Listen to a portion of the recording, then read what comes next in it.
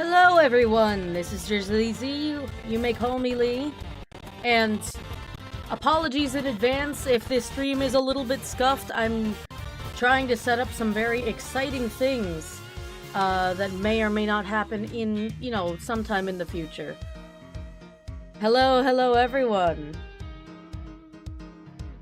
We are finishing Turnabout Ablaze today, because I don't want to deal with the first part of this game anymore, because I've already played it, and I want to get to new stuff.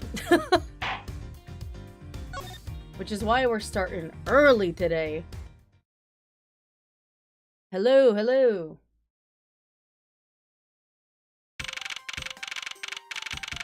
Construction area. Site safety starts here.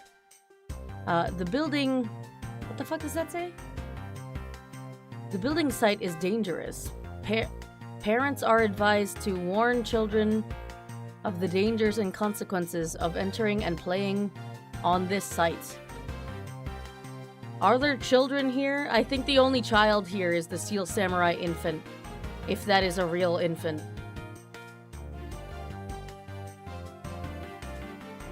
If you're happy and you know it, clap your hands. I'm happy that I'm going to be finishing this case today, so a single, a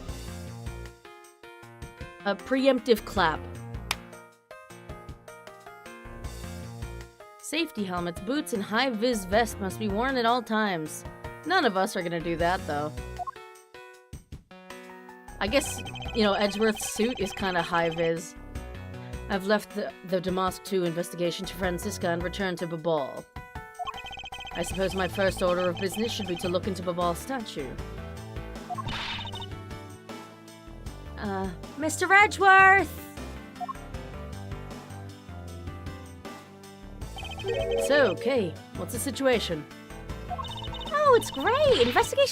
Investigating's so much fun! In other words, they've made absolutely no progress. Hey, I think investigating is pretty fun. We weren't goofing off, honest, sir! You were definitely goofing off. We've been investigating our hearts out! Oh, very well then. Would you care to give me an update on your investigation? Oh, we've had a really fun time, sir. God damn it, Gumshoe. I knew it. Zero progress. In any case, Detective Gumshoe. Yes, sir. You have permission to enter the Alabastian Embassy, is that correct? Yup. As a local detective, I'm helping out with investigations on both sides, sir. Good. In that case, I can leave these pieces of evidence with you, because they're not relevant anymore. Anything that touched Miss Oldbag can be left to you. I don't want anything to do with them anymore. They belong to the lady under the Pink Princess's mask. The Pink Princess? What kind of lady was playing her, sir? The kind that was also playing the role of the Pink Badger yesterday. Oh, understood, sir. If I happen to run into her, I'll give them back to her. Oh, and if I don't, then I guess I'll unload them somewhere. Doesn't seem all that enthused to go find her, but I can't blame him. Evidence that has lost their value given to Detective Gumshoe. Evidence that has been tainted by Wendy Oldbag. Now then, I don't believe I'll be needing this anymore either. What? Are you really gonna throw that autograph away? Yes, because that Steel Samurai was a fake. I mean, he did that. He was hired for the job, Edgeworth. It's not like there's a real Steel Samurai.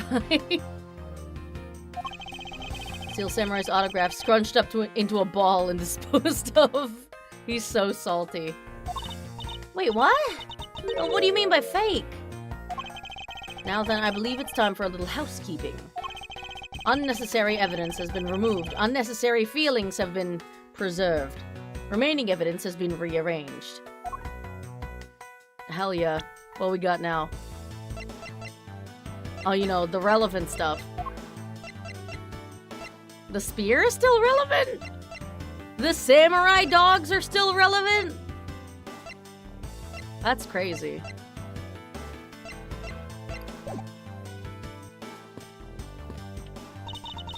Hey, you're not going back to Alabaster already, are you? No, not yet. I still need to gather a bit more of information first. Now that you think about it, who was the second thief in the first murder case? I assume we're gonna learn in this case. Yeah? How is the investigation going in the Babalee Secretariat's office, Kay? Well, even though we found a few treasures, they've all been pretty much burnt to a crisp. A treasure's a terrible thing to waste. Anyway, is there anything else I should know about? That's right. You know what I found in that office? A wooden bear carving. It's so cute. Can I have it, huh? Can I? No, of course you can't. By the sound of things, it appears that there has been no progress in the investigation. Wait, a wooden bear carving. Huh. Hello, Paulino. Oh my god.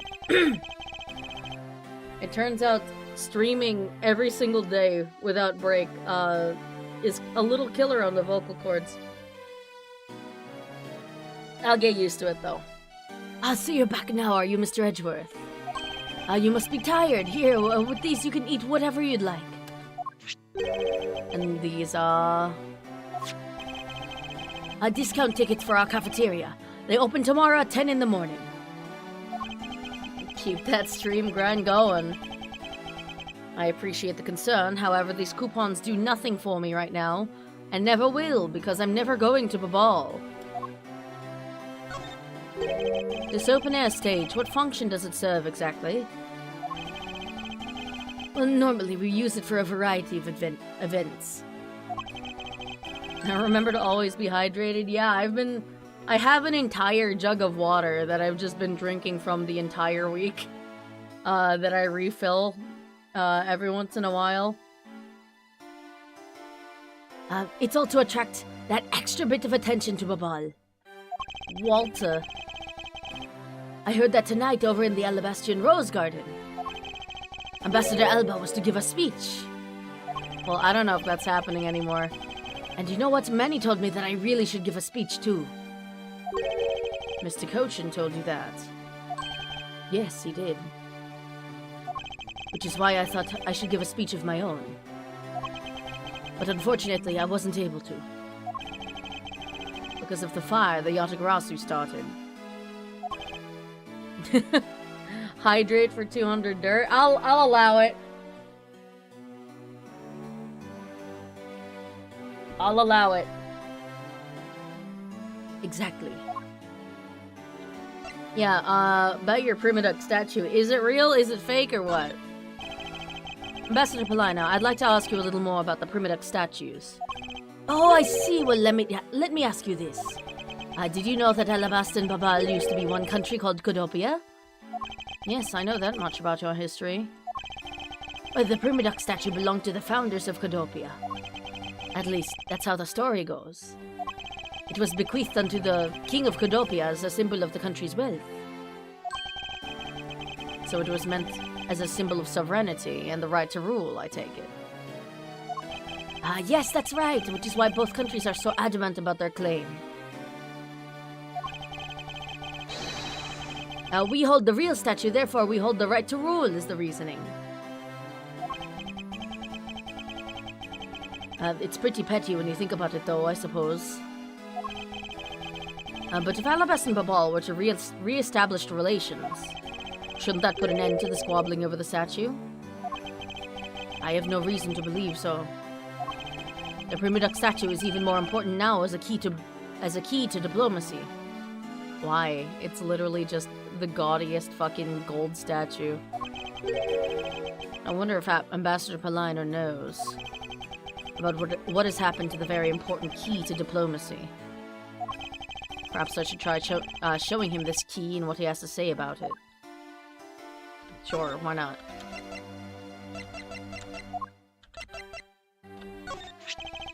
Ambassador Polino, if you could please take a look at this for me.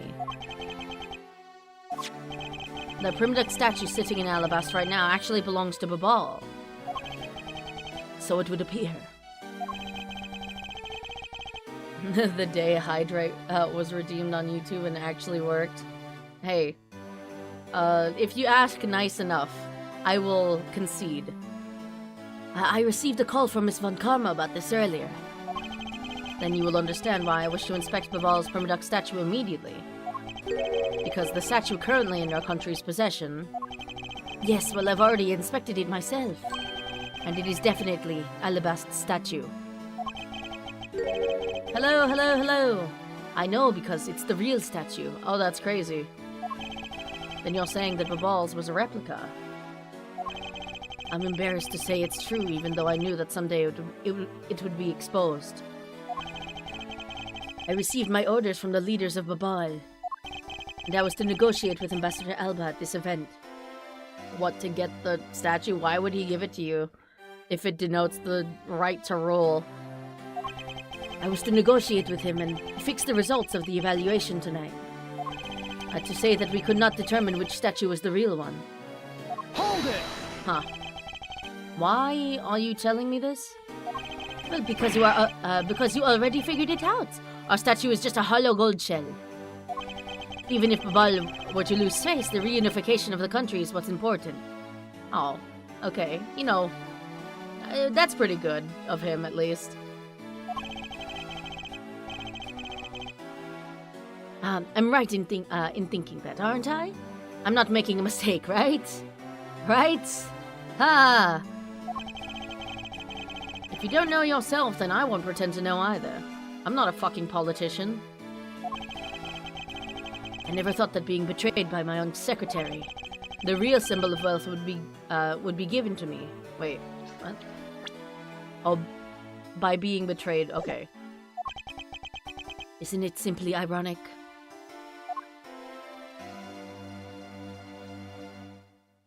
It's not April though, it's November. Hey, it's April somewhere.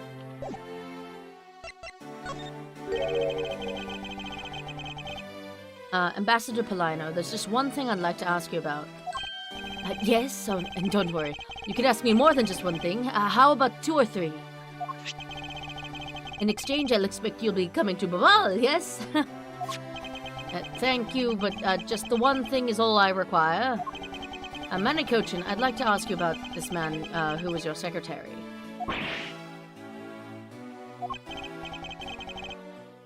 Sure, I'll tell you what I know. Thank you for your cooperation, Ambassador. He was, well, if I had to put it in one word, he was an able man. If there was ever anything I needed as an ambassador, he was able to get it for me. But, you know, it turns out he did so in nefarious ways, so to think that a man like that had a hand in smuggling ring, in a smuggling ring right under my nose, going completely unnoticed. I'm not very good at this, am I? Actually, I suppose he was an able man. Because he was an able man, I was unable to detect his dirty dealings. Sounds like Mr. Cochin had a very sharp mind. Recently, Manny had been really busy. Probably with the smuggling ring stuff. Since I became the Babalese representative at the Country Unification Council. He's been working tirelessly to cover my work for me. I'm sorry, but what is this Country Unification Council? Oh, well, you see, had tonight's events proceeded without a hitch, our 2 countries were to reunify and become one again. Like Cadopia, or just kind of like one of them takes over the other. Whoever beats the other in a fist fight, you know? I think you would win. That man is like an actual, like, tree branch. I think he could be snapped in half. But I guess with how things turned out, that dream won't be realized anytime soon. I suppose not. Hey, what about the other statue? This statue resembles that hero, the Steel Samurai, don't you think? I was thinking, what would you say by to changing its name to the Steel Samurai statue? Anything for publicity, please. It might just attract a few more tourists to our country if it did, right? Huh. I'm not sure what to think. I thought that thing was a national treasure. I mean, he did admit that it's a fake, so...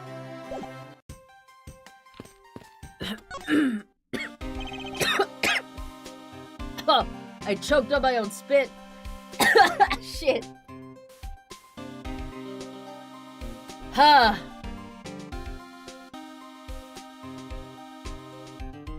It's like the fourth dimension. It overlaps the common world in a different plane of existence.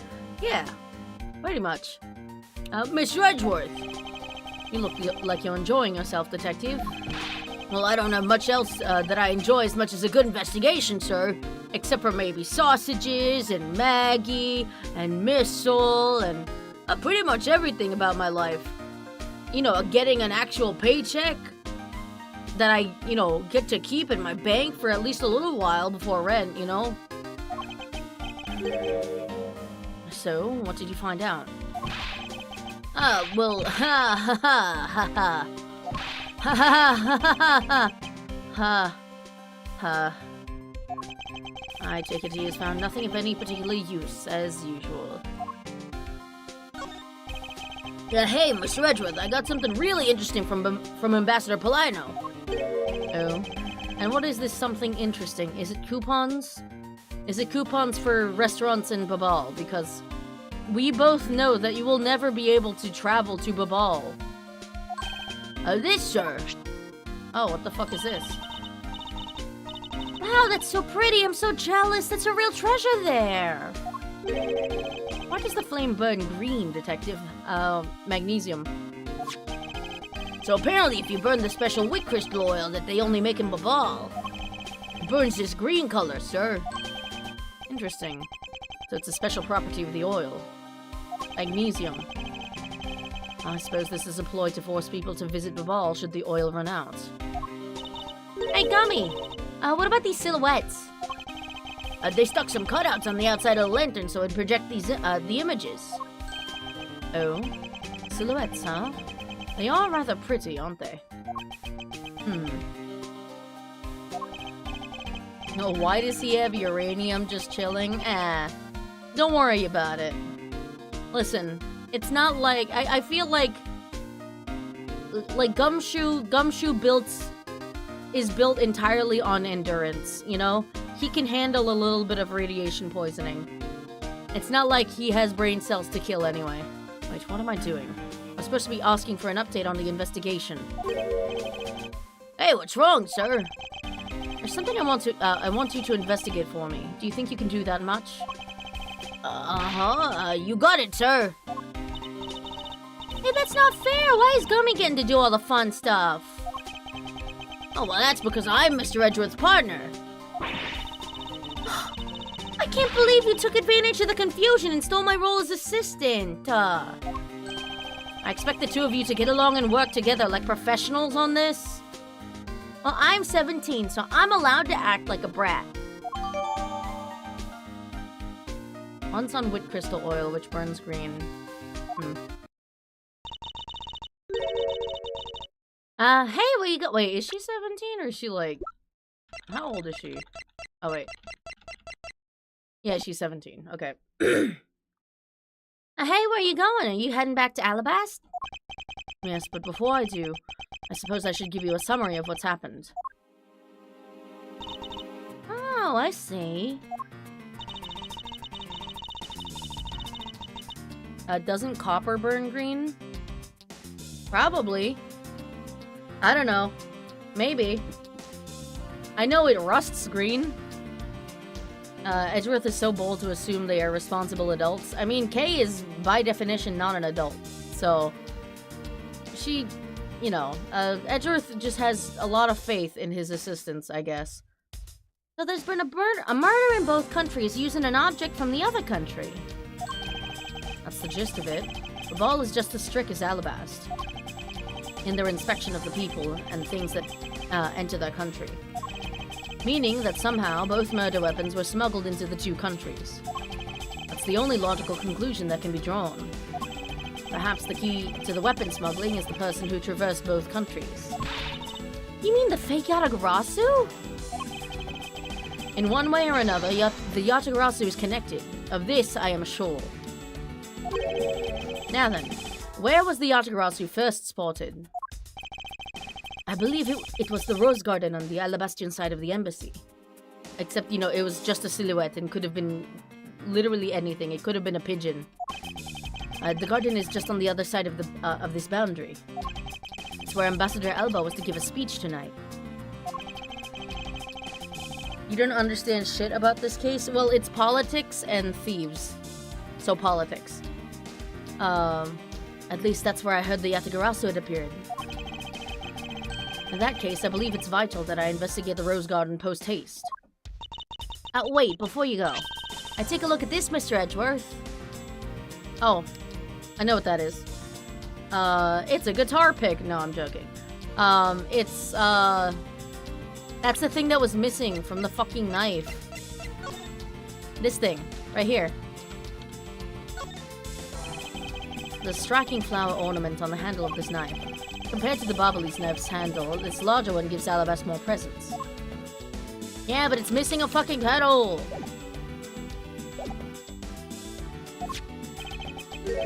What is it? My guess is that it's a guitar pick. There's no one playing guitar here, okay? I just picked it up, just now over there. Do you think it'll be of any use?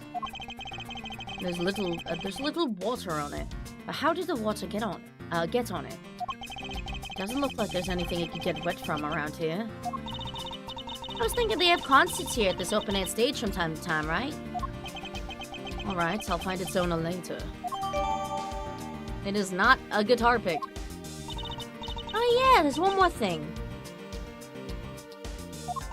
Mr. Edgeworth, would you be willing to hold on to this? Fuck is that? What is this? More fucking perfume. It's misused perfume. Oh, shit. It's the bottle that woman left behind and I found 7 years ago. I thought that one day it'd be of some use in tracking her down. So, I kept it safe all this time. Thank you. I'd be honored to hold on to it for you.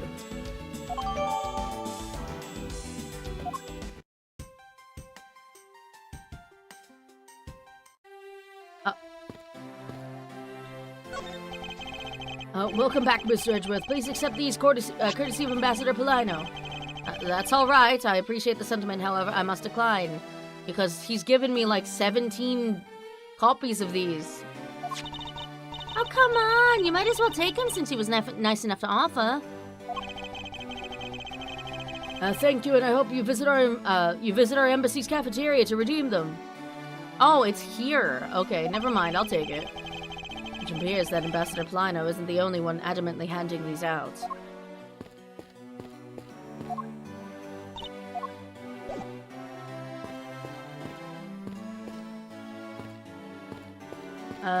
Fun fact, the reason Miles doesn't like women with perfume is because of allergies. Ah, I see. Huh. I wonder, like, is it like a flower allergy, or is it just like a thing that they use in the perfume specifically? Because he does kind of get on Phoenix's case about not knowing flowers in Spirit of Justice, so I can't imagine it's just an allergy to flowers themselves. Those are some nice flowers. I wonder who they're from. Gatewater Imperial Hotel. Where's this, Mr. Edgeworth? Hey, we were literally... Weren't we? Oh, no, we were at the theme park. It's an ultra-luxurious hotel that sponsors the Steel Samurai series. I've been there once to investigate a case. Oh, so what kind of case was it? I believe it was related to the Nickel Samurai and the Jammin Ninja. Oh, I remember reading about that. You must be the head of Steel Samurai affairs down at the prosecutor's office, huh? I should think that even you can figure it out, is that such an office does not exist, Kay. However, if it did, yes, I would. I think I'll be returning to the investigation in Alabas now, but... I know. I'll go back to Babal and do some more investigating there.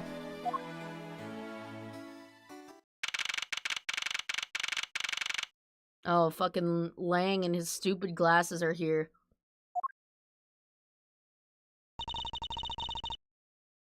I see your back, Miles. Oh, I see your back, Miles Edgeworth. How are things in Bapal? Although I can't really say I expect much from Scruffy and that girl. The investigation into Manikochin's death hasn't really progressed any, because they were fucking around and found nothing out. Sorry, just a moment.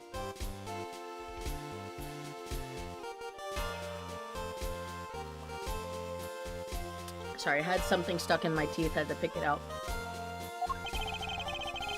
However, the investigation into the Yatagarasu has.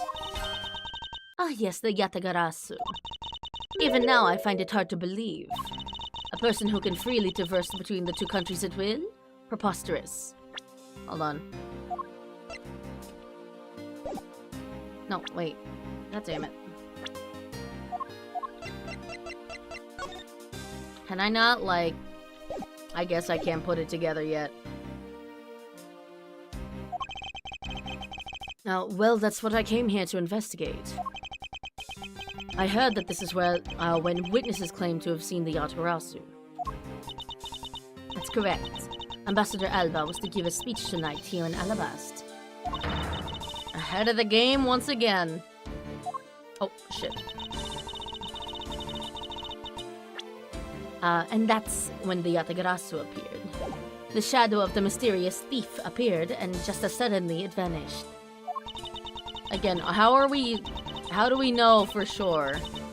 After that, there was a fire at the Babalese embassy after that the Yatagarasu started.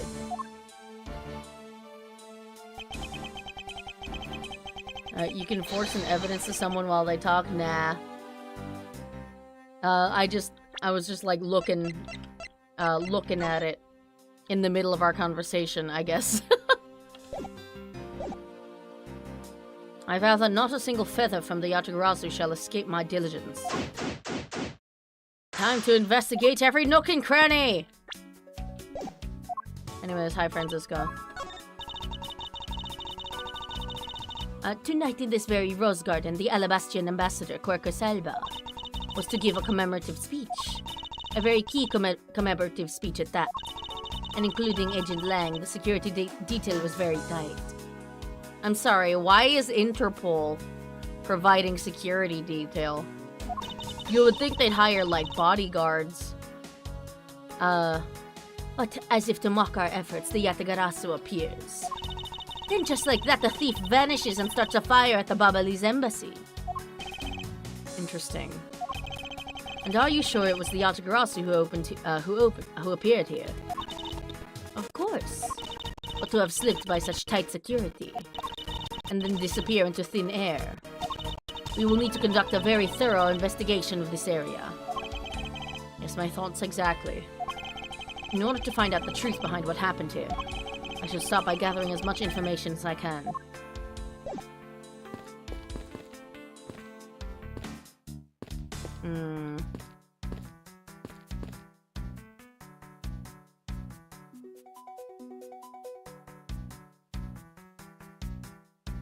Is it this hand?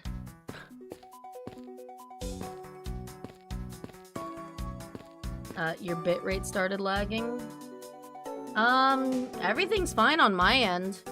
I have like a stats window open on OBS. I think that's either on YouTube or your end. A statue of a woman. I wonder if the lady is pouring water. It says that it's a statue of the queen who spoke of love. The queen who spoke of love to King Pinimidox. Well, Miles Edgeworth, it seems that you are lousy at reading a woman's heart. I opened my mouth about a statue and she somehow made the leap to that. Fucking lesbians, I swear to God. Is it possible that the Yatagarasu hid in these bushes? Of course not, they're rose bushes. You've been spending so much time with Scruffy and that girl, they're rubbing off on you. But it's alright, I'll wake you out of your stupor. Ow! Bitch! Now the next time you feel like sleep-talking, remember that I'll whip you for real. All I tried to do was offer up a possibility, and this is what I get? It's definitely this hand.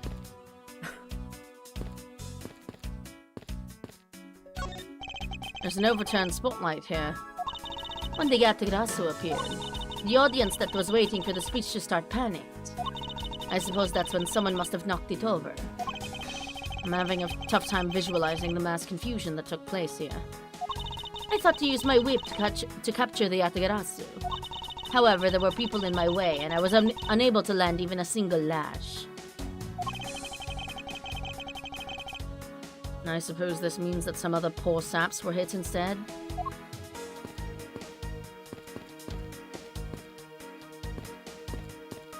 Pool. Why pool? There are roses scattered on the surface of the water, creating a pleasant fragrance. It's not just for aesthetics. This pool's water is also used in putting out fires. How often are there fires specifically here? I see. Oh. The pool stopped filling itself automatically. The fountain spouts are set to stay open until the pool's water reaches a certain level. If this water is used to put out fires, I suppose it must be refilled to its normal level. Which suggests that this pool was recently used somehow in this embassy. There was a giant fucking fire. I guess I'll take some notes about it, just in case. What the fuck?! Jump scare! No! Franziska's abusive with that whip. Only to men! And one particularly annoying woman.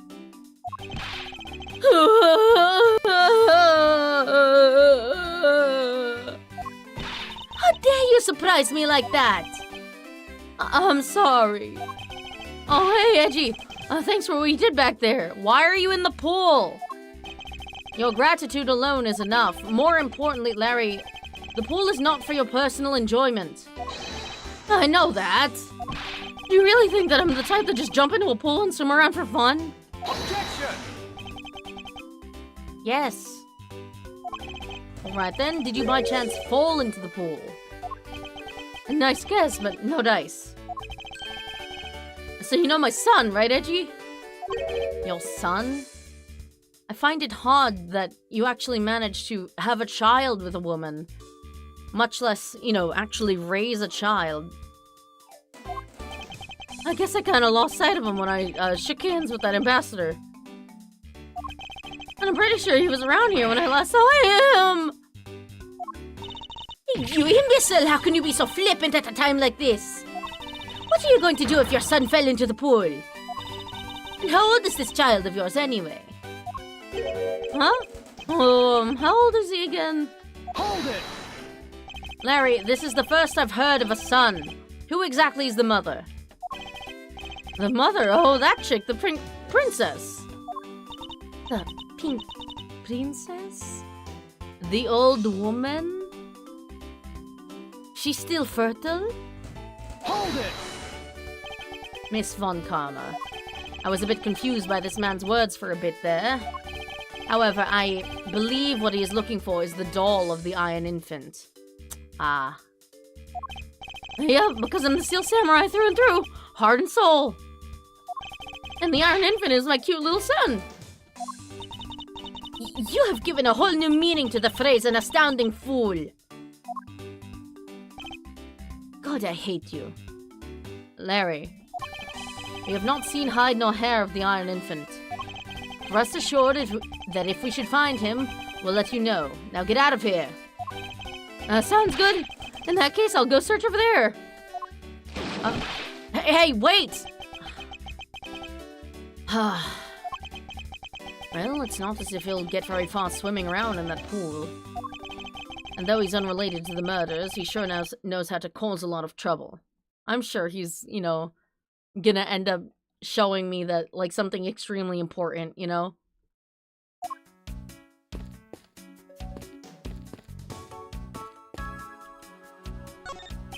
I suppose Ambassador Alba sat in this chair? Ambassador Alba is very elderly. The chair was prepared for him should he have gotten tired during his speech. Yeah, he just gives, like, 5 stuttered sentences. He just fully forgets what he's supposed to say. And then he's like, okay, I'm done. And then he goes to sit down. In that case, why didn't he plan to make his speech sitting down in the first place? The ambassador is also quite prideful, that's why. He sounds like my old principal from grade school, would speak at assemblies.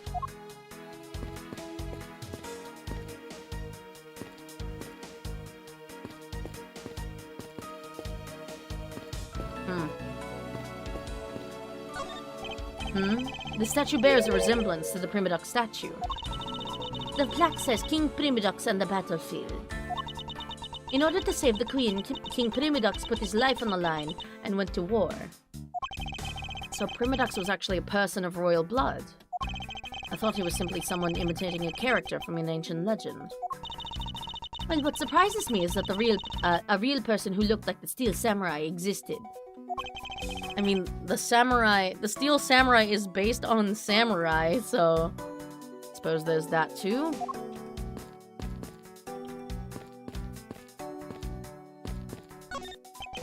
These are some beautiful roses here. They appear to be well maintained. You're being too nice, smiled Sedgwick. The arrangement is devoid of any design sense.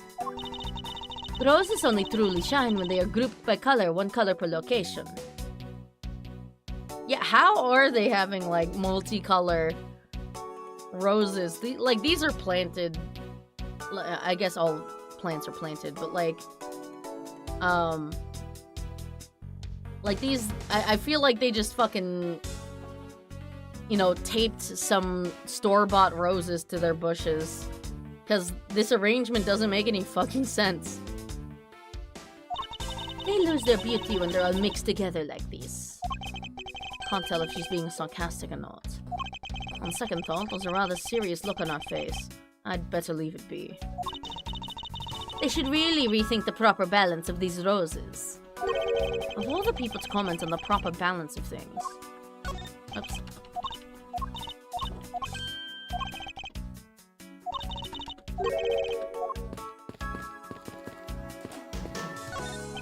So this is where Ambassador Alba was to give his speech. The stage was set up nicely, however, there was the audience. Where was the audience supposed to sit? In the pool. Perhaps they were supposed to sit around the edge of the pool. That's such poor planning, if there was no place other than a spot or two by the pool. They really should have made seating arrangements like how the gallery is set up in court. Indeed. You can sense that consideration from the viewers, was taken with those. So in the end, the speaker and his audience were to stand the whole time, huh? Yes, although I suspect the audience would have liked to sit down after a while. Hey, Lang.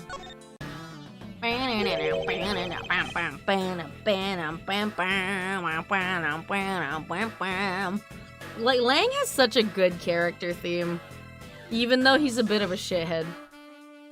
Have you finished checking out all the bystanders? Yes, sir.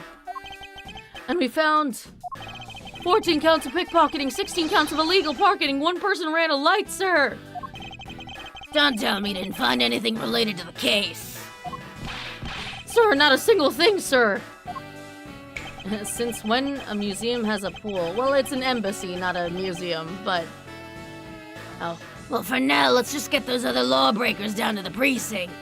I'm arresting everyone here. Agent Lang. Well, if it isn't Mr. Prosecutor. I would just like to thank you for your assistance earlier. Make no mistake, it's not like I was trying to help you with what I did. After I left, did you receive word from Ambassador Alba? We're to wrap up our bodyguard assignment at the end of today. Oddly enough, we received word from HQ to return home on an urgent matter. Huh. As if I can so easily be called away from this case after I've come this far. I swear that I'll find the truth and I'll drag it out screaming into the light. You're with me at that, right, Mr. Prosecutor? Yeah, sure. You're a little intense, man. You were working as Ambassador Alba's bodyguard at the time. Why? You're Interpol. So naturally, you witnessed when the Yatagarasu appeared, correct? Yeah, I saw the thief all right with my own 2 eyes.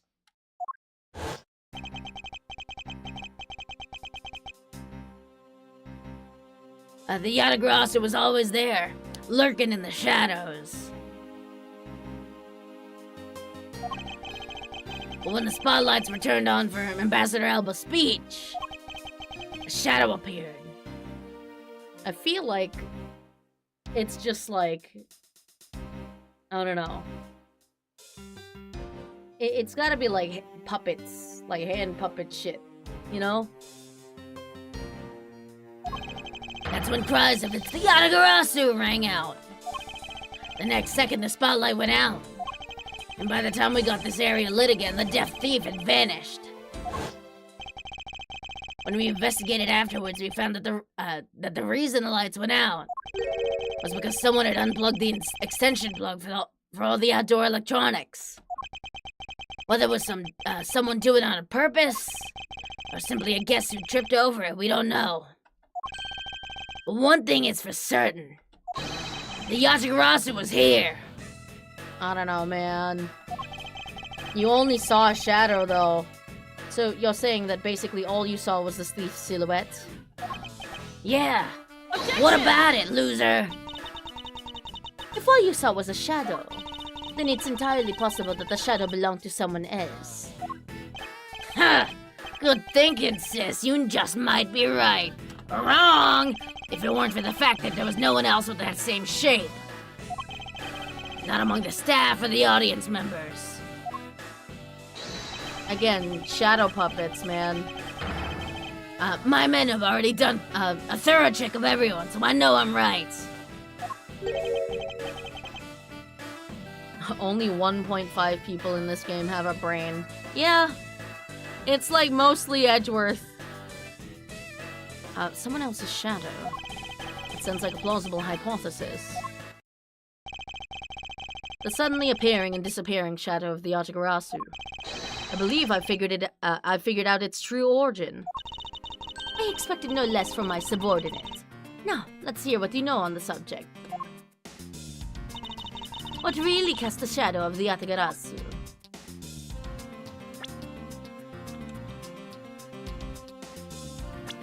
Oops. Take that! The suddenly appearing and disappearing shadow of the Yatagarasu. Is it not possible that it was created by this statue? Objection! Are you playing me for a fool, Miss Edgeworth? This statue bears absolutely no resemblance to the shadow of the Yatagarasu. You are correct, however, the statue is but one part of the whole picture. What do you mean by only one part? What is the other part of the real form of the Yatagarasu shadow? This one.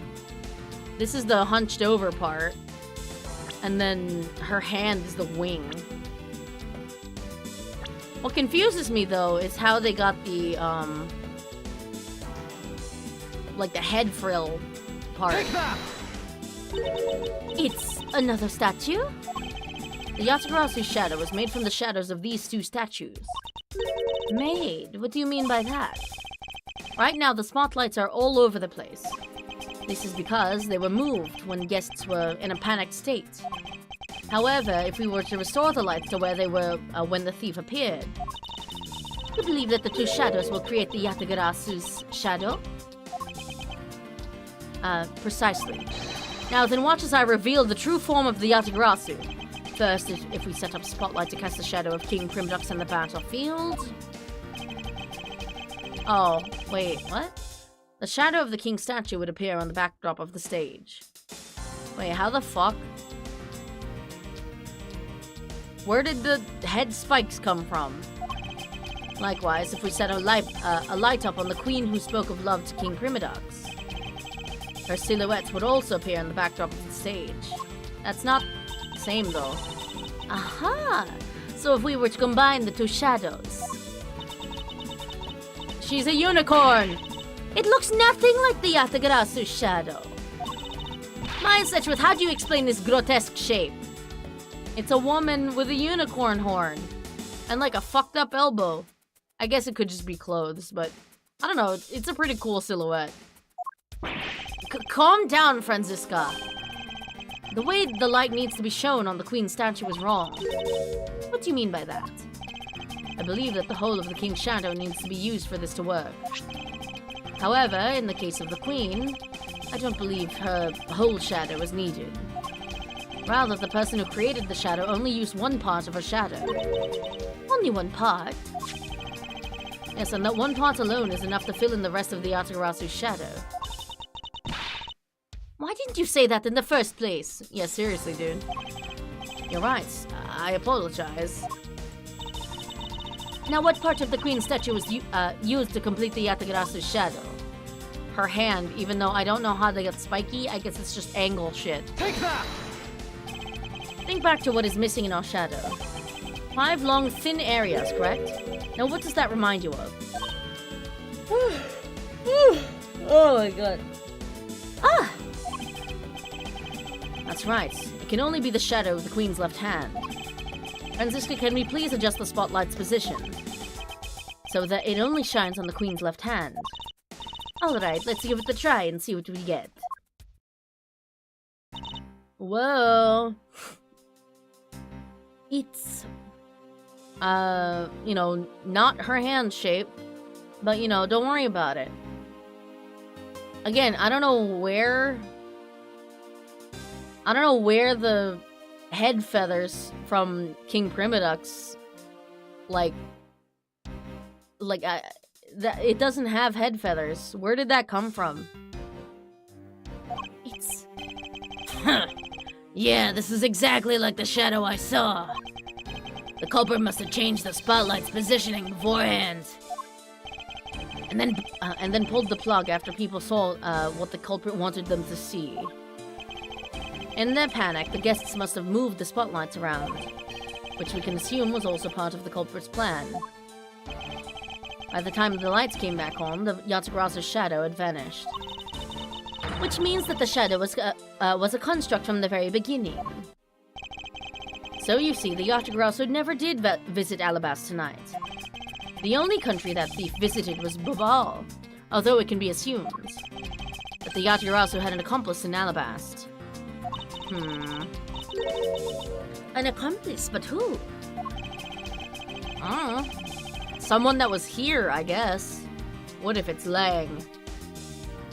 I haven't figured that out yet, but I assume it was the person who set up the shadow show. I sense that the biggest clue yet to solving this case is the existence of this accomplice. Boo boo boo boo!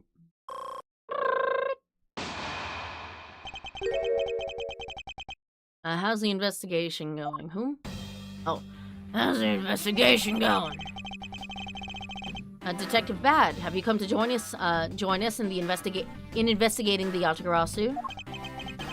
I've left the murder in Agent Lang's charge. And my only target from the very beginning is the Yatagarasu, so yes. So, what have you found out? I got a piece of evidence. May I see it? No. Sure. But you might regret it. Why? We're here because we are ready to face whatever may come. So, if you please. When people heard the commotion, bystanders started gathering. And one woman claimed, I'm telling you, I'm a genuine international journalist. Oh my god, fucking Laura. Please. I'm telling you, I'm a genuine international journalist. She gave me an interesting picture. A journalist? Well, actually, she's a freelance cameraman. This is the photo I got from her. Fuck is that? Ain't no way. What in the world?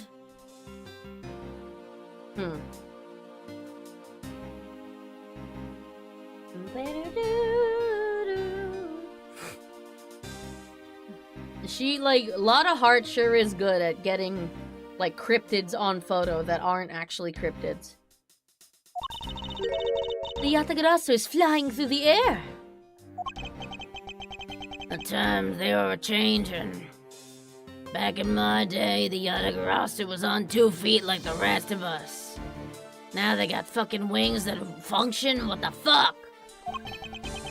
It's not just man, but evidence. Even they lie to us now. When was this photo taken? Apparently right after the fires on the 4th and 5th floors were put out. It was taken from a nearby building that you can see the embassy from. I see, so this was taken after the fire. The blur in this picture took off from the Bubbly's embassy. Flew over the boundary and headed for the embassy of Alabast. Objection! This is simply not possible. People are incapable of flight. I mean... Is that a fact? I've had the pleasure of dealing with a case involving a flying person once, and it was some fucking bullshit, goddamn. And you know what? Larry was fucking involved in that one too.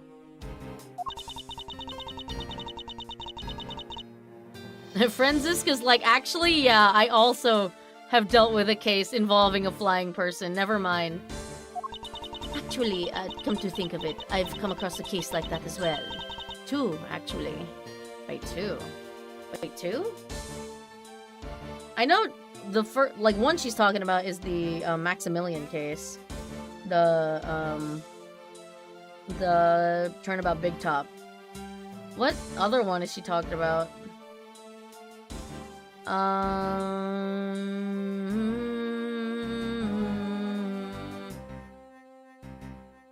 What was the second case in Justice for All? I don't remember. Maybe it happens more often than we think. Am I up to the task of solving the mystery behind this photograph? Well, the Yatagarasi took off from the Babali's embassy, so I should start from there. Franziska, I need to return to the Babal investigation for a bit. Jesus, we just got here, brother. Alright. So the Yatagarasi was just a shadow. The calling card that was sent is what threw everyone off and made us assume things. It's possible that all of the events tonight were part of the overall plan. I'm gonna continue investigating on the Alabashan side. You two, as I always say, don't do anything stupid, alright? I'm not babysitting you anymore. You're whole-ass adults now. I wonder if he's alright. It's unusual for him to be so nice. I think it's simply that he is concerned for our well-being, Franziska. Well, I'm not concerned for his well-being, so... How's the investigation proceeding on your end? Lang, he says that's top secret. If you're going to attempt to imitate your superior, at least do it well. I don't suppose he believes in the accidental leakage of information. Shame. I love when people just tell me things. I'll continue investigating on this side of the building. Alright, I'm counting on you. Don't think she cares about anyone's well-being. Well, you know, maybe she cares about Adrian Andrews's well-being. Her like pseudo lesbian lover, who is just, you know, it's kind of a headcanon thing, but also they are certainly something. Welcome back, Mr. Edgeworth. Come on, let's get back to our investigation. Yes, let's. Onwards. Is there really any place left we haven't checked out yet in the Babalese embassy? Interpol was conducting its investigation when you were being held by Agent Sheena. Because of that, I was unable to examine the fireplace in the Secretariat's desk. True, and since he's here, we should talk to Ambassador Polino some more, too. He looks so sad and lonely since Mr. Cochin died. Yes, he does. And you are correct. I have a few issues I still need to discuss with him. We should make the best of this opportunity.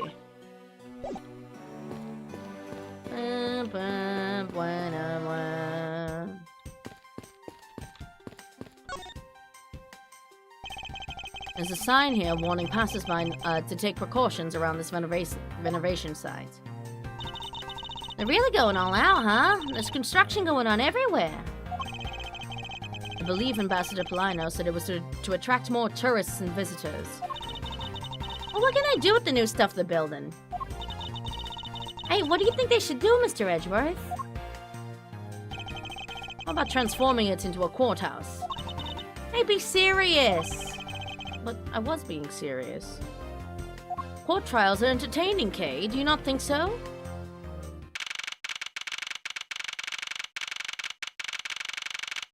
Polino's just like, fucking shit. There's so, like, I have to spend so much money to fix this place up. Oh, and my assistant is dead. I don't know how to run anything.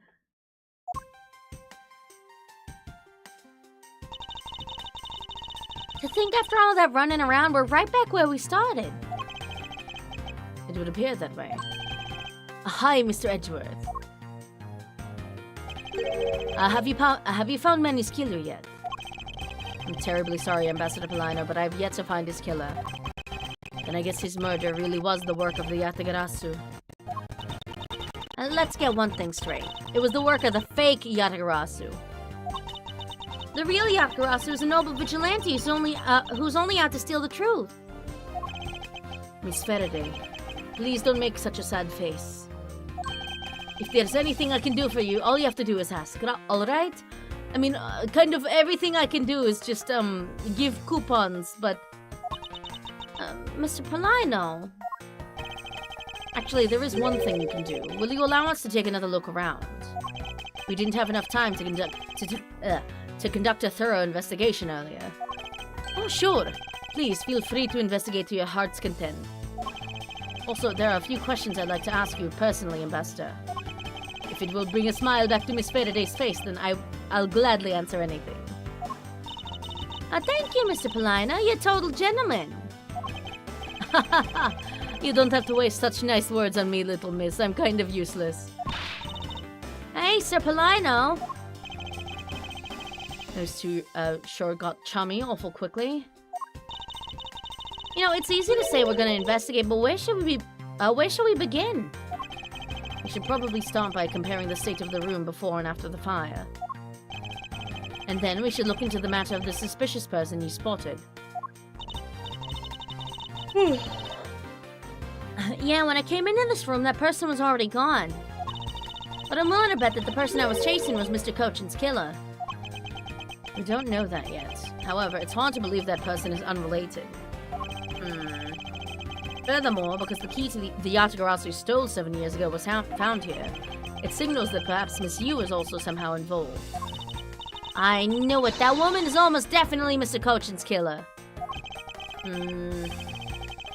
But where the fuck is she? Yet again, we don't know that. There are too many mysteries to be solved here. Speaking of the Yatagarasu and mysteries, I received a most mysterious photo from Detective Bad. Uncle Bad? He's taking part in the investigation too? Yes. He's been chasing after the Yatagarasu for all these years. Uncle Bad. And now then, I was told this photo was taken just after the fire. What? This kind of looks like the person in the long coat I was chasing. And does it? It looks like a blob. Does this mean that I was chasing the fake Yatagarasu after all? I don't know the answer to your question, but I don't think I don't think people can fly either. Except for the times that they have. But this could be how that person escaped. Well, we'll need to investigate a bit more before we can say anything about that. In any case, let's not dawdle anymore and pick up our investigation where we left off.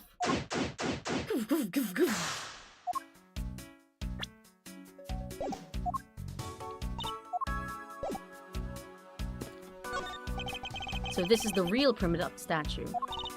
This is really valuable, right? That's what they say. Don't steal it, Kay. Hold it! No! Kay, you're not seriously considering the theft of this statue, are you? No way, Mr. Edgeworth. I wasn't thinking about anything like that. Just, borrowing it. I was just calculating in my head how much a statue's worth. That sounds mighty suspicious to me.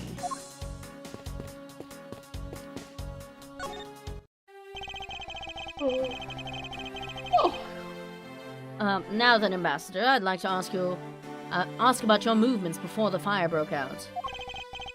Before the fire? Which fire are you talking about? Which one? There was more than one tonight. Huh? Oh, I see. I guess you didn't hear about it. We had 2 fires here at the Bubbly's embassy tonight. What a bother all of that was. Wait, but the only fire we know about is the one after the Jam and Ninja show. Ah, well, the first occurred at the start of the Jam and Ninja show. Luckily, only the 4th and 5th floors of our embassy caught on fire. Not wanting to cause a panic among the theater goers, we decided to keep it internal. Then the fire after the Jam and Ninja show was the second one of the night. Exactly. So the fire I witnessed was the second one. Come to think of it, didn't Detective Bad make reference to the first fire? When was this photo taken? Apparently right after the fires when the 4th and 5th floors were put out. Oh, okay. Interesting. So...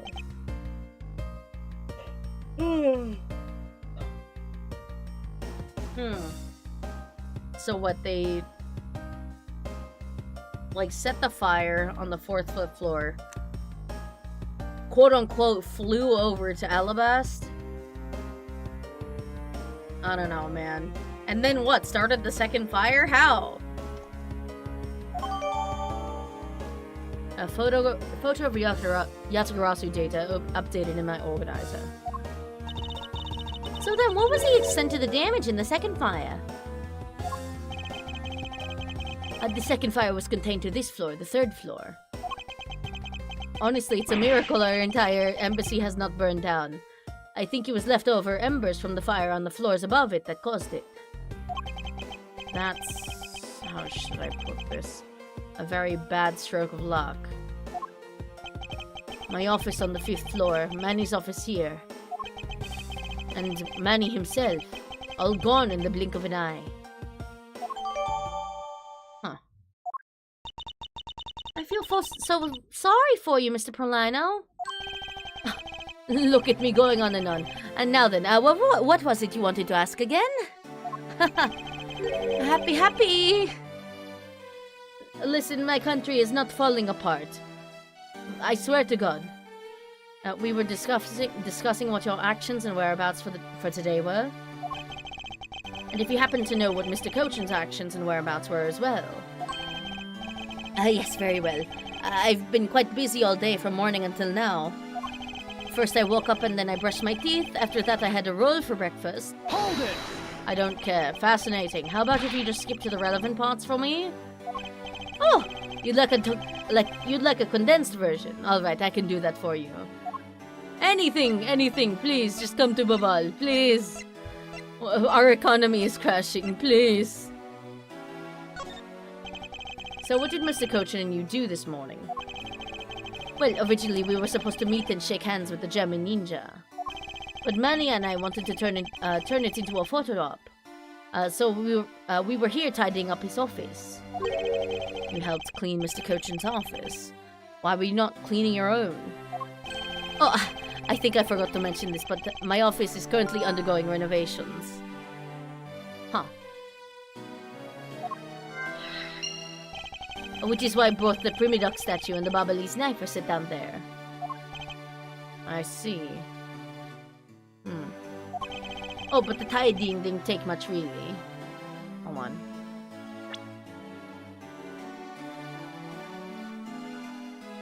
Oh, set our down here. Okay. We just burned some files we no longer needed and expired coupons in the fireplace. I bet cleaning up the fireplace must have been a real pain though, huh? About that, I kind of forgot to clean the ashes out. I guess I'm up a creek without Manny here to get angry at me. Hold it! An ambassador like yourself has been on the receiving end of a secretary's anger? He was very good at being very mad. Why, even just this morning he got mad at me. I spilled some Babalese ink onto the back wall when I was burning the files, you see. And he got mad at me, saying that I should treat the ink with more respect. Talk about the boss getting bossed around.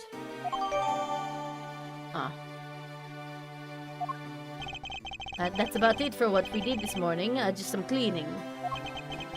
Don't tell me you had no other work to do, being an ambassador and all. No, ambassador's mostly just for, you know, giving speeches about things no one cares about, but yes. Now then, if you could tell me what you and Mr. Cochin did this afternoon. Well, Manny and I went down together to the Theatrum Neutralis. We had to be there for the start of the Steel Samurai stage show. After the show started, I went back to my office on the 5th floor alone. So they were together until the start of the Steel Samurai show. A little while later, after I straightened myself up a bit, I returned to the theater because I was to take part in the photo op on stage at the end of the show. There was a commemorative photo op at the end. God damn it, I wanted to be there! They wouldn't let me in, though! It was a fantastic photo of the three of us, Ambassador Alba, the Steel Samurai, and myself. After the photo shoot, I went back to my office on the 5th floor to prepare for my handshake photo op with the Jamming Ninja. He seems to be rather overworked for an ambassador. When I got to my office, that's when the first fire broke out and I escaped down the stairs. My office was completely destroyed, but thankfully no one was hurt. Wait, your office was on the 5th floor? I admit I ran away from the first fire as fast as my legs could carry me. Listen. I may be a coward, but I'm a living coward. But during the second one, I pitched in and helped the embassy staff put it out. So you didn't see Mr. Cochin again after the start of the Steel Samurai show? Yes, that's right. The next time I saw him, he was lying there, in an eternal sleep. Oof. I see. Ambassador Polino, I thank you very much for your help. I'm sorry, I couldn't be of more assistance, Mr. Edgeworth. If there's anything else, please don't hesitate to ask, alright? Okay. I'm going to BRB real quick. Just gotta take a quick little bathroom break. So, BRB.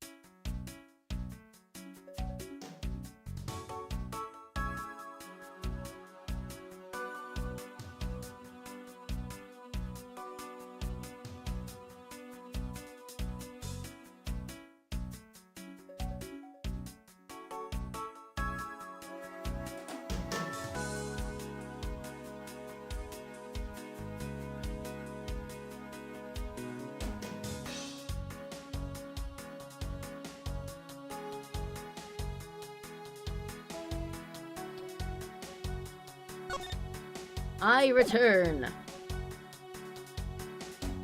Okay. Body.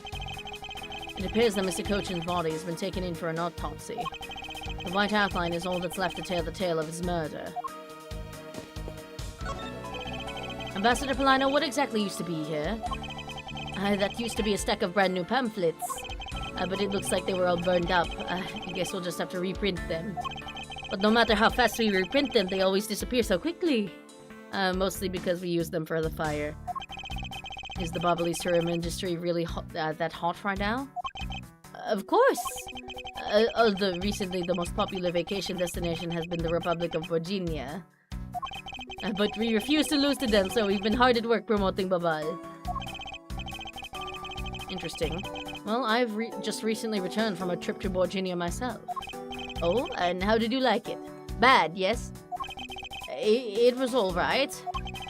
I probably shouldn't bring up the fact that I was a suspect on the flight home. Desk.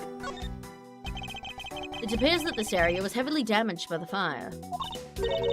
Yeah, I guess we should hurry up and get started examining everything.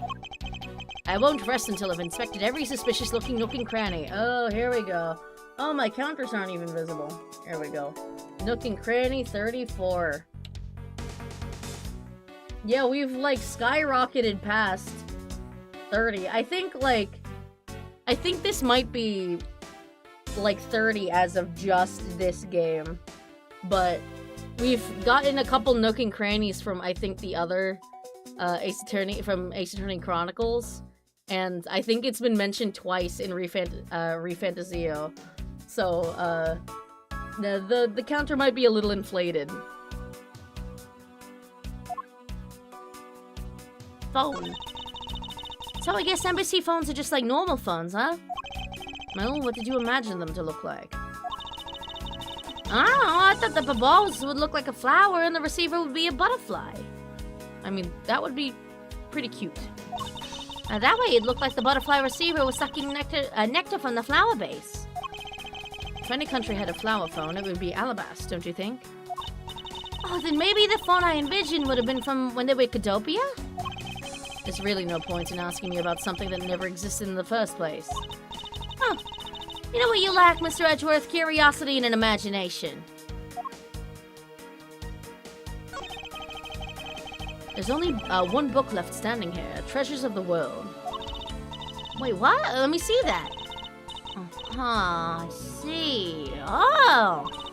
The most important part was blackened by the fire. Why? Why, cruel fate? Why? Looks like the map of where the treasures are located has been burnt. Feels bad. Ink. There's a bottle of Bobbly's ink on Mr. Cochin's desk. And looks like there's still a lot of ink left inside. The seal isn't broken, so the fire probably couldn't get into the bottle to burn up the ink. Hey, Mr. Polino, it looks like your precious Bobbly's ink is all right after all. What? That's odd. Hold it! Ambassador, what do you mean by that? Oh, this shit is highly fucking explosive. Well, it's just that there is something strange about the ink.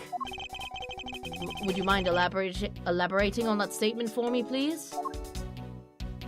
Hold on, I'm not done. It looks like a very comfortable chair. Not as comfortable as my chair back in my office, obviously. Well, it doesn't look all that broken, so why don't you try sitting in it? No, I'd better not. It's very important that we preserve the crime scene at all times. Wait, but you're always touching all sorts of things at crime scenes. That's because I'm a prosecutor, and it's part of my job to examine things. And my job is to be a great thief. Which is exactly why you are not allowed to touch anything. But this looks like a bunch of flyers with coupons attached to them. Babal sure gives away a lot of different coupons. Maybe I should create one of my own. I could call it the Great Thief Coupon. Your first theft is free. By which I mean I break into your house and I steal your stuff for free. And what kind of a discount would that net you? The five-finger kind, what else? And I'd steal an extra thing or two for the bearer. Things such as? just the truth. What else would I steal? Treasure? Maybe. What I wouldn't give to have a mountain of your coupons right about now. Manny Cochin, his name is written here on his nameplate. Why would you put a nameplate with your name on it in your own office? I suppose it's to inform people in case they walked into the wrong room by mistake. You think maybe it's also there to remind you of your own name if you forget? Yeah. Well, either way, it's never a bad thing to set a nameplate on one's desk. I have one myself. It would appear that this desk also fell victim to the fire. But it doesn't look too damaged. Ooh, I think we can riffle through this drawer a bit. Suppose we really should take a look. Hello. This is a rather unusual shape for a notepad. It's the Pizza Hut logo. I suppose this must be another souvenir from somewhere.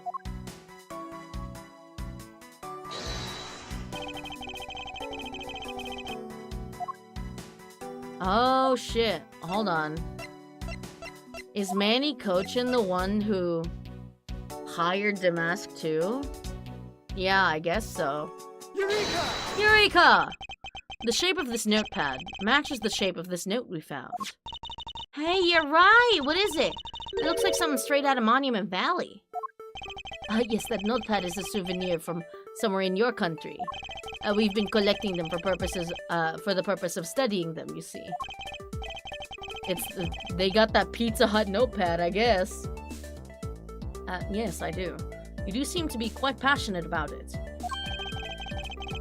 Oh, would you like to see my souvenir collection? I'd love to show it to you. Are you sure they haven't been burnt to a crisp by the fires? Ambassador Polina, I wonder if you might recognize the handwriting on this note? This looks like Manny's handwriting. Very neat, very pristine.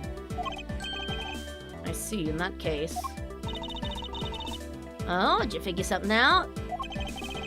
This note was found in Alabast. Specifically, it was found being firmly grasped by the murdered Damask II. Damask II? Then this note! Yes, it was a request from Mr. Cochin for Damask II to steal the Primiduck statue. What? Manny tried to steal Alabast's Primiduck statue?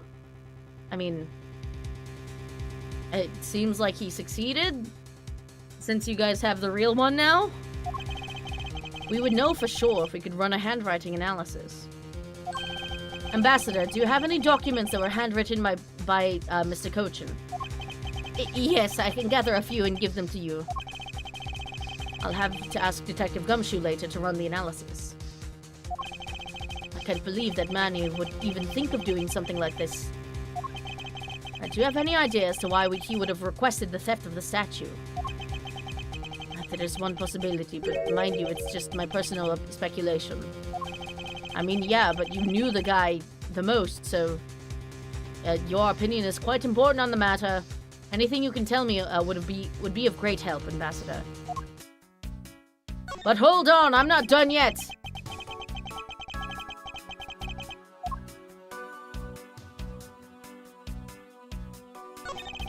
It seems that the contents of this drawer survived the fire rather well.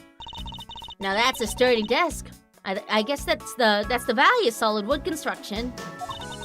Let's see if there's anything useful left in here, Mr. Edgeworth. That's all we got. That's all we got. We're good. We're Gucci. I think we're Gucci. Okay. A fireplace, huh? Some of Ball's offices have them too. There's a fireplace in relatively the same location but mirrored in the Alabastian office. However, we found something there that I'd rather not recall ever again. Old bag. Still can't believe that we found that lady's undershirt in the fireplace. If it was that traumatizing, why don't you try creating new memories with this fireplace? You can climb inside and we can play hide and seek. And come out covered in soot? I think not. You really have no sense of fun, Mr. Edgeworth. Yeah, but we need to investigate the fucking... If it turns around like the other one. God damn it. Oh, fuck.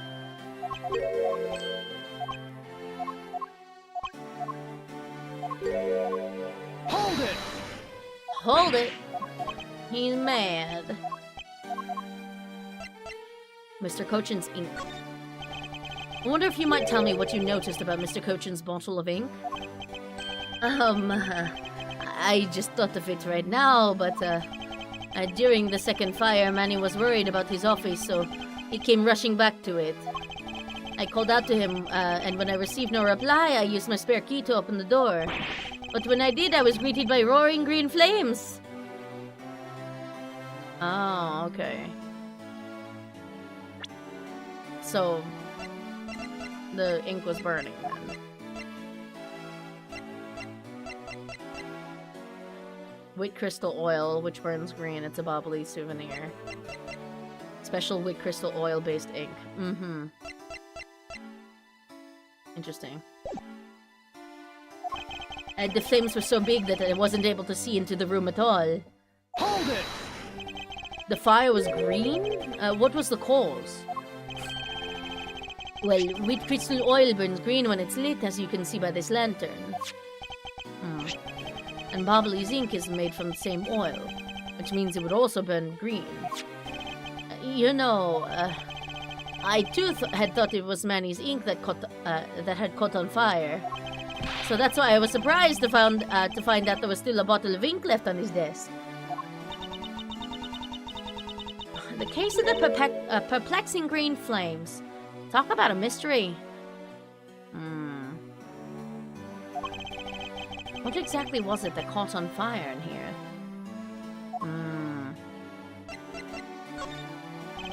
I believe that you said that you might have an idea as to why Mr. Cochin hides a mask too. Can't see the counters really well. Oh, yeah, that's on purpose. So that it doesn't, you know, obscure the game. Actually, I fear it may be my fault. As I was telling you earlier, we were to determine which statue was the real one as a part of today's event. But because of the Yaragrasu and the fire here, that got cancelled, didn't it? I'm actually relieved the rest of the event has been cancelled. For you see, Babal's statue, well, it's just a replica. And did Mr. Cochin know about Babal's Primaduck statue? Of course he knew. That's why he was the only person I could consult with. We'd have to do something once our statue was revealed as a replica.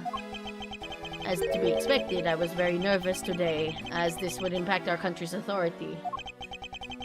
Yes, I understand. Well, when I told Manny my concerns, he said, let me handle it. It'll be alright. I'll find a way to make sure you're the ambassador of the reunited Kodopia.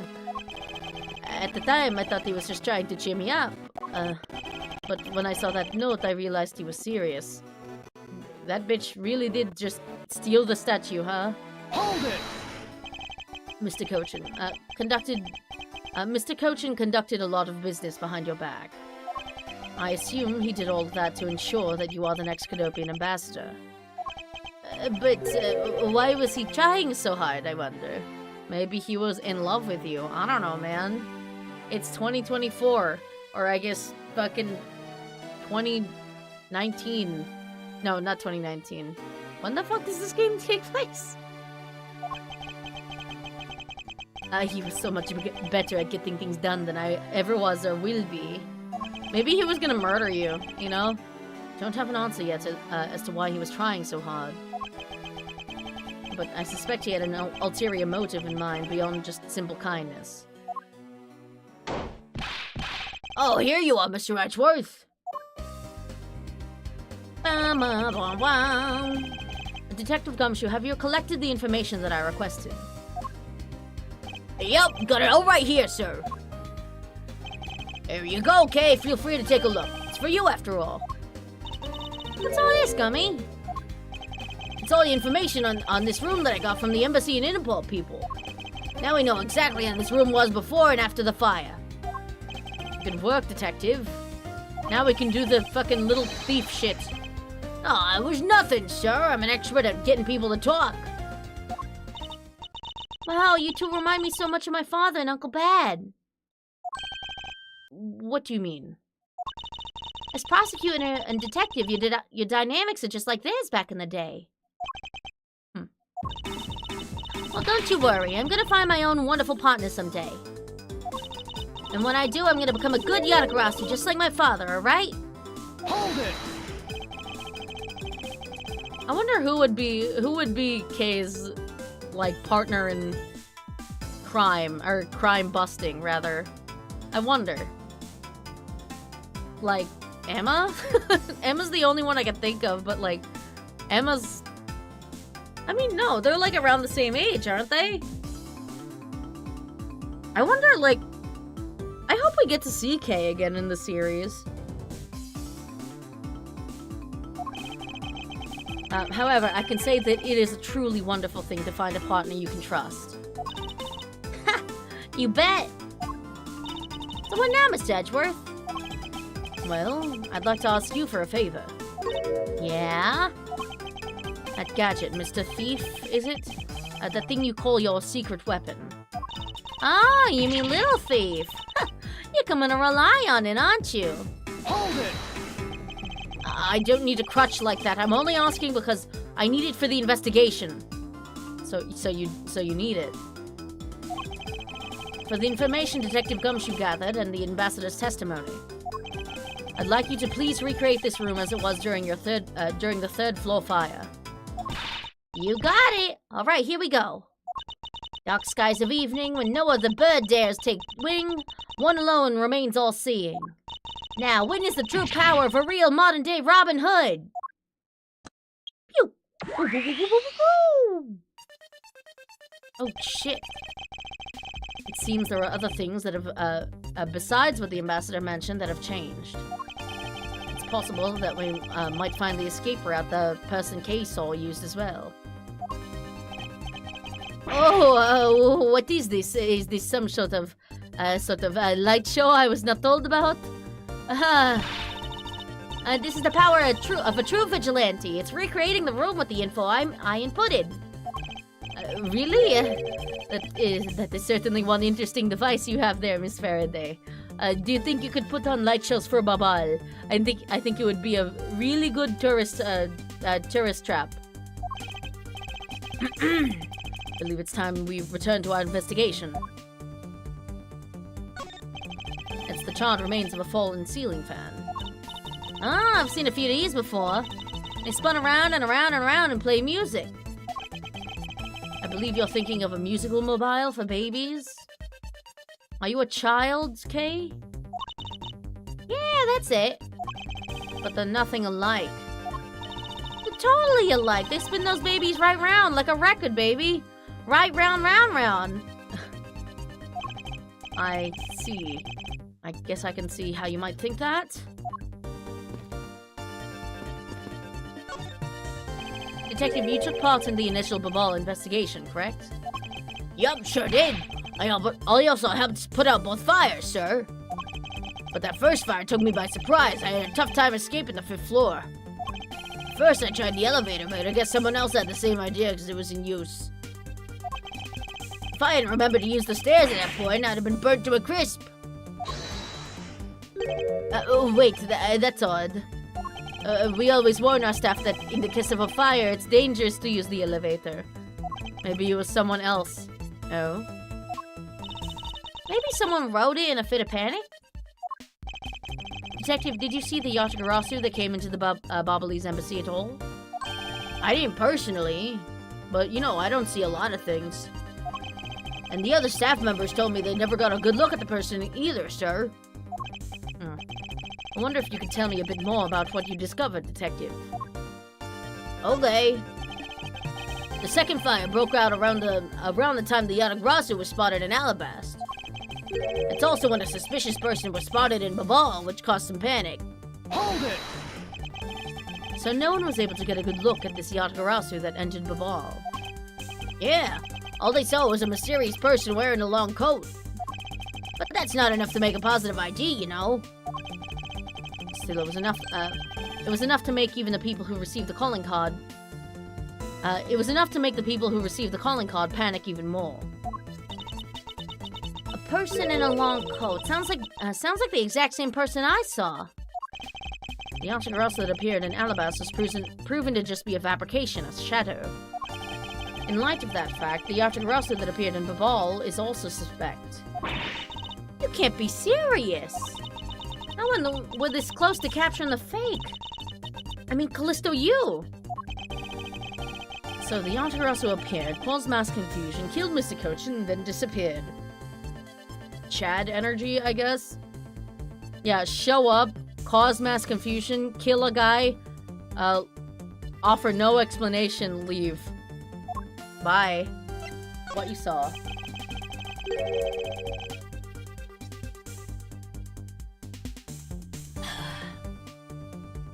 By the way, Detective, why did you not chase after the Yatagrasu? I did, but, well, this embassy's huge, sir. I got separated from the other staff members I was with and was lost for a while there. Hold it! You didn't even memorize the layout of the building you were to guard, Detective? Oh, I'll be sure to do that from now on, sir! But, you know, it was thanks to me being lost that I was able to come to Kay's rescue. Oh? Is that a fact? Yeah! It was when I was lost and wandering around the 3rd floor hallway, sir. When I heard a scream, I headed toward it right away. Oh, that's probably from when I found Mr. Cochin's body. Yeah, I thought it sounded like her, so I got real worried and ran as fast as I could. And it was thanks to Gummy that Machina wasn't able to take me away. He covered for me until you got here, Mr. Edgeworth. Oh, I see. So he can be useful once in a blue moon. He's useful every single time. You guys are just mean. Still, it's too bad that Agent Sheena got there before I did. I wonder where Agent Sheena was before you found her here. Oh, just before I got to this room, I saw her coming out of the room next door. Huh. She was in the room next to Mr. Cochin's office up until she tried to arrest Kay. Huh. Sussy.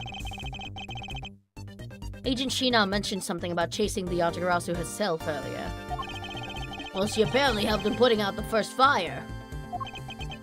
And during the second fire, I heard she was busy chasing the Yatagarasu. She seems to be a very dedicated agent. You would do well to learn from her. Why are you pointing at me when you say that, sir? Because I'm talking to you.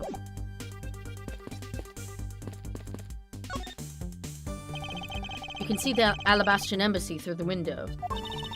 So, where were you when you were investigating over there, Mr. Edgeworth? Well, you can see it from here. I was there on the 5th floor.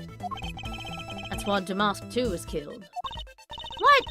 You don't mean the Master Mask 2? Oh, poor guy.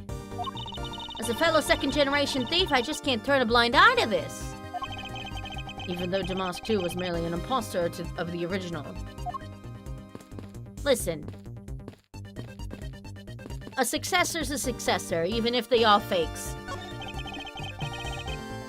And that looks like a very comfortable chair. Oh, it's just this dialogue again. Sit in it. You're always touching shit. Yeah, it's my job. Don't touch shit. A fireplace, huh? So Baval's offices have them too. Oh, it's this dialogue again. God damn it.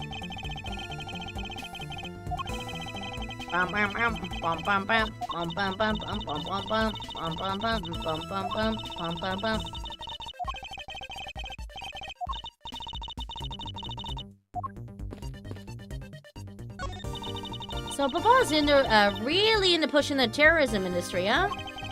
Yes, it appeared that way. You know, I'd really love to take a trip. Hey, why don't we take one after this case? You already have a destination in mind? Well, ideally, I'd like to go someplace where I can continue my thief training. Well, if you want to learn the fine art of stealth, perhaps you should visit the studio where they make the Jamma Ninja TV show. Hey, that's actually a really great idea, Mr. Edgeworth. Can't believe she took me seriously. Anyways, Don't do that. Go visit the Steel Samurai studio instead. Looks like one of the Bobbly's knives was already missing before the fire began. So it would seem, especially since the other two knives handles were burned away. The remaining handle was swapped out with the handle from the real murder weapon. And Babal's national treasure was stolen. Oh, Babal, don't you think? I'm not sure I would jump to the replica statue in the... I'm not sure I would lump the replica statue in with the rest of Babal's woes. So by the time the Primaduck statues are... by this time, the Primaduck statues had already been swapped, right?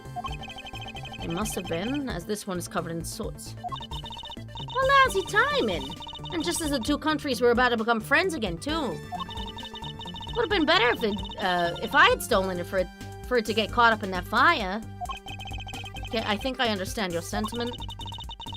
However, if you were to engage in theft, I can't look the other way, right? If you would please stop stealing my lines.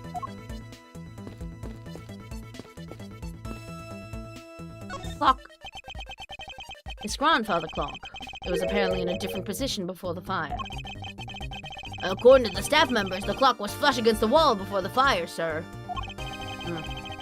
Which means that most likely it was moved by something during the moved by someone during the fire. Speaking of which, it's totally 11 o'clock now, but I don't hear any chiming. Huh? That's odd. It was still chiming right on the dot of every hour this morning. Maybe the fire damaged its internal mechanisms or something? Ambassador Polano, may we take a look inside that clock? Sure, go on right ahead. Detective Gumshoe, do the dirty work for me. If you could please inspect the insides of this clock. Yes, sir, I'm on it. Miss Redgeworth, I found this inside, sir. Fuck is that? It looks like a length of wire. So this is what caused the clock to stop chiming. What was a long length of wire doing inside this clock in the first place?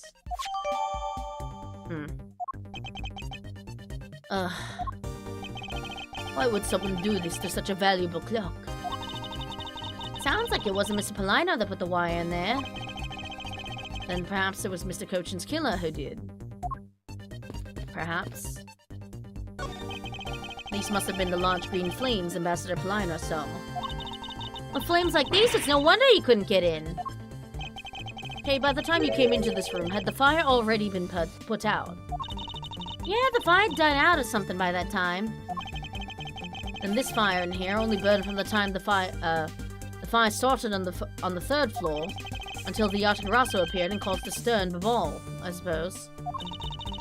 I guess Mr. Polino was just lucky enough to run into this fire as it was burning, huh? Yes, you could put it that way. Or, you know, unlucky enough to run into a fire. And since you were the first to discover the body, we can assume that no one else entered the room until that time. No one other than the person you were chasing, of course. Who's probably the killer. I knew it! That person I saw was definitely up to no good! I mean, that person could even be Mr. Cochin's killer! That is very likely to be the case. If they didn't, you know, report shit. It's like Among Us, when someone just walks past a body. After all, that person came into this room before you, and must have chosen this room precisely because they knew no one would be in here. Okay, then maybe the green fire was where it was to prevent anyone from coming in? But then, what did the person set on fire to make the green flames?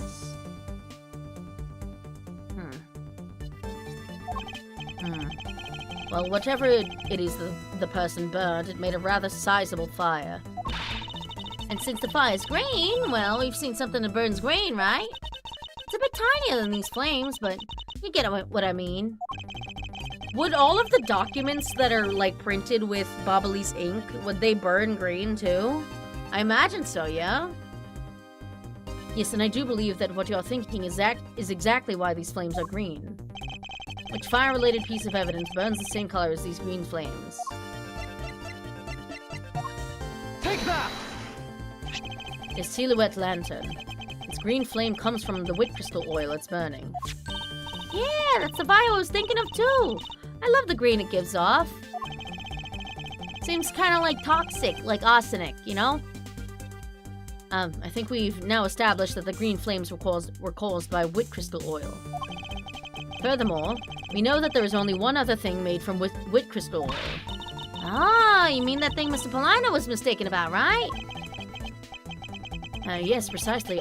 As we found out earlier in our investigation. What? I don't get it. Can you fill me in, sir?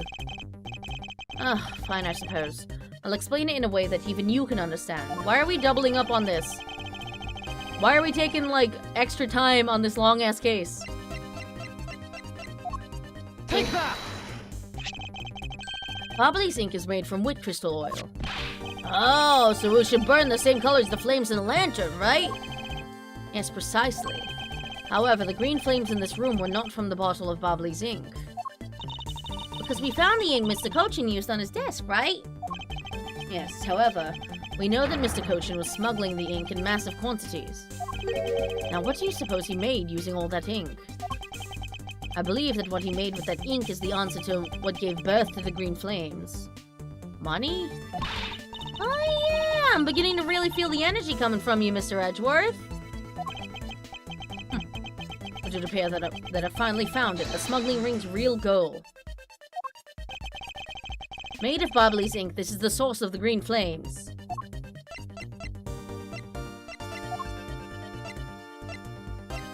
Money. Take that! Money. What would consume that great a volume of ink to make? That would be the counterfeit bills that the smuggling ring made and are circulating in Jingfa. You're kidding. You saying that it was Mr. Cochin who made the counterfeit bills? I am. He's got the printing press. I've said this from the beginning. God damn it. I am. I believe you could even go so far as to say that he stole Babal's printing press. Ambassador, Mr. Cochin had permission to freely use the printing press, correct? Why, yes, and I do remember seeing him use it in the middle of the night. Oh. But never did I think he was using it for such a foul deed. Ambassador, because of your secretary's crimes, you will need to be investigated as well. Yes, I suppose so. We've caused a bit of trouble for a few countries, haven't we? We have, you know, dragged further countries into financial destruction. It's my duty to search out all who shielded Mr. Cochin and concealed his crime. For they are the ones who started the fire in order to destroy the evidence.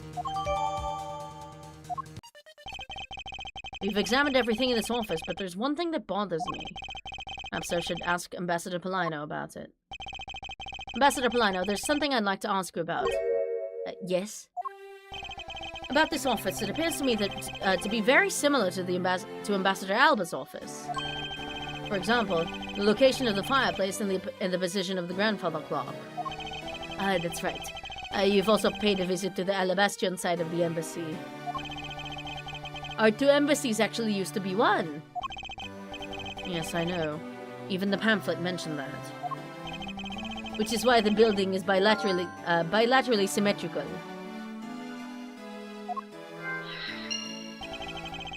So no matter which room, the location of the fireplace and the like are exactly the same. Even where the art is located is the same. As my room is currently under renovation, we worked hard to make Manny's room look like the ambassador's office. What? Why? You mean for your handshake photo op with the Jammin' Ninja?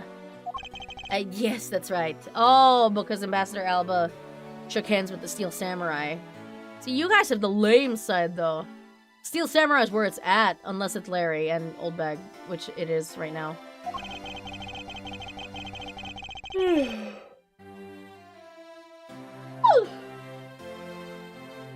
I mean, what's a photo like that worth if it's not taken in the ambassador's office, right? It's another odd expression of Babal's obsessively competitive spirit with Alabast, I take it. Thank you, Ambassador. That piece of information is all I needed to connect the dots. Connect what dots? Well, anyway, I'm glad I was able to be of some help. We got some logic? We do.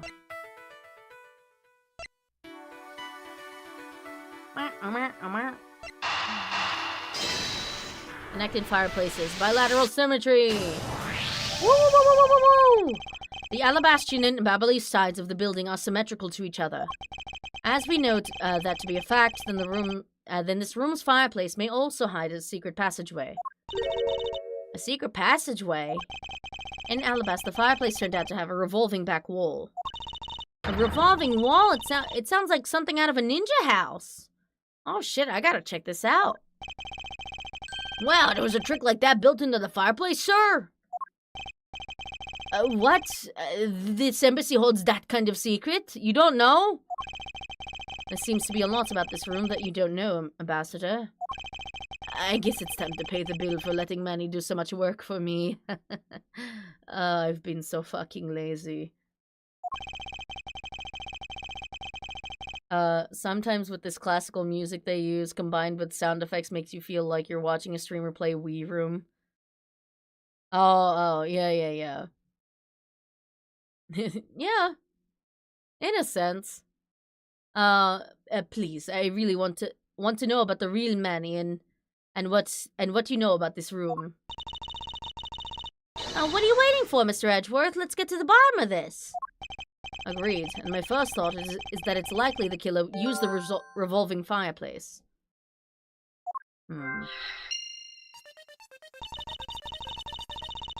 Looks like just another fireplace though, doesn't it? So how do you turn it again? You poke the X with a fire poker. In Alabast, I had to push the X, I had to push where the X was on the far wall of the fireplace. Oh, I see an X back there, sir. Let's see what happens when I push it. Hold it! Ah, you scared me, sir! There's something about this fireplace that lies in contradiction to the facts. Huh? But we found an X where you thought there'd be one, right? We did, but that's not what I was referring to. Something is missing from this scene. What does this contradiction mean for us? Wait, what? I won't rest until I've inspected every suspicious-looking nook and cranny. There it is. Where are we at? Oh my god, we're up to 35! Holy shit! God damn! Oops.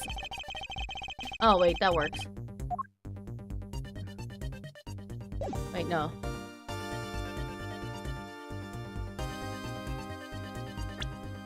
Hold on, I want to look at... Wait.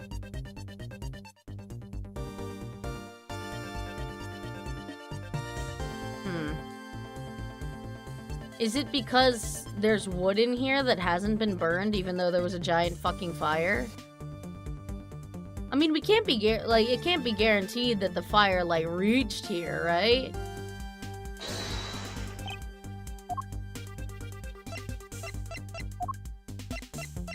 I'm gonna assume that's what they're talking about, though. Eureka! This points out exactly what is so contradictory about this fireplace. So contradictory about the fireplace as it currently is. And what exactly is that? IRL fires are like water, though. You can even see the back wall is different. They could hit that place. I mean, yeah, I mean, that's the point that I'm saying. Like, they could, but, like, there's no guarantee that they would, right? Oh, it's okay if you don't see it, Kay. I don't really get it either, but I figure it's just too splendid for me to understand. So come on, Mr. Edgeworth. Why don't you tell us what exactly is so contradictory? I fucked up. Can't exactly admit to being wrong if Detective Gumshoe's the one asking. Come on, Mr. Edgeworth. My youth only lasts for so long, you know? Yes, well... Let's take another look at the fireplace first, shall we? Oh, shit. I don't know what they're talking about then.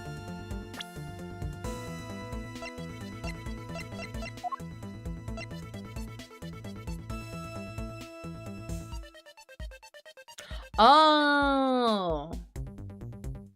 It's Polino's testimony. That's right.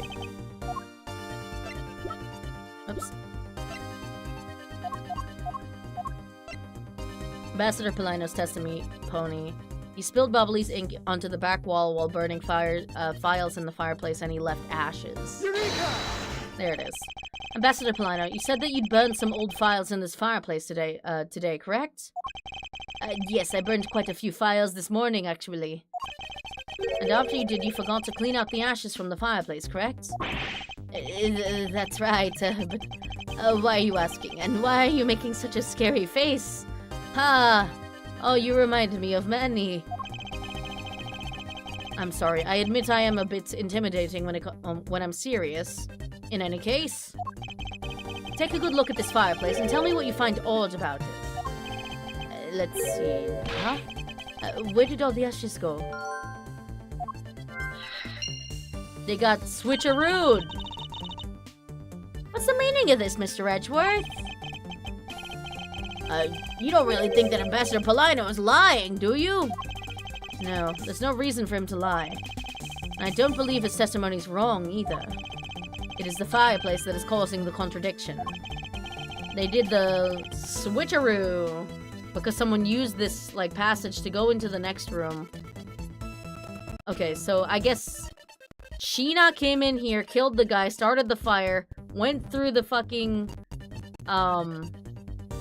went through the turnstile fireplace, came out of the room next door, and then came back in to arrest Kay, right? But that begs the question, what the fuck did Kay see? Shout out to the janitors, yep. Kay, I wonder if you might update the fireplace data for me? You got it! I'll add in the ashes from the burned files and, Sounds like we pretty much figured everything out now, huh? Well, it was nothing. All I did was follow where our leads led us. Oh, I sense it coming on. You're about to dazzle us again, right? And they really leave no stone unturned in a house full of fire. Oh, you mean that? Well, it's what Mr. Edgeworth is known for, you know? There's really no need for you two to dance around the name of what I'm about to do. It's called logic, and you should all have it.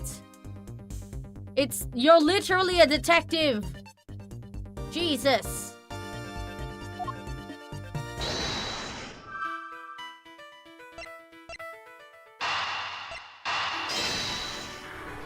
The ashes are on the other side now. The reason as to why the ashes are missing is simple. It's not because someone cleaned them up, right? No, because even if someone did sweep them up, the fireplace is too clean for that. Ambassador Polino said that he spilled some Bubbly's ink while he was burning the files. And yet, there was not a trace of the spilled ink on the back wall anywhere. Well then, I don't know what happened. I mean, presumably the ink would be burned by the fire, but whatever. Well, I'll tell you what happened. The two sides were switched. By using the revolving fireplace wall, the ashes were moved into the neighboring room. Which means that this is a clear indication that the fireplace was used. Nice. Then you mean the person I was chasing disappeared from this room through there? Yes, I believe the person you were in pursuit of is Mr. Cochin's killer. And after committing murder, escaped through the fireplace. But how, like, Kay saw the person enter the room. How did she have time to kill a guy, like, start the fire? Because the fire was already out, right?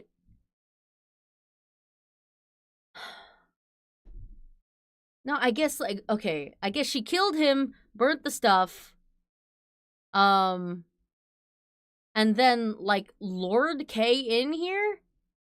And then did her, like, switcheroo magic trick? I don't know. Wow, Mr. Edgeworth, you figured out the killer's escape route. I have, but this is only the beginning. Now I have to chase the killer down.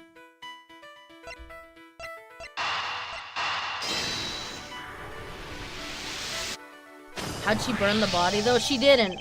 The body was not burnt. If the killer used the fireplace in this room to escape into the next, then it's only logical for us to talk with the person who was in the neighboring room. Well, the person that was in the next room was... Oh, it was that person, sir! Yes, Detective Agent Sheena.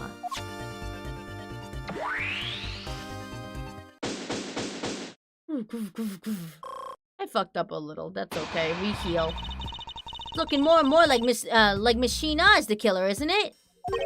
Let's not jump to conclusions yet. We need to go through what we know so far. She came running straight into this room from the next one and instantly accused you. Furthermore, she claimed that it could only have been you that killed Mr. Koshin. I don't have any proof yet, however, I know she's hiding something from us. Okay, then why don't we ask Mr. Sheena herself? Hold it! No, not yet. There's something that needs to be done first. Detective Gumshoe! Sorry, is it my turn to do something, Mr. Edgeworth? I'm kinda just here being the stupid one. Yes, I have a two-part special assignment for you. First, I need you to run a handwriting analysis on Mask 2's notes. Okay, I'll get the lab boys on that right away. Second, I want you to see if you can fit through the revolving fireplace wall. Right now, sir? No, next decade. Of course now! We need to test our hypothesis first, don't we? Now go on, Gummy, you can do it. I mean, but if it was Sheena, then she's not built like Gumshoe is. Sheena is like, you know, Kay should do it. They're more similar. Alright, I'm gonna do this like a real man. Here I go, through the fireplace and back. You shouldn't need to psych yourself up that much for such a simple task, Detective. Wow, the wall inside the fireplace really did turn. That's so neat. Now I want to try going through there too.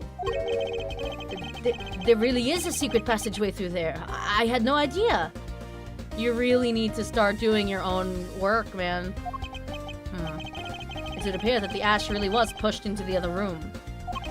Furthermore, the Barbalese ink you spilled, Ambassador, is there on the back wall. Okay, here I go, sir. Hold it! Detective, I'd like you to go through there under the same conditions as the killer. Ah, but there's all that ash and stuff. And your point is? Now we're on short time. Now we're short on time, so if you could please hurry on through. Yes, sir. Okay, so now we pretty much have the whole picture, right? No, not yet. There remains a few more mysteries to solve. Such as the Yatagarasu's whereabouts, the other smuggling ring members, and the two weapons they made across the border. The key Miss Yu stole 7 years ago. In fact, we haven't figured out a thing regarding how Miss Yu is related to these embassies.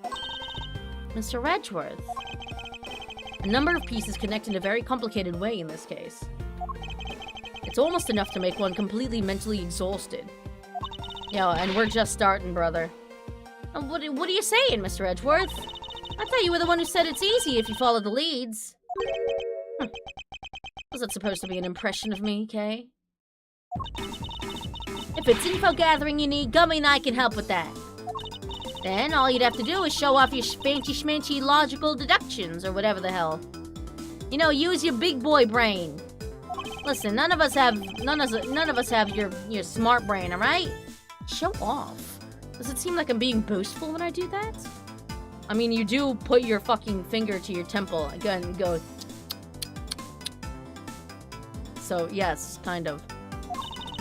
Let's not overcomplicate matters, okay, Mr. Edgeworth? We've been so focused like a laser on only what seems strange and out of place. It's no wonder nothing's clicked and we haven't unlocked anything yet. But if we think things through calmly, the answer should come to us. Hey. That's the sort of thing I say to myself. When I'm practicing how to unlock padlocks, you know?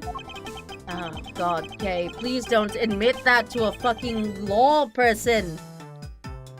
That is something that I hope practice doesn't make perfect for your sake. Ha! Yay! Looks like you're back to your straight-laced self again. Hey, Mr. Edgeworth, I'm back, sir! Yes, I can see that. Good work, Detective. Looks like you could use that fireplace like a door, sir. I'm honestly shocked that you made it through there with your giant frame. You alright, Gummy? I'm okay. It's just a bit of ash and dust, that's all. Your jacket has gotten quite filthy. I see the hem is practically turned black.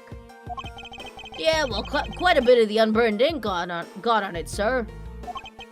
I see. Thank you, detective. You did a fine job.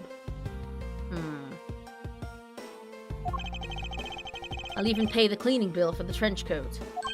What? Oh, no, sir, I could never. This is just my old coat, sir. If it was the coat I actually cared about,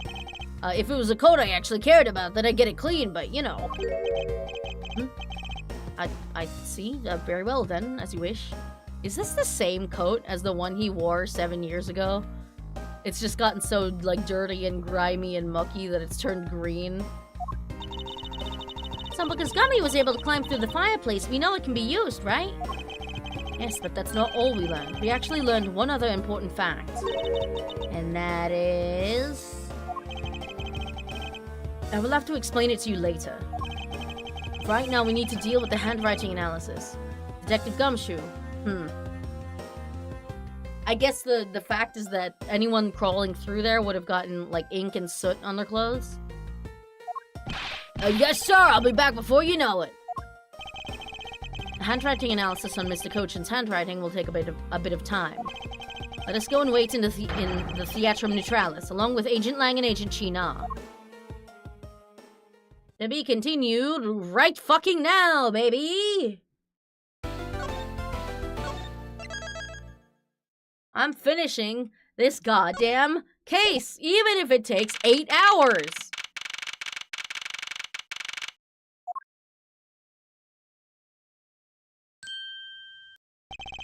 Agent Lang. Lang Shi says little cubs never do they know the real fury of the elder wolves. Okay, like, again, I think you're creating some really fucking gnarly hairlines with that, with those stupid sunglasses, my man. These quotes are definitely becoming increasingly difficult to decipher. And what does that mean? It means that you'll never really know how angry I can get. Huh. Mr. Prosecutor, the counterfeit bills made with the Bobbly's ink, they were all of Zhengfa denominations.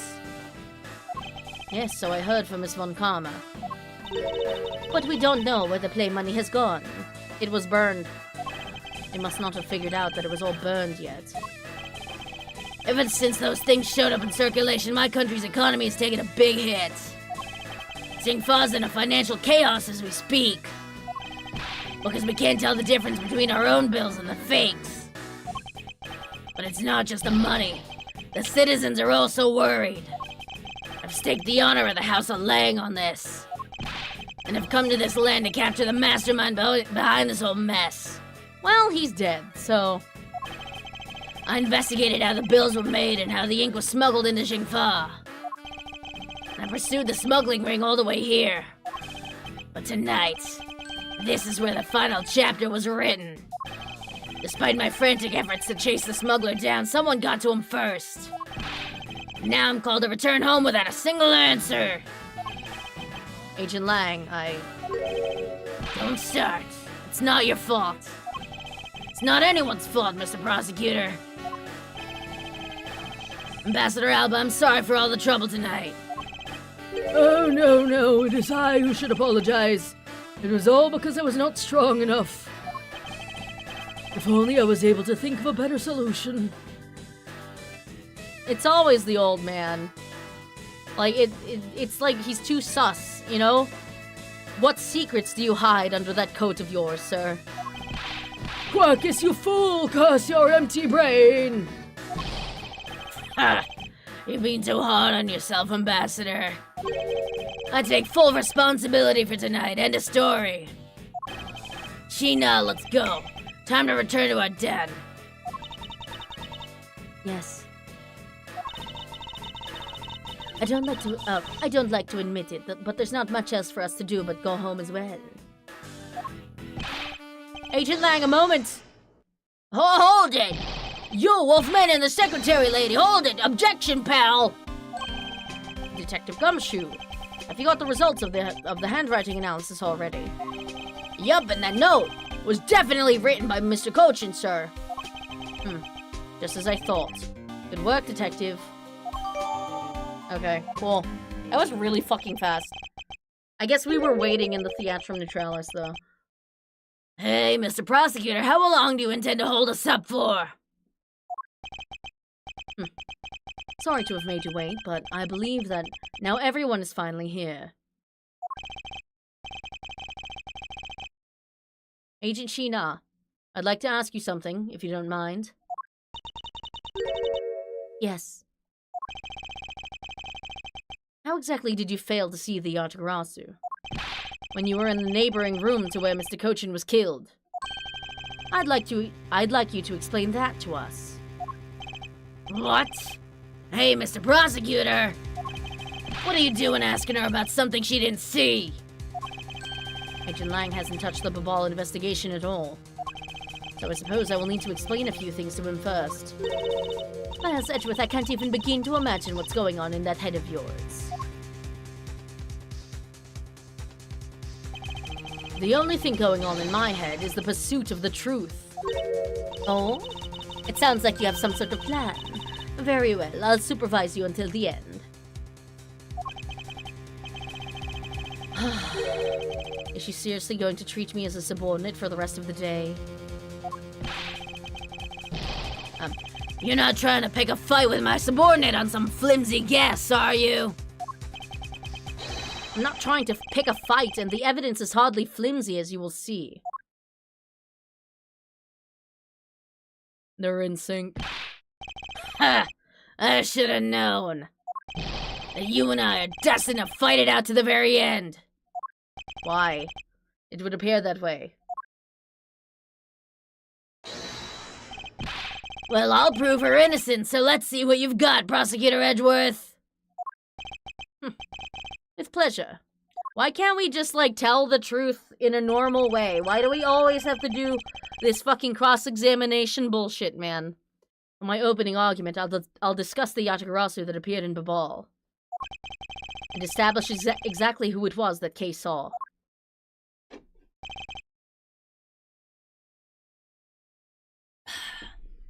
Agent Lang, I assume you've been briefed on Kay's testimony? You mean the suspicious person in a coat that she saw? That's right. That person is one of the keys to solving this case. The person who pretended to be the Yatagarasu. Pretended? And what do you mean by that? I'll get to that in a second. But first, I want to see what Kay's mystery person did. I want to review what Kay's mystery person did. Okay, if you could please explain for us what the person you were chasing did. Okay, you got it. I first spotted the suspicious person near the open-air stage on the Babal East side. I called after the person, but as soon as I did, that person ran off. I thought it was rather suspicious, so I immediately gave chase.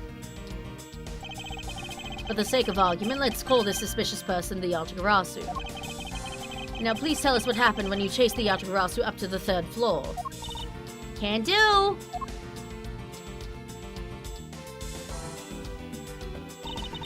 I chased the Yatagarasu all the way up to the 3rd floor of the Babalese embassy. It was a pretty straight chase down the hallway until the sun turned.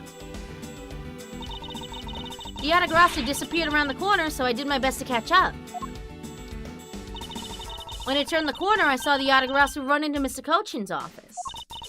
I gave chase and ran into the room. But when I entered the room, it was pitch black. I couldn't see a thing.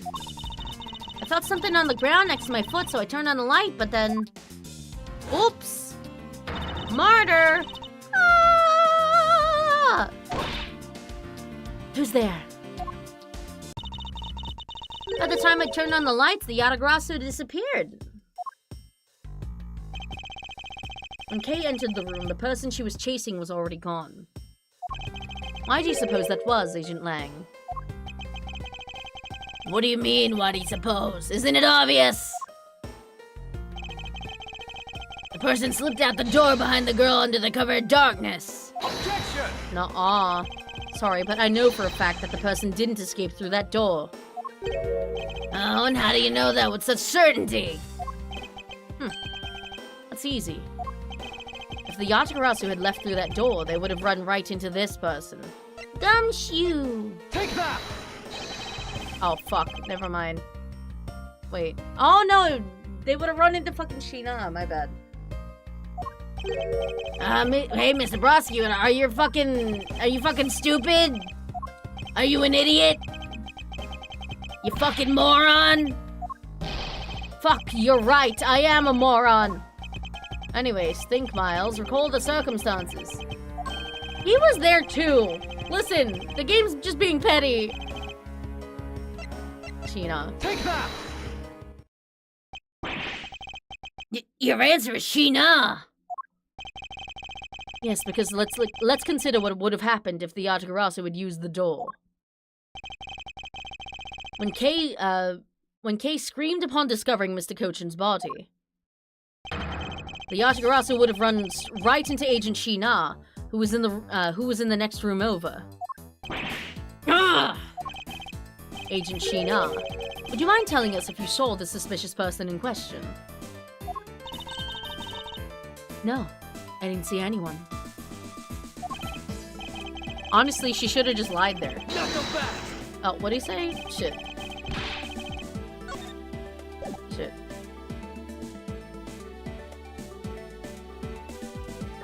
Oh, there we go. You see, therefore the Yatagarasu could not have escaped through the door, as... It just means that the creep slipped out before Sheena made it out into the hallway. Objection! No, dipshit.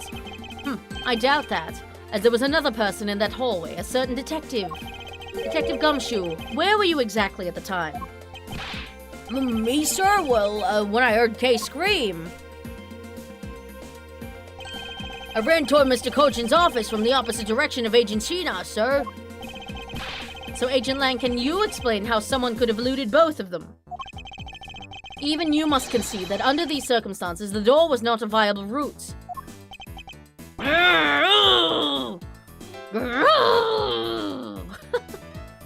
a fucking furry, bro. Way to go, Mr. Redgeworth! You nailed him with just an explanation of what happened. Yes, I've eliminated one of the possible escape routes from that room. But this is far from over. I need to make Agent Lang aware as well. Of yet another possible escape route the Yatagarasu could have taken. I get it, so that's what you were trying to show me. Hey, Mr. Prosecutor, let me guess. This is what you're trying to say, right? Because the door was not a viable escape route, then there must have been another way out. Yeah. Precisely. Hey, Mr. Edgeworth, it's time to bust out with our revolving fireplace wall explanation, right? No. Not quite yet. Why not? Why the fuck not? Explain that to me, Edgeworth. Huh? What the fuck do you mean, not yet? Huh? Well, why? I thought this would be the perfect time. The revolving wall on the bobbly side is known only to 4 people. And if we use this information unwisely, the truth may escape us in the end. I guess. What's with all the whispering over there? Scared I'll figure out your tactics? Nothing of the sort, Agent Lang. Come, let's continue where we left off. That smug-hearty attitude of yours, you really rubbed me the wrong way, you know that? Huh. Well, no matter. I figured you out already anyway. The only other possible escape route besides the door is the room's lone window. And since an eerie picture of said escape route exists, are you saying that this photo captures the moment of the Yatagarasu's escape? I guess Detective Bad must have filled him in on this photo. I have to admit that at first I thought the window to be a possible escape route as well. However, I now know that to be impossible. Now I realize you may not know this, but... Ha. Humans can't fly. Well, this is a bird, so excuse me. Of course I know that. That's bloody common sense.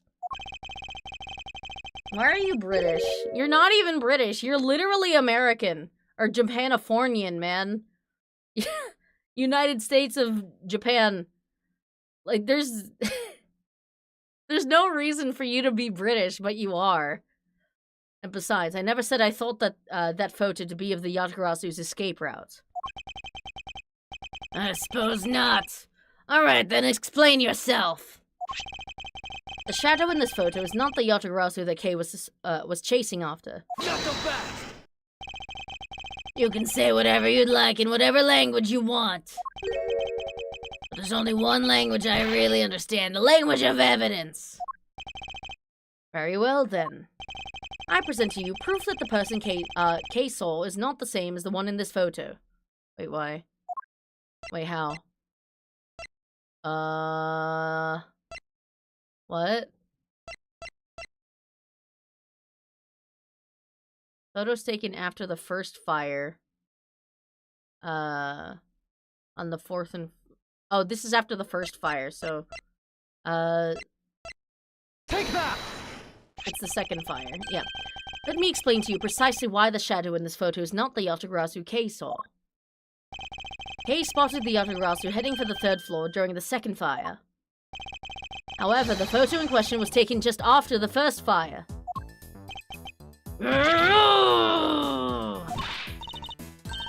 Yeah, way to go! That's twice you've bit him in the butt now. Please don't say it like that, Kei. Not so fast! We're not done yet. You still have to explain what that shadow is. Why? And how the Yatagarasu escaped. I don't suppose you can answer both, can you? Regarding the photo, I admit that we don't understand what it means quite yet. Ha! As I thought. However, the Yatagarasu's escape route, now that I can answer. You can? Well then, Mr. Prosecutor, go on, enlighten me. Hold it! Even if I explain it, you'll try to find some flaw with what I have to say. We're busy heading up the Alabastion investigation, correct? In that case, I doubt you'd have much knowledge about the Babalese side of the case. So wouldn't it be best if the lead on that side, Agent Sheena, explained in my stead? Sheena is my subordinate. If I don't stick up for her, how can I look her in the eyes and call myself her boss? I mean, she usually has her glasses on, so... Lang, it's alright. I can take care of him. Sheena! You've shielded me a lot as my boss. But it's time for me to prove my worth. Huh. Alright, if you're okay with it, then you have my support. Finally, it's down to just Agent Sheena and myself. This is where the battle really begins. Now then, what is it you'd like to ask? Let's see. Why don't we start with your movements inside the Babalese embassy? Here we go. During the first Babalese fire, I assisted in putting out the fire. During the second fire, I was searching for the Yatagarasu that appeared in Babal. While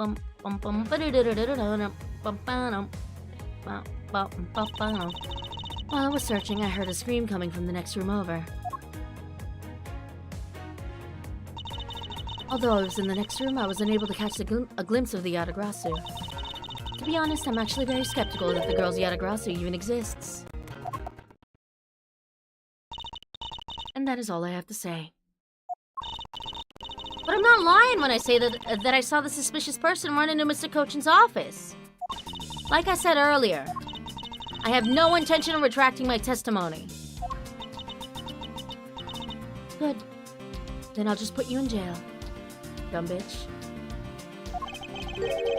Just to confirm, did you have a partner when you were on your investigation?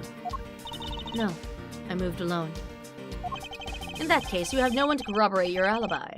Is that correct? Not so fast! I'll fucking corroborate it, bitch. Are you calling her suspicious because she was in a room by herself? How pathetic.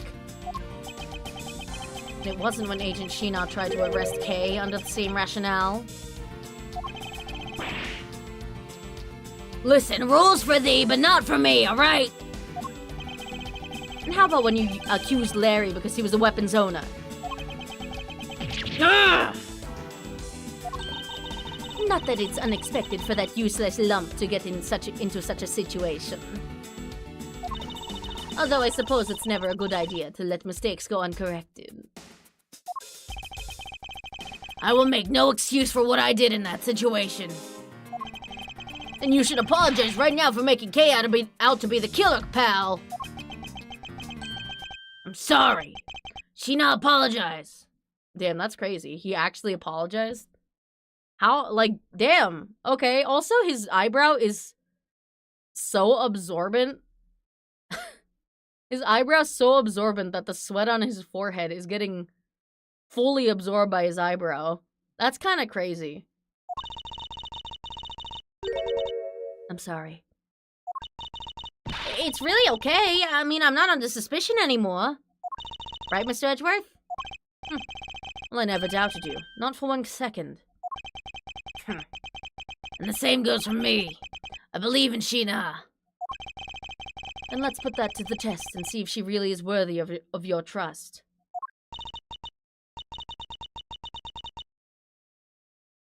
This promises to be interesting.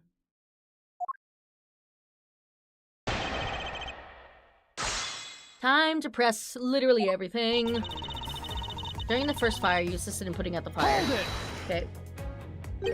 So you helped with the fire extinguishing effort. I was in charge of the police on the Bobbly side, so I helped them with their work. Police doing the job of firemen. You really know how to work people. She sure does.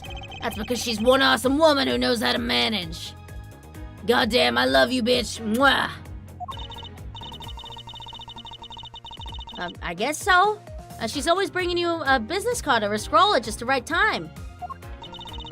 To prepare everything before I'm ordered to. That is the definition of a secretary. She kinda seems more capable than Agent Lang, doesn't she? I like the TV in the back.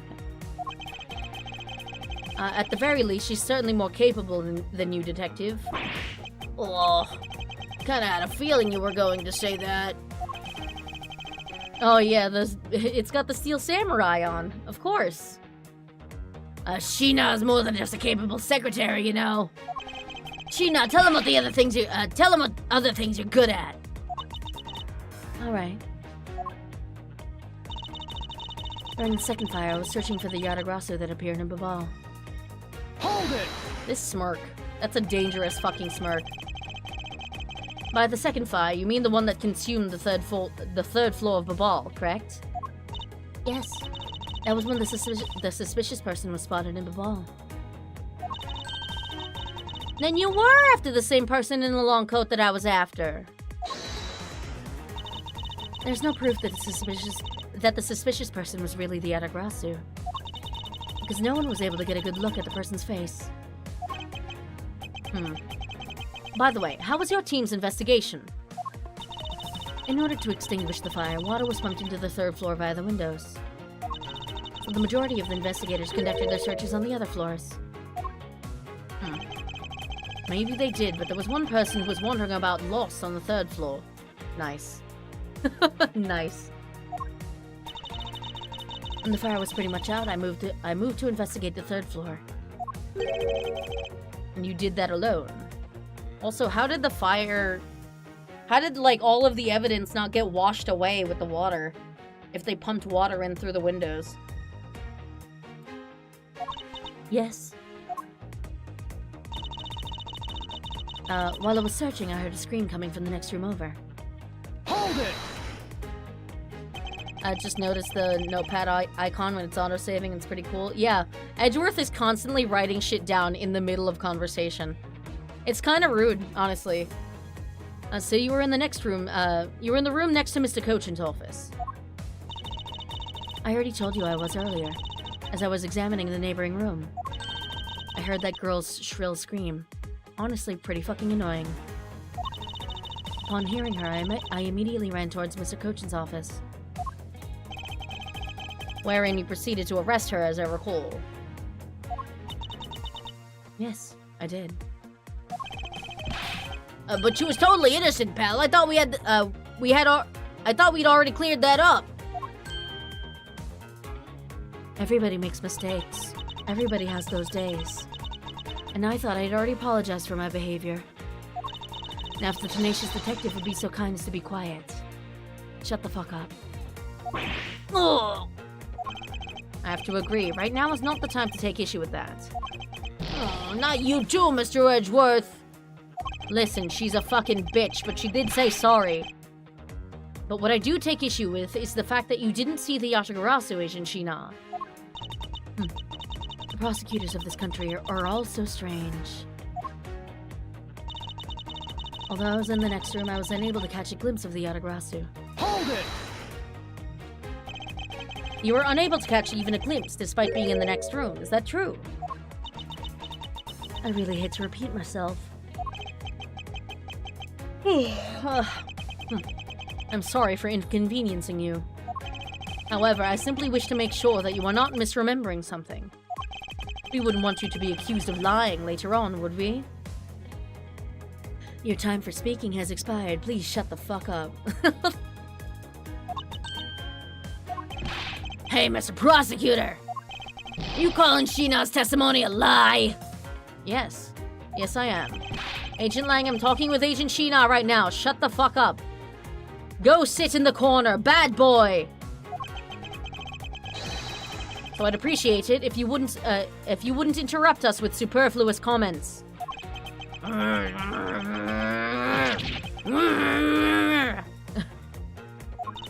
Aw, you know, I feel kind of bad for him. It's like kicking a puppy when he's down. I understand his pain at watching one of his subordinates being accused.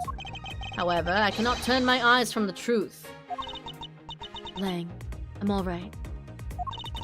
And as for you, I think you should be focusing your doubts on that girl rather than me. And why is that? To be honest, I'm actually very skeptical that the girl's Yatagarasu even exists. Hold it! Are you throwing Kay's words into doubt again? Well, she does claim to be the Yatagarasu, right? And she did try to chase down the Yatagarasu despite being just an average citizen. Actually, she came here with the goal of capturing the fake Yatagarasu. That's right, which is why I would never lie about anything related to the Yatagarasu. With that amount of groaning he does, he'll be turning into a racing car soon. Yeah, for sure. Like, he is simultaneously a wolf and also, you know, an F1, like a Formula 1 race car.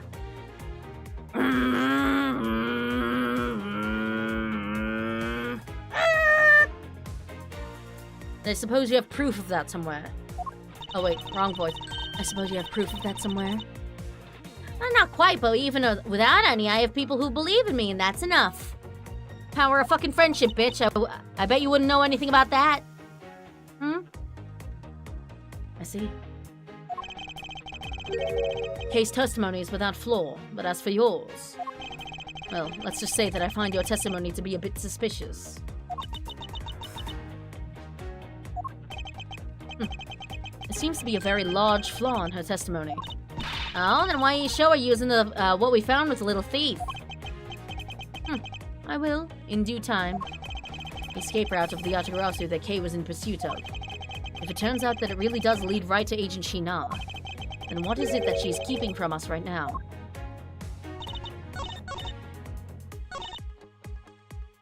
This one. That's impossible because... of the revolving fireplace. Objection! With the power of friendship, I will blind the court and the judge! Yeah, I mean, like, in Ace Attorney Chronicles, they straight up just blind the court and the judge with, you know, smoke bombs. Being in the room next to Mr. Cochin's office is the problem with your testimony. Not so fast! Mr. Prosecutor, I don't see what problem you're talking about at all. Agent Lang, do you recall the secret we discovered about the Alabastian office fireplace? Oh, you mean how it connects with the office in the room next door? What about it? Well, Alabast isn't the only country with secrets connecting the fireplaces. What? The fireplace in Mr. Cochin's office holds the exact same secret. What? The Yatagarasu didn't escape through the door to the room or the window. The escape route was through the revolving fireplace wall and into the next room over. Wig flew. Now do you see?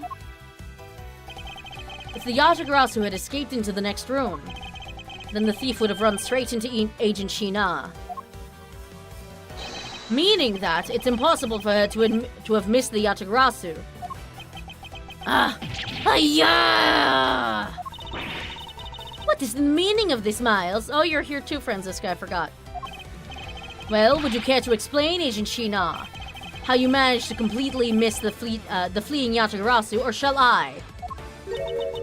Oh shit. She's going grimdark.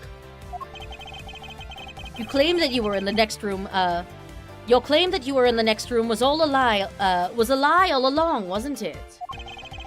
The truth is you were the one Kay saw in the coat, pretending to be the Yatagarasu, and you were the one she chased after. As you tried to lose her, you ran into Mr. Cochin's office and headed for the fireplace. Then you shed your coat in the next room, leaving it there to emerge as Agent Sheena. After that, you came back around to the place to place Kay under arrest. Does that sound about right? If not, then speak now or forever hold your peace.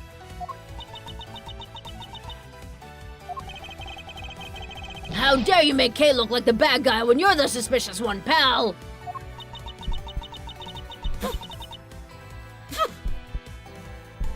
Huh? What is this, like, heartbeat? Huh? Sheena? Oh my god. It's this bitch.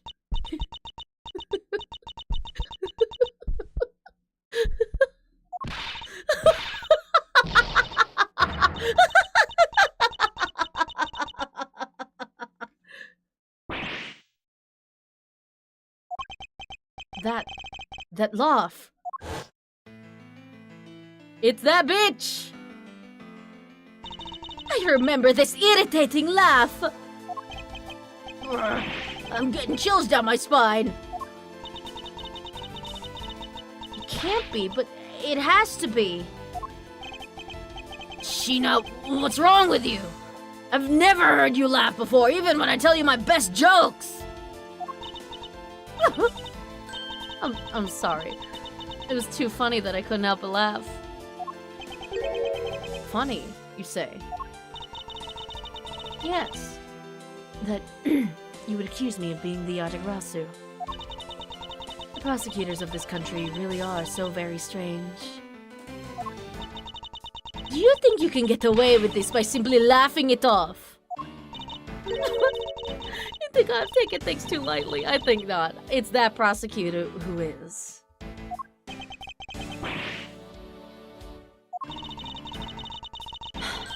Look, everything you said earlier is nothing more than mere speculation. The Yatagarasu fled through the fireplace. Do you have any proof to back up your claim? If you don't, then you haven't proven a thing regarding the Yatagarasu's escape route. The tone of voice you're taking with me now has certainly changed. That's because it's been a while since I've had this much fun. I think I'll let loose. Then we can have a real battle of wits. For an agent of Interpol to show me the true power of her mind, it is a great honor. Oh, don't underestimate me. I'm not some foolish broad, you know. I know. And that is why I won't hold anything back either. As I answer your question. My question?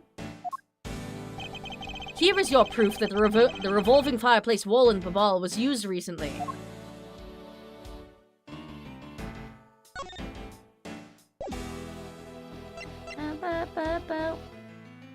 The testimony. Take that! I'm sorry, but is this really your honest answer to my question? Yes. According to Ambassador Polino's testimony, he said that he was burning some documents in the fireplace with Mr. Cochin. Oh? The ashes of what they burned were left in the fireplace, so they should have been there. However, when we went to investigate the room, the ashes weren't there. Why is that a problem? Maybe somebody cleaned them up? Wrong answer? No, the music stopped. So it's the right answer. Objection! Unfortunately for you, Ambassador Polino said that he forgot to. And so the question remains, why were the ashes missing? The answer is simple. When the Yatagarasu went through the fireplace wall, the ashes were pushed into the next room by the wall as well. The movement of the ashes that were in Mr. Cochin's office is my proof.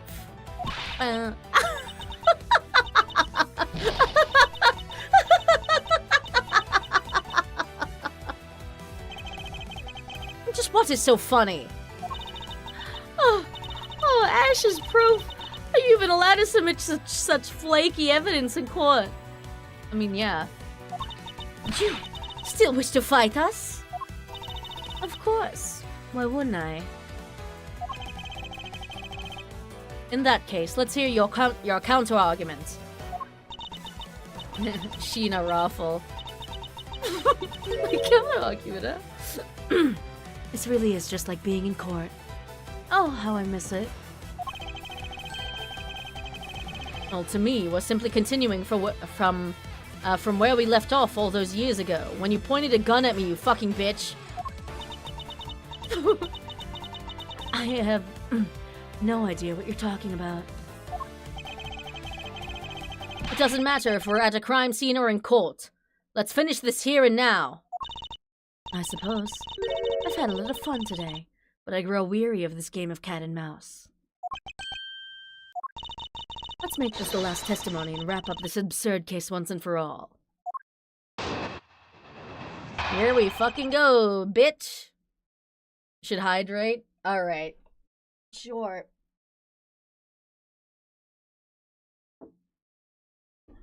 Whew. Good shit. Woo! Oh, I love Allegro themes so much. In my eyes, all you've proved is that the rotating fireplace wall was used. Oh, keep coughing in between stuff? Oh, no, that's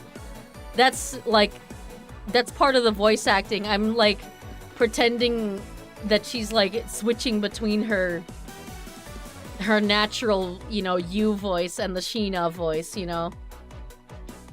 In my eyes, all you've proved is that the rotating fireplace wall was used. You can't really call that proof that the Yatagarasu used the fireplace, now can you? Now, so then, who was it that used the rotating wall? Show me your answer with real evidence. Remember, we've already finished our very thorough investigation. And we found not a single suspicious thing in Mr. Cochin's office. No, you haven't. My counter-argument. Ah! It's very impressive. She's seen through the fact that I've yet to gather that one piece of evidence. What is it, Kay? I haven't heard a peep out of you in quite a while now. If you don't think you can handle it, feel free to leave it to the rest of us. Oh my god. Jesus, sorry. Burp. But Okay, pull yourself together. You are the true heir to the Yatagarasu name, are you not? If you want to steal the truth, then you must never take your eyes off of it. This chase you're running to catch the truth. You must see it through to the very end. Mr. Redgeworth. You're right. I will see this through to the end. So, you go get her for me, Mr. Edgeworth. With pleasure. Looks like a lack of evidence has left you wide open, doesn't it? Sheena, please, show me you're someone I can trust. Don't worry. This will be the deciding match. You'll see. I'm truly sorry, Agent Lang, but I simply cannot allow her to escape me again. Very well then, Agent Sheena. Shall we begin? I'm ready whenever you are.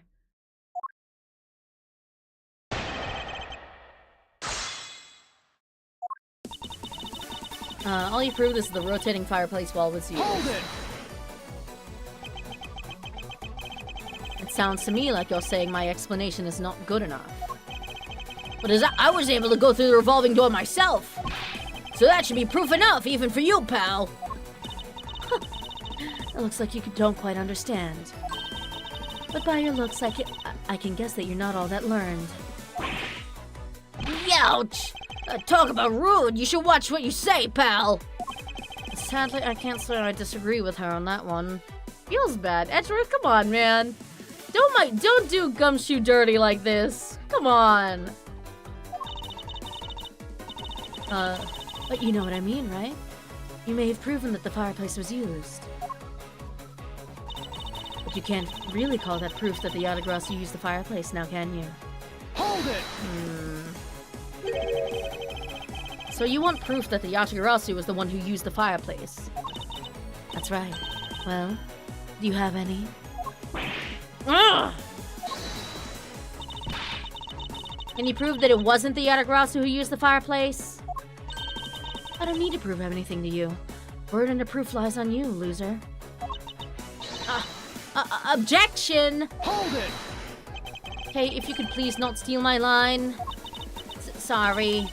But I just couldn't hold it in anymore. I fucking hate this bitch. She killed my dad. And then some other guy. Well, don't fret and leave her to me. All you have to do is sit back and watch. You may seem to have some wiggle room, but without any evidence, it's meaningless. So then, who was it that used the rotating wall? Show me your answer with real evidence. Hold it! It's possible that the Yatagarasu left fingerprints inside the fireplace. No, she has fucking gloves, man. Sorry, but I had the forensics team check that already. All they found were prints belonging to Ambassador Polino and Mr. Cochin. Curses! I should have known better than to think that Yatagarasu would have been so careless. She also wears gloves. But there must be some sort of evidence that we still have yet to find. I take it you have no further objections? Remember, we've already finished our very thorough investigation. Hold it! So Interpol has finished examining the entire Babalese embassy. Yes. The investigators who weren't allowed into Alabas were incredibly helpful. They all put in great efforts to search for any sign of the Yatagarasu. Objection! And yet, despite all that effort, it appears that they failed to notice the lack of ash in the office fireplace. Furthermore, you were the one who inspected the room next to Mr. Cochin's, correct? I didn't notice the ash there in the fireplace of that room, and for that I am sorry. She's owning it, goddammit. You don't need to apologize, Sheena. As your boss, your mistakes are my mistakes. So allow me to apologize for you. I'm sorry. You know, maybe this guy's not such a bad guy after all. He apologizes for his subordinate and everything. What a great boss. Mr. Edgeworth never does that for me. He just cuts my pay, like 3 times. Are you saying that I don't do anything for my own subordinates? No, nothing of the sort, sir. Yeah, but you're someone I really respect, sir. Even if you are a bit too strict sometimes. That is only a problem on your end. Wow, way to be super hot on him in response. Am I really too strict on everyone? This man becomes chief prosecutor, by the way. Anyway, Sheena, you didn't find anything in Mr. Kojin's office, right? That's right. We finished our investigation. And we found not a single suspicious thing in Mr. Kojin's office. Hold it! So you really didn't find anything? Yes. As I said, not one suspicious thing. Sus. Although, as you already know, we did find the Atagrasu's key and the document detailing the smuggling operation. But we still haven't found the blade that belongs to the Bobbly's knife handle yet. Ha! You see, my subordinates worked so hard to investigate everything. So there was nothing else to find, alright? Wow, Agent Lang really sticks up for his people. Even in the middle of an interrogation, she still got the scroll ready. That's crazy. Lang Ji says all men are brothers and friends become family. Lang Ji says Ohana means family. Oh shit, no, that's just a Lilo and Stitch script. So you see, my people are my family, and their families are my family too. It's a rather large family you have there. Yes, but as we all know, there is always one black sheep in any family.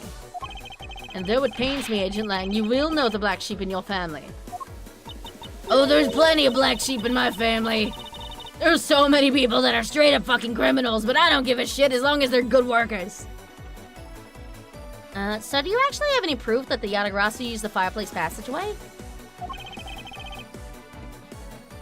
No, I haven't found any yet. Then what are we gonna do? There's no need to worry.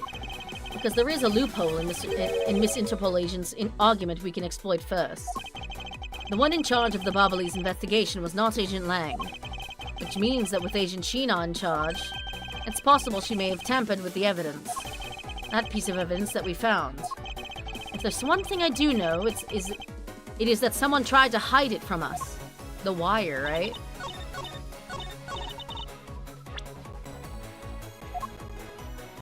Objection! You love to hear the music stop in Ace Attorney. The music's so good, but if the music keeps playing when you present your evidence, you're fucked, man. While you say that you and your agents have finished your thorough investigation, are you absolutely certain that you didn't overlook anything? No. Aren't we full of ourselves standing there insulting Interpol agents? You better not be insulting that insinuating that my men are incompetent, Mr. Prosecutor. I'd never do that. However, it doesn't change the fact that they did overlook something. I'd like for you to take a look at this length of wire. And what exactly is that supposed to mean? A length of wire, so what about it? I'll tell you what. We found this in the Bobbly's embassy not long ago. What? And we found it wound up inside the grandfather clock in Mr. Kochin's office. You found that at the scene of Mr. Kochin's murder? Shit. Girlie, did you really think no one would find it? I guess if you rigged the investigation, like... But this wire wasn't all we found. We found one other very important thing. There's more? God damn it. In Mr. Kochin's office, there were signs that someone had burned counterfeit bills there. Shit. What in the... Ayah! Oh shit. We've reverted to tiny models. Oh, never mind. That evidence was something you found out through that girl's machine, right? So what if it was? Oh, that's what I thought. But unfortunately for you, a recreation made by a machine is hardly concrete proof. Among the ashes you found in the room, did you happen to find any counterfeit bills? No. You see, so there was nothing in that office. Nothing you can call evidence, anyway. Objection! I'm sorry, but I seem to have given you the wrong impression. How so? I don't recall saying that I was presenting evidence of any sort. but rather I was pointing out that your investigation was incomplete, and that this throws doubt on the purity of your investigation into the Yatagarasu. You still suspect me, I see. Alright then, I ask that you point out what part of my investigation is incomplete.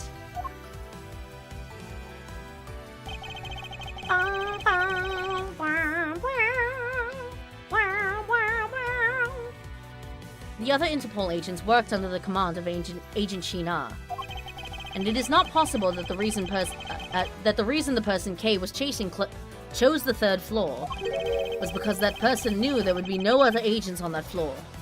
Oh, true. Furthermore, we've come to see that Agent Sheena was only pretending to be investigating the Yatagarasu to the point of arresting K.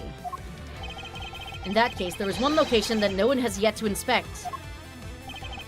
Your team's investigation was incomplete because they failed to inspect this location, where you were. The location, Agent Sheena, is of course the room you claimed to have examined. Oh, because the coach should still be there, yeah?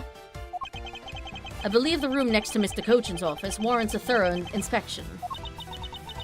Even if you do that, I doubt you'd find anything of use to you in there. I will be the one to decide that. Detective Gumshoe!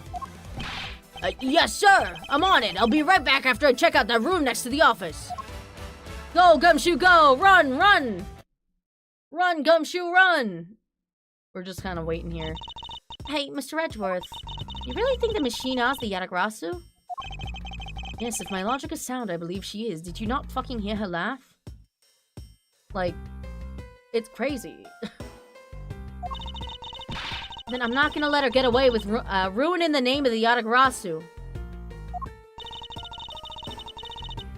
But you can't prove she's the Yatagarasu, is the question. But can you prove she's the Yatagarasu, is the question.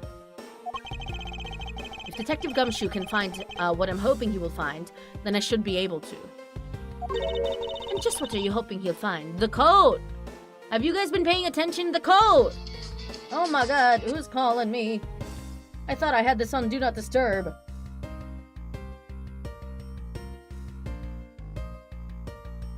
Hold on. Just let me...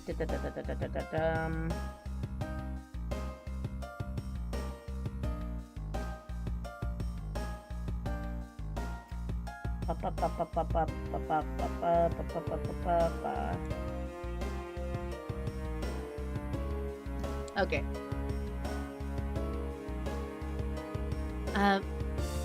BRB none. Just what are you hoping he'll find? Let's just say this. I had Detective Gumshoe do a little experiment for me earlier. An experiment? As if that detective has the brains for high science. No, not that kind of experiment. He just went through the... It doesn't matter. It wasn't that mentally taxing. I had him use the same escape route as the Yatagarasu. And what did you find out by doing that? First, that it's possible for a person to fit through the revolving wall door. Second, that by going through there, his coat was covered in ash and Bobbly's ink. Who cares what his coat was covered in? It's not worth that much anyway. It's poor as hell. Ah, but is it really worth so little? I believe that it's actually quite a meaningful result, the value of which I'm about to prove. Mr. Edgeworth, I found some things you really need to see, sir. Oh? So what are these things that you found? Some makeup, a coat, and a pair of shoes, sir. Makeup. You found a coat? You hear that, Mr. Edgeworth? Maybe it's the one the person I was chasing was wearing. Yes, the possibility does exist. Agent Sheena, were these pieces of evidence not in the room when you examined it? Unfortunately for you, those aren't suspicious items of any sort. They all belong to me. They were getting in the way, so I stored them in that room. Oh. Oh shit, you should have just said that they were there when you got there, bitch! Ain't no way! Nah. You just fucking sold yourself, that's crazy! Aww. Thank you for bringing them to me. It saves me a trip. May I have them back now? Hold it! Nuh-uh. These items that the detective brought back are incredibly significant. I request that we be allowed to examine them. They're my personal belongings, so you have no right to touch them without my permission. Objection! It's fucking evidence, bitch! I wish to examine them for the sake of investigation. But if you wish to deny us access to them, Agent Lang, let's hear your opinion on this. I say let them look at your stuff, Sheena. Lang? Sheena, let's put it all out into the open, and then they can prove that you're innocent, right? Right? If you're really innocent, then you have nothing to worry about, right? I guess so. Alright, go ahead and examine whatever you'd like. After all, I have nothing to hide. Good. Now let us begin. So which of Agent Sheena's belongings are you... gonna examine, sir? The coat, I guess? Let's examine the coat. Yes, sir! It appears you managed to stain your coat rather badly, Agent Sheena. The Yashirasu that Kei saw was wearing a coat. And I'm beginning to wonder if this stain wasn't created when you went through the fireplace. No, you have it wrong. That soot probably got on my coat when I was helping the police put out the fire. And what about this dark substance around the hem of your coat? Oh, I didn't realize that the hem was that dirty. I'm sure it's just some water mixed with soot from when I was helping with the fire. Nah, bitch, I can fucking prove this is Bobbly's ink by setting this shit on fire. Fuck you! I don't think so. You think you can get away with such a transparent lie? Yeah, don't lie to us, pal. This is the same pattern of dirt that got on my coat when I went through the fireplace. Your words ring hollow in the absence of evidence, you know. So unless you can prove that the dirt on my coat is from the fireplace. Which I can. How? You did a great job, Detective Gumshoe. Me, sir, what I do? This coat. This is exactly the piece of evidence I was searching for. I'd been hoping to find the coat that the person Kay saw was wearing. And thanks to you, we proved that going through the fireplace would sully a coat. I don't quite get what you're saying, but I'm happy for the praise, sir. He's such a dog. Like, Gumshoe is the golden retriever of the series. For sure.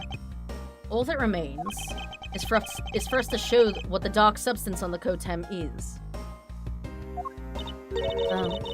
And you think you can do that? Of course I can. This is the dark substance that sullied the hem of this coat. The ink, bitch. Take that! Bobbly's ink? Yes. This is what will prove that the coat went through that fireplace. According to Ambassador Polino, he burned some files in the fireplace this morning. He told us about that already, so I don't see the point in mentioning it again. My point is that he spilled some ink onto the back wall of the fireplace at the time. Fucking impossible. Fucking incompetent bastard! If the dark substance on this coat turns out to be Bobbly's ink, it would prove that you and this coat went through the revolving fireplace wall. Ugh! Sorry to have clipped one of your wings, Yatagarasu, but we're not finished yet. But you have no way of proving whether or not this is Bobbly's ink on the coat hem. Oh, but I do. And I intend to show that it is ink in a few seconds. How? How, you ask? Well, since you don't seem to know, allow me to show you. This is how I will prove that the dark substance on the coat is Bobbly's ink. Burn that shit, baby! We can find out whether it is Bobbly's ink or not by lighting it on fire. That's how you're gonna prove that it's Bobbly's ink? Yes. If you could please cut off a section of that dark-stained area for me, I'd appreciate it. Because I will show you here and now what the dark substance is. Sheena, sorry to do this, but I'm gonna have to cut off a bit of your coat. Go ahead. I wasn't planning to wear it anymore anyway. Now then, if someone could loan me a lighter or something. Oh, I've got some matches. I always carry them with me so I can light smoke bombs. Please, Kay, don't make yourself more suspicious when I'm trying to fucking defend you, okay? And then, if I could please have one, Kay, we can get this experiment underway. That's a big fucking piece. The flame!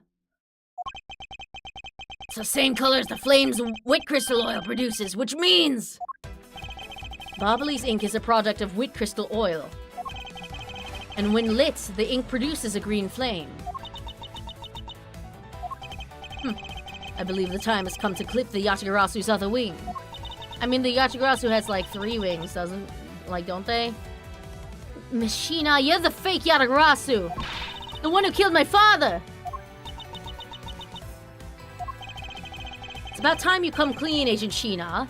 Or should I say, Callisto, you? Hey, Mr. Prosecutor, you're not serious, are you? Do I look like the joking type to you? Callisto, you. I've never heard that name before in my life. That manner of speaking and that attitude and that stupid fucking laugh. You haven't changed a bit in 7 years. And Kay's like that one very shady friend that always says illegal shit at the worst times. Yeah, for real. It is a miracle that Kay has not gotten arrested for, like, a legitimate crime. You're the defense attorney that killed Mr. Faraday and then tried to frame me for it. Oh, really? And you have proof? You insist that I am this Callisto Yu woman, but you can't prove it. If you have no proof, then I'm afraid you won't be able to lay a single finger on me. Objection! The raven is a very unique bird, one that flies by the darkness of night. However, the light of dawn has arrived, and it will reveal your true ugly form to the world. Okay, Shakespeare, the fuck. Enough poetry. I want to see some evidence. You really have something that can prove she is Callisto Yu? I do. It's something that the second Yatagarasu has preserved for us the last 7 years. Do me the honors, Mr. Edgeworth. I will, Kay, for we have finally come to the end. We'll prove her to be Callisto Yu's with this, and clip this Yatagarasu's wings for good. The fucking perfume? I don't get it, though. How are we gonna prove that she uses this? And what if she doesn't use it anymore? Take that! This perfume. This will prove you to be Callisto Yu. It will? Kay has preserved it perfectly for us. Surely you remember this bottle. This belonged to Miss Yu just before she disappeared 7 years ago. Naturally, this means that a few of her fingerprints are on here as well. Oh, shit. Wait, Kay, you've kept it safe like that? Like that? Preserving fingerprints? That's kind of crazy. This is the bottle of perfume you spilled, which I have preserved ever since. I heard from my father, Bern Faraday, that if stored under the right conditions, a fingerprint can be preserved for decades. That's crazy, honestly. Which means that your fingerprints are still on here. Every last one. Fucking shit. If you have it always in a box of some sort, yeah, why not? Yeah, I guess. But you would think that, like, handling it would kind of fuck shit up. But I guess she was very careful with it. We can clear everything up if we were to compare the prints on this to your own. Now come, Agent Sheena, will you submit yourself to a fingerprint test? Actually, I accidentally burned all my fingerprints off in a fucking chemical factory. So, fuck you.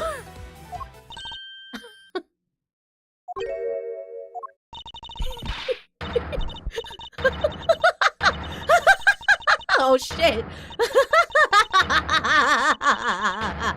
Oh my god, she's fucking crazy.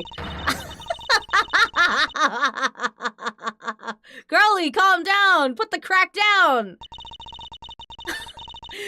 Oh, it looks like you've seen right through me yet again. Oh, you sending the biggest chill down my spine, Edgeworth.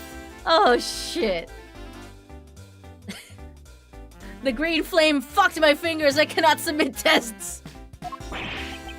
Callisto, you! So you've shown your true face at last. Oh, it's feeling a thrill. It's even greater than that time 7 years ago. Sheena, you're... What the fuck is this voice?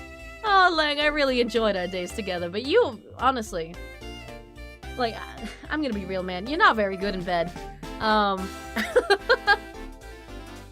Oh, and also, the fact that you never caught on to me... Like, I've let my accent slip, like, so many fucking times, but you really never caught on. You kinda shit as a detective, I'm gonna be real.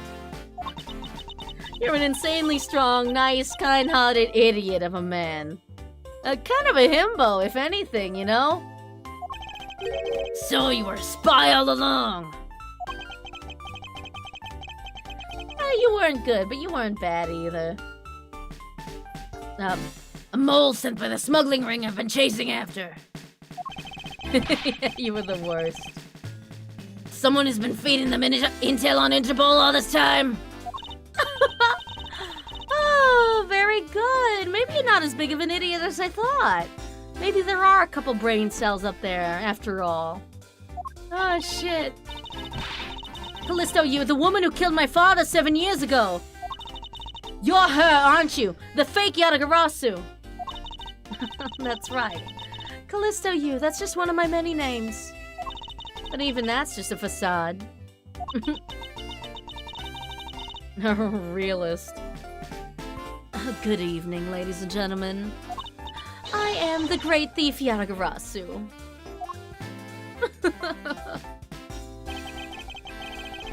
Callisto, you, this time you won't escape, for this is the end of the road for you.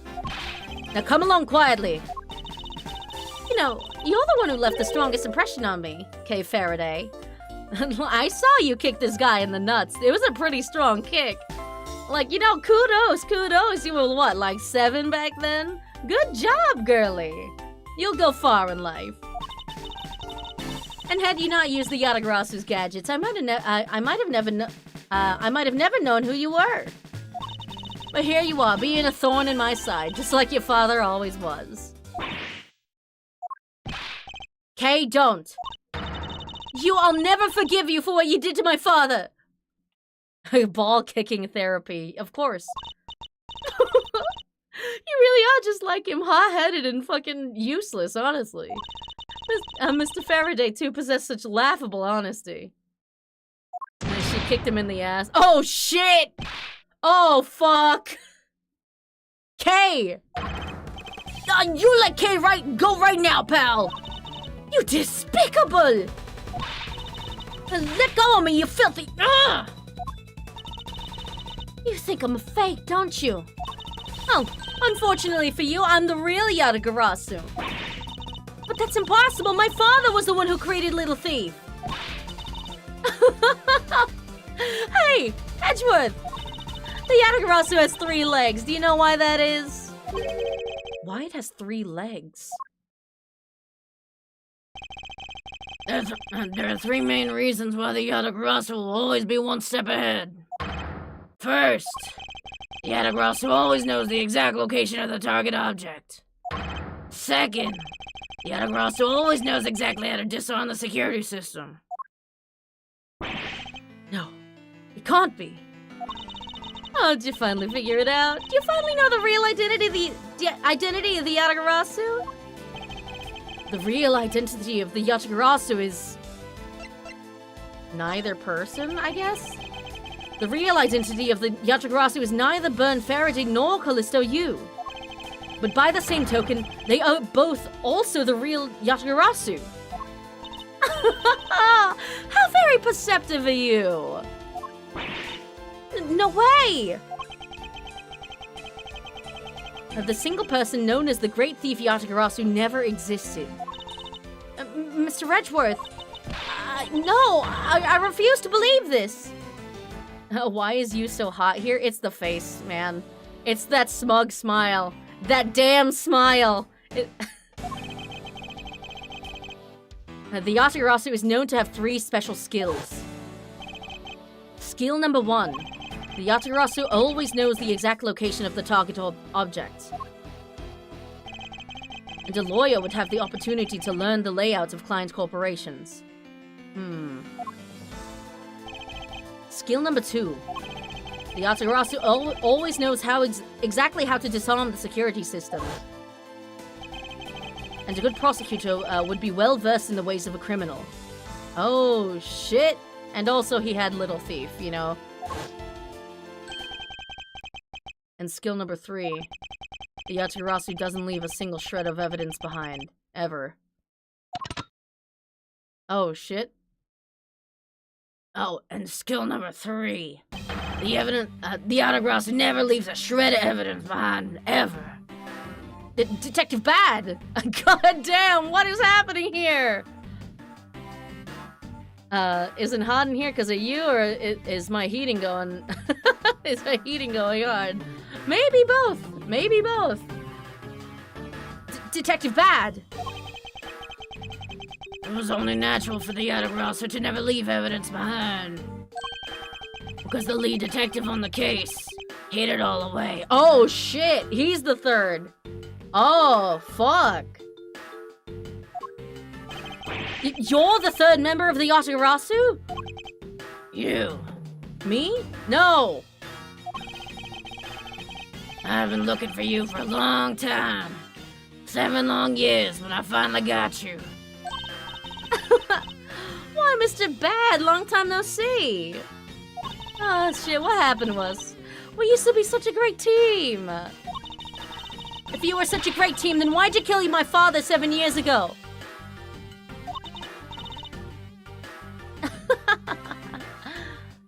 Why indeed? It was nothing personal, really. He was just another person I had to kill. How can you say that? I grow weary of this, and it's about time for everything to come to an end. And this time, I won't miss. Stop! You! Kay! Damn, I can't believe she's fucking dead. It's over, Sheena! Your leg! Oh my god, what a fucking tango! Holy shit! Wait a minute! Why is this kind of hot? Agent Lang! Damn, no one has suspended anything in these 7 years. I mean, nothing regarding the Yatagarasu. But like, you know, Bad only involves himself in the Yatagarasu cases. You idiot! What are you thinking, jumping in front of my gun like that? What are you risking your life for? I'm sorry, Detective Bad, but no matter what sort of past she may have had, or even if she is a spy, it doesn't change the fact that she is my subordinate. And as long as she is, I can't allow any harm to come to her, not even from you. I can fix her. The fucking sex song with this scene. Hey, Lang's theme is pure sex, I'm gonna be real. Like, it is probably the 2nd sexiest song in the series, only second to Godot's theme. You really are an idiot, you know that? Huh, that's fine with me. I'm your idiot, baby! Now, you should know by now that this is just how I am. Hey, sis. Yes? I want you to conduct a full body search. She now might have another weapon on her. Oh, respecting women, having another woman, you know, do the pat down on women. You're an okay one, Lang. Okay. All right. Detective Gumshoe, your assistance, please. Sir. Hey, I found something. What is this, sir? Looks like the blade of a knife, but it doesn't have a handle. It's the Baba Lee's knife. This is a great find, Detective.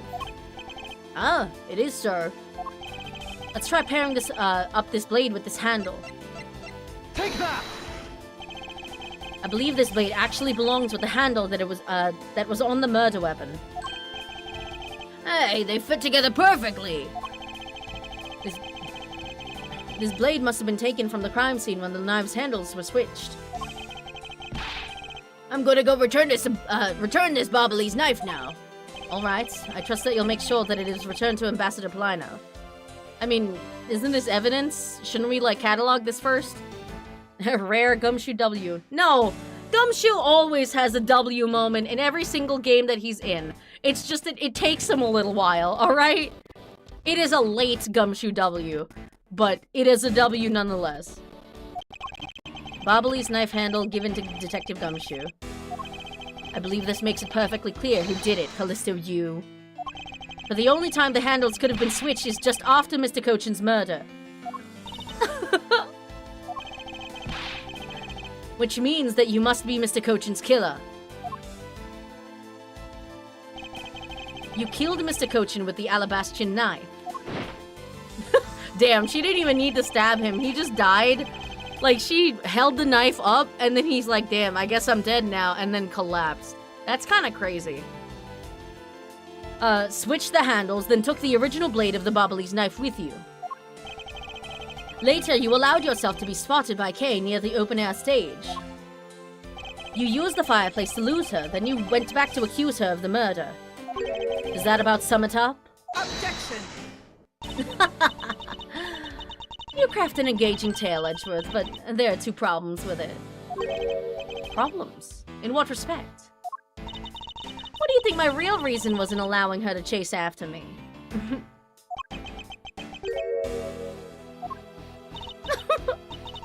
It was also I could capture Kay Faraday. What? When I saw you using that device at Gatewaterland, I knew right away that you were Byrne Faraday's daughter. I became curious, so I researched a little into your background. That's how I found out that you were on the trail of the Yatagarasu. So that's why you tried to pin Mr. Cochin's murder on me.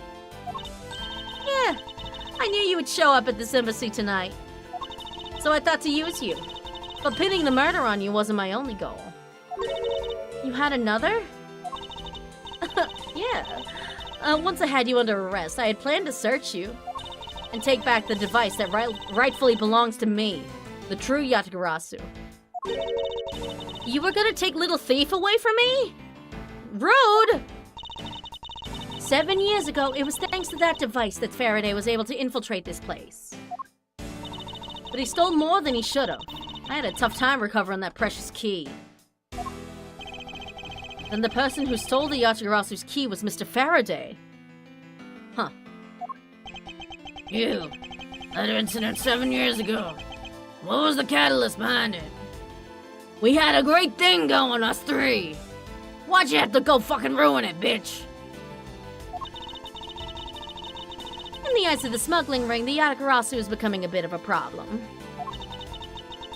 It wasn't an especially pleasant assignment. Huh. Then why? Why did you become a member of the Yatagarasu? Why? There is no why. I was destined to betray everyone from the very beginning.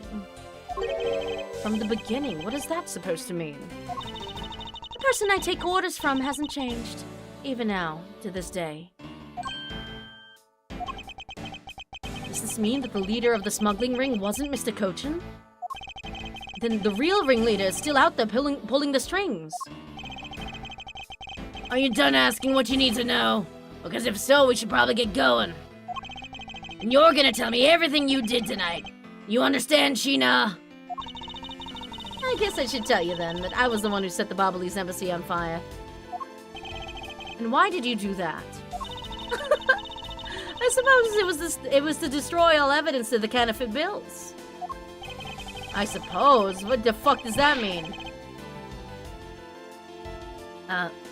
That was what the smuggling ring was trying to do, but then why start two fires?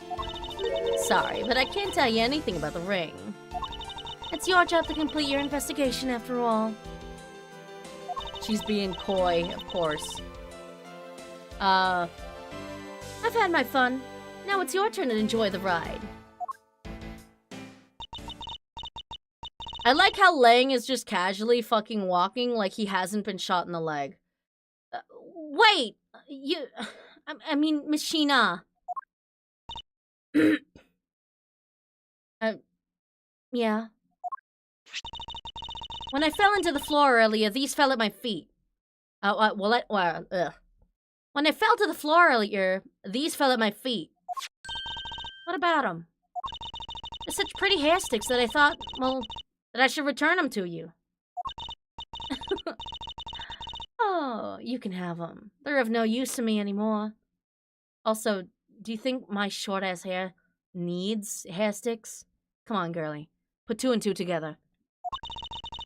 If you don't want them, you can always just throw them away. No, I want to keep them. Suit yourself. Oh, that's right. I almost forgot, Edgeworth. About the second problem I had with his story. I didn't kill anyone tonight. What? I'm not saying that as a sore loser. Think of it as a hint, if you will. I'm only giving you this hint because, oh, man. It felt nice being, feeling like I was in court again. There was something about that defense attorney life that I didn't mind. Mr. Prosecutor! Yes, Agent Lang? Mark my words, I'm not done here and I'll be back. You should probably get the bullet in your leg attended to. And it's got nothing to do with duty or anything, because this has become my personal case. I may have been shot, but I'll show you just how dangerous a wounded wolf can be. His anger appears to have negated the sensation of pain in his injured leg. Or shock,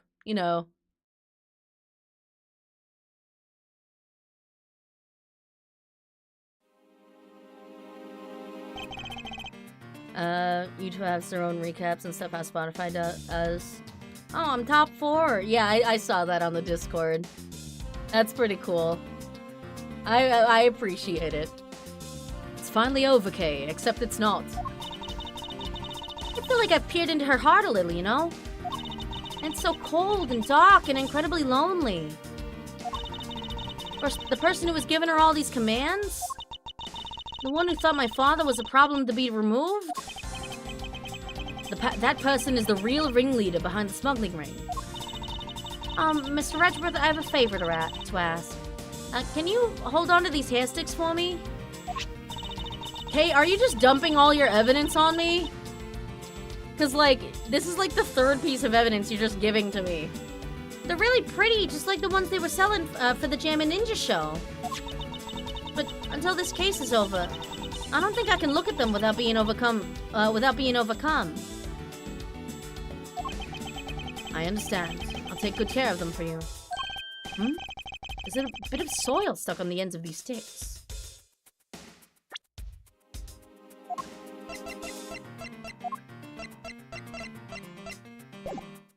Wait a minute. Fuck. God damn it.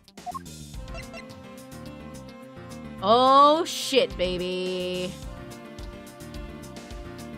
Huh.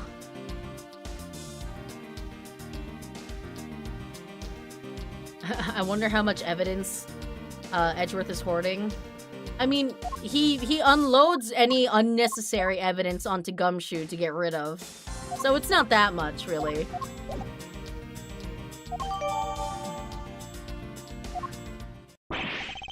Oh, I guess it's that time already, huh?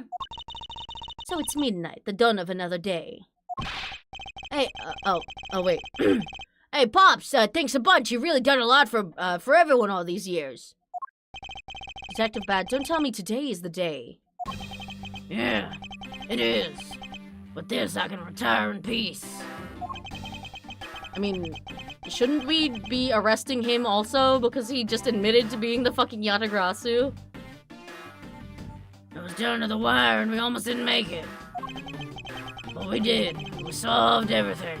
Except what we didn't. But that's just it. We haven't solved everything yet. The ringleader of the smuggling ring, Oh, the ringleader of the smuggling ring you, the Yatagarasu, were chasing after. The legend of that Yatagarasu is now over. Mr. Edgeworth, that bit of logic earlier was brilliant.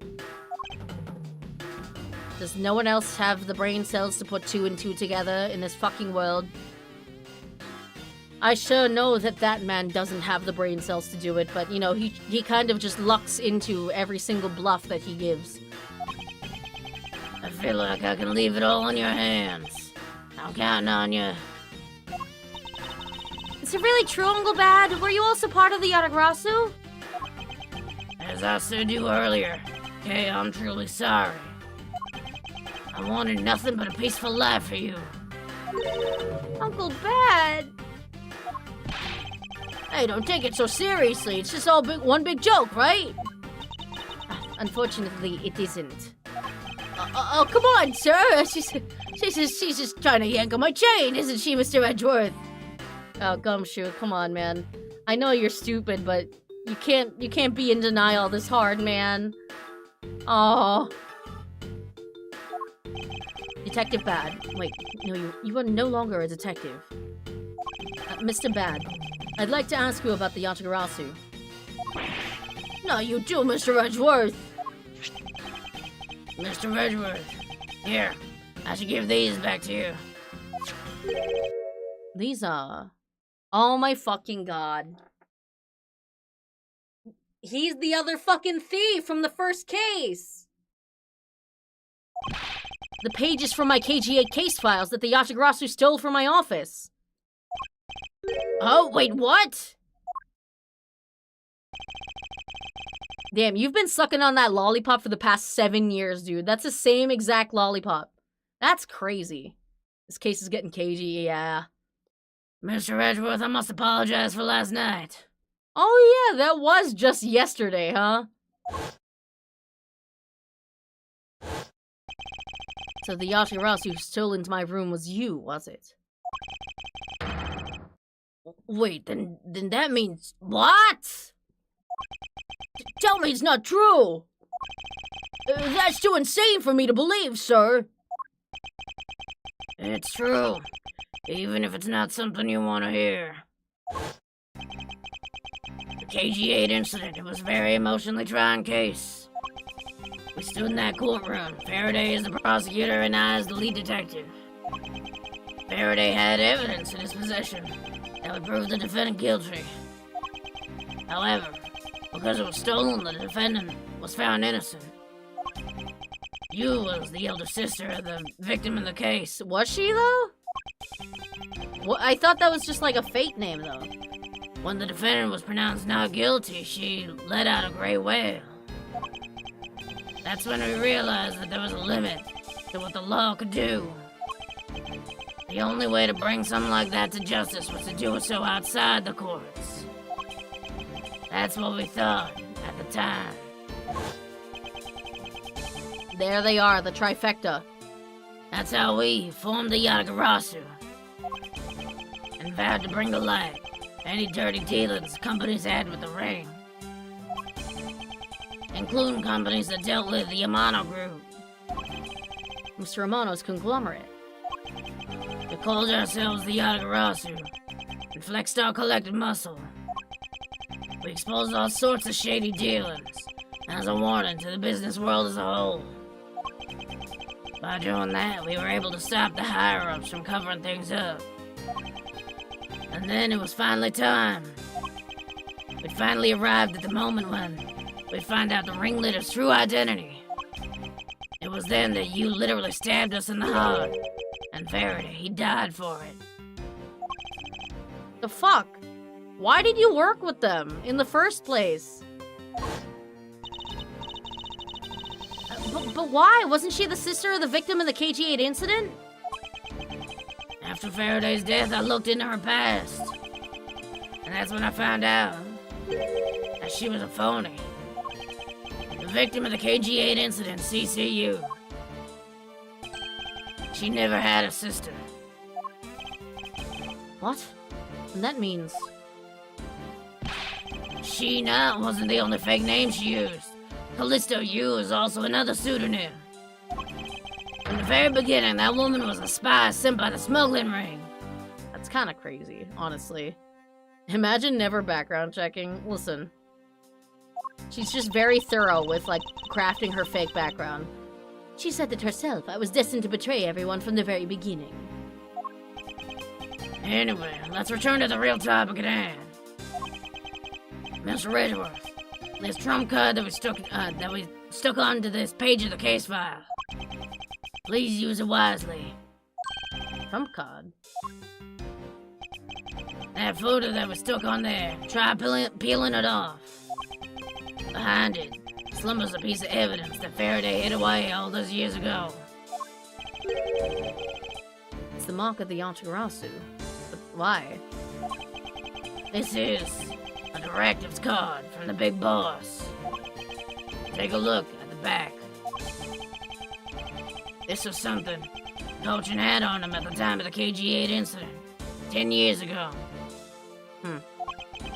That blood is from the victim of the incident, Miss CCU. But why is the card adorned with the mark of the Yantagarasu? The reason why we called ourselves the Yatagarasu was because of the three-legged raven mark that the smuggling ring's boss used. Huh. So what you're saying is that... Wait. Huh.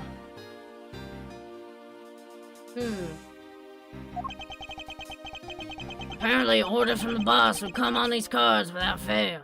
The person who received the order was supposed to burn it immediately after reading it. I am also confused. Apparently, it burns a bright green flame when set ablaze. Oh, shit. Which means that it's from here. Huh. So you mean the cards were written in Bobbly's ink? The fact that the card the Cochin was sent made it into Faraday's hand at all is nothing short of a miracle. We decided that whenever we stole anything, we would send the card along with it to the police. So that's what those white cards are. A great thief that used the mark.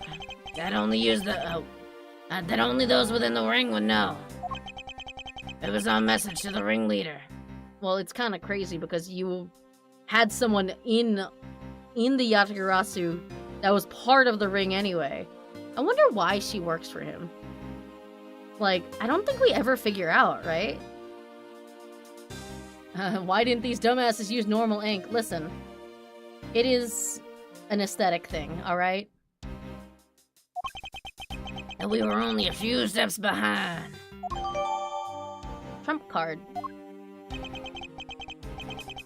And one more thing. Detective Gumshoe, you're a fucking idiot. Bye-bye. I'm entrusting this to you. You lollipop, sir? What's this, sir?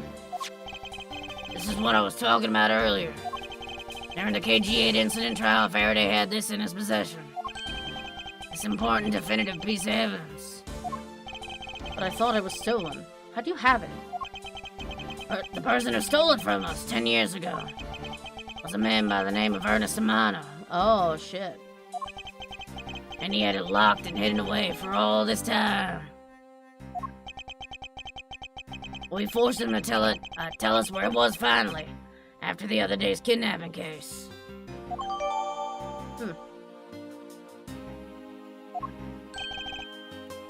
This video. What? Don't come any closer, I'm warning you! This is the same video as the one Mr. Portsman was trying to conceal from me. I kinda forgot he was involved in this. Yeah, it would seem that even he was caught up in the ring's web. Amano was preparing to take on the boss someday. And the video was his insurance.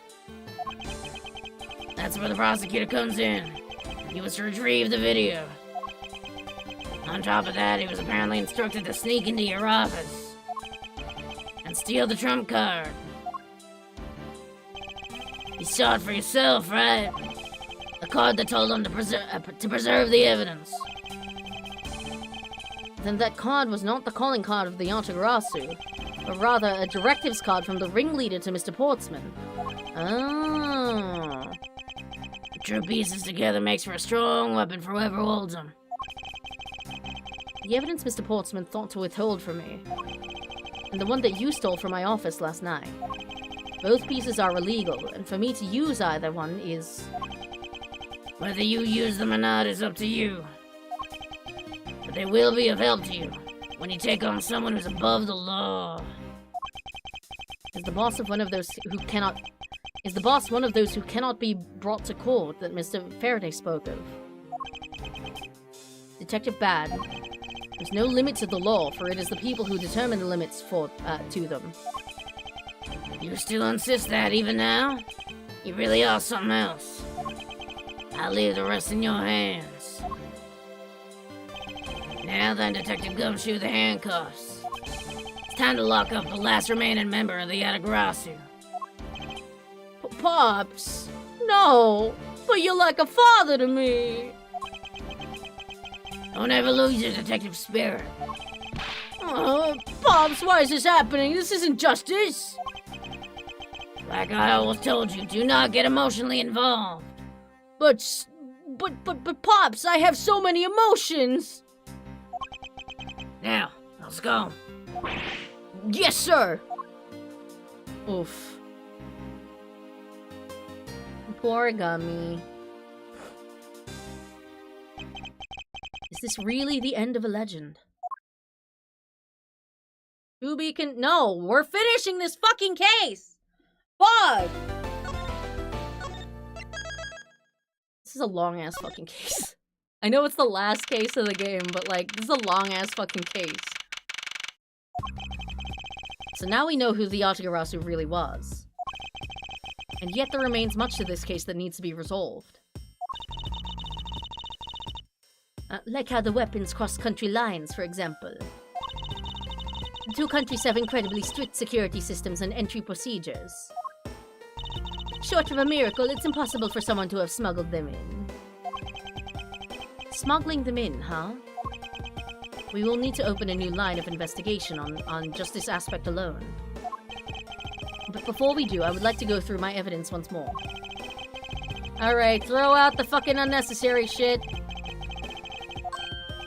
Hey, there's a VCR here, sir. What if they were already in? Mayhaps. Now we can see what's on that tape Detective Bat gave us.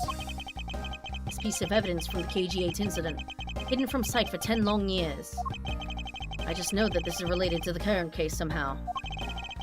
Detective Gumshoe, if you could please play the tape for us. Sure thing, sir! Goodbye, my dear sweet samurai. Oh shit. Oh fuck. This man, it's Manny Cochin. What can I read from this? Hold on. What can I read from this? Literally nothing other than the fact that he's holding the card and a knife. And he's holding a knife in his hand.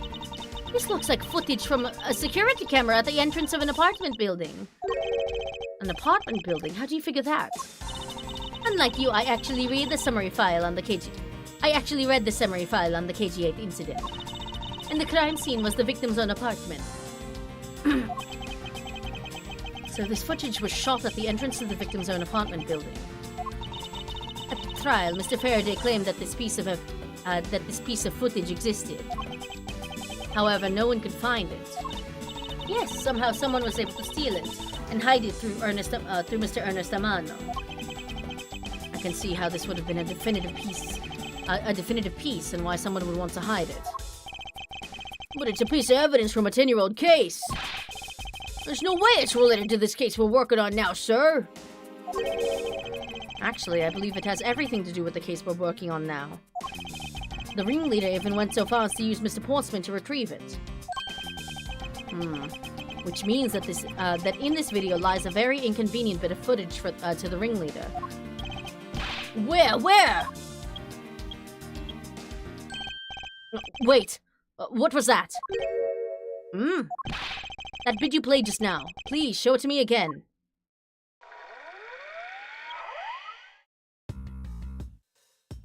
Huh. This car. This is something we cannot overlook. Oh, shit.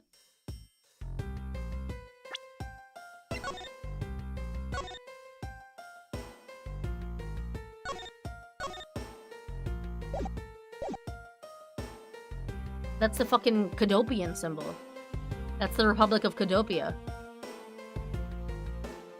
Or rather the, like, just Cadopia in general. Oh, why's that, sir? Look here, Detective Gumshoe. Take that! Oh. I thought... I don't see anything at all. I heard you can capture ghosts on film. Is that what it is, sir? No. God damn it. Okay, I guess it's the Cadopian flag. I did clock that, but I thought, like, we'd have to point out, like, oh, Manny Cochin's in the car first. I guess not. Take that! This is the national flag of the Principality of Cadopia. And because it has the national flag on it, we know this to be an official government car. I mean... Dude... Is that... Wait... But there's so many cars here in America that have fucking, like, guns ablaze and American flags all over them. That doesn't make them, like government cars. But the question we should be asking ourselves is, what was a government car doing there? Playing a tournament right now, so thanks for your voice so soothing. Oh, no problem. Ah, here's the real killer. I feel it in my bones. And also, I've played this game before. I'm pretty sure he is. Ah, Miss Von Karma and Mr. Edgeworth, so you were here all this time. Ambassador Alba. Thank you very much for continuing the investigation, even at this time of night. It's also a limo, apparently. Yeah, I guess limos would be less of a guns a-blazing, like, American pride thing. But I don't know, man. Maybe there's some, like, rich-ass fucking patriots. Thank you very much for continuing the investigation, even at this time of night. Oh, if only I was even a tiny bit more careful. This tragedy would never have happened. I am truly sorry. This wasn't your fault, sir. Actually, this had nothing to do with how careful you were. You idiot, Quercus! You couldn't chase after a simple thief! Now then, let's get down to the real reason why I came looking for the two of you. I would like you to put the investigation on hold for a while. Can you do that? Yeah, that's so evil. This Pinocchio-ass fucking motherfucker. Excuse me? I heard you've apprehended the thief that turned this embassy upside down. And we are in the middle of an event celebrating our country's reconciliation. We can't exactly have the police and detectives walking around here forever. You're scaring the visitors away, so I hope that you can understand how I feel. But we must finish our investigation and resolve the remaining issues. Why don't we leave the rest to the Alabastian and Babali's police? Ambassador, we are so close! Just a little more and... Miss Von Karma, I'm afraid I've made up my mind. And without my permission, you can't proceed with your investigation anyway, right? That's true. However, as he said at the very beginning, this area can be considered to be Alabastian soil. In which case, we are nothing but foreigners in their land. Is this really where our investigation ends? Huh? Shifu, we found Mr. Edgeworth, sir! Shifu, this way! Dude, you got shot in the leg! Go to the fucking hospital! Yo!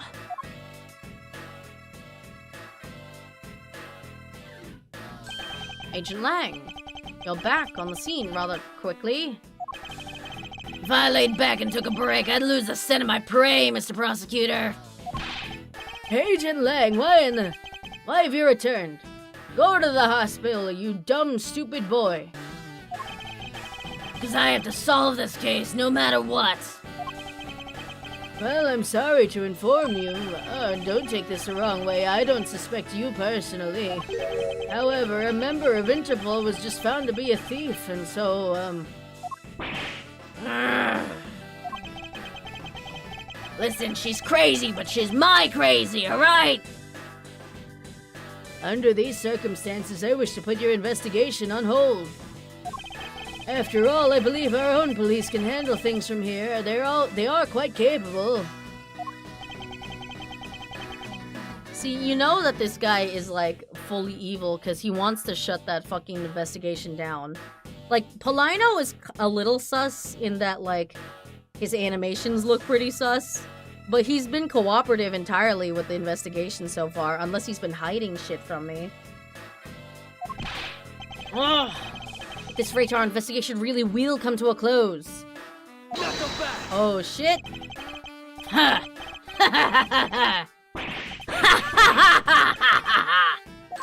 Ambassador Alba, I get it now. I really do. Oh, I'm very glad you understand how I feel. No, fuck you. What I was talking about is... I know who the killer is behind tonight's murder. Oh man, it doesn't feel good doing it alone. Shit. You! No? The killer? Do you really mean that, Agent Lang? Huh. Wolves don't lie. Then who is it? Well, let me first say that I'm not talking about Mr. Cochin's murder. That was all Sheena. No, she said she didn't, dude! And she was already caught, so, like, there's no point in her lying about it there. Ah. Lang Ji says the truth lies not at the exit, but rather shines outside the maze itself. The truth is unexpectedly simple. So let me ask you this. Who do you think who do you think was Damas 2's killer? Huh. I'll tell you who. It was you, Franziska von Com- What? The fuck are you talking about? I was the killer? I would not use such a brash, and lowly weapon as a sword. No, I would simply use my whip. And you would know if I had used my whip. Hey, wait, but that's impossible. Yeah. Although, that whip is actually quite... Yow! Hold your tongue at that ludicrous remark you were about to make. Agent Lang, are you seriously accusing her of murder? Just because you lost your crazy, bob cut woman doesn't mean that you can attack this crazy bob cut woman. Yeah, I am. I'm pretty sure Franziska's style of murder would be quite obvious. Exactly. Like, she would simply lash them to death. He doesn't appear to be joking. Hey, sis. I remember that just before Ambassador Alba went to give his speech. He called you into his office, right? Yes, he did, but what does that have to do with anything? I'm getting to that. Furthermore, in order to solve both cases, you moved around rather freely between Alabas and Babal, did you not? Objection! And where's your evidence that I am the killer? Not so fast! Huh. I was just getting to that. Trust me, I'll show them to you in due time. Ambassador Alba, in order for me to bring this case to a close, I'll need to inspect your office one more time. Will you grant me permission? Oh, God, fuck, fine. With things as they are, I suppose I don't have much of a choice, do I? Good. Then let's move out. Oh, and don't even think about running away, sis. My pack will be keeping a close eye on you. You can bet your bottom dollar on that. Huh. As if I would have any reason to flee. And I will never see my bottom dollar because I am very rich. My papa left me very much money. But just so we're clear, your logic had better be sound. Bitch. Because I'll accept nothing short of a perfect explanation. She seems rather upset, not that I blame her. I expected that you'd accept no less. But we'll see how long you can keep that nose of yours stuck up in the air like that. Ugh! Hold it! Agent Lang, as someone related to tonight's case, I request that you allow me to take part. And so that I may clean up my superior's mess. It is not a mess that I left. I do appreciate you calling me a superior. Me your superior, though. I guess I should. The more the merrier, especially when it's the peanut gallery. Oh, in that case, I want to join in too. I still haven't seen what it looks like in Alabasta yet. If you let Kay in, then you gotta let me in too, pal. I can't sit around and do nothing when Miss Von Karma's in trouble. Even though she whips me and it hurts all at a time. Hey, Gummy, let's have a competition to see who can save it first, okay? Okay, I'll take you up on that. Oh yeah, I'm fired up and raring to go. As a detective, I don't believe this is something you're supposed to be excited over. Sounds like this is gonna get real interesting. Ambassador Alba, I'll be bringing these kids along for the ride. Oh, fuck, very well. I hate people. I'd like you to keep in mind that this will be your last chance. I'll have this whole mess cleaned up before you know it. Now let's go! Prosecutor bad. You'd think he'd get over it after his own subordinate was, one, a defense attorney, and two, guilty of, 2 murders, but not these murders, Okay, now, let's first go over the facts one more time. Manny Cochin's body was found over in the Secretariat's office in Babal. The weapon that took his life was one of Alabasta's ornamental knives. And then the body of Damas II, Mr. Kashino, was found here in the Alabastrian ambassador's office. Through our investigation, we found that the murder weapon was this Primadox statue. And that this is actually Babal's statue. This case, no matter how I look at it. Sis, if it wasn't you, then there's no one else who could have pulled this off. Objection! Bitch!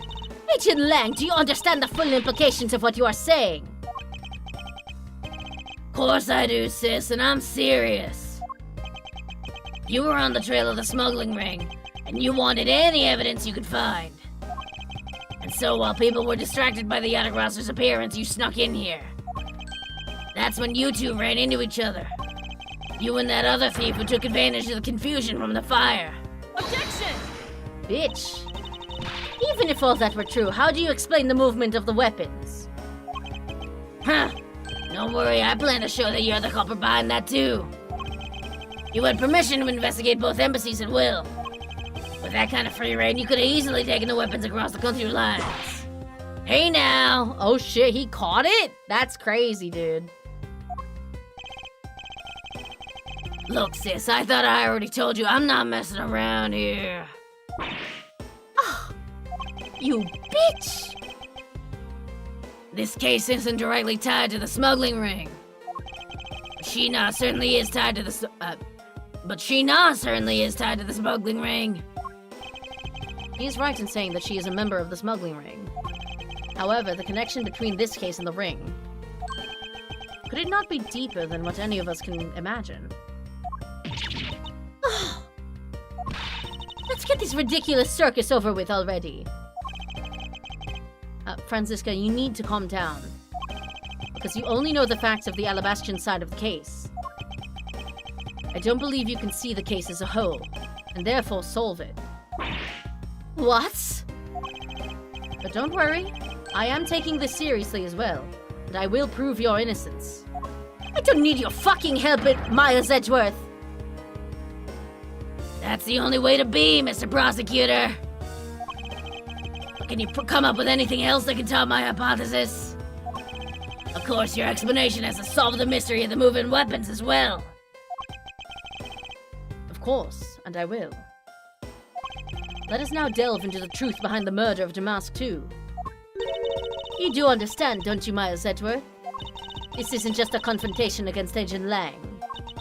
If you can't figure out how the murder of Damask II is related to the smuggling ring, then it will mean the end of our investigation. As long as I have no good counter-argument to his hypothesis, then the best I can do is walk this thin tightrope and see what I can do. I am the clown. I am the whole circus. And this is my tightrope to walk. Come on, Mr. Prosecutor, let's get started! Yes, let's. Here we fucking go, baby. Border crossing weapons. One of Alabast's knives was used in Babal to murder Mr. Cochin. And the murder weapon in the killing of Damask II is Babal's primitive statue. Somehow, these two objects were able to penetrate the two countries' impenetrable security. The only one who traversed the two countries just before and after the crimes was you. Nuh-uh. So as long as I can't explain how the weapons moved about, Franziska will remain a suspect? You got it, Mr. Prosecutor, so why don't you stop giving me a hard time? Under these circumstances, who the heck can carry a weapon across country lines? I've worked through every possibility, but there's only one that's possible. Your boss. Agent Lang, what I've learned from you just now is that you've lost sight on yourself. Probably from the pain of the bullet that went through your leg that is still profusely bleeding. You need to go to the hospital. You need to understand that. But what are you talking about? And I'm fine. I'm fucking fine, bitch. By focusing too intently on that which is in front of us, we become blind to the truth. Don't tell me Langshi never said anything to that effect. You prosecutor, who do you think you are speaking about Langshi's proverbs like that? I don't need his proverbs. Because my words are all that you will need to see the truth. Damn, that's crazy. He's like, fuck your ancestor. My words matter the most. Okay.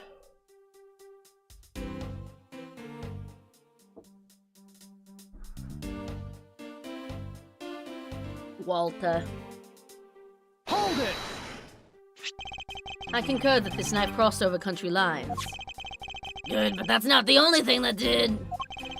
We mustn't forget that about the other weapon. The knife was only one. And the murder weapon is the killing of Damask. Oh. In the killing of Damask is the Babal's primitive statue. Edgeworth, are you sliding into Lang's DMs? Hey, listen. Phoenix is busy, and Edgeworth is needy. So you're saying that the primitive statue was also brought over by Franziska? Like I told you before, that's the only way it makes sense. Hold it! And how exactly did she bring it over? I haven't figured that out yet. Huh. That's a rather weak statement, considering how sure you are. Maybe, but there's one thing I do know for sure. He's just like, oh. Somehow these two objects were able to penetrate the two countries' impenetrable security. Hold it! It's hardly impenetrable, dude. Impenetrable? I should hardly think so. Not so fast! You've seen the top of the wall between the two countries, right? Who in the world could cross over that? Yeah, not even I could climb over that thing with all the barbed wire. The only way into either embassy is through the doors in the Theatrum Neutralis. Jesus. Listen. He's just a freak like that, alright? So the only way for the knife and the primitive statue to traverse the two countries is through those security camera-equipped, well-guarded doors.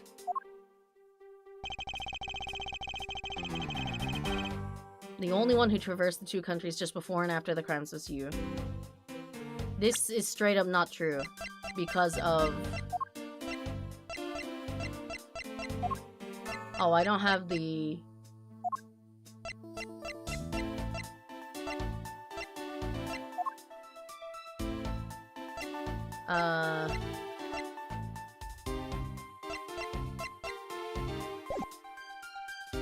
Hold it! I don't have the signature. I was gonna present the signature, because, like, we know that the Steel Samurai went through between them, right? Was Franziska really the only person to have traveled between the two countries? According to the guards at both doors, she's the only one to go back and forth. The sis there was in Alabas when the Yatagarasu showed. And then, just before you guys found Mr. Kochin's body, she entered Babal. I think we can assume that that's when she brought the knife into Babal. Objection! And how do you explain the Primaduct statue? I haven't quite figured that out yet. However, the fact that the two weapons crossed the border proves that the killer must have also traveled the country lines. The only things to cross the border are the Primaduct statue and the knife. You should hardly think that those are the only two items, Agent Lang.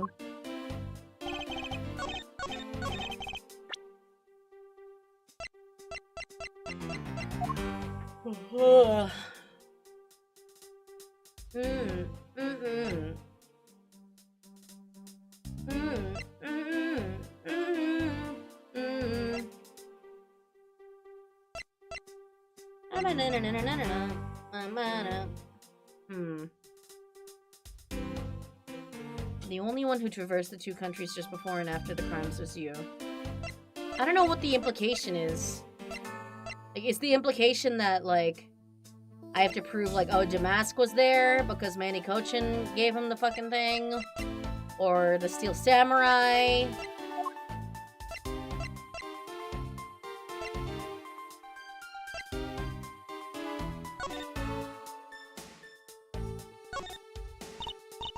Hey, take a look at this, Mr. Edgeworth. There's dirt in here. It's totally ruining the beauty of the hair stick. I suppose. Why's the dirt stuck on the end of the hair stick in the first place? Maybe she got a dirty scalp. The design of these things are rather eccentric for hair sticks. Huh? Really? Oh, if that's strange, then what should I do with them? I have to say, these are by far the most bizarre hair sticks I've ever seen. In any case, Kay, there's something I've been meaning to ask. How exactly do you stick that hair stick of yours into your hair like that? That's a secret. A woman needs to keep her secrets, Mr. Edgeworth. Curiouser and curiouser.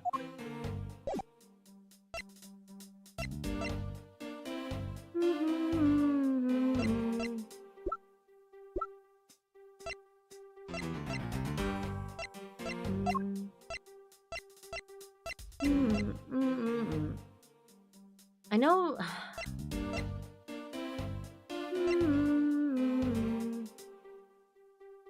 Wait. Do I have to do the photo of the Yatagarasu? Objection! No, okay. This statement contradicts the evidence. And he's like, no the fuck it doesn't! You fucking moron! You dare insult me?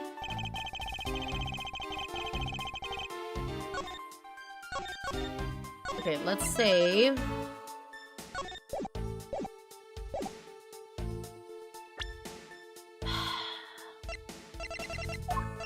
Do I have to say that mask did? Objection! No? Shit! It is guessing time, I guess. God damn it.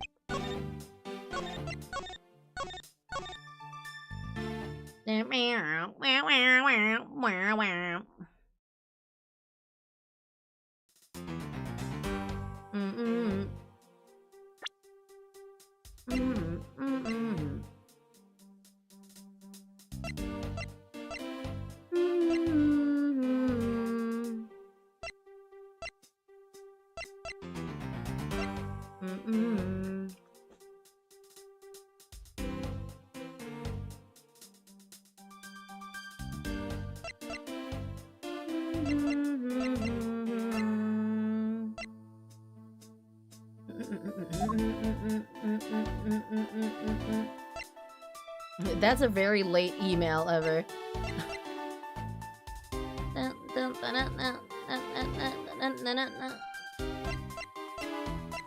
Do I present the samurai spear?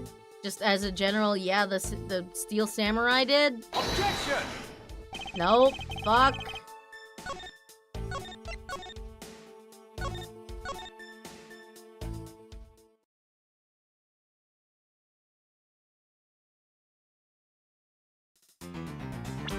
What the fuck do I say?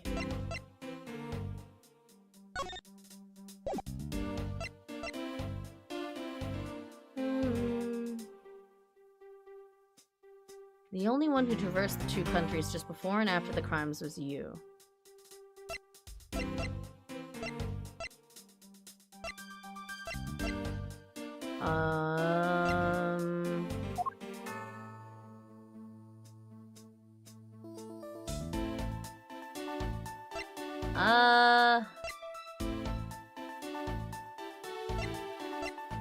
What the fuck do I present here?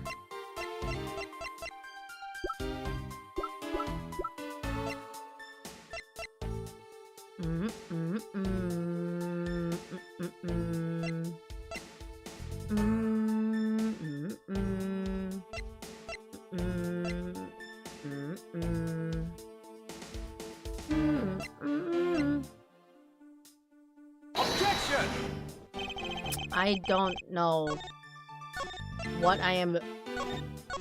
what's the logic here?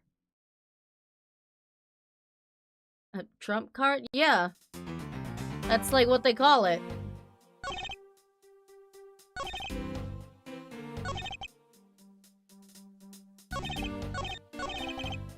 The only one who traversed the two countries just before and after the crimes was you.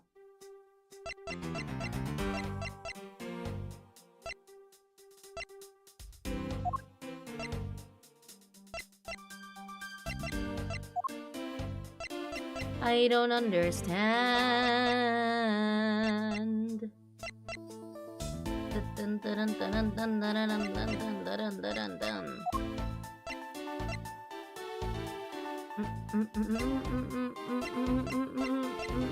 Objection!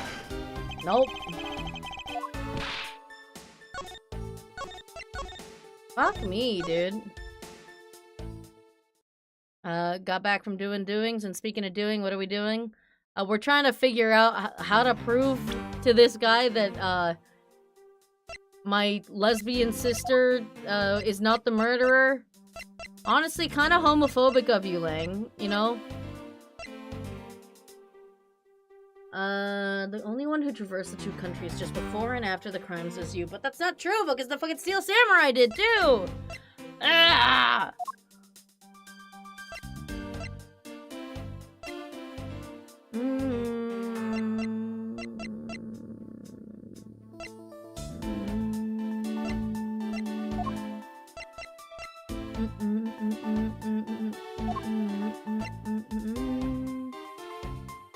Quite simple. Gals use poison. Haven't we learned anything from Chronicles? That's true. That's true. That's true.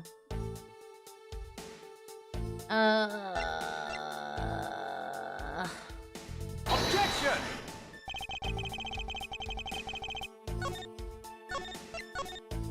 I'm just kind of like throwing random evidence at him now.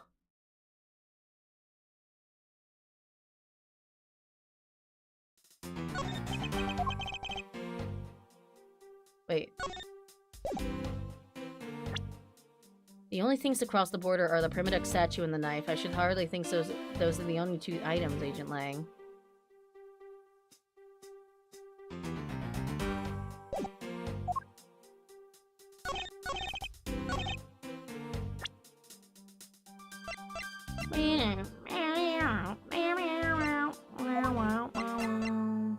I already tried the Mask 2's note, right?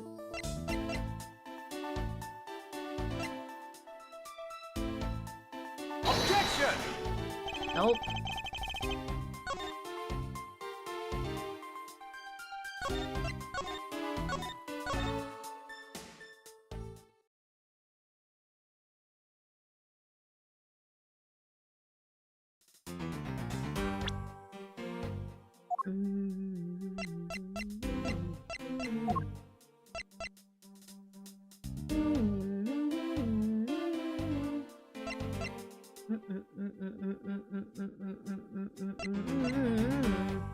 I've tried this, right? Objection!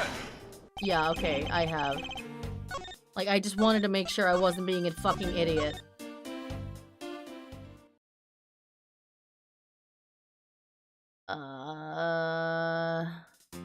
I know it's this statement. I know that for a fact, but like, what the fuck am I presenting here, man?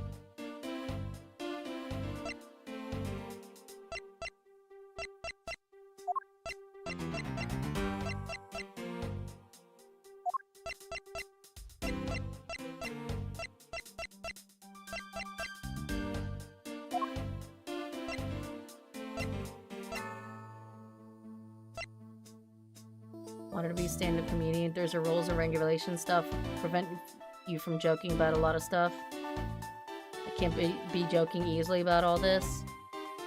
Come up with funnier jokes.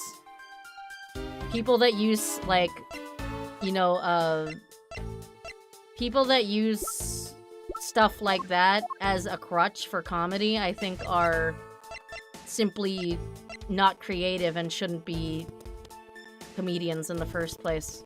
You know?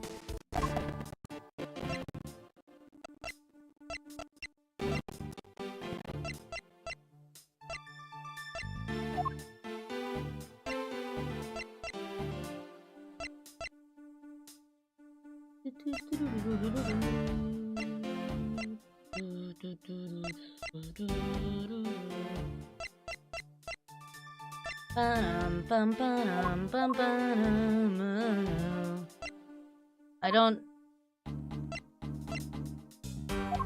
What does this say? Was this carried across country lines? I mean, yeah. But I tried that.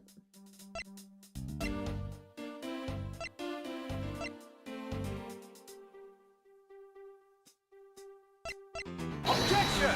Nope. I figured as much, but... Literally, what am I trying to prove? Like, who am I trying to prove crossed over the country lines? I don't know if I'm trying to prove that the Mask 2, or the Steel Samurai, or someone else, or, you know, the Yatagarasu, or what? Like...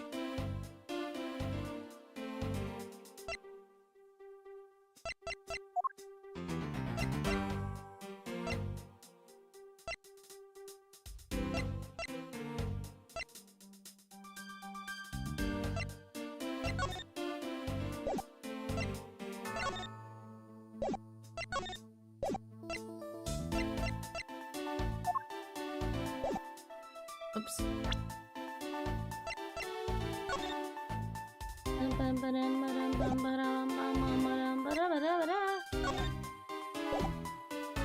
Objection! Nope. I don't understand, man. I'm just gonna have to present literally everything until something sticks, huh?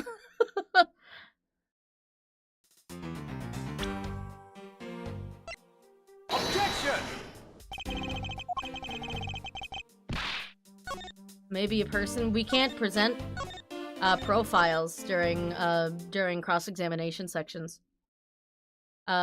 It's only when they specifically ask for a person that you can present profiles. I already presented that. Objection!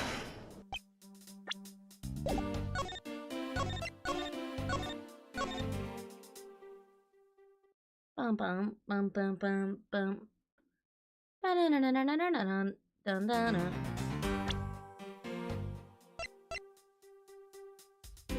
Objection!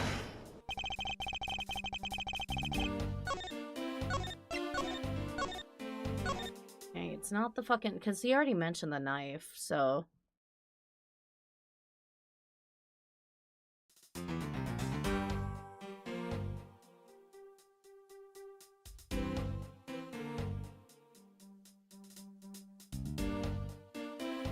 That's a binomial operation. Are you high? To which the other one says, nah, bruh, I'm squared.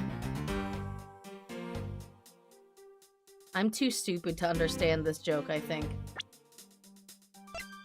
Objection! Contradiction! Come to me!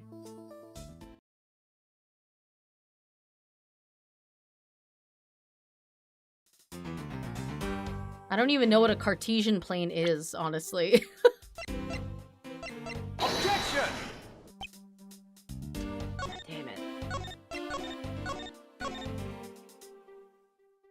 That goddamn music.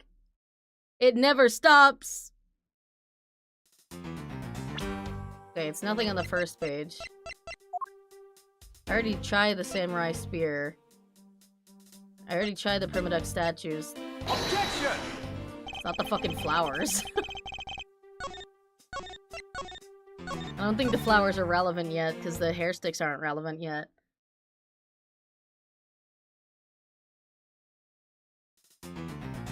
It's not a joke, it's throwing stuff at the wall and expect someone to think it's funny. Nice. I already tried Damask2's note. I already tried the pick. Objection! Nothing.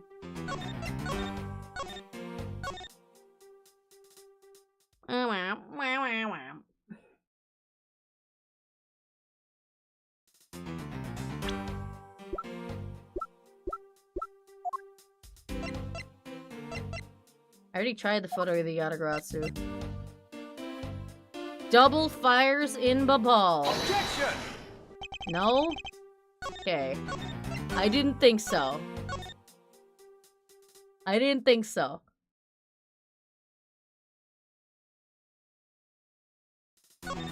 Up.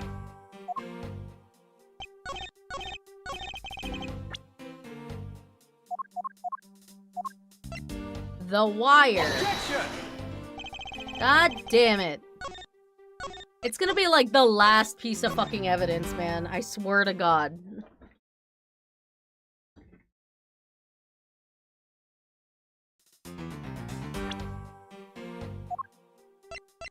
The revolving fireplace. Objection!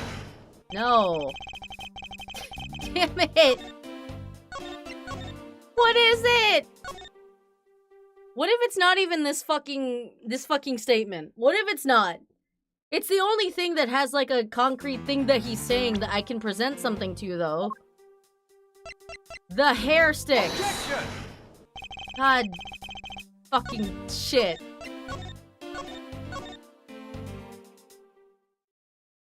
Can I please stop the music? That's all I want to hear. Objection! Damn it.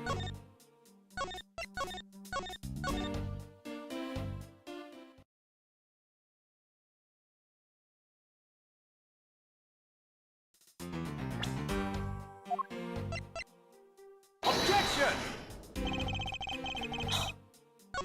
Straight up. Not having a good time right now.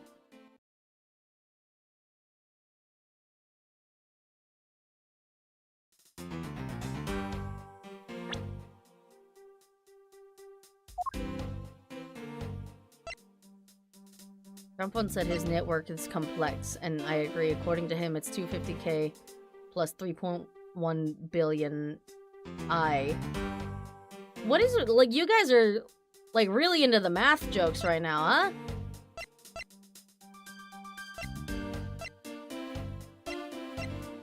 We've been trapped in a domain expansion. Yeah, domain expansion of what the fuck do I present?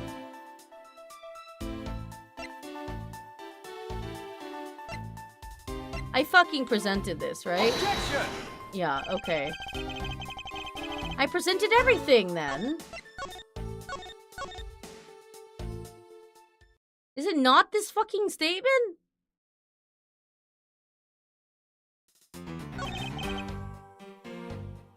These two objects were able to penetrate the two countries' impenetrable security.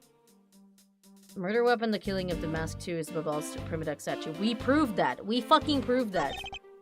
One of Alabast's knives was used in Babal to murder Mr. Cochin.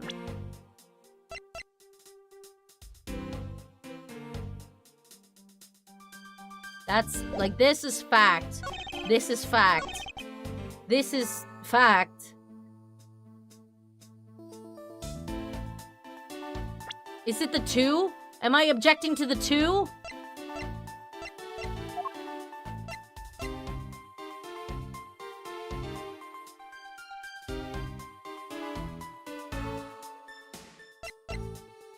Objection! No. Fuck. Fucking shit, fuck, damn it.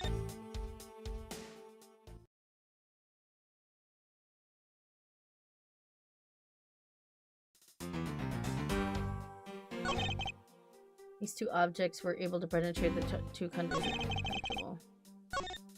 The only things across the border are the Primiduck statue and the knife. I should hardly think that those things are the only 2 items, Agent Lang. What else did? What else did? What else crossed the border? I don't know.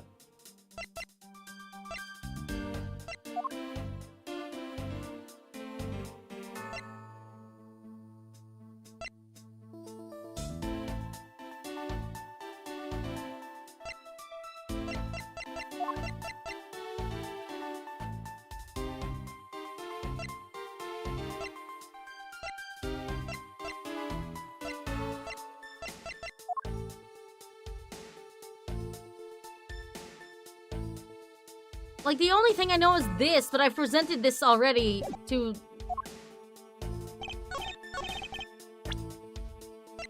I presented this, yeah? Objection! I'm gonna lose my mind. What am I trying to prove?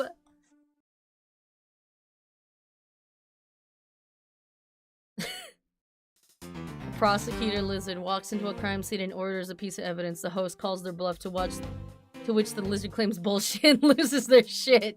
God damn it, it's true!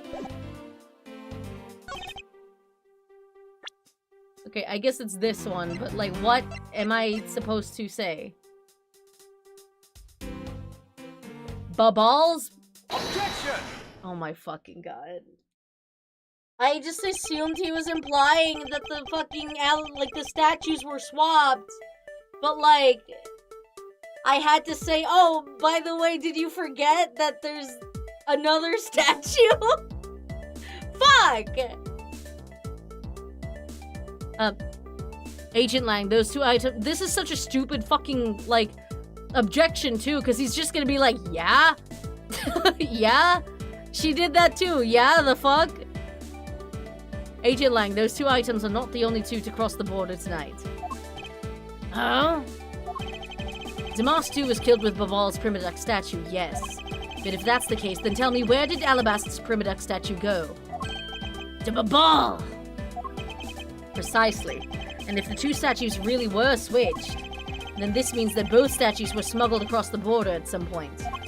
Which means that a total of 3 items were smuggled across the embassies. My fucking god! I guess so, but you know what? It doesn't matter the number of items, only that Sis is the only one who could have done it. Yeah, exactly, that's my fucking point! What was the point of this objection? Ah! Because the only person who went back and forth between Alabast and Babal is her! It's not 2, it's 3! Yeah, we are doing that shit again. Is that really true? Was there no one else who traveled between the 2 countries? Actually, there was definitely another person. One who paid a visit to both sides of the wall. Objection! Is that really so, Agent Lang? What a lousy time to try and bluff your way out of this! I checked out what the guard said, along with the security camera's footage. You're not gonna overturn my hypothesis that easily. Objection! But suppose there was some other way other than, through the theater doors. Oh, now I'm gonna bring up the fucking picture. Why are we not bringing up the Steel Samurai, huh? Fuck. What other way? The other entity that managed to cross the border unharmed.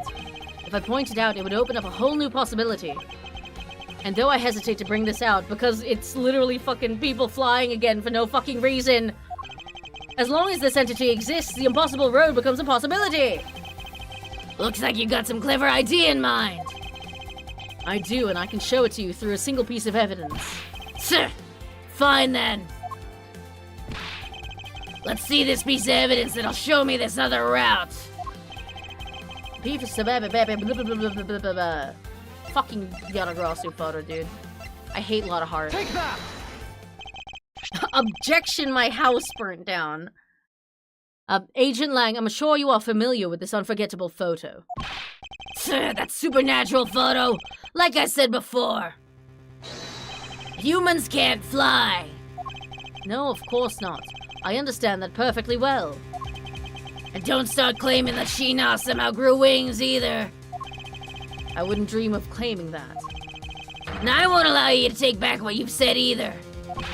I'll say it again, it's not humanly possible to fly through the air without wings. Dude, planes? Are you fucking stupid? Are you an idiot? Do you guys not have planes in fucking, like, Zhengfa? So you better have a good explanation for this, Mr. Prosecutor. Ugh. How could I prove who it was that flew through the air in this photo? It's not humanly possible. Eureka! Eureka! Very well, you will have your explanation. Sounds like you have a good idea simmering inside that head of yours.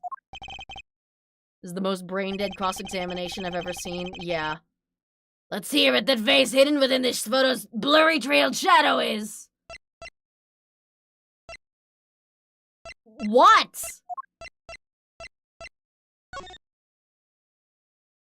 Fucking what?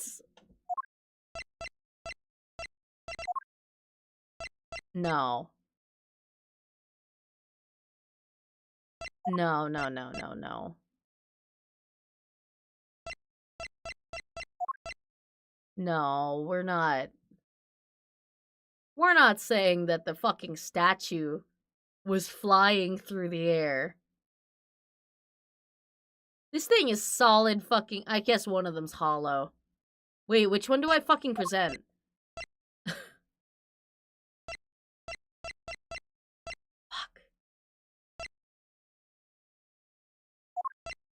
Take that!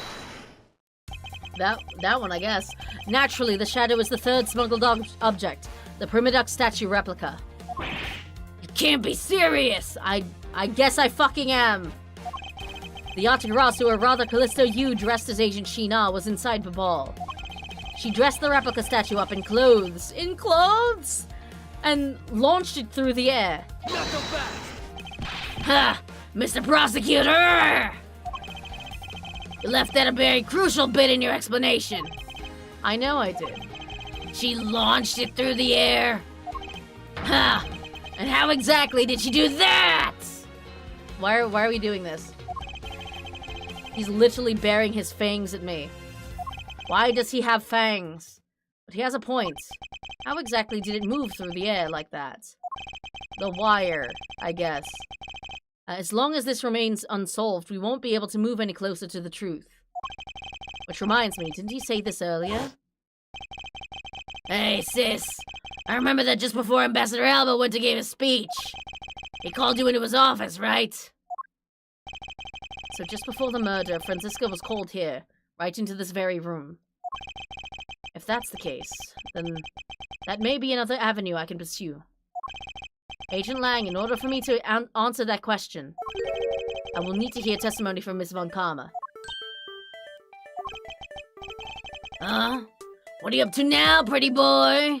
Only one man can call me pretty boy. And he's not here right now. Earlier you mentioned something of interest to me.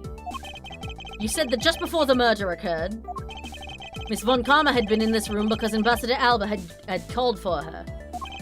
And for that reason alone, you believe her to be the killer. Yeah, I guess I did say something like that. In that case, I believe it is my duty to ask her what her side of the story is. Ha! You really think a criminal would tell us the honest truth? How dare you! I have said numerous times, there is absolutely no proof that I am the killer. Miles Edgeworth, don't tell me you suspect me too. I don't. However, I can't ignore the fact that you were in this room at one point in time. Which is why I would like to hear about it from you. Franziska, I feel that I still don't have enough information. Which is why your testimony is incredibly important to the outcome of this case. Fuck, fine. All right. So, what would you like me to talk about? I'd like you to please testify to your movements up until you came into this room. Huh. All right, let's try this your way for a change.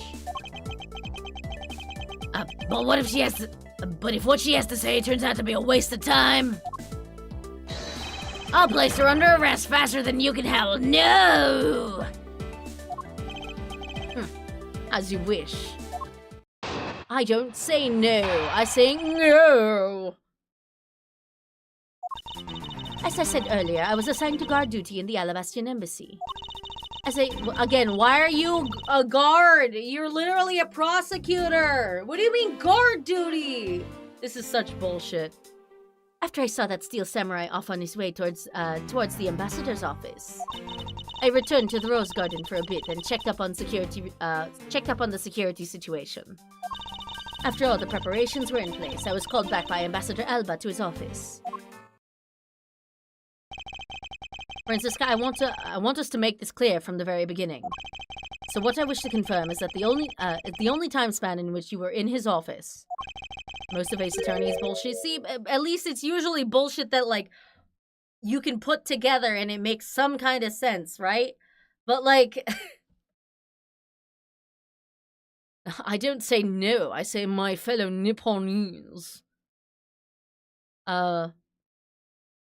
See, no, like, Edgeworth is Japanifornian, though.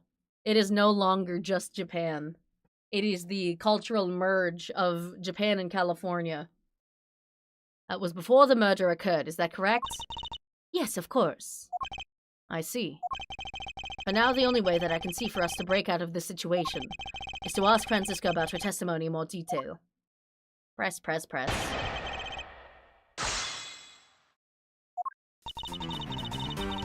My fellow Nipponifornians.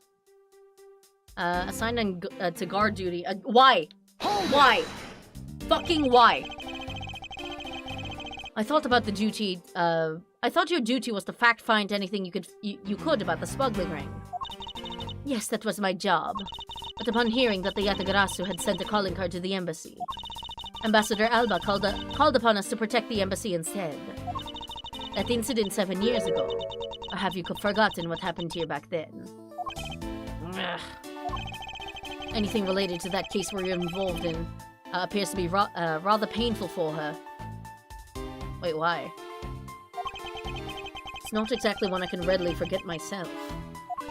Oh, because, you know, Callisto, you. It looks like you remember the case after all. Of course I do. I inspected every location, every possible escape route, and every aspect of the police's security detail. I did all of that. Then after that, after I saw the steel samurai off on his way towards the ambassador's office. Oops. Hold it! Now, with these accusations, we'll find out Edgeworth committed the crimes at this point? Nah. Double jeopardy. Edgeworth can't be accused of murder anymore because we already cleared him of murder like twice. So you were at the theater as well?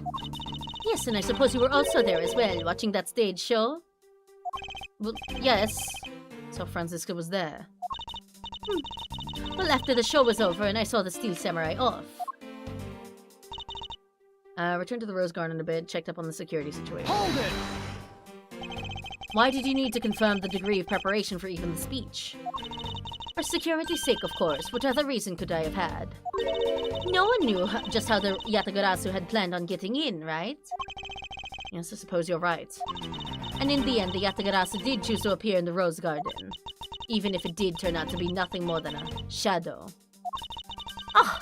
Who would have thought that she would use a shadow? Ah! Calm down, Franziska.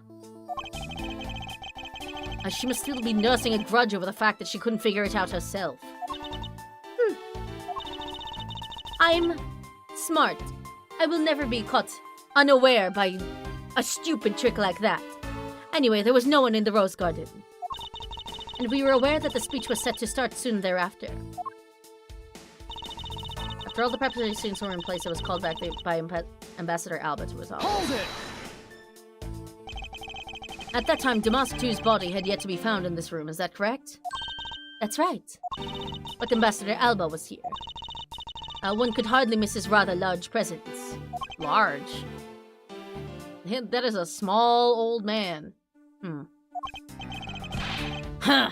A criminal will say anything to get out of getting arrested. How do we know you're not lying? Well, if you need proof, I'd be happy to oblige you.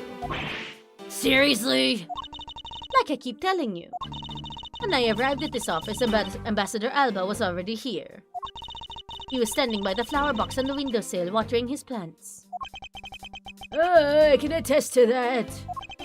I remember speaking with a lovely lady around that time here in my office. Oh, and then I ate some of the dirt. Delicious. All right then. Add that statement to your testimony and let's hear some details. So Ambassador Alba was in this room at the time, was he? I can't be dumb because I can just whip out my competition.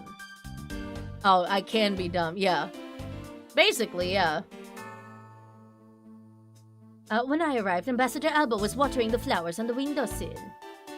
Hold it!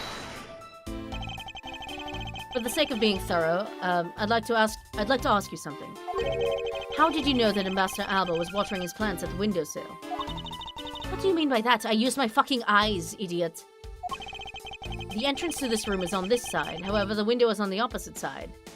Yes, and I can see past fucking 10 feet, Miles Edgeworth, can you not? If what you say is true, then when you entered the room, the body would have been like a wall.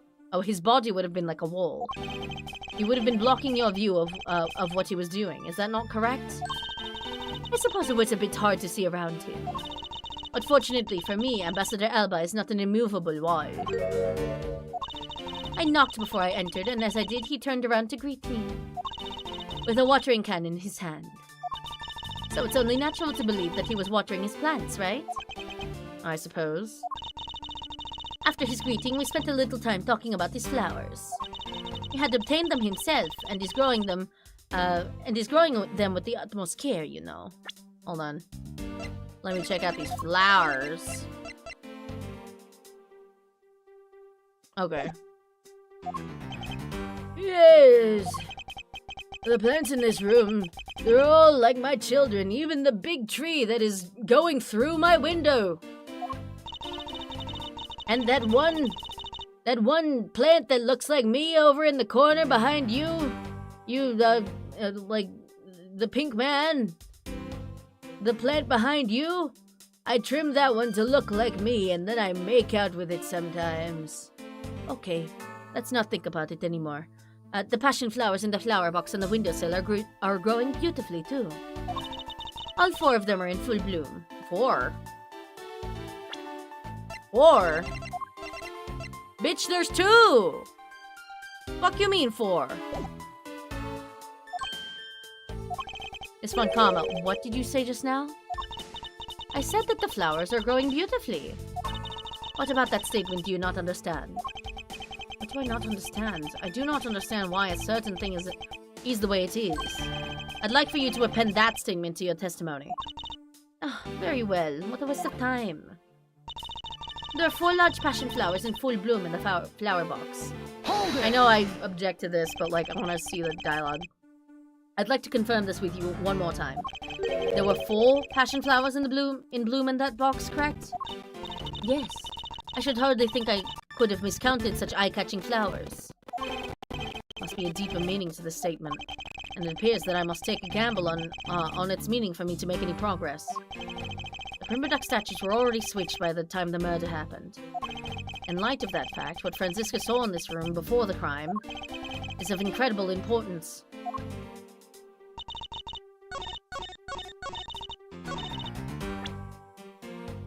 Nah, bitch. Objection! There's two. Oh, my dear, sweet, dumb Franziska. For some odd reason, your testimony contradicts with this piece of evidence. It does appear that way. Ha! I knew it! I knew we couldn't trust your word, sis! Mr. Edgeworth? What are you doing discrediting Miss Von Karma like this? Yeah, sir! If you keep this up, she's gonna get taken away, sir! I have done is state what I saw. I have not made a single mistake in my testimony. And for this, I am still under suspicion for murder. Is the number of flowers really all that important at this juncture, Miles? At the very least, it is a contradiction in this enigmatic case. One that I find hard to dismiss as irrelevant. Ha! Then let's hear it, Mr. Prosecutor! What does the number of flowers have to do with anything? What does it prove? I believe the answer to that will become clear if we were to examine the flower box. How did this contradiction come about? There must be something behind this discrepancy. They're my beloved flowers. I've grown them with the utmost care. So I ask that you please be gentle with them as you examine them, Mr. Edgeworth. I understand. Yoink! I won't rest until I've inspected every suspicious-looking nook and cranny. Oh my god, another one today? I wonder what the final counter's gonna be. Like, by the end of this first half of the game. This patch of soil looks as though it had something removed from it. Ha! What are you doing, Mr. Prosecutor? Why'd you clam up all of a sudden? I'm still here waiting for an explanation, you know! Did you know, Agent Lang, flowers are best appreciated in silence? You loud fuck. How many nook and crannies have we encountered thus far? According to the counter...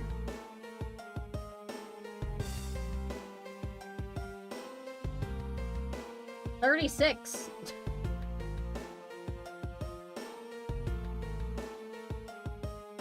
But that's including the couple that we saw in Metaphor and also in Chronicles. So probably closer to around like 32, 33.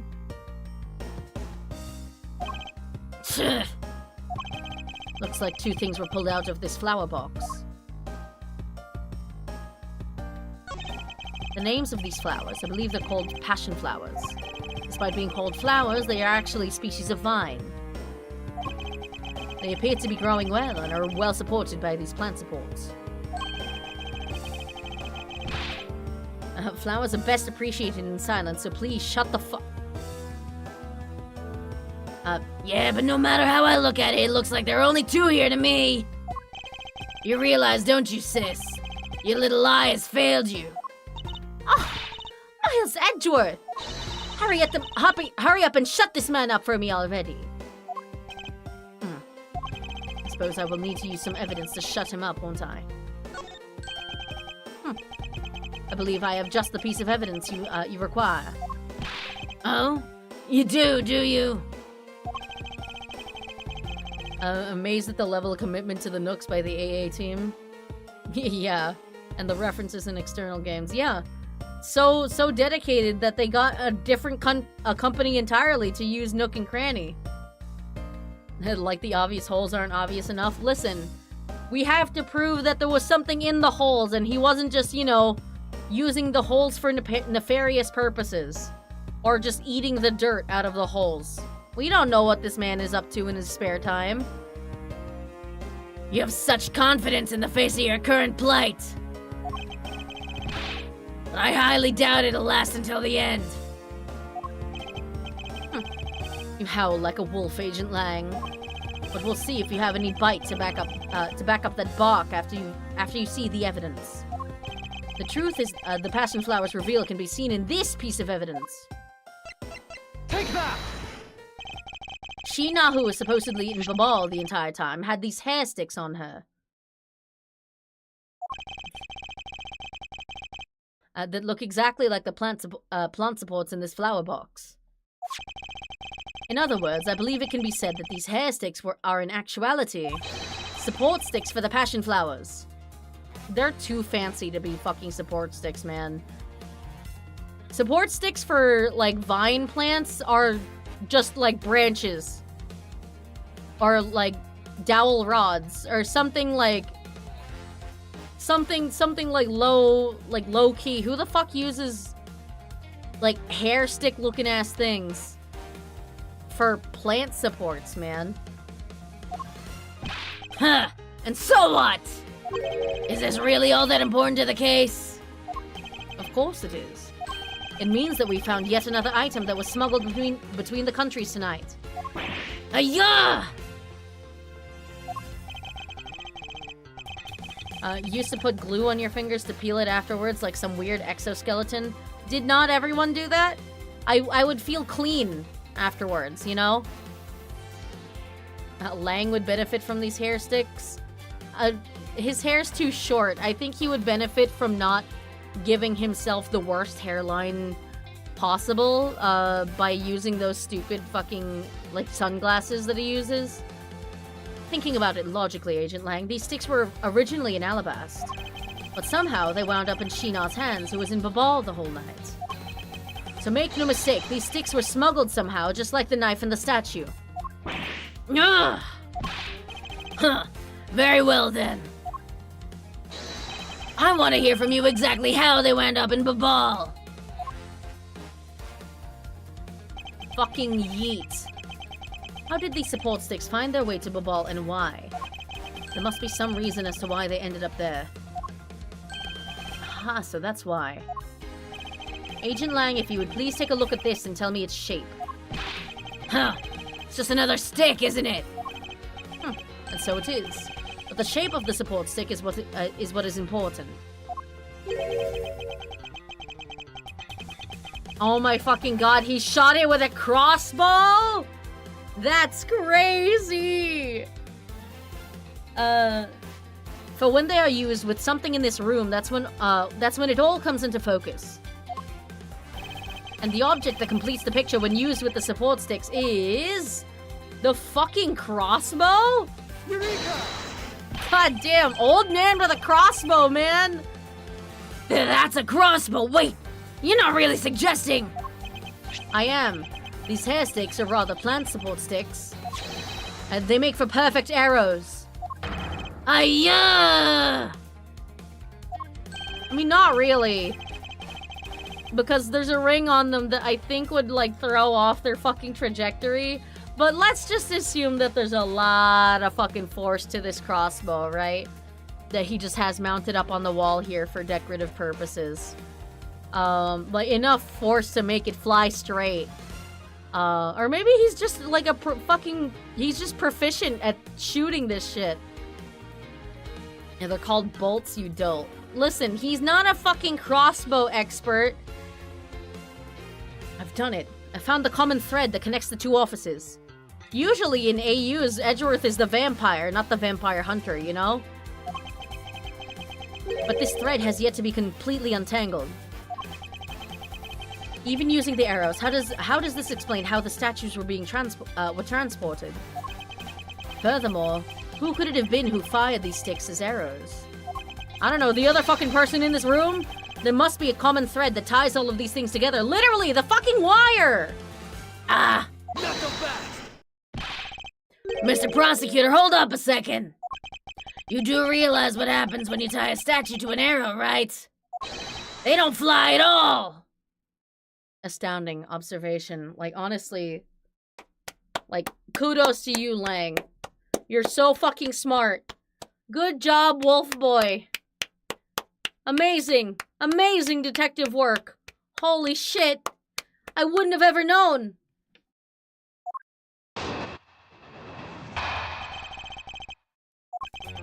So Babal statue was draped in the Yatagrasser's clothes, then shot over here.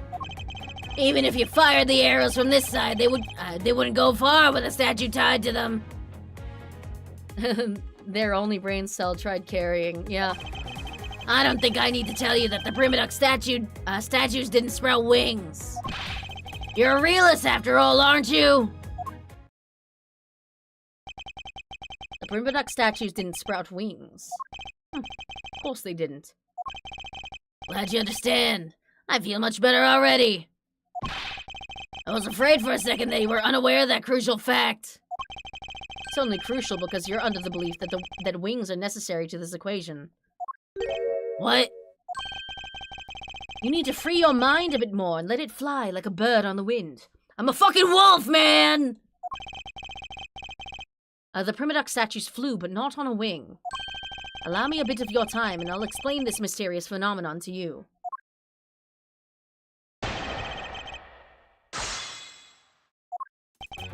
The ball statue was draped in the outer grasses clothes and shot over here. But that incredible scene just happened to have been caught on film, resulting in this photo. Ha! And what an incredible scene it was! This photo was taken by a freelance photojournalist, right? Yes, so I hear. And I hear she's extremely annoying. Not every photojournalist is known to be honest, right? Especially not the ones that sell photos of spirits and giant creatures to tabloids. Yes, I know what you mean. I've seen those sorts of photos many a time in court. But there have been times when those photos have turned out to be telling the truth. If you had ever stood in a court of law, you would know that it's entirely plausible. Ha! You really believe the stuff you're spewing right now? A courtroom certainly is a strange place if what you say is true. Yeah, it's pretty fucking weird, man. It's what makes this series entertaining. It's weird as fuck. But there really is something odd about that photo, no matter how you look at it. They wouldn't go far with a statue tied to Hold it. it! But we are in agreement that an arrow by itself would reach the other side, correct? But just the arrow by itself is pretty meaningless, don't you think, Mr. Prosecutor? Because the things they wanted to smuggle were a lot bigger than nothing. No, that's not necessarily true. What? What I need right now is not further discussion of my conclusions, it's the launching of my conclusions. What the shooter wanted to launch with the crossbow was not the statues themselves, but rather something a crossbow can launch that can be used to move the statues. If it wasn't a statue that was tied to the arrows, then what did the crossbow launch? The wire, dude. Hold it! I'm just gonna, press everything though for dialogue. The thing the crossbow launched, allow me to show you the answer. Well, come on then, show me what you got, pretty boy. But I warn you, I'll know when you're just bluffing. I can fucking smell it. This is, oh, okay, I guess I'm doing it now. This is what was launched from this Alabastian office with the crossbow. Take that! I guess I'm not seeing that other dialogue then. Finally, we have reached this point in our discussion. Why I didn't just say this all outright? Video games, man! For I present to you that which was carried by the arrow from the crossbow. Ha! I get it now, Mr. Prosecutor. I can see exactly what you're trying to say. You're saying that the wire was tied to an arrow and then shot into Mr. Cochin's office. All the way from the 5th floor of the Alabastian Embassy down to the 3rd floor of the Babalese Embassy. If what you're claiming is really what happened, I can see how Alabast's prima duck statue could be moved. Gravity could be used to move the statue down the wire from the 5th to the 3rd floor. Wait a minute. Shit. But it's going the opposite direction. There was 2 wires. There was a pulley system. It's like a fucking clothes wire, man. What would be cool is if this game let you make little leaps in logic and if you can prove it and explain it. Yeah, unfortunately, Ace Attorney is kind of all about coming to conclusions and then the game being like, how could that ever have happened? My goodness. How do you get there? But then what about Babal's Primaduck statue? The dark shadow in this photo is clearly flying away from Babal. Going the opposite way of gravity from the 3rd floor of the Babalese embassy. Up to the 5th floor of the Alabastian embassy. How do you explain that? Polly, have you never seen a fucking clothesline? Or do you always do fucking dry cleaning for your fucking bitch-ass clothes, bitch? Aha, I think I finally see how the gears behind this whole trick work. Agent Lang, the motion used behind this trick. I wonder if perhaps you have yet to envision how it works in your head. Motion? What motion? This is the motion that was employed to smuggle Babal's Primaduck statue. Not the swinging motion, bro. What is this fucking Trials and Tribulations? Nah, rotary. I believe it was done via rotary motion. If the 2 statues were transported simultaneously... Simultaneously? Get real! The statues would collide somewhere along the way! Objection! Did I ever say there was only one line of wire between the 2 offices? If you shot an arrow with the 2 ends of a wire tied to it, a circular belt can be formed. Lang Ji says, don't object and call a success what is beyond reasonability. Taking into account the tension difference between the 2 wires. The top one would sag too much to the point where the statues would collide anyway. Objection! Nuh-uh. Cause one of them's real and the other one's not. One of them's fucking hollow, dumb shit! Agent Lang, as you know, the Primaduck statue is a one-of-a-kind national treasure. And the fact that Babal's statue is a hollow replica of the real statue, it would naturally be lighter than the real one, meaning that my idea is very possible. Lang Ji says... Wait.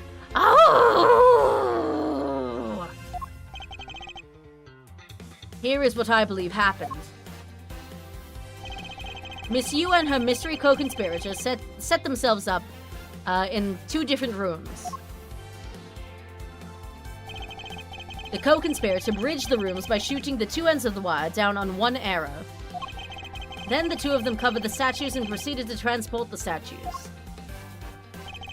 After the switch was completed, another arrow was fired, carrying the other end of the wire down to Babal, where it would be disposed of. And to do that, Miss Yu hid it inside of the grandfather clock, QED. Ha!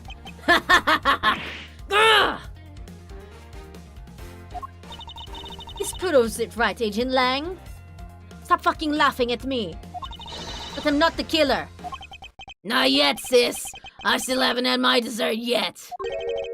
Right, Mr. Prosecutor? I technically haven't proven that Franziska couldn't be that co-conspirator, yeah. Lang Ji says shut the fuck up and educate yourself. The proof is in the pudding, as it were. Pudding is a nice dessert. So, you think you can do it? Can you prove that what you said is what happened? Because remember, if you can't, I'll be taking a certain someone back home with me as a souvenir. Back home to Zheng Fa? Dude. I agree that as long as there is no proof, my hypothesis remains just that. Hold on. Do we have proof?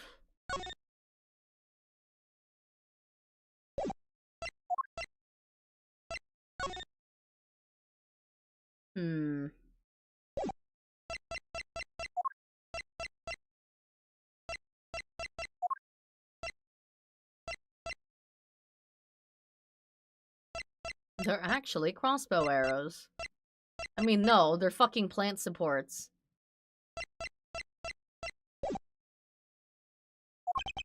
However, what I have laid out is no mere hypothesis, for there is one more piece of evidence. Is there? Oh, one more? This should be interesting. You think you have a piece of evidence that'll turn your hypothesis into fact?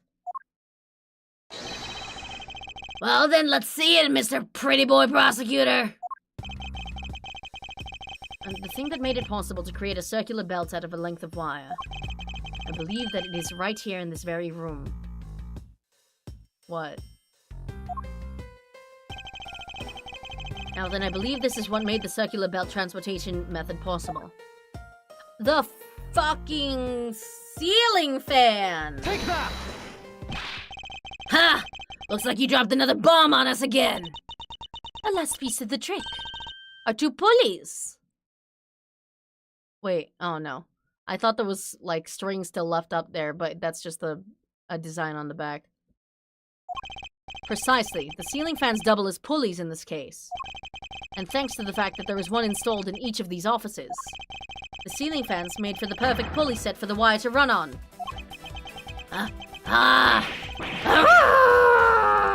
He's morbing! He's turning into a fucking werewolf, dude! This is outlandish. I mean, it's less outlandish than the fucking, like, body parabola swinging from fucking Trials and Tribulations. This must be it. This is how the smugglers bypass the impenetrable security. Ha! You really are something else, Mr. Prosecutor. I bet you figured it all out already, haven't you? You know who the big hotshot that set up this real-life stage show is, don't you? The person who set up this rather large and complex stage show needs to be someone who had foreknowledge of the existence of a ceiling fan in both the Alabastrian and Babali's offices, and that the Passion Flower support stakes could be used as arrows. The real mastermind behind this case... Well, don't you dare make this wolf wait for his food! Okay, hold on, you fucking furry! Why are you so hesitant, Miles Edgeworth?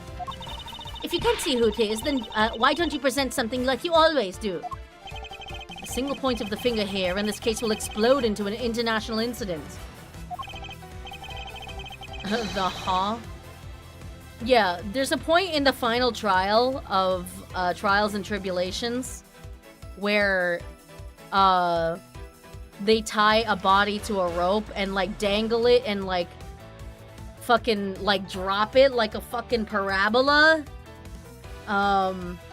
over to the other side of a cavern. And it is, like, one of the most, like, it straight up is not physically possible. Like, if you take into account fucking physics. Some Danganronpa shit. It really is. It's like some Danganronpa execution shit, you know? Like... However, it's already too late for me to stop the forward momentum. It appears that I have no choice now, but to rush in and, you know, start an international war, probably. Edgeworth starts World War III, baby. Let's go. There is a piece of evidence that will point us to who the mysterious mastermind is.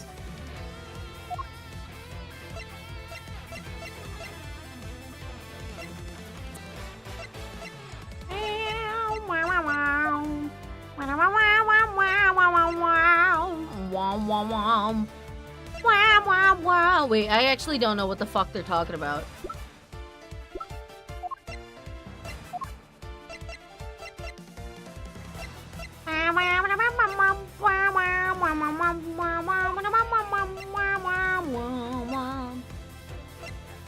Wait, what the fuck are we referring to, actually? Bam, bam, bam. Bam, bam, bam. Bam, bam, bam, bam, bam, bam.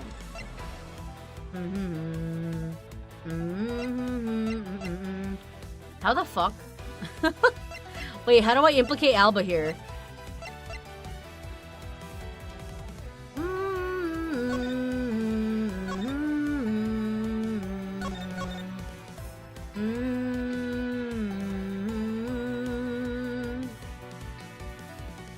Straight up don't fucking know what the fuck to say in this part. I don't know. Fuck.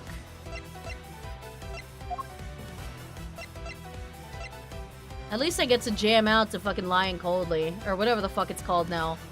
Pursuit of the Truth or something?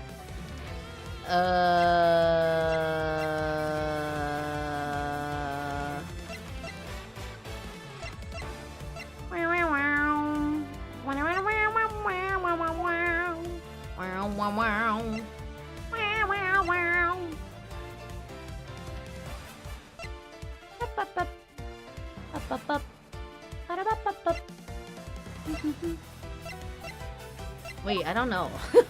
Wait. I don't fucking know.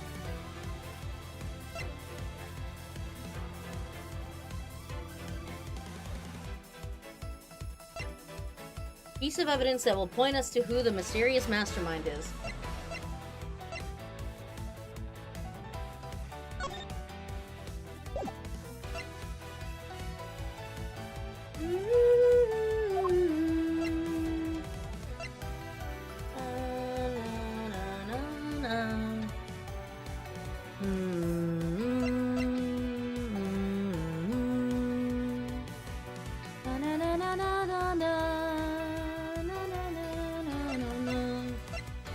How the fuck do I implicate Alba? There's only one piece of evidence mentions him. Do I really use this again?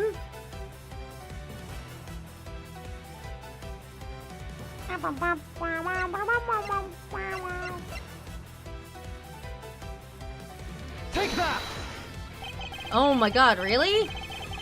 This smuggling ring could not have been possible without the use of the crossbow. Furthermore, the arrows that were shot by the crossbow were plucked, as it were, from the flower box in this very room. They were planted so long ago that the passion flowers had the time to grow so big that Miss Von Karma didn't even notice the arrows when she visited this room today. On top of all this, the fact that the culprit knew that both officers had ceiling fans tells us that the person has very detailed information on the embassy's layout. So, as you may have already guessed, the person I am accusing of hatching this plan is the person who grew the flowers in the flower box with the utmost care. Thus, it can only be you, Quercus Alba! It can only be you, quirked up white boy!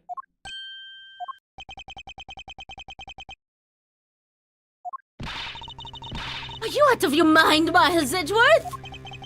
I'm certain of what I'm saying, and I am sure that he is the culprit. Huh.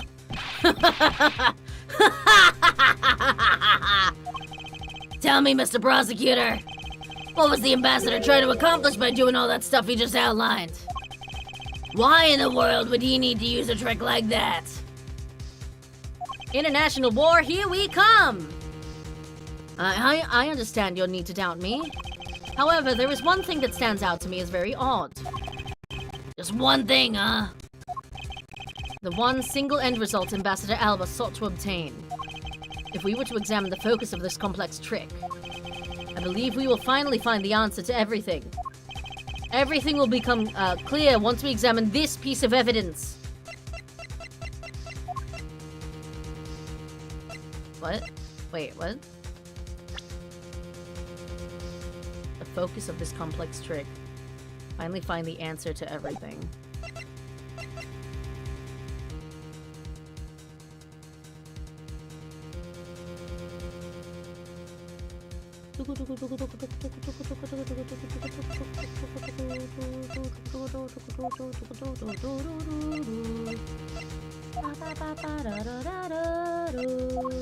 The primitive statue, I guess. Take that!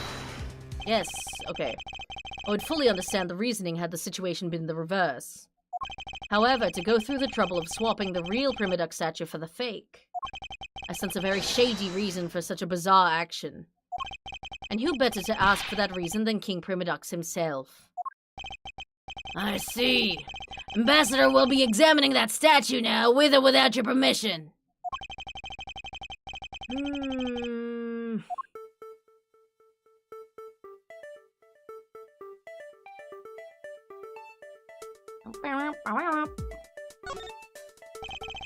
These are Mr. Cochin's fingerprints. The fact that they're on here suggests that this statue once belonged to Babal. So it was smuggled from Babal to Alabasta? Why was there a need for them to smuggle it in?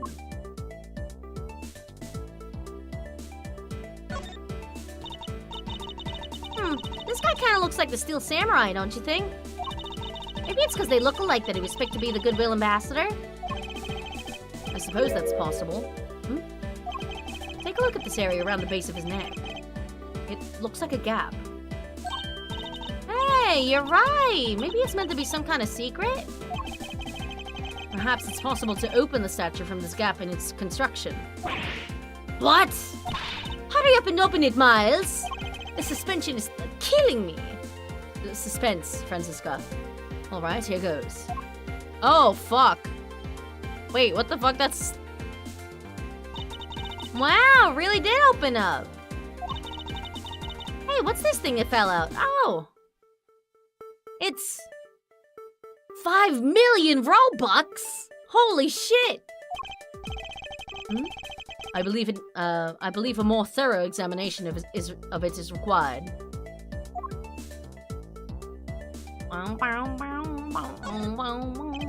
What in the... is this? Hey, is this what I think it is? Oh, is this the thing for the printing press? It's a plate for making counterfeit bills. Somehow, it appears that we've at long last arrived at the exit to this complex labyrinth. We finally hold within our hands one of the counterfeit money plates, and the reason why the replica was smuggled into Alabas to begin with. They're smuggling the fuck out of this shit. Yeah, that's one way to get past Border Patrol, I guess. I guess it would be too hard to, you know, use their God-given cavity to smuggle this thing. It's kind of big.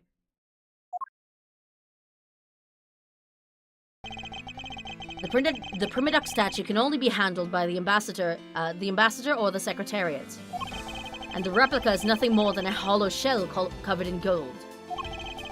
These two circumstances make the statue the ideal object in which to hide contraband. After receiving the statue containing the counterfeit plate from Shina, the ambassador had the misfortune of accidentally running into Damask II. Surprised by the thief, the ambassador raised the replica statue at Damask II and murdered that bitch in cold blood. Holy shit. Then, in order to frame the steel samurai of the murder, he covered the samurai sword in blood. Well, Ambassador Alba?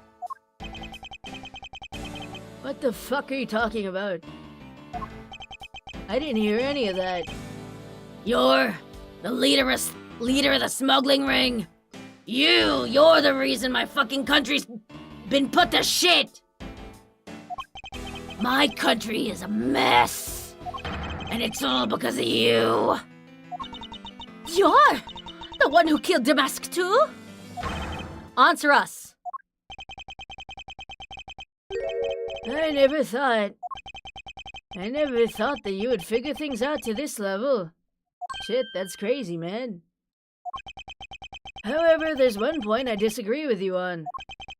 The head of the smuggling ring was Mr. Cochin. Lang's gonna kill this guy. He's gonna gore into this man's neck. And it's gonna be disgusting because he is, like, made of wood, I'm pretty sure. Not so fast! Quit screwing around. I have no sympathy for someone who would try to pass the guilt onto a dead man. If there's one thing I'm sure of, it's that you're the real ringleader, Quercus Alba.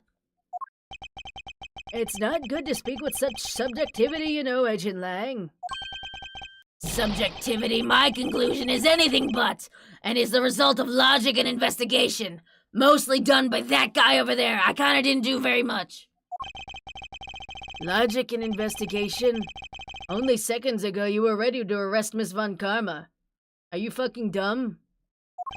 I don't think we can give such flip-floppy logic any real weight, do you? Huh. Shit, he got me. Huh.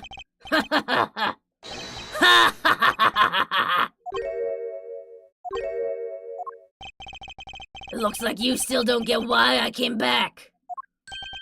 Excuse me? You see, the reason I came back is so that I could sink my fangs into your wrinkly old neck. I don't think he would taste very good, honestly. I think he would taste like leather and splinters. From the very beginning, my real target has been you. What? Agent Lang, I demand an explanation. Sorry, sis, I didn't mean to put you through all that. Wait a minute. Wait, is he smart? Wait. Wait, is he... Was that accusation just to like force Alba to fucking let us investigate? Wait, he's a fucking genius. Wait, he actually does have brain cells. What the fuck? Wait. Lang's smart? I knew you were innocent from the very beginning. You did? I knew that this whole incident had been meticulously planned and prepared for. So naturally, the occupant of this room, Ambassador Alba, seemed the most suspicious. But without the ambassador's permission, we couldn't get in to take another look around. Ah, so that's why you put on this big show to accuse Franziska of the murder.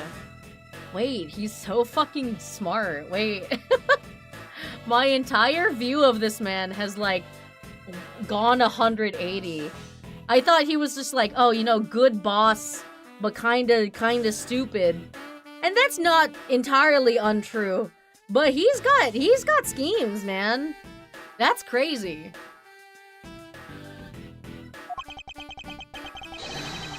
Using Franziska as the bait, you were able to gain us entry and investigative rights. Yeah, if I hadn't done that, I doubt the ambassador would have given the okay to poke around. So that's what all this was about. So very well. I will forgive you. No whips this time. But in exchange for using me as bait, you will take some responsibility and help us find the truth. Agent Lang, for giving me such a great opening. Thank you.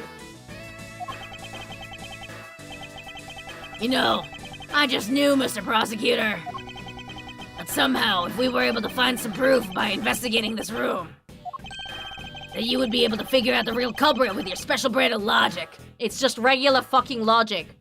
Everyone should be capable of everything that I'm doing today. And everything that I ever do. And she'd like to see Sheena in jail. Of course. Huh. The evidence detectives collect combined with the logic of our prosecutor. No, the logic is pretty much supposed to be done by the detective also. But whatever, man. That's just as it should be in a prosecutor-detective team, right? I don't know about all that. But one thing I do know is that I'm itching to see that old man get what's coming to him. You're quite scary when you want to be, aren't you? Yeah, the unexpected plot twist was not that this guy is the murderer, but that Lang is smart. Hey, you were the one who was planning to use me to push all the guilt onto the sis. But unfortunately for you, you misjudged me. Agent Lang, I wish for you to stop trying to intimidate me. I'm literally a tree.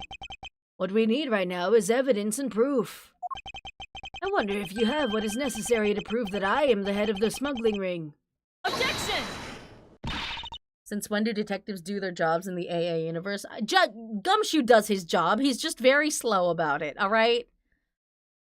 Don't be such a sore loser.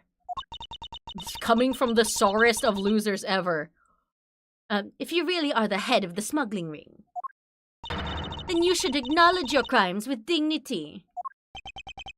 Dignity? That is nothing more than a fool's insincere display of strength. You can't say fool, that's my thing! If you really wish for me to acknowledge my crimes, then I would like to first see some of this thing you call evidence. Oh god, I gotta drink water. Ironically, even though I put so much growl in the Lang voice, I think the Alba, like the old man voice, is doing a number on me today for some reason.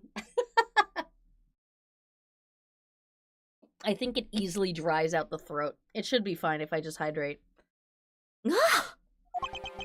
I tell you, I knew nothing. Really. I didn't even know that that a counterfeit plate was hidden inside that statue. Objection! You swapped a real statue that vested in your country the authority to rule for a fake. It doesn't make any sense that you didn't know anything. It doesn't make sense? Where doesn't it make sense? Can you prove that it doesn't make sense? No. He's really got us. Does he? He's turned the entire situation around against us. How? In what way? Huh? The proof that Interpol has been after, which points to this man as the ringleader. He sure hasn't. If we can somehow find that proof now, then we can see to it that justice is finally served. There's nothing I can use to break this case wide open.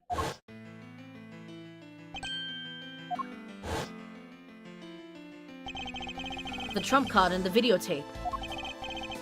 With those two items, we might be able to finally bring this man down. But the card is evidence from a case that Mr. Faraday hid away in secret. And the tape was stolen by Detective Bad from the police. They're both illegal evidence. No matter what, a protector of the law can't be allowed to use such pieces of evidence. Needless to say, we Von Karmas are commanded to achieve nothing but victory. And by any means necessary. The only way to bring someone like that to justice was to do so outside of the courts. That's what we thought at the time.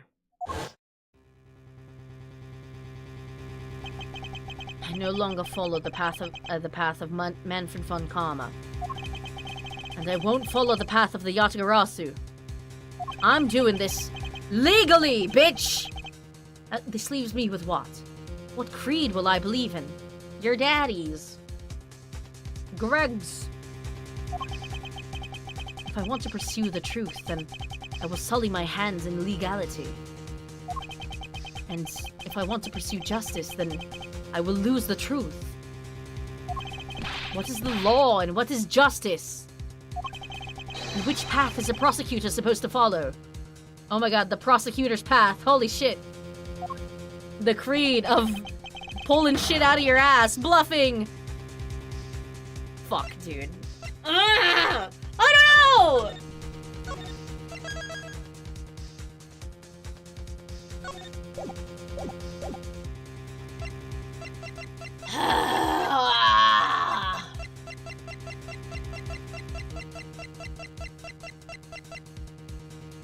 Edgeworth's reputation.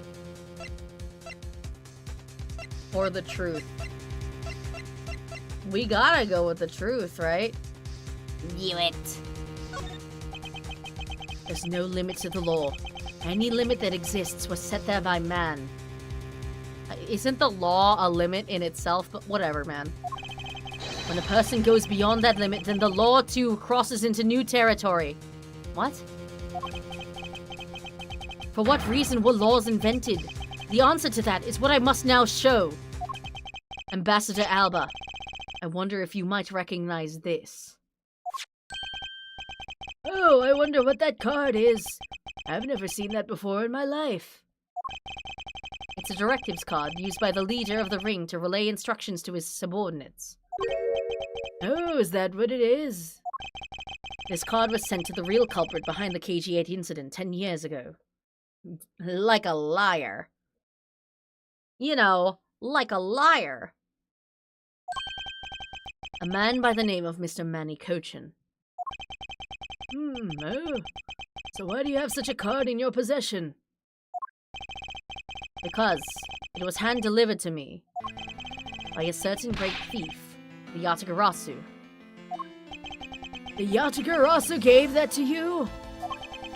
Don't talk nonsense and let's be serious, Mr. Edgeworth. Do you have any proof that the card contains directions from the ringleader? I'll have you know that the card is not the only thing I was given. What? This contains security footage that was shot just before the start of the KG-8 incident. The KG-8 incident? The card and the video. These two pieces of evidence are what will seal your fate. Oh, very interesting. I must admit, I am very curious now. You'll never work in the office, in prosecution again, loser! Very curious indeed in these case-deciding pieces of evidence you've presented. The prey the Yatagarasu has been chasing all this time now stands before me. I can't allow this man, who has had free reign for 10 long years, to simply walk away. Now is the time for me to bring to fruition the valiant spirit that was given to me. Oh shit, baby. So, what is this interesting thing that you wanted to show me? The trump card and the videotape. These two pieces of evidence together make for the ultimate hand. And this is where the real meaning behind Detective Bad's words will be realized. Detective Gumshoe. Yes, sir! What you see here is security footage shot just before the KG-8 murder occurred. From this footage, we know that the card is a directives card from the smuggling ring. This is the section... Really? Really? Really? Must... I guess his eyes are closed. As you can see, Mr. Cochin is holding the card in his right hand. I see. I mean, I don't, because I don't open my eyes, but I see. The killer is indeed holding a card with the exact same design on it. But that card and the one you have, just because they look the same doesn't mean that they are, does it now? Ah, but there is a very easy way to prove that they are, in fact, one and the same, because she has the blood, like the victim's blood is on it. All you have to do is simply take a look at this.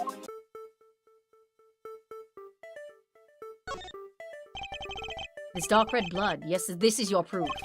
Proof that the orders on this card were played out in that terrible tragedy. The blood belonged to the victim of the KG-8 incident. With a bit of DNA testing, we can very easily verify that that is fact.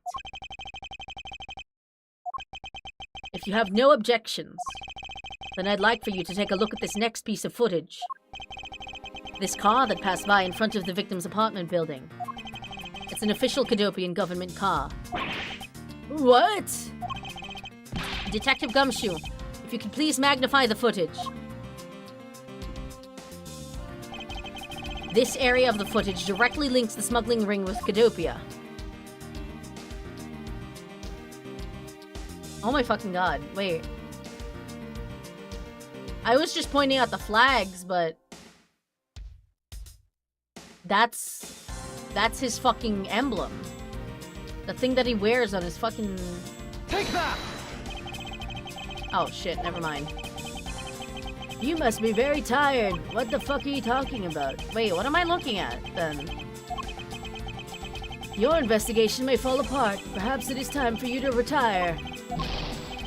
I thought... What the fuck am I looking at, then? Focus, Miles. What?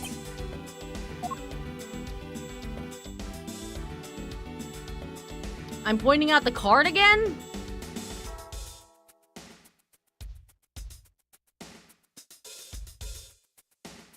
What am I fucking looking at?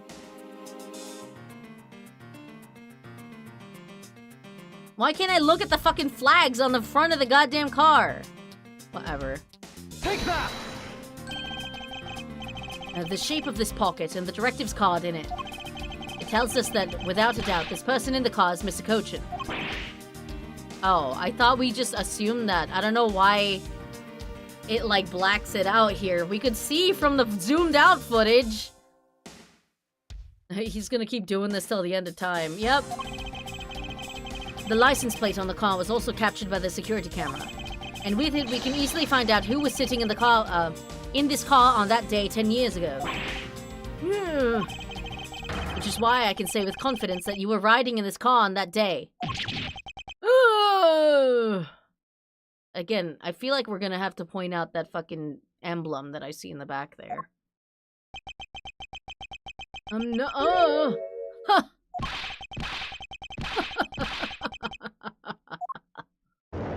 Oh, fuck. He's powering up. Oh, shit. Wait, what the fuck? Oh, I guess we didn't see it. Until now. You've done well, boy, to make it this far. However, about your claim that I was riding in the car at that time, it's going to be mighty difficult. Oh, God.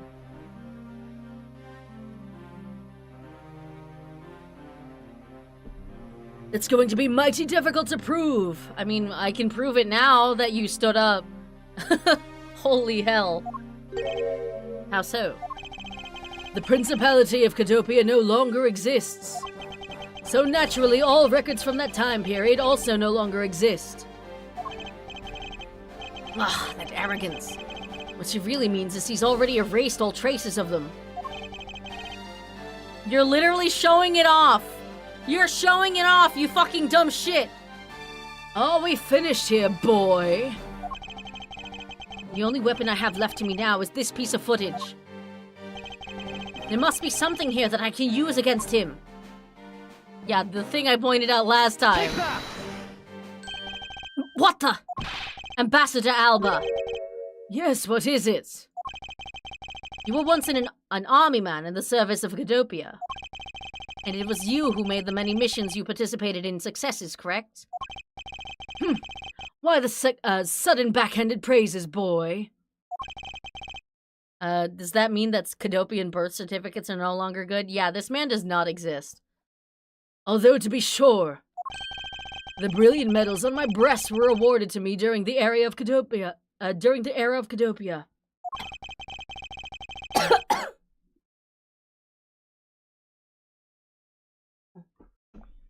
He is simply too strong. His voice is destroying me. But now I'm the only one who owns this particular medal. Oh, okay, thanks. In that case, the only person it could be who's sitting in this car is you. How do you figure that? By the medal captured here in this footage.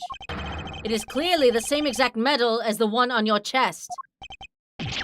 Whoa! Wait, he's falling apart. This man is not real. He is hollow. This is how it will be, but I won't look back. For this is the path that I have chosen.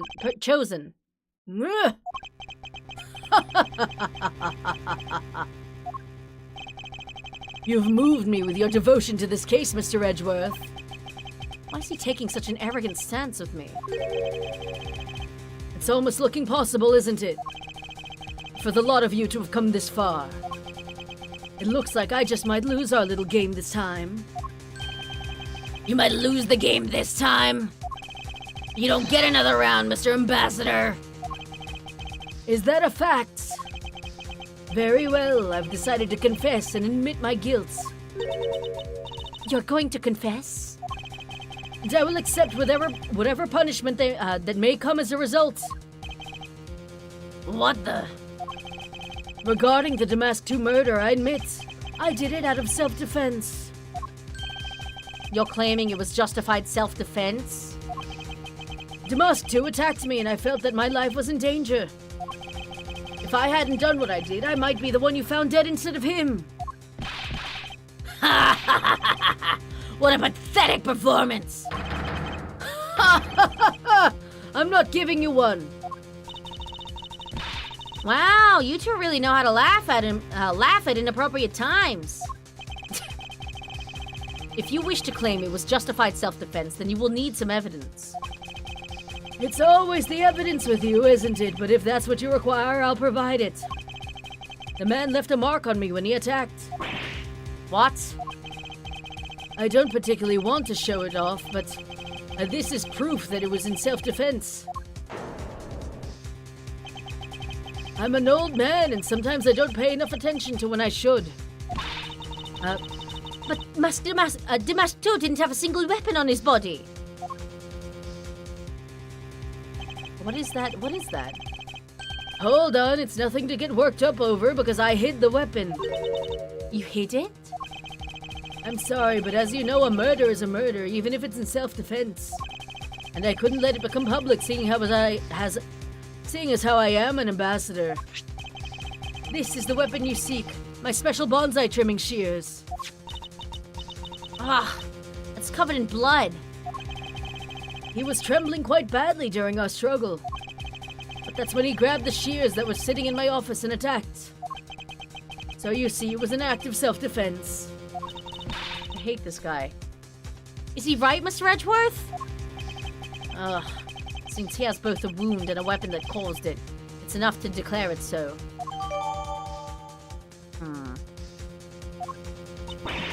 No way! Oh, which reminds me. I guess there is still one more accusation I need to resolve. Smuggling and counterfeiting. Unfortunately, all of that is my secretary's doing. I had no knowledge it was going on. Bruh. Stop spewing nonsense!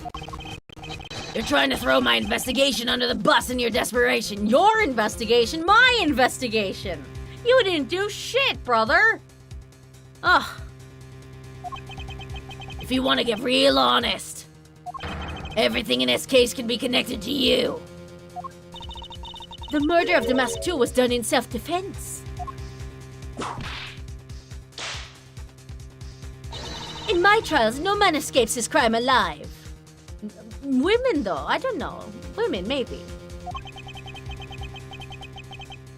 Perhaps so if you were my opponent in court. However, there was one very important fact that I think you may have forgotten. And what is that?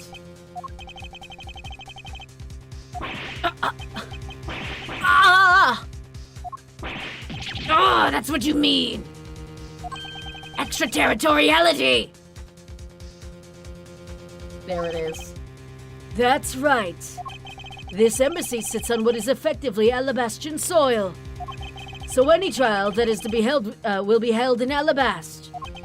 Therefore, the crime I just admitted to will never be tried in your courts. Agent Lang, what is Interpol's stance on this? Agents investigate, that's our job. The judgment of people who've confessed to their crime. That's the court's job. Ugh! And I've already confessed to all of my crimes, Agent Lang. Furthermore, by the very nature of my position, I have full extraterritorial rights. There it is. There's the fucking bullshit. God damn it! Our investigation.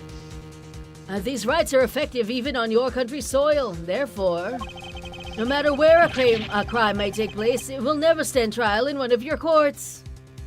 Or I will never stand trial in one of your courts. Embassies don't actually work like that, but yes, you can't arrest an ambassador. So what? They can just get away with shit? Only boot them from the host country. That's fucking bullshit. That arrogance and your expression! That's nothing like the face of someone who's ready to accept the consequences. Don't tell me you have your own country's judicial system eating right out of your hands! These crimes you all speak so seriously of. To me, this has been nothing more than a game. You may chase me out of this embassy with your accusations, but it's no big deal. Alabast has numerous other embassies in other countries around the world. All you would accomplish is you would change the backdrop of our little game. These 2 layers of protection that extraterritoriality provides him. This is why he is one of those who cannot be brought to court. You see now, don't you? I live in a whole different world than you. Now, if you'll excuse me, I need to go and fetch your eviction papers. Why the fuck does she now work for this guy? Like, what did he do for her? Like, sugar daddy? What the fuck is he paying you, girlie? Ain't no way.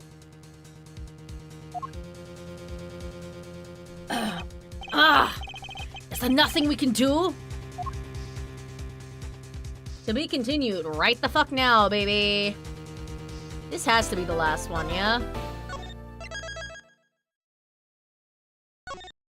I've still got like a solid half gallon of water left. So we are going through, baby. Smuggling rings do be rolling in the cash. True. I can't believe it, sir. Extraterritoriality. I'm surprised that Gumshoe said it and didn't say, like, extraterrestrials. Yeah, so there was nothing we can really do about that. In the end, we didn't have enough authority to bring him to justice. I can't believe that even though we know he's the boss, we can't lay a finger on him. I know.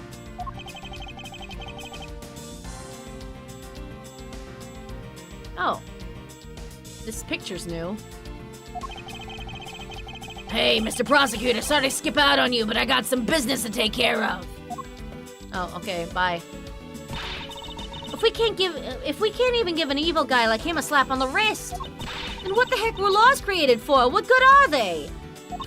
If the law can't help us, then I'll go as the Yatagarasu and take care of this myself. Don't you dare! Mr. Edgeworth. Sorry, it was a bit too harsh. I know how you feel, sir. We're trying to take on an ambassador after all. And he did tell us earlier to get out of the theater. This is kind of their country, I guess. But I feel like I've been slapped across the face for just doing my job. Well, granted, Gumshoe, that's how it is for you specifically, all of the time.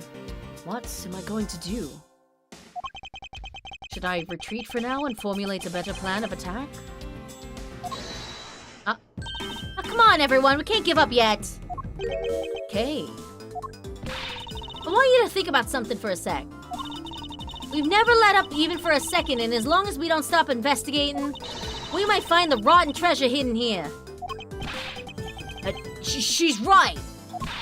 Come on, Mr. Edgeworth. You're right, Kay. Very well, let us reopen the investigation and see what we can find. Come on, Kay. Right behind you. Okay, then I'll go check out Babal a bit more, sir. Okay, bye. And I have something that I need to investigate further in Alabast. I need to look at this picture. Now then, before I gather any more information, I should do a bit of housekeeping. Passion Flowers data erased from my organizer. No longer relevant. Ambassador Alba seemed agitated over something. Something he doesn't want us to investigate. I wonder why. There are two special circumstances that surround the ambassador. First, the embassy itself has extraterritorial rights. If something happens on Alabastian soil, we are unable to legally prosecute him. Cool. Sounds like embassies are the perfect place to steal whatever you want. And Murder to Mask 2 run a smuggling operation and make counterfeit bills, apparently. But I thought all the counterfeiting was done by Mr. Cochin in Babal. Yes, he apparently used the embassy's coupon printing press to do it. But it's the same story over there, anyway. Babal also has extraterritorial rights. Which brings me to my next point, the ambassador's extraterritorial rights. Those rights are effective even in our own country.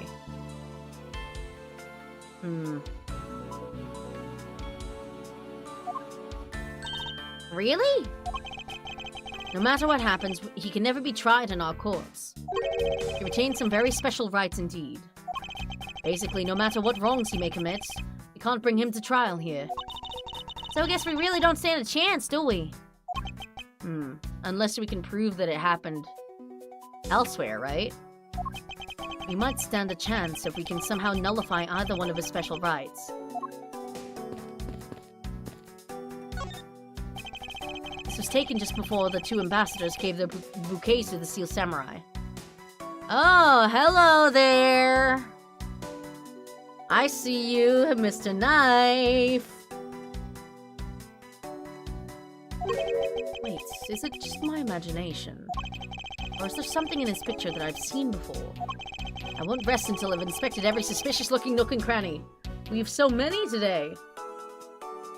We're up to 37!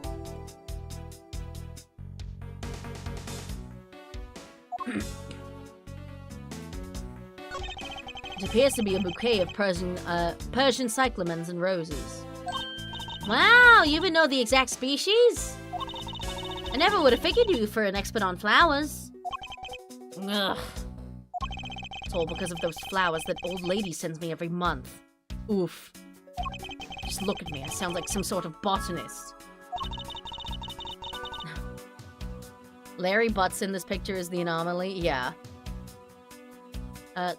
So, what exactly is this yellow flower here? That one, I'm not sure. What? You don't know? As far as I can recall, I've never seen a flower like this before. I feel as though I've seen this shape somewhere before. Is this something? It's literally the knife! It's literally the knife! Can we fucking talk about the knife?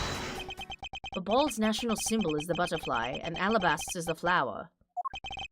It would appear that someone is employing the old hide a tree in the forest trick. What are you mumbling to yourself about? Wait, what? The handle on this knife! Huh! Yes, it's the handle that was supposed to be on the blade that killed Mr. Cochin. The weapon that killed him was carried through Theatrum Neutralis. The very bouquet Ambassador Alba was carrying. The flower motif. Looks like one of the flower petals is missing. Finally! Oh, and take a look at the weapon itself. It's missing the exact same petal. The knife in this photo is most definitely the same as this murder weapon. Okay, and can we fucking put together the fact that we have the final petal?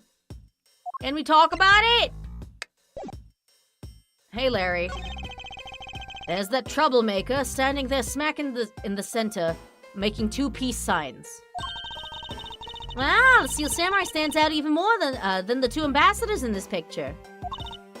Oh hey, the person playing the Steel Samurai is one of your friends, right? Unfortunately, yes.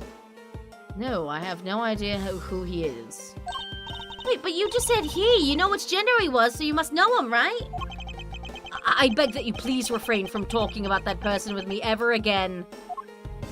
No, but he's case relevant, Edgeworth. You can't ignore him forever.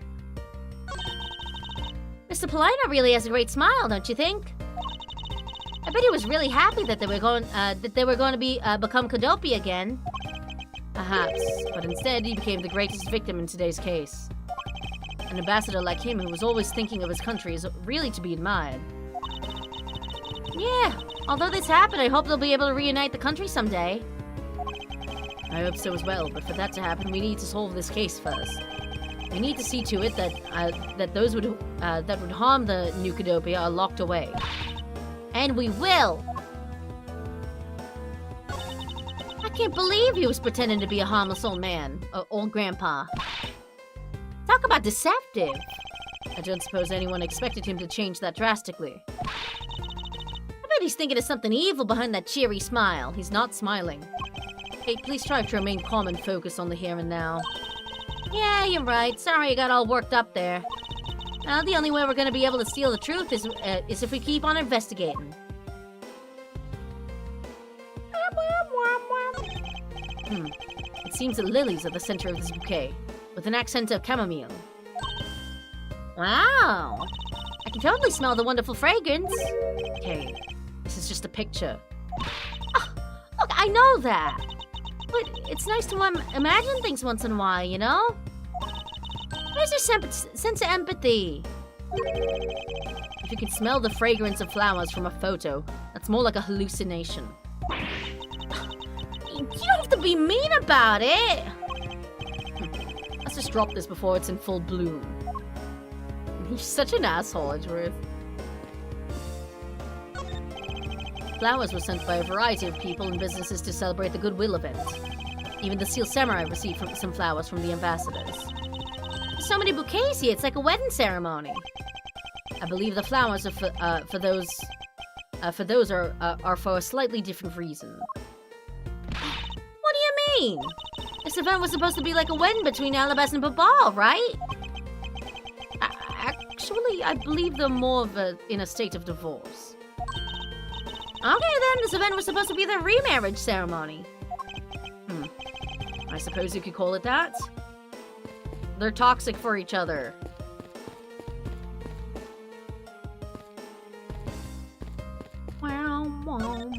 These flowers were sent by Global Studios. Global Studios? Oh yeah, that's where they steal the Steel Samurai. I fucking love the Steel Samurai. Oh, the mascot of theirs is also getting a facelift too, right? What's its name? You mean Mrs. Monkey? Yeah, I thought it was something like that. Oh, you really have a great memory. Huh. Never underestimate my powers of recollection.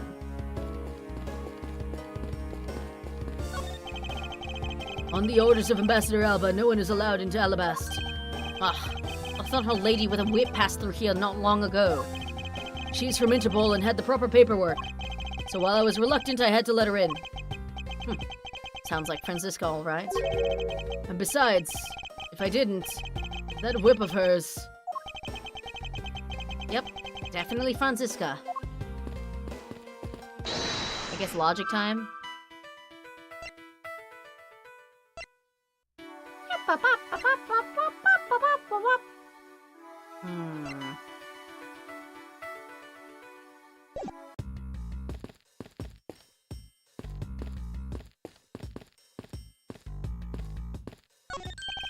Hello and welcome to the Embassy of Babal! Sorry, but I don't really need to enter your country at this time. Right now, for a limited time here at the Bobbly's Embassy, we're offering the very special Experience the Terrifying Fire's Ashes tour. How about it? Shall I sign you up? Everything is a fucking tourist trap, man. We're fine, thanks. We have an investigation to run. Yeah?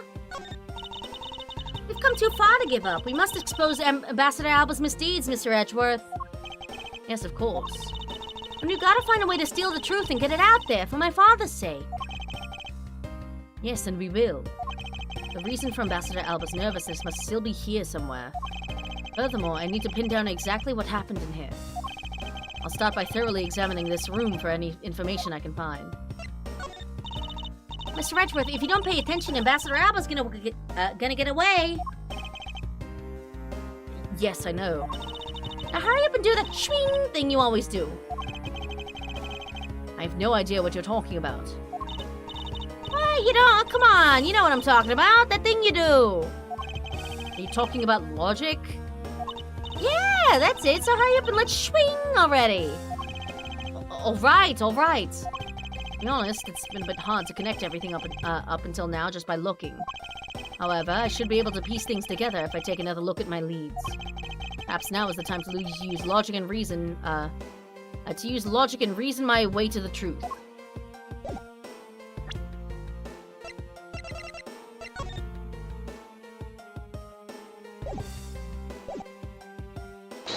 Logic.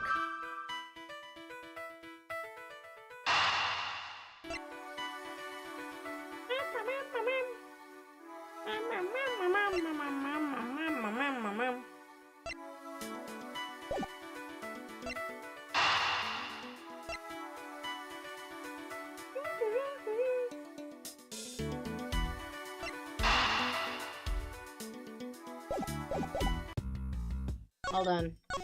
Let's see.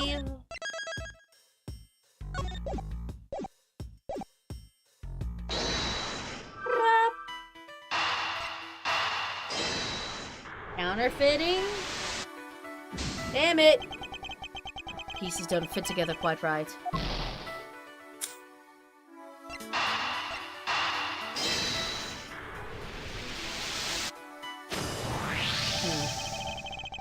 We know that the counterfeit bills were printed using the embassy's press, but the necessary materials, such as the Bobbly's ink and paper, must have been hidden in a secure location. But what do you think would have happened if the renovation had begun? Well, he probably had to find a better hiding place to get rid of it all. Right, so we can assume that the renovation was the cause of the plate and bills disposal. And the reason Mr. Cochin was killed as the ringleader of the smuggling operation. Based on what we know, who do you think was the one with the most to gain? Wait, that's his full name? Fucking Callias Palino? That's crazy. Quirked up white boy. It's the one person who has been erasing all evidence of the smuggling operation. from both embassies, the co-conspirator who was mopping up Ambassador Alba. Ambassador Alba had a very strong motive to kill Manny Cochin. Alba could conveniently place all of the guilt for the smuggling onto Cochin.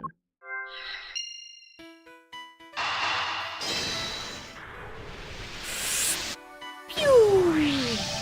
Swing! The cause of Ambassador Alba's agitation, the rotten treasure we may find. And the motive for killing Mr. Cochin. Miss Yu said it herself that she didn't kill anyone tonight. If we were to take her words at face value, then the reason for the ambassador's nervousness can only be one thing. He didn't want us to discover the real circumstances under which Mr. Cochin was killed. Then you mean Ambassador Alba's the real killer? Yeah, probably. But I thought the two of them were friends. Maybe they were, but what if Mr. Cochin was the one who first betrayed their friendship? Oh, I get it. Wasn't Mr. Cochin pushing really hard for Mr. Polino to be ambassador after the reunification? Yes, and that was the real reason why he wanted to steal Alabast's Prima Duck statue. So Mr. Cochin hired the Masque too to go steal it for him. But when Ambassador Alba found out what he was up to, he killed Mr. Cochin? It is definitely a possibility at this point. Those two really were thinking of no one but themselves. Yeah, that's how you end up fucking killed, baby. But the question now is, how did he do it? Ambassador Alba was in Alabast. But Mr. Cochin's body was discovered in Babal, right? Right. And that is where we must, what we must solve next. I believe we now understand why Ambassador Alba was so nervous and agitated. Must have something to do with where Mr. Cochin was killed. A place where the Alabastrian ambassador was likely to meet the Babalese Mr. Cochin. The place where Ambassador Alba happened to have committed the murder is...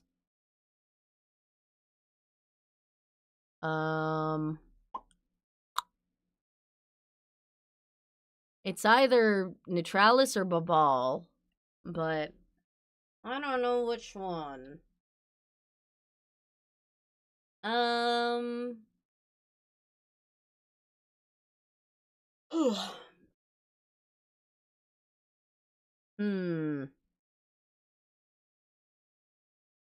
Well, he was found in Babal, right?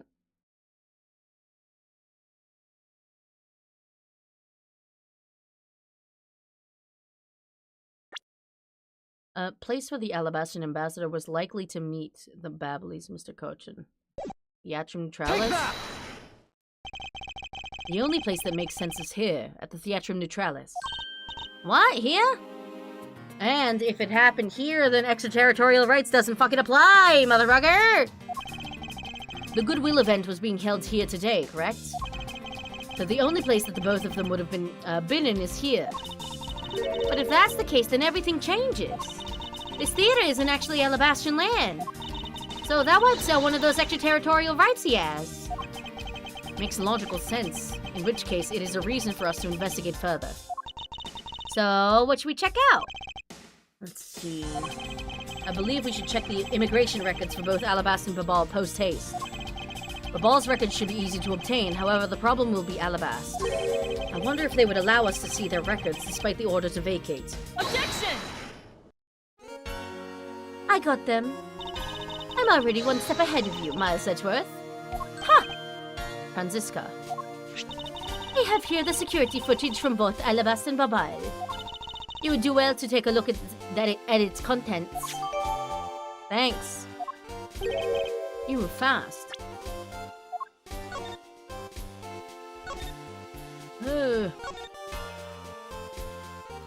Oh. There's definitely shit in that car, huh? Larry! Larry, my brother! Larry, you son of a bitch!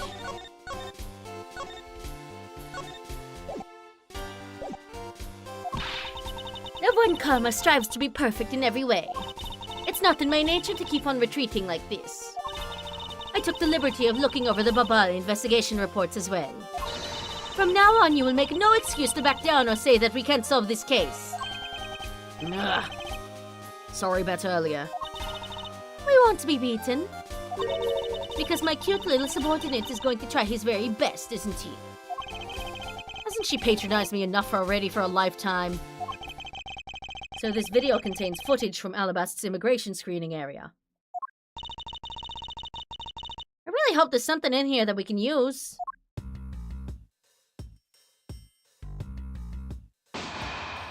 What the fuck? What are these sound effects? What the fuck?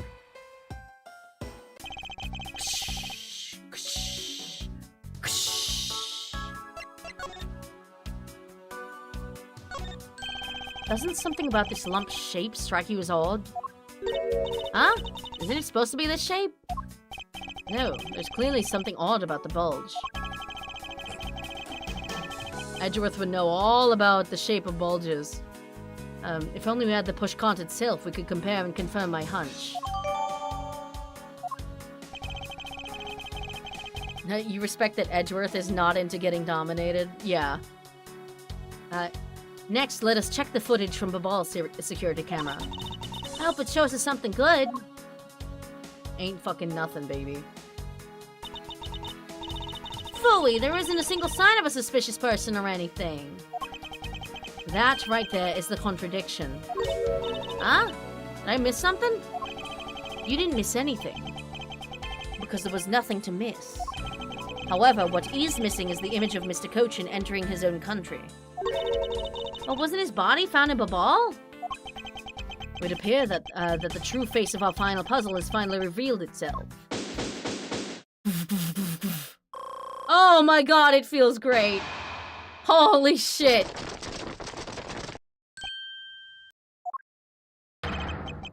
Ambassador Alba. I thought I had asked for you and for you and your group to vacate the premises, Mr. Edgeworth. Actually, I thought I should let you know that this theater sits on my country's soil. You've had your fun and I've enjoyed our little game. I dare say that you've even achieved a new high score. Lee needed healing. I did. I really did. However, once you've recorded a score, that same game can never be replayed again. What? This is such a weird metaphor, asshole. What the fuck are you talking about? You understand what I'm saying to you? Your game is done, and it's game over. No. Objection! Where do you think you're going at this time of night? After admitting to my crime, I was overcome with regret. So I'm heading to the airport now to return home. I'm afraid I can't let you do that. There's still too many issues we need to discuss with you. You can't stop me, Mr. Edgeworth, and you know it. Ah! Please, may I have a little bit of your time, Ambassador Alba? Ambassador Palino! Even just a teeny tiny bit is fine with me. Please, please, for our countries, you know? The already strained relationship between our countries is in a precarious situation, you know. Very well, if you insist. Palino's a real one, man. I will play just one more round with them and see what they want. I sincerely doubt that, brother. One more round is bullshit. Not that they'll get any farther. Ambassador Palino, fucking thank you. Mr. Edgeworth, all I wish is for the normalization of relationships between our two countries. And that can't happen with this fucking old piece of shit. Like, as ambassador, you know? But there is one person standing in the way of that dream. So please, kill him for me. I believe in you. You'll do what's right. Thank you for your vote of confidence. Shut up! Now then, what was it you wanted to ask me about? I do have a flight to catch after all. So I'm afraid I'm going to have to limit you to just one question. That's more than enough, because I only have one question anyway. I want to hear your alibi about how you couldn't have killed Mr. Manny Cochin. I'm glad he isn't a complete kiss-up. Yeah. Oh, I see. You seem to have a good hand this time around. This should be fun. This really is the very last chance we have to bring him down. I won't allow even an atom-sized contradiction to slip by. He's so fierce for an old fuck. Ambassador Alba's alibi. Frankly, I still don't understand why I'm being placed under suspicion here. Under your hypothetical scenario, Mr. Cochin and I were fellow smugglers. But to get to the point, I was in Alabas the whole time. So it's simply not possible for me to have killed him in, Babal. That is my alibi. So that is your alibi? That is correct. It's simply not possible for me to have committed a crime in Babal. Now that we cleared that up, I'd appreciate it if you would move out of my way. Hold it! Nuh-uh. I said hold it. What is it this time? I thought I'd only allow you one question. You did. But you still have yet to really answer my one question. What? Until you tell us the truth, I will refuse to budge an inch from where I'm standing. Very well. I'll play with you just a little longer. Miles Edgeworth as my subordinate and representative of this country's prosecutors. You are forbidden to lose. Of course. That is something I've understood from the start. I don't want to lose anyway, Franziska. That guy's the one who ordered my father killed, isn't he? Yes, I believe so. The goal of the first Yatagarasu was the capture of the smuggling ring's leader. My father and Uncle Bad. The legacy will live on through me. So that's why we've just got to catch him, okay? We will, I promise. Now, Ambassador Alba, let's have at the truth now, shall we? No matter how many times you ask, my answer remains the same.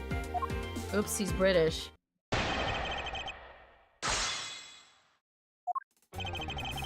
Okay, let's save while we have full health.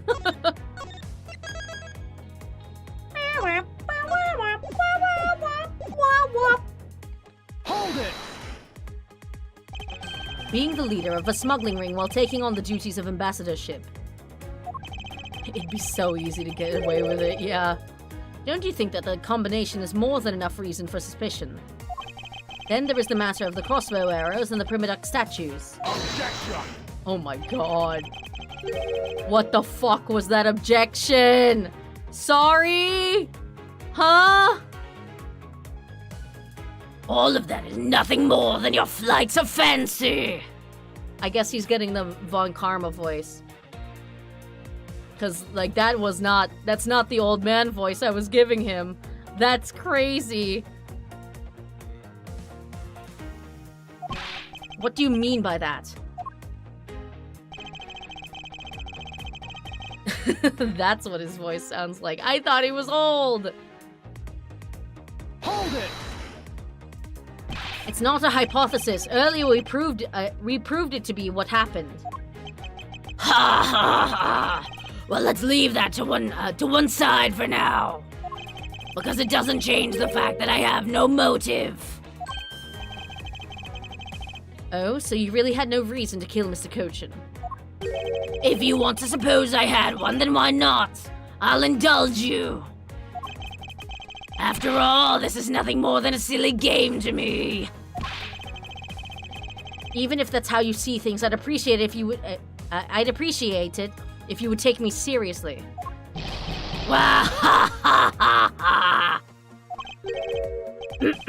I'm sorry. I suppose you are in a bit of a pickle. Very well, the game is no fun if the playing field isn't level. Therefore, I formally claim that I had no motive to kill. Now let's see you disprove it. How can he stand there looking proud when he knows he killed another human being? Well, I'm not going to stand by and just watch him get away with his crimes. What motive would I have had to kill my co-conspirator?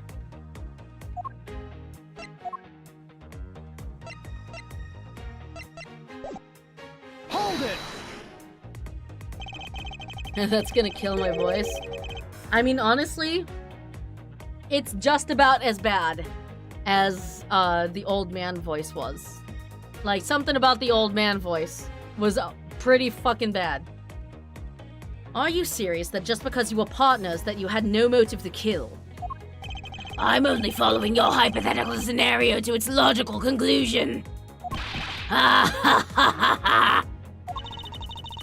Looks like he's not gonna admit it himself that he was in league with Mr. Cochin. I suppose not. But I do know his relation to the smuggling ring and to Mr. Cochin.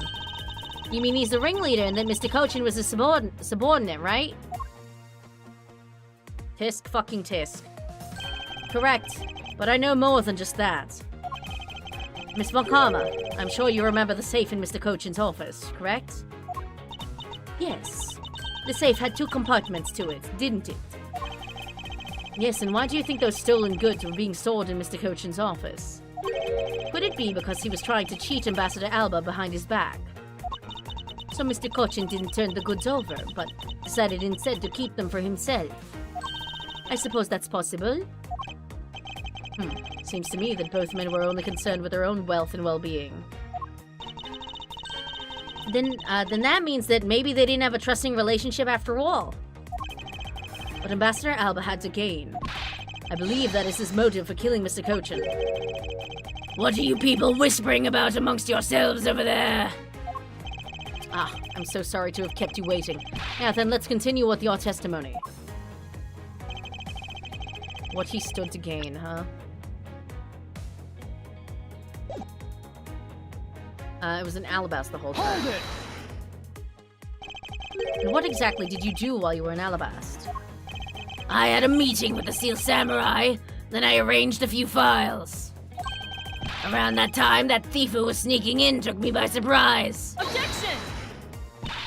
Are you saying that it was Damask 2 that made the first move? Yes, and it was after I attacked that I hit him on the head with the Primaduck statue.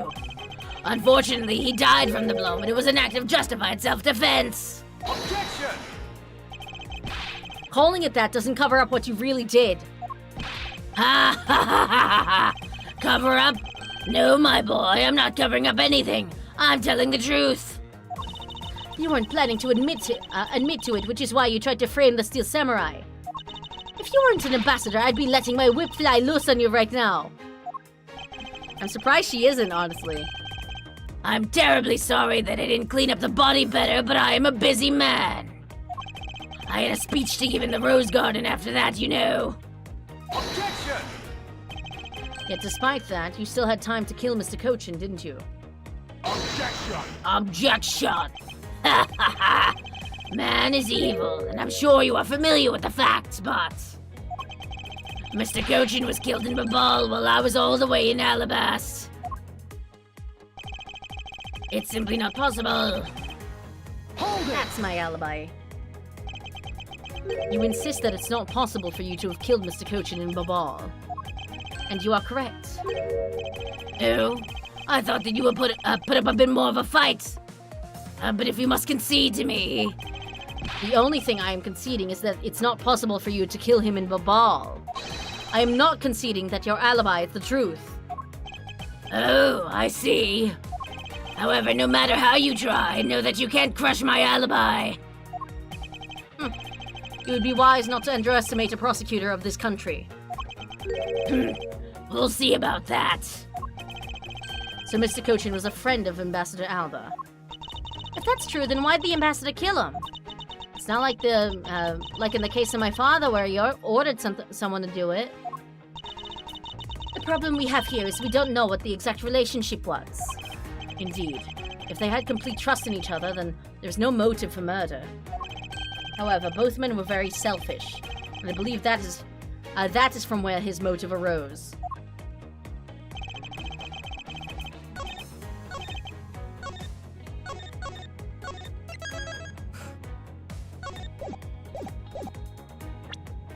What motive would you have?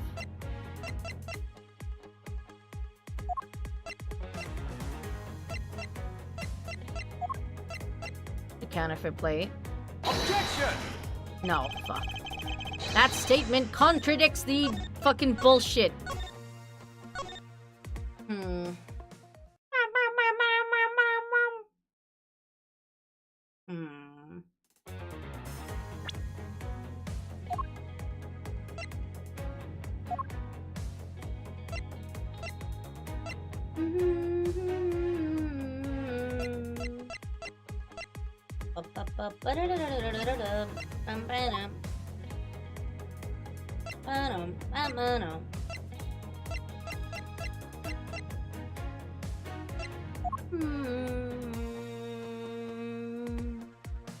Objection! No. That statement is contradictory. I'm pretty sure it's this one because they yapped a lot at the end of this press.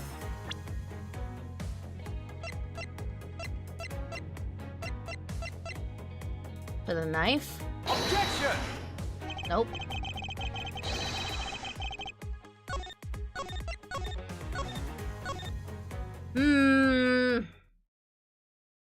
I've presented all the money things.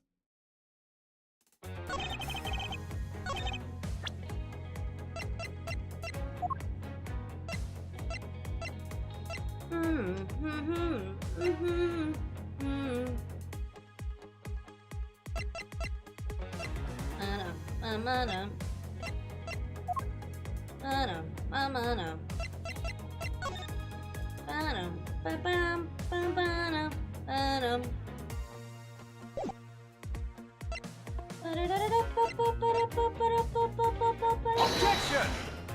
Nope.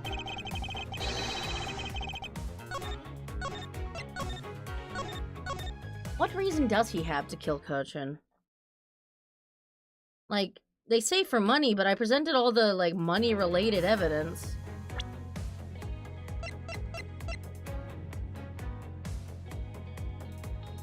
Objection! No, that doesn't make any sense, because he traded his real one for the fake one.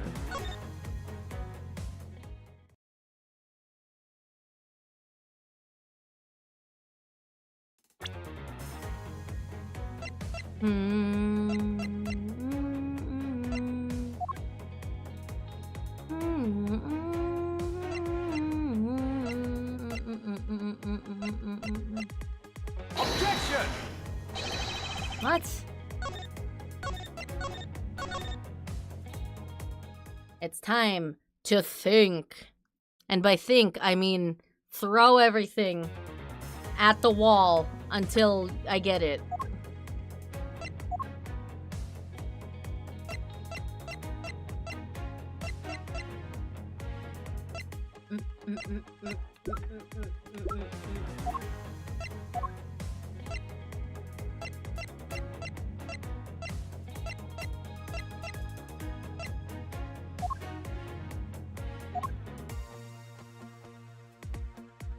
Objection! Nope.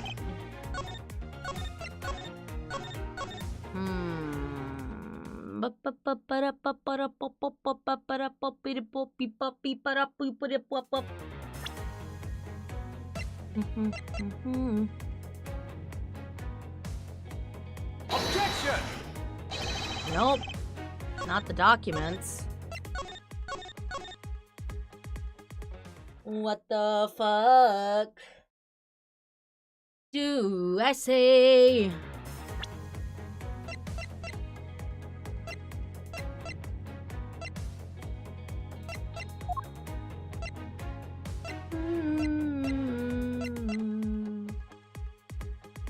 Really going down the list? I mean, not intentionally.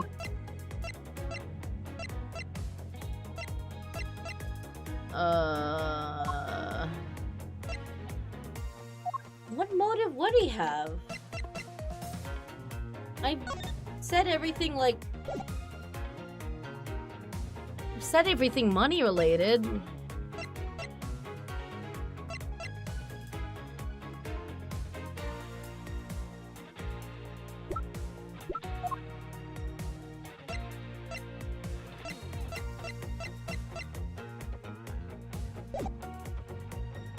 Ultimate. Hold on.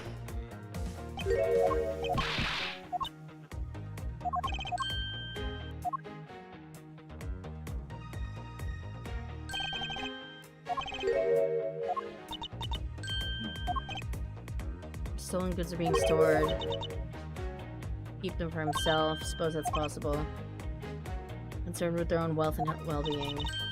Didn't have a trusting relationship after all. What he had to gain. That's his motive. I don't know. I don't know what he had to gain.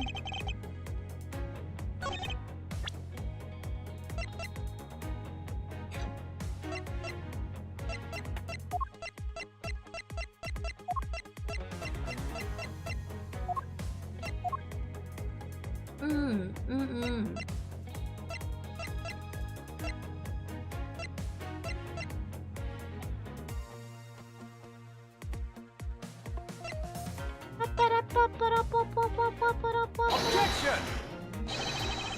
Nope.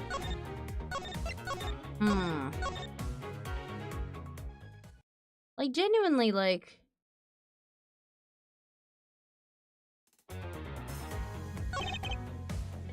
You were in Alabas the whole time, Objection. but... Yeah, you were. Fuck me.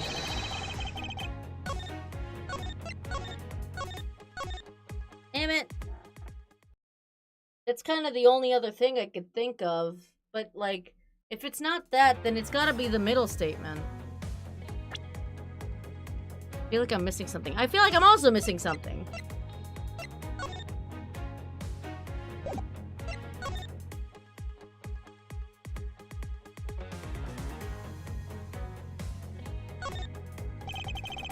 Quite a bit of Mr. Coach's blood on this blade.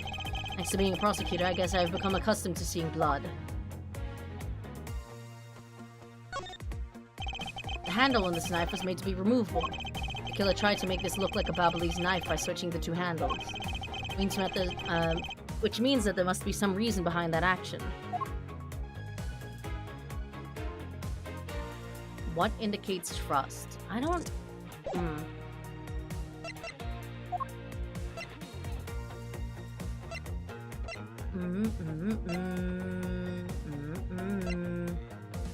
Hot dogs.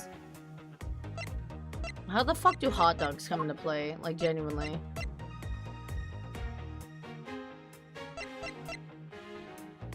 The card? I think I already presented the card. Objection. Yeah.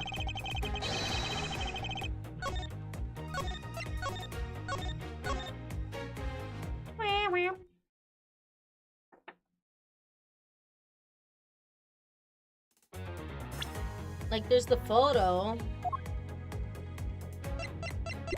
Oops. Objection. No.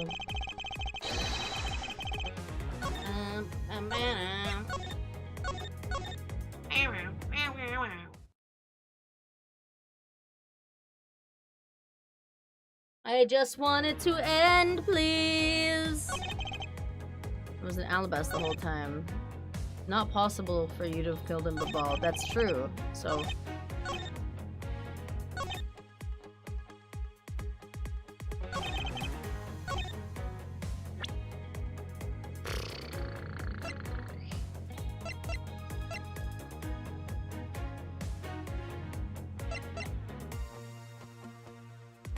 Objection.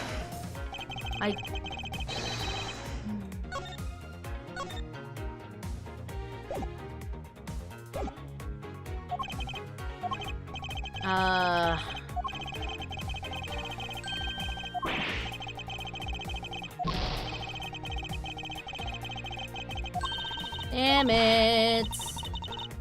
Why is it truth? Why are you so fucking stupid?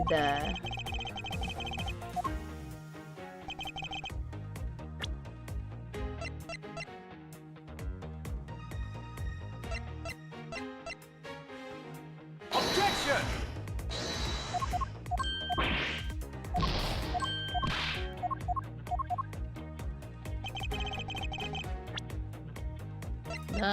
Knife. Objection. A piece of evidence. contradicts the testimony.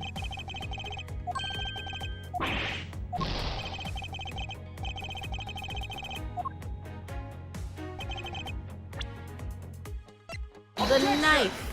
The knifey knife. That statement sucks ass. Oof.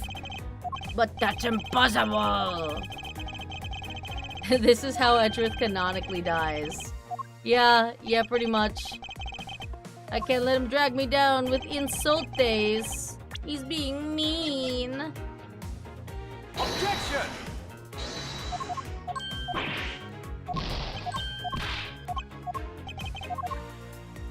He yells by yelling too loud. Or he dies by yelling too loud. Against an old man. Dude, the fucking spear is definitely it. That's definitely it. It's definitely that fucking samurai hot dog, man. Fucking shit, bro. Objection! Really?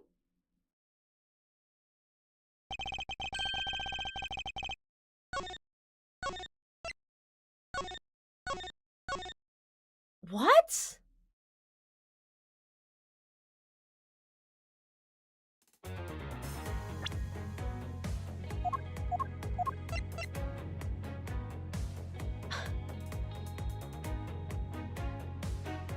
Huh.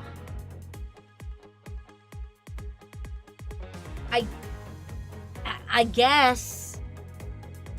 I guess. Objection! This game better have a good explanation. I mean, it makes sense in retrospect, I guess, because, you know, if someone ordered to steal all of my shit, I'd want them dead too. But, like, that's not where I thought this was going. If you want to know, I believe you did have a motive to kill. It was because Mr. Cochin had betrayed you. But you had your own reason too, namely you wanted to pin the smuggling all on him. Evil begets evil. Yeah, I was thinking about the whole smuggling, pinning the entire smuggling on him, which is why I didn't think about, like, the implication of, like, stealing of the Primitive statue. Evil begets evil, and because we were trying to test each other, it turned into this mess. Objection! I don't believe this. You have a bad penchant for telling tall tales, Mr. Prosecutor. And if you're not, then I suppose you have some proof to support your argument. I never use guesswork.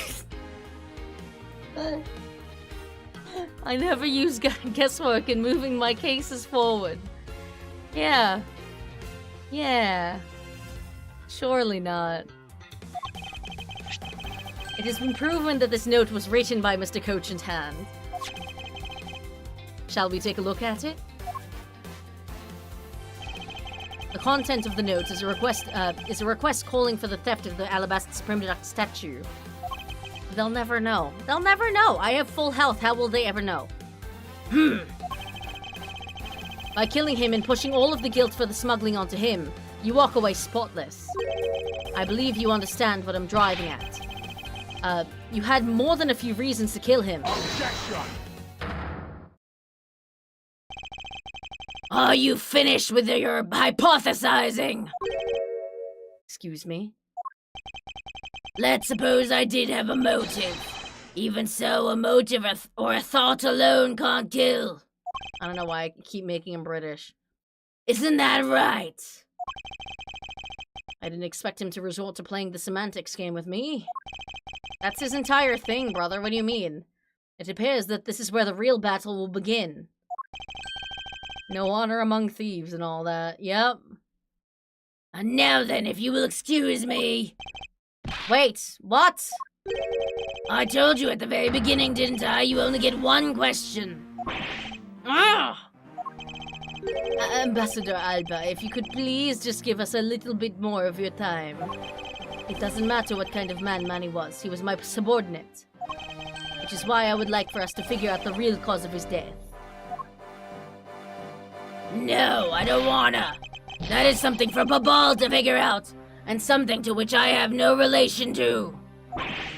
Oh, shit. Well, there goes my authority. Goodbye. Now he's even turning down a request from Ambassador Polino. I'm very sorry, but it seems that now even my voice falls on deaf ears. There was no need for you to apologize, Ambassador Polino. Oh, wait, whoops. There is no need for you to apologize, Ambassador Polino. We must find some way to stop him from leaving. It seems there are no further objections. In that case, please allow me to return home. Hold it! Oops. Hold it right there, Ambassador Alba!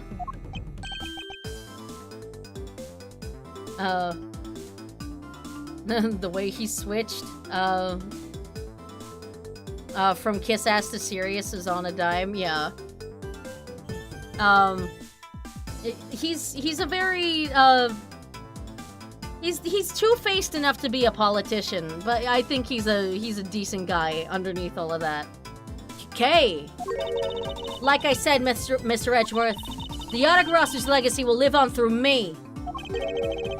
Yes, but how do you suggest we stop him from leaving? You just leave that to me. Ambassador Alba, do you recognize this? No, and why should I recognize that tattered old organizer? Wait, where have I seen that before? Have we? I don't remember seeing that. That is a clue my father Byrne Faraday left for us. Did you say Byrne Faraday? Mr. Faraday's organizer. Don't tell me this is the one from the second KG8 incident. Kay's about to use violence. Yeah, she's about to take those hair stick planter things, and like stab it in his stupid wooden heart. The one in which he wrote about the Yatagarasu's key. Oh, yeah, it's that thing that was in like the plastic baggie. Yeah, this organizer belonged to the prosecutor you had Miss Yu kill 7 years ago. I have no idea what you're talking about. You say that like it was related to me. Inside this organizer, he wrote up every detail of every evil thing you did. What an amusing little girl you are, but that sort of trickery won't work on me. If you won't believe me, then take a look at this. And what is that toy there? Fuck you, bitch. That's... This thievery device was used by the Yatagarasu, or rather by my father. Where did the wind come from? 7 years ago, he used this when he snuck into the embassy. What? These two pieces of evidence that hold information the Yatagarasu dug up on you. If you go home now, I won't hesitate to send it all to Alabast, right behind you. Little girl, get to the point.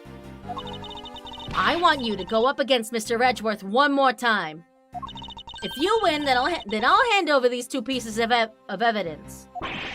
Yatagarasu! Ever the thorn in my side. Hey, does that organizer really contain any information on his dirty dealings? That's nothing case-breaking, really. Ah, then it was just a bluff. You know, that man is quite, proficient in that. You should meet him someday. I'll introduce you. Even if it was, we still can't let all the info my father and Uncle Bad found go to waste. Plus, just the existence of Little Thief is troublesome enough for him. Those two pieces, aren't they keepsakes of your father? It's okay. I believe in Mr. Edgeworth. He'll come out on top in the end. Hey. When the going gets tough, someone's gotta be there to put the wind back in your sails. After all this time, you're still quite the feisty one. I applaud your powerful nature. You know, I might even give you my old riding crop.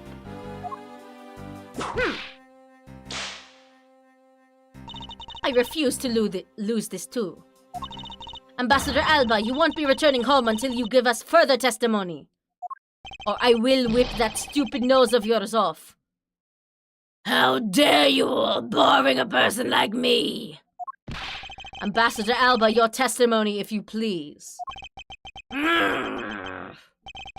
Alright, but this is the absolute last. I doubt it. Then even if you use all the power of... Ambassador Polino's office, you won't stop me. Can't let this opportunity case created for me go to waste.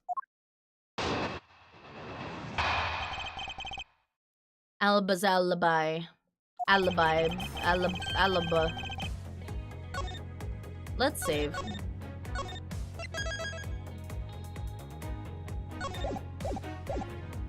The last time I met with Mr. Cochin was here at the Theatrum Neutralis. After that, I was in Alabas the rest of the time, as I stated earlier. In any case, I did not see Mr. Cochin again after that. So you see, there was no time span in which I could have killed him. Wouldn't you agree? Nuh-uh. Now, since you people were practically begging, I'll allow you to question me. What an arrogant old man! Yes, but no matter. We can't allow this chance to escape us. I will warn you, though, you've reached the end of my patience. Waste my time with any inane questions and you will be punished. Oh shit. I can't press everything? So any needless pressing or presenting will hurt our case. I mean, needless presenting always hurts our case. In that case, the only thing you can do is to present the correct evidence. Understood?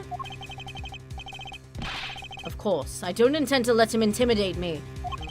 I know Mr. Cochin was killed before he returned to Babal. In which case, there is only one statement to which I need to present the evidence.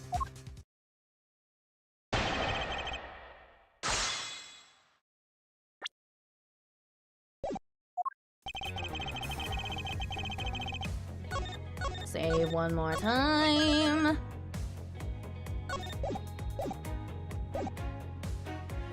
Here at the Theatrum Neutralis. After that, I was in Alabas the rest of the time, as I stated earlier. In any case, I did not see Mr. Cochin again after that. There's no time span in which I could have killed him, wouldn't you agree?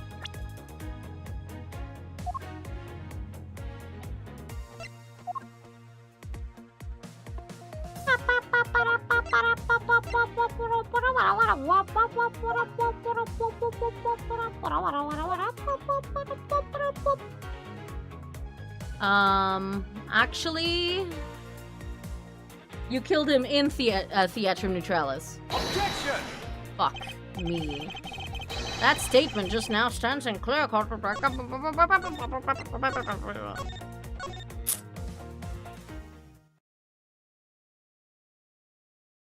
Shut up. Like, literally shut up, old man.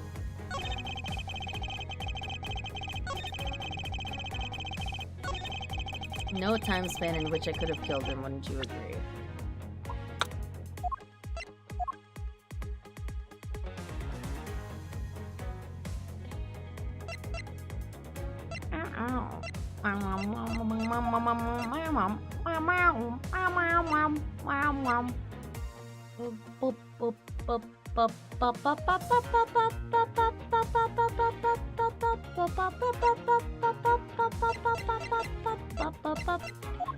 I don't know what they're trying to imply.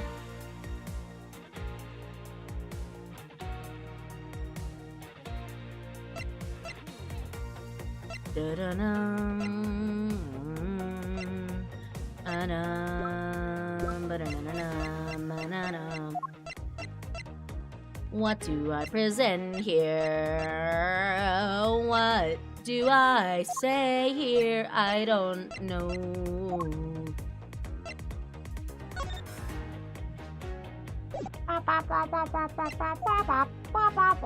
Objection! There it is. Okay. That one wasn't too bad. I'd like you to take a look at this picture. It's a rather nice picture, isn't it? It was to commemorate the restoration of relations between our nations. Oh, it's commemorative, all right. One that captures the proof I need to show that it was you who committed the murder. Honestly, this was a really fucking stupid, like, play of his. He's just like, no one's ever gonna know. Come again. This is the knife that killed Mr. Cochin.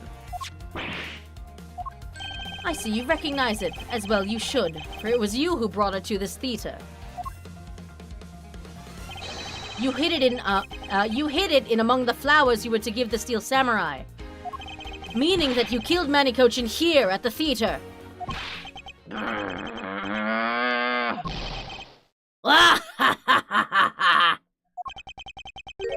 It's time for me to catch my flight. Objection! Bruh! We're not through yet. Objection! Fucking hand, bro. It's game over for you, Mr. Edgeworth. But I thank you for the entertainment. Ugh. No matter how passionately you orate, the end result will still be the same. I won't be returning to this country ever again. That's right. This man is an ambassador, and he has extraterritorial rights. No matter how hard we chase after him, we won't be able to have him tried in court. Ugh. Yes, that's exactly the face you should be making. The face of a worthless cur. No! Now then, ladies and gentlemen, I must bid you farewell. Ugh. The courts. It's the no one who can lay a finger on this man. Is this really the end? Not so fast! Oh shit, Lang! He's here, and he's still fucking shot in the leg, but he's fine, I guess? Agent Lang! Sorry to keep you waiting, Mr. Prosecutor. Get out of my way. My plane is scheduled to take off soon. Sorry, but you're not going anywhere, Mr. Alba. I'm through playing games with you people. You can't touch me. If you do, it would spark an international incident, Agent Lang. Sorry, but no, it wouldn't. What? Hey, Mr. Prosecutor. Good job holding the fort down here until I got back. So, Mr. Alba, your diplomatic immunity has just been revoked. What do you mean, revoked? Spare me this nonsense and let me through. Not so fast! Not so fast! Lang Ji says before aiming for the throat, chew the neck shield off first. What? What the fuck is a neck shield, bro? What? What are all of these sayings? Interpol headquarters in the Imperial household of the Kingdom of Alabast. Took a while to get things rolling, but they finally moved on it. The Imperial household, you! What have you done? It's a shield for the neck, duh. Sorry, my bad. Yeah, I should have known that. You have been relieved of your duties as ambassador, Mr. Alba. Fuck yeah. Ugh. What? What? Effective today, effective right now. And you have Mr. Prosecutor's videotape to thank for this. The video of the Yatagarasu protected? You can't be arrested simply because you're an ambassador. In that case, I thought I'd strip you of that title. You underestimated me at the Senate of the founder of detainment philosophy, Lang Ji. 4,000 years of deeply entrenched connections and networks around the world. I am built to fucking arrest people like you. Fuck you, old man. Have really paid off. Oh, I'm old again. It can't be, I don't believe this. My ambassadorship has been revoked. Ha ha ha ha! Looks like you're finally coming to grips with your new standing. Woohoo! Looks like he's turned docile again! He's probably in shock from the loss of his shield. What a shame. I had so wanted to use my whip on him. Why is this happening to me? I'm just a hard-working, honest ambassador. Not so fast! Bruh. You really think you can still pull that on us now? We've already ripped away the mask and seen you for who you really are, Mr. Alba.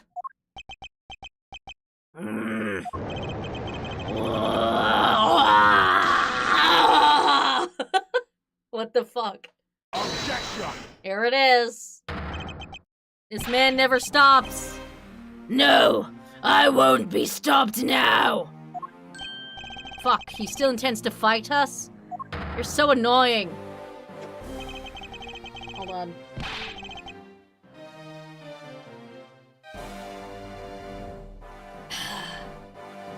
Oh, shit. So what if I am no longer an ambassador? You still don't have any evidence on me. Last wind? I sure fucking hope so. Although, I must say, there are still quite a few pieces of evidence that we have not yet used, including the pick, quote-unquote, the fountain spouts, the samurai spear, and the samurai dogs. So, I don't know if this is really a last stand. There's also the wound that we have yet to use. The push cart, the security footage, there's a lot of shit. Huh. I'd expect no less from you, the boss of the smuggling ring. Well, the rest is up to you, Mr. Prosecutor. I did my job. Bye. Understood.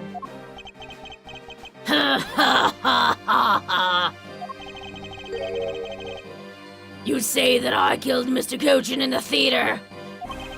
But even if it's true that there was a knife in my bouquet, I left that bouquet in the theater. So anyone could have taken it out there and used it, right? Why did you bring a knife to the theater? What the fuck kind of defense is this, bitch? Besides, the claim that he was killed here itself is odd. After all, wasn't his body discovered in Babal? Are you claiming that I carried his body all the way over there? Preposterous! Objection! I'll be the one to prove whether it's preposterous or not. Ex-Ambassador Alba, are you ready? Get fucked. Because this is no game, this is war! Maybe don't call it that because he's a war veteran.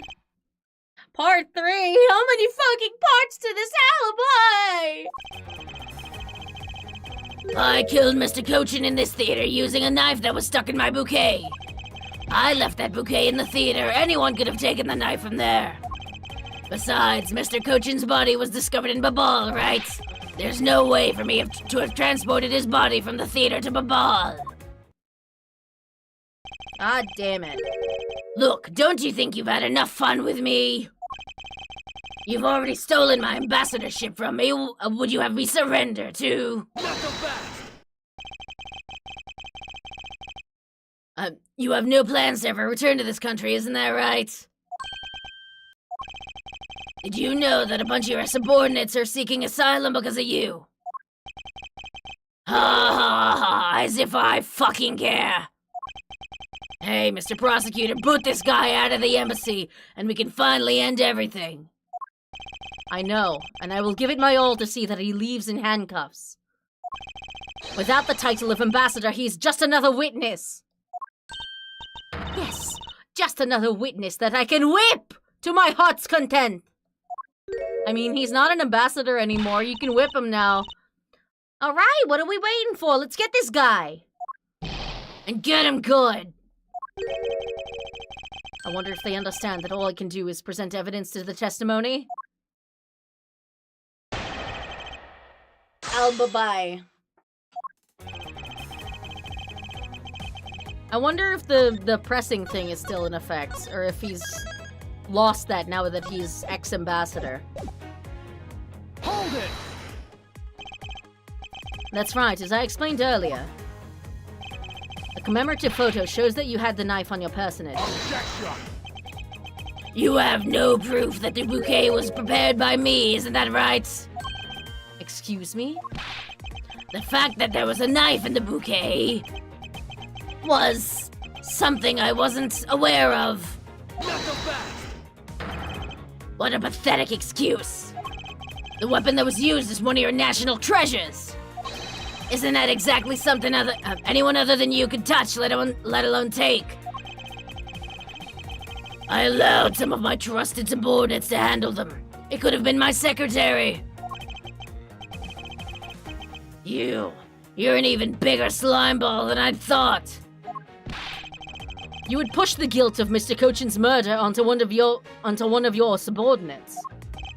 In any case, the fact that the knife was in the bouquet means nothing.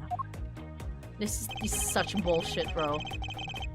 I left it in the theater. Anyone could have taken the knife from there. Hold it! Bruh. Bruh. Bruh.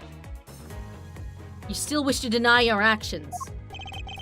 And you still wish to deny reality and accuse me of murder. What? I am not in denial.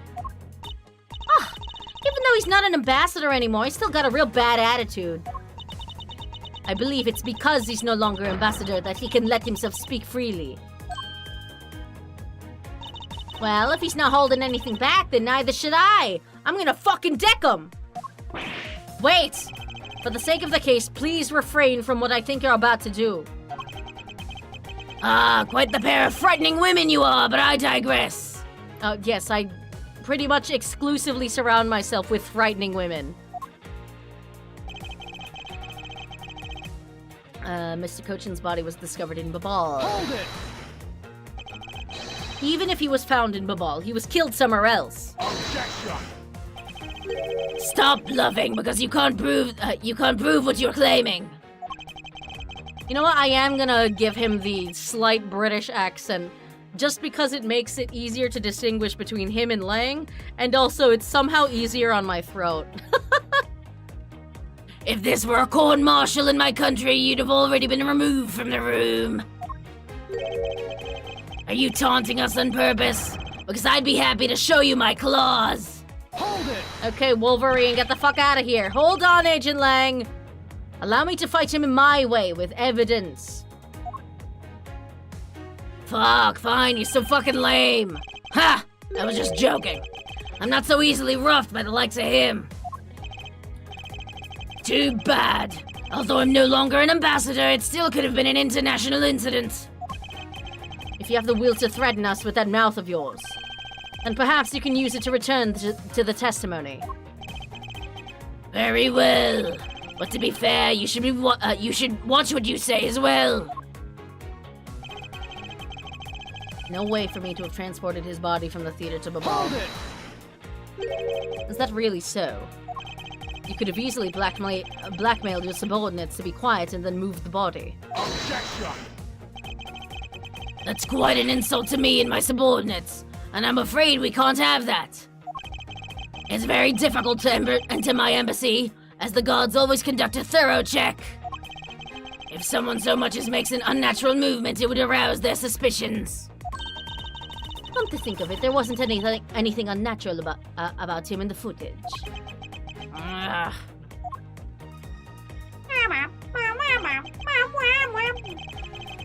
Wait, let me think about that for a second. Mr. Alba said that the guard would become suspicious if someone acted unnaturally. But then, by the same token, the guard would not become suspicious if someone were to act naturally. If we retrace Mr. Alba's movements, we should find some hint to solving this case. Well, right after the Steel Samurai Sage show, he went back to Alabas, right? From there, he started preparing for his speech in the Alabastian embassy. It does sound like it wasn't possible for him to have gone to the Babalese embassy. I mean, there's a lot of these, like, fade to black background shots for Edgeworth. Like, he is a very, very much, like, meditative dude.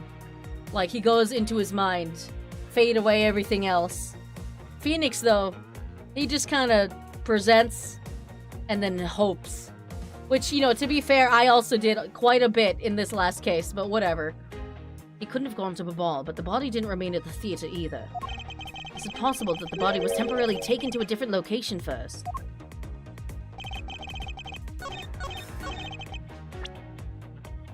Wait. We are saving. We are saving.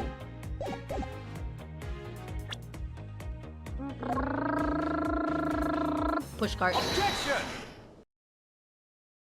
Oh, and then when it's in Babal, fucking Sheena takes care of it. That's crazy. Actually, I do believe there was a way to transport the body out of the theater. Perhaps we should give this a look. What is that supposed to be? It's footage from a security camera that captured the stage of the immigration area. Should I congratulate you on getting your hands on it? Just letting you know that we're not the only ones watching you watching your every movement. Thank you for the warning. Now if you could take a good look at this section here. This lump here inside the pushcart. Do you know what's causing it? Should I? Because I don't. In that case, allow me to enlighten you. This is the cause of the unnatural lump under the cloth in the pushcart. Take that! What is the meaning of showing me that? It's to say that the unnatural bulge in the pushcart is Mr. Cochin's body.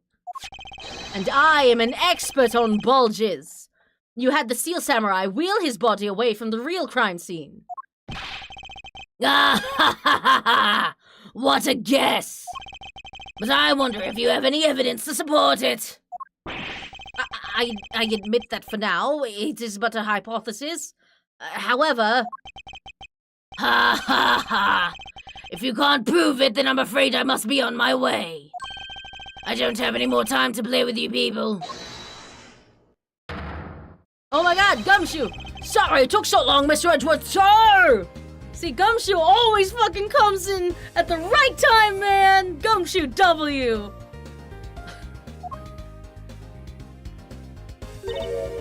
Gummy? Detective Gumshoe, is that the Steel Samurai's pushcart? Yes, sir, I found it in the open-air stage area. So that's where you went. The detective spirit that Pops left me with. I thought I'd follow my gut and go with it, sir. So, Mr. Edgeworth, is this worth anything to the case? It's literally, like, currently. This is currently relevant, Gumshoe. How do you... Wow! Yes, it just might play a major role in solving this case, detective. But something isn't right. I thought that the entire samurai family was an Alabast. Where exactly in the open-air stage area did you find this pushcart? I found it just lying there at the edge of the stage, sir. Oh. Well, let's leave that for now and examine the inside, detective. Yes, sir. Bop, bop. Oh, shit. It's blood. This must be Mr. Cochin's blood, which only goes to prove that Mr. Cochin's body was indeed transported by this pushcart. Shit! I believe you understand what this means, correct? You killed Mr. Cochin at this theater, and then placed his body inside the pushcart. And then... you forced the Steel Samurai to unwittingly move the body for you. Objection! I forced him to move the body into Alabast. What nonsense! Why would I bother to do such a thing? Objection! Not into Alabast, into Babal, right? Oh. You were scheduled to make a speech in oh, I guess they did bring it to Alabast? Oh yeah, because there's no footage of it, of the Steel Samurai going to Babal. No, but wasn't he going that direction? Like, when we saw him the first time? Or was he going Alabast's direction? I don't know. You were scheduled to make a speech in Alabast, meaning it was difficult for you to make a stop in Babal. However, what if you moved the body to Alabast? I don't understand. I feel like if he had it dropped off to Babal, then Sheena could have just taken it. Whatever. Because it was your embassy, you could keep an eye on it and tamper with the evidence. And then you smuggled it out of Alabast. No!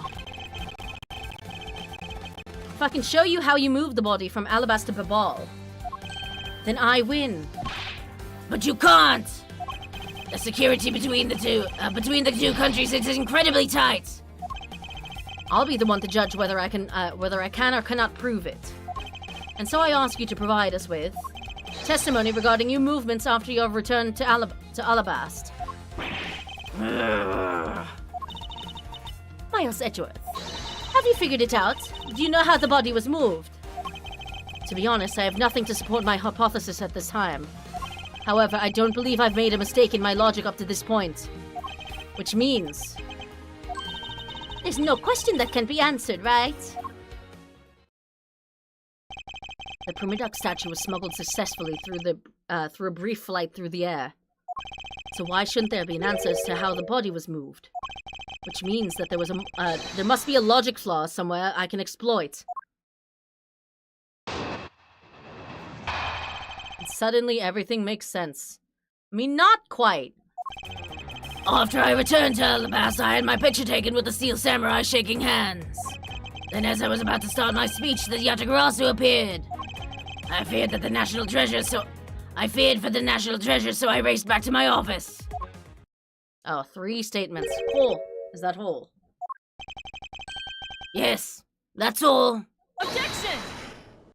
It looks like you left out a few things, such as the murder of the Masque too.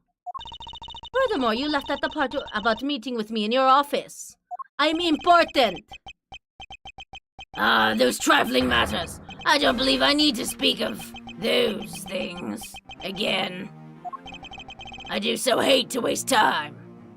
Then why do you draw out your sentences like that, asshole? Ugh.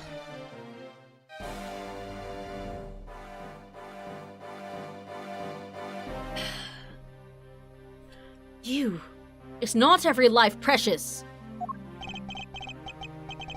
Ha ha ha! Do you really need me to answer that for you? Objection! People like you cannot be allowed to wander freely through society. Then you'd better try hard, because I doubt you'll find a single contradiction. He's really full of himself, isn't he? Can I fucking kill him now, please? Yes, he is. How can he be so confident at a time like this? Ha ha ha ha ha ha! Calm, don't be shy. Go ahead and ask whatever you'd like.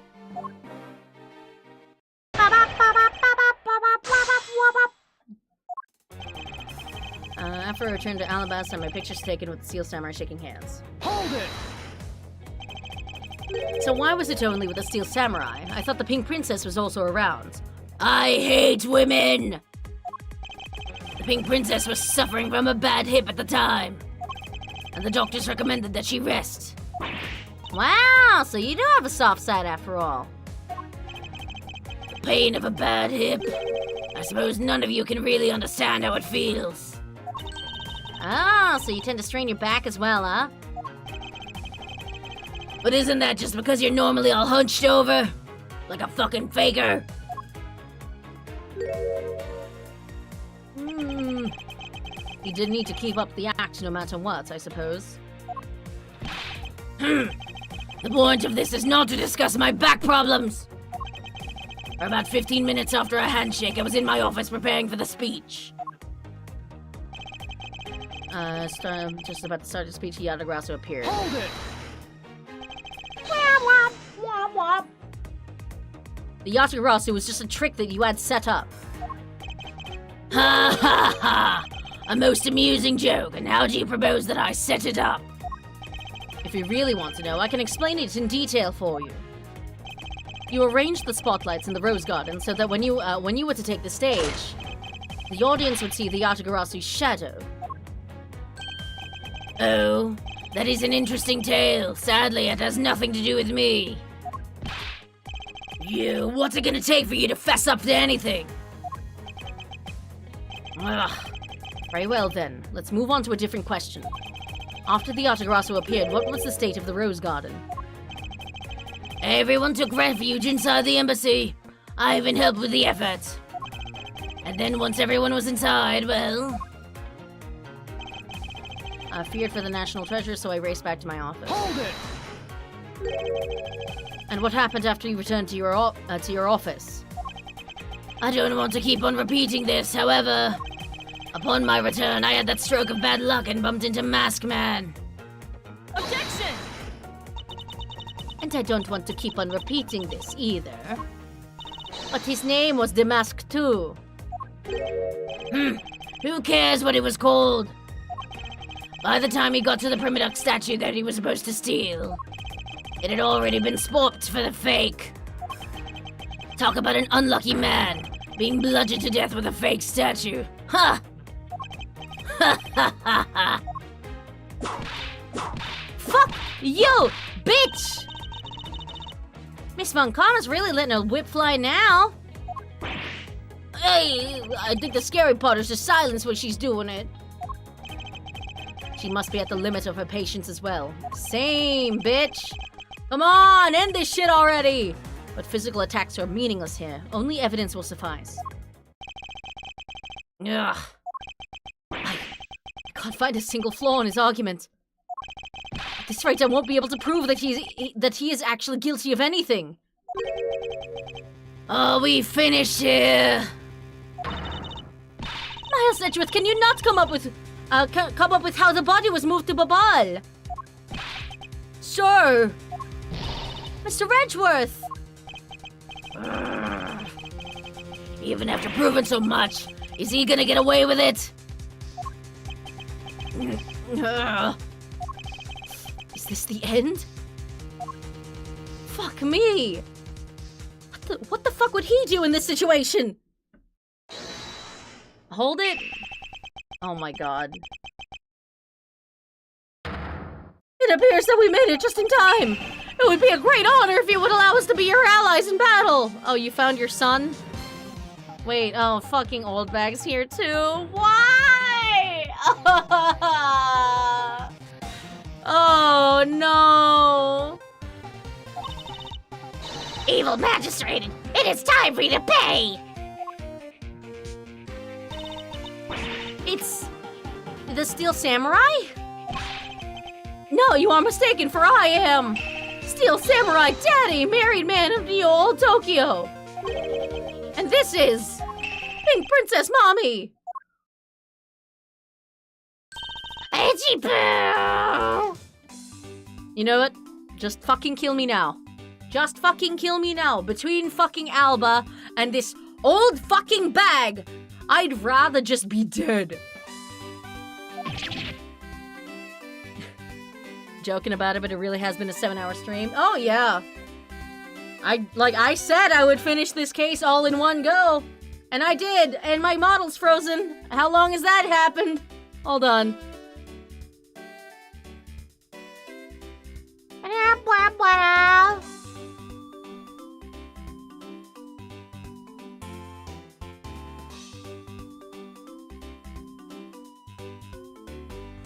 Okay. Here we go. Oh! The two people that I wanted to see the least. Larry! What are you two doing here? I can't believe Larry's about to solve the fucking case. Way to show your gratitude, Edgy. We just wanted to help. Yeesh. I'm gonna get the bad guy with a single thrust of my samurai spear. Go away. How can you be so mean to us, Edgy Boo? All three of us came to lend a hand, and this is how you treat us. Well, isn't this grand? And I see they managed to find the Iron Infant. Does that really matter right now? Hey! Is it just me? Is the Iron Infant completely soaked? Oh, yeah. I found him in Babali, but he was in the middle of the pool. Pool? Wait a second. Larry, go back to what you just said. Huh? Oh, it appears that we made it not that far back. Something about finding the Iron Infant in Babal? And he found it in a pool. I don't recall there being one in Babal. Oh, that! Well, I was in Alabasta the whole time, so I have no idea how the Iron Infant wound up in Babal. I thought I'd lost him in the Rose Garden. But I guess maybe this cute kid can swim, huh? Wait, what? If only Larry was actually that buff. Larry, you lost the Iron Infant in the Rose Garden? Are you sure about that? Yeah, I'm sure. But I found him in... Hold it! That's enough, Larry. Shut the fuck up. I have enough info now. The Iron Infant that Larry lost managed to move between the two countries. Furthermore, the Iron Infant was found soaked in the middle of a pool? This is what I've been looking for. It's another smuggling route between the countries. The key to the route the Iron Infant took to travel from Alabasta to Babal is... bilateral symmetry. There's a pool in Babal too! Fuck! Oh, that's right. This embassy was built with bilateral symmetry in mind. Detective Gumshoe. Yes, sir! There's a location I wish for you to examine post-haste. It is where I believe the route used to smuggle Mr. Cochin's body lies. Does something like that really exist, sir? And that's why his fucking body wasn't burnt that bad, because he was soaked from the fucking pool. An embassy built on bilateral symmetry, meaning that this is where we need to examine. Take that! Yes, sir, I'll be back before you know it. Go, Gumshoe, go, run! It's too late. It doesn't matter now what you do. It's all a waste of time. Not so fast! Fuck you. You will stay here with us and wait. Bitch. This is Edgeworth.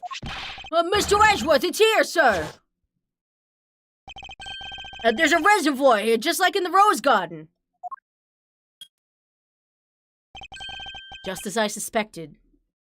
How the fuck did Larry must have uncovered that reservoir if he was to find the Iron Infant, because there's no way the Iron Infant just like popped out from underneath the cover, right? Or like, and Larry knew that he was in Babal. Like, it's not like he swam over from Alabast and just, like, coincidentally, you know, found where the fucking baby was. Just as I suspected. What is it? The two sides of this embassy are mirror images of each other. Which means that there is also a pool at the corresponding location on the Bobbly side. Mr. Cochin's body was moved into Babal through the pool in Alabast. Objection! Avoiding the topic with a vague answer like that is unbecoming of a prosecutor. If you don't mind, I'd like to see more physical proof if you have any. I do, actually. Fuck off! The Iron Infant is positively soaked in water. Why do you think that is? It's because he was fished out of a pool. And not just any pool, it was the Bobbalese one. I think it's pretty obvious at this point what must be true. The water reservoirs and the two courtyards are connected. Objection! And where is your proof that the two sides are connected? Objection! Fuck you! The proof is right there before your eyes. The half-drowned Iron Infant. Ugh. Ugh. This blasted door! Fuck you, asshole. Mr. Edgeworth, I'm back! Hey! Don't tell me, you guys figured everything out without me? No, you were very important in this, Gumshoe. We did, thanks to this hero of justice's son. Even if he is just a doll. We managed to help foil the villain. Not so fast! I can't believe this fake baby does more work than Larry ever does. Hey, Mr. Prosecutor, look, I don't want to say this, but it's kind of unlikely that the body just happened to have passed on through Babal. This guy's a doll and he's small, so I can believe it made it, but... He has a point. Ha ha ha. Yes, that's right. I'm glad someone here understands. Mr. Edgeworth, are you going to next propose that a dead body can swim through a pipe? You see, Mr. Prosecutor, our chase after this man is far from over. You didn't have to fucking bring it up. Like, you're that fucking kid that asks if we have homework. Fuck you, Lang. Agent Lang. Why is he helping Mr. Alba out now? He's not. He realized the flaw in my argument and is helping to move the logic along. In which case, I should return the favor and find an answer. And another thing! Mr. Kojin's body was found in his office in Babal. So what happened to his body after it was transported in to the open-air stage? I think I can answer both of those. Like, both of those were Sheena, right? Mr. Alba had an accomplice in Babal, remember? You mean Sheena, right? With her there, you can see how it was possible to move the body up to the office. Objection! Are you seriously claiming that she swam through the connecting pipe with the body? Yes.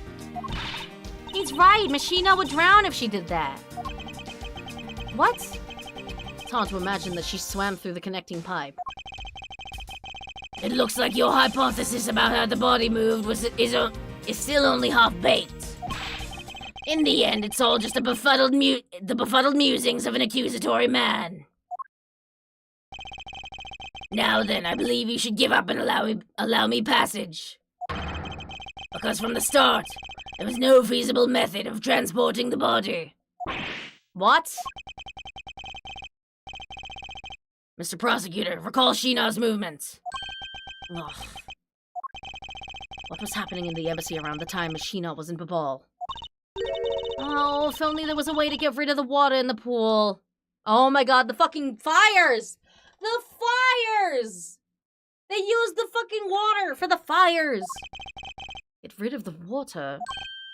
God, that's it! Now I believe this time we really are done, right? Objection! Nuh-uh, fire! Unfortunately for you, it's far from over, Mr. Alba. You are a most persistent man. Are you saying that you've thought of a way to move the body through the water? Move the body through the water? That is completely unrelated to how it was done. Excuse me? The reason I say that is because there wasn't any water in there at the time. What do you mean there wasn't any water? Just what it sounds like. Tonight's events made it possible to drain the water, allowing the body to be moved. 2 fires in Babal! Tonight, the Yatagarasu set fire to a variety of locations in the Babalese embassy. In order to put the fires out, much of the reservoir's water was used. Of course, when the water was used, the reservoir's water level went down. If enough water was drained, the connecting pipe could be used to traverse the border. Objection! So what? The water level went down, the reservoirs were connected. Does any of this matter? You can't prove any of this. Bitch. Pretending to be ignorant won't work with me. We both know what kind of situation we're in right now. Even in a game, there comes a critical game-changing moment. Get ready for a game changer! A moment in which you hit a wall that you must overcome in order to beat the game. I can't believe Edgeworth is a gamer. I haven't lost yet. I found the route you used to smuggle the body, and that route will lead to your defeat. Not so fast! Even if all the water was used by the firefighting effort, you still can't really call that a smuggling route. I know that. Ha ha ha ha! I should have figured that you would notice. Hey, Mr. Alba, how deep are those pools anyway? I'll have you know those pools are extremely deep. And there are no ladders or footholds along the walls either. You just filled the fucking pool back up, bitch. Are you fucking stupid? You think I'm dumb? You think I'm an idiot? They fucking autofill, moron. Fuck you! It would be difficult for Sheena to hold the body and climb up out of the pool. Ladders or footholds along the walls. There was no need for such things. What do you mean? If one were to use a certain something, they could go up or down the pool at will. Ah, looks like you got an answer ready. Well, what are you waiting for, Mr. Prosecutor? Enlighten us already. The way in which Machina and the body were able to rise up to the ground level. If there was a way to control the water level, that could be the way the body was moved. This was used so that the body and Machina could move up and down in a pool. The fountain spouts. Take that! Mr. Alba used the fountain spouts in a manner of speaking. Use the fountain spouts? How so? The water level in the pools can be controlled by opening and closing the spouts. Machina and the body were lifted upward by their buoyancy in water. The fire on the Bobble East side and the firefighting effort. These were set in motion all for the sake of smuggling Mr. Cochin's body.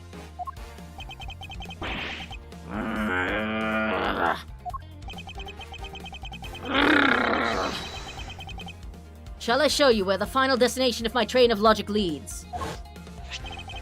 First, Mr. Alba closed the fountain spouts in advance, in preparation for, of things to come.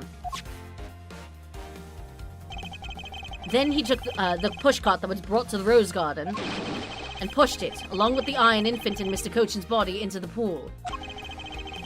At this time, Miss Sheena was busy conveniently starting the first fire in Babal.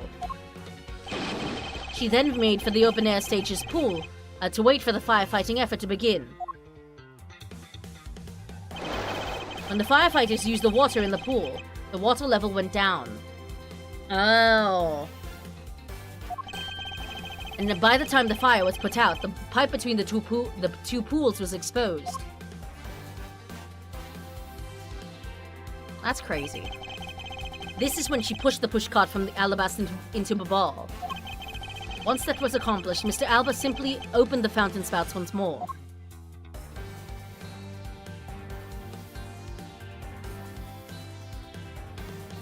He's a gamer! He is indeed. And the water level rose up to its original level, along with Miss Sheena and the body. After that, Miss Sheena used the pushcart to carry the body up to the Secretariat's office. There was an elevator in the embassy after all, so you see, even with her small frame, she could have easily transported Mr. Cochin's body. And that wraps up my thorough explanation of how the body was moved.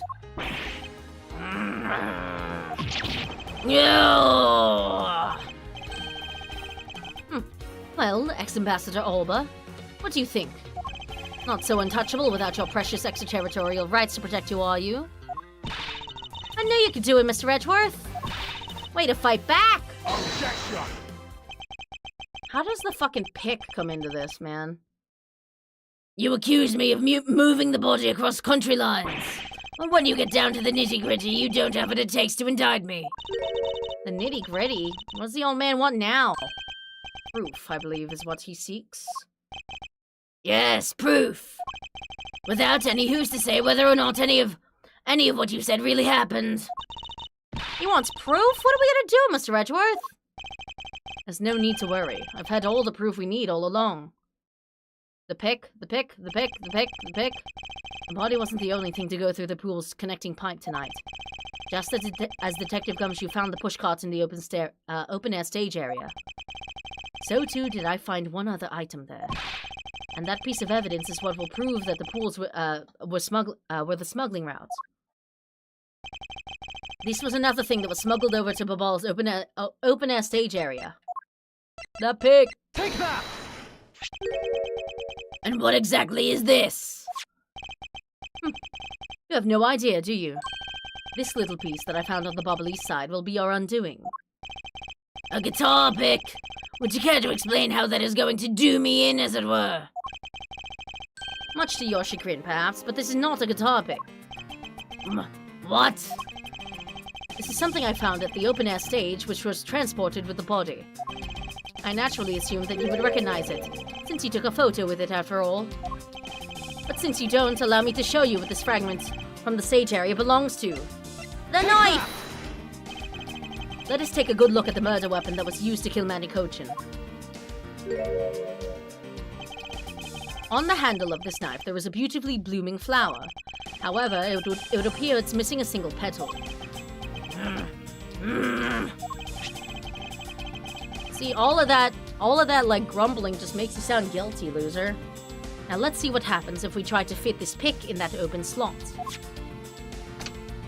Oh shit! It's a perfect fit!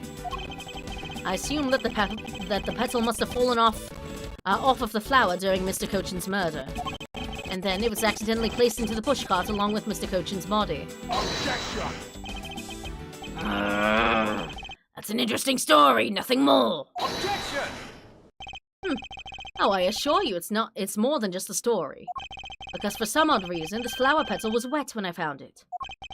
It was wet, you say?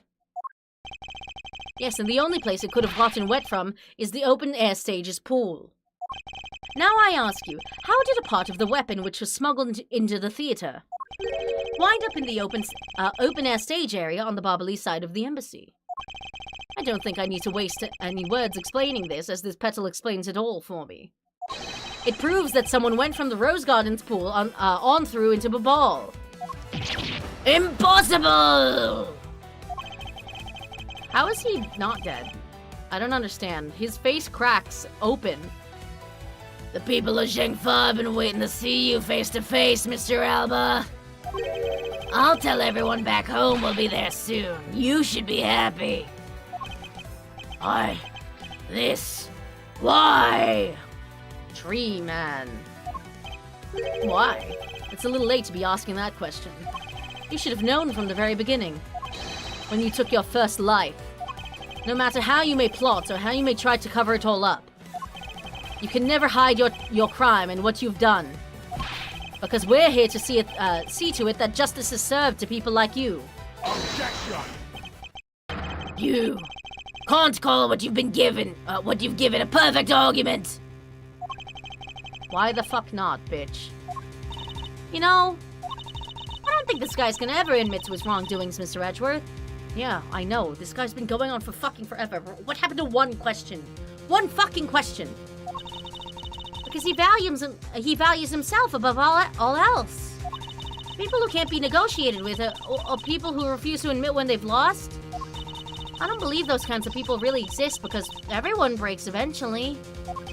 You're right. In that case, I have no choice but to use all of the evidence I have. I'll use it all until he breaks under the weight of his crimes. Mr. Alba, I request that you testify once more. Oh my god, when the fuck does this end? This really will be the end of the line. I fucking hope so. To be continued? What do you fucking mean? Ah! Absolutely not. What the fuck? What do you mean there's another fucking... Mr. Alba, I request that you testify once more. Please, make it end. It is the story that never ends. Truly. As if there is anything else for me to testify about. It goes on and on, my friends. I still have yet to fully prove that it was Mr. Alba who murdered Mr. Cochin. Well, I would like to hear about your movements before the murder occurred. I wonder if you could tell us about what you did here at the Theatrum Neutralis. Very well, I suppose I could tell you about that. Ha ha ha! Because about all I did was watch the Steel Samurai stage show. Elaborating on even that alone is good enough for me.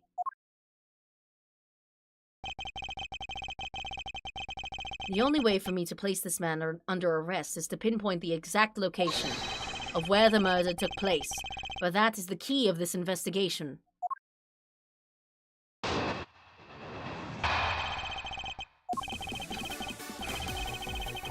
Okay, well at least we have Allegro, right? I watched from the last row. The stage was well lit, but it was dark out in the audience. I swear I was there in the audience, but it's hard to prove that, I suppose. I do remember the contents of the show very well, though. Is that proof enough for you?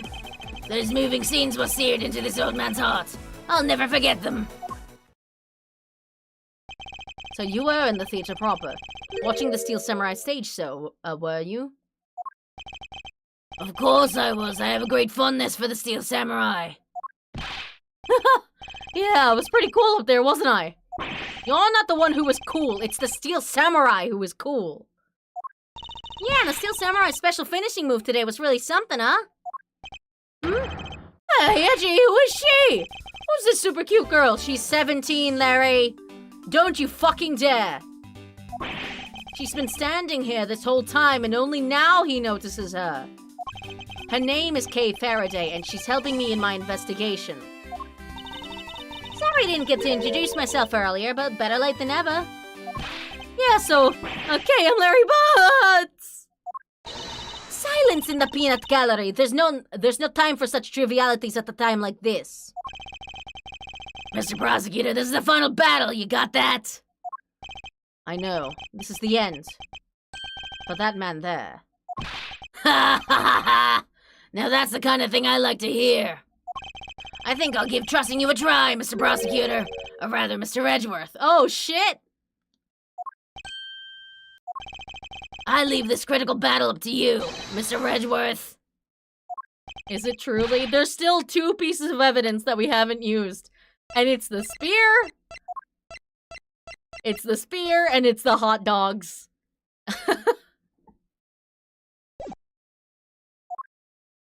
This is a long one. This really is the end game. And it feels like a fucking stalemate. The time has come to expose every last one of Mr. Alba's lies. It's 3:33 a.m. in the story. They've been at this for 3 fucking hours! 3 hours!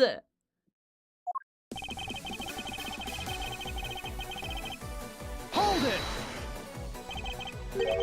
The Lost Row. I should think that an ambassador would have had special seating reserved. I wanted my staff to enjoy the Steel Samurai show as well. So I gave up all of the good seats for them. It was enough for me to simply see him. Hey, the Steel Samurai wasn't the only hero. Let's not forget about the Pink Princess here. Let us please forget about this Pink Princess here. My dear madam, if you continue to thrust about like that, your hip may begin to hurt again. Oh my, well aren't you the considerate person when you want to be? You know what? Fine, I'll ship it.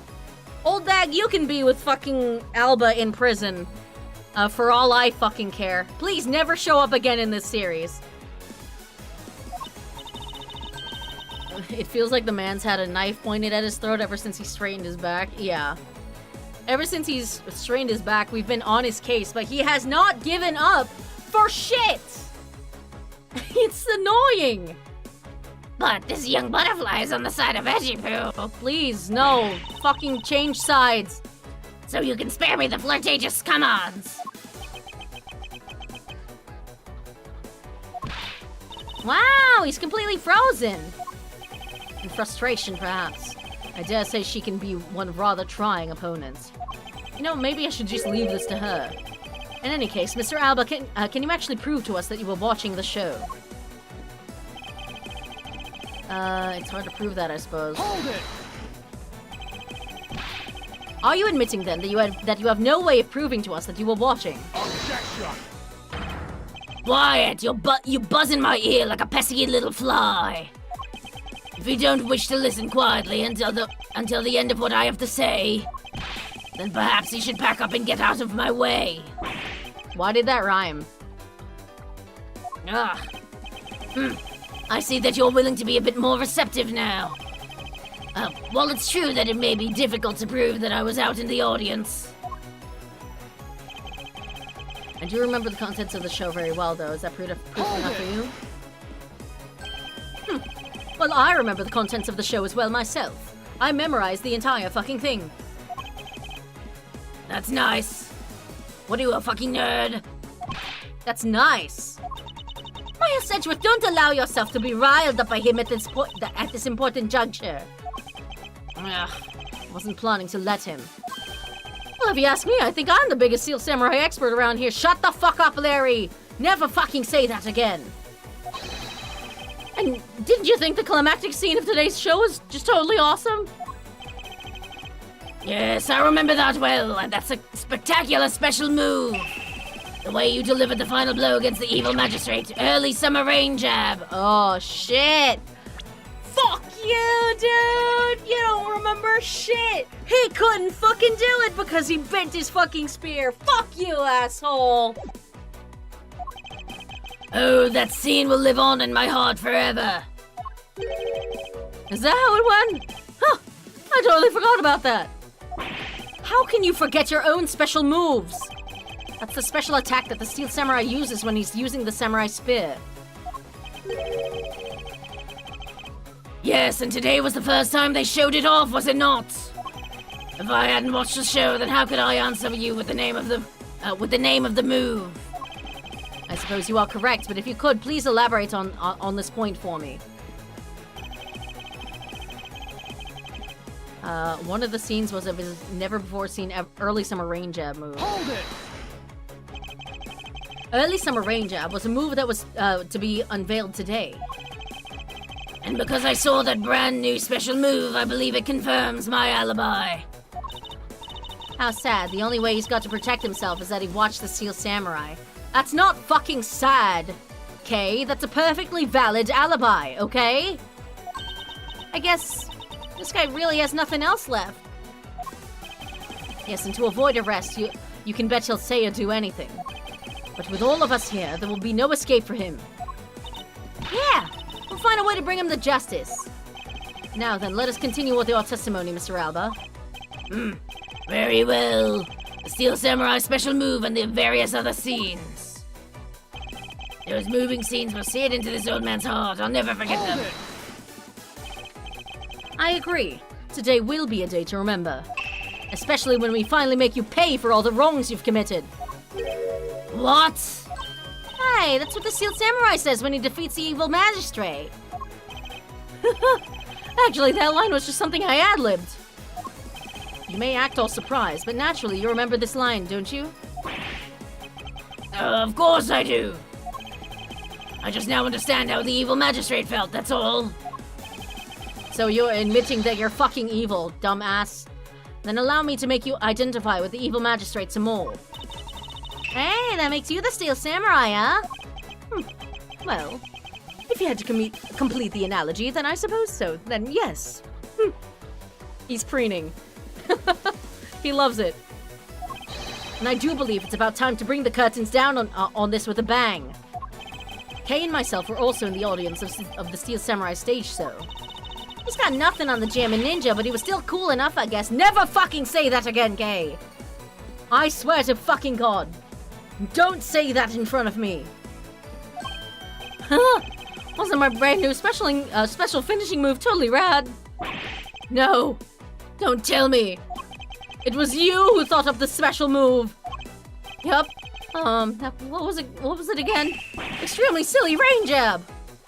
Was that it? No, wait, it was double breaking chop.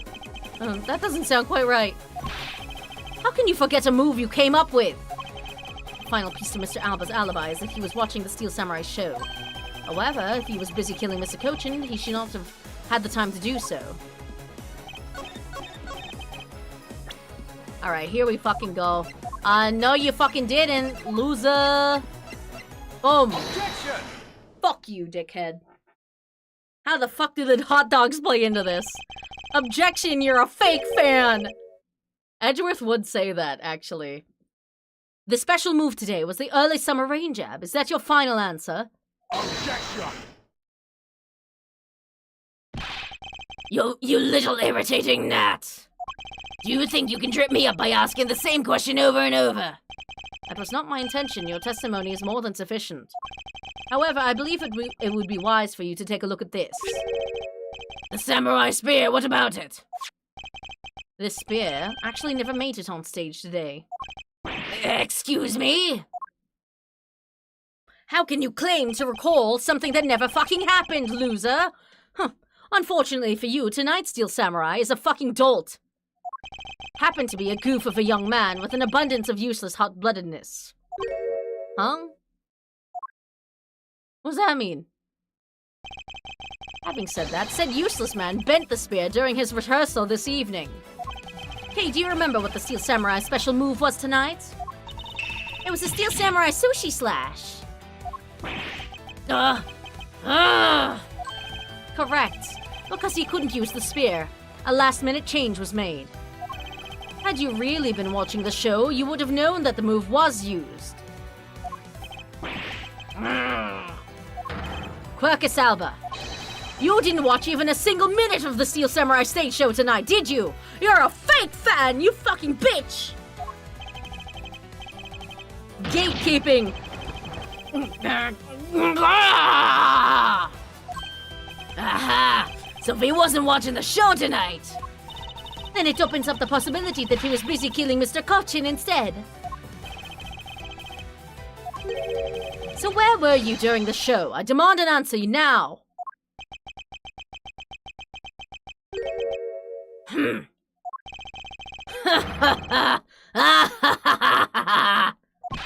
Just what is so funny?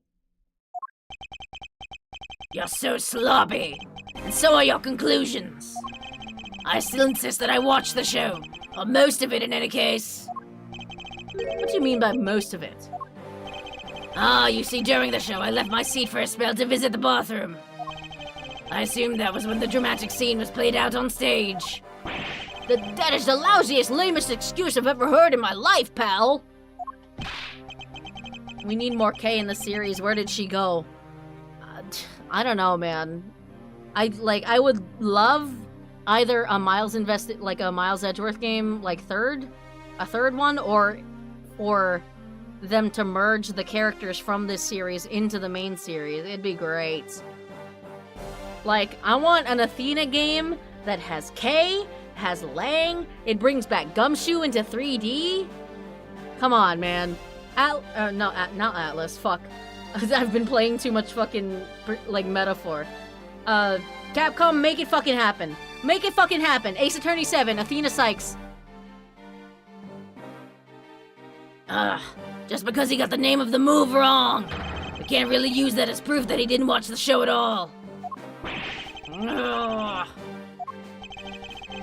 As a fan of the Steel Samurai, I wanted to watch the entire show, honest. Objection! As a Steel Samurai fan, how fucking dare you appropriate my title like that? You're going to jail, you son of a bitch. For someone who wasn't even in his seat for the climax of the show. You have no right to call yourself a Steel Samurai fan, ever!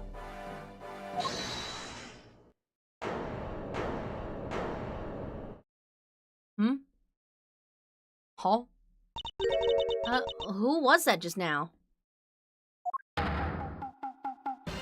Hold it! It would be I, young lady! Larry, what the fuck are you doing interrupting me like that? Gee, please, hold on for a second, I beg! You may never accept this old man as a Steel Samurai fan, but I totally think he's a Steel Samaniac.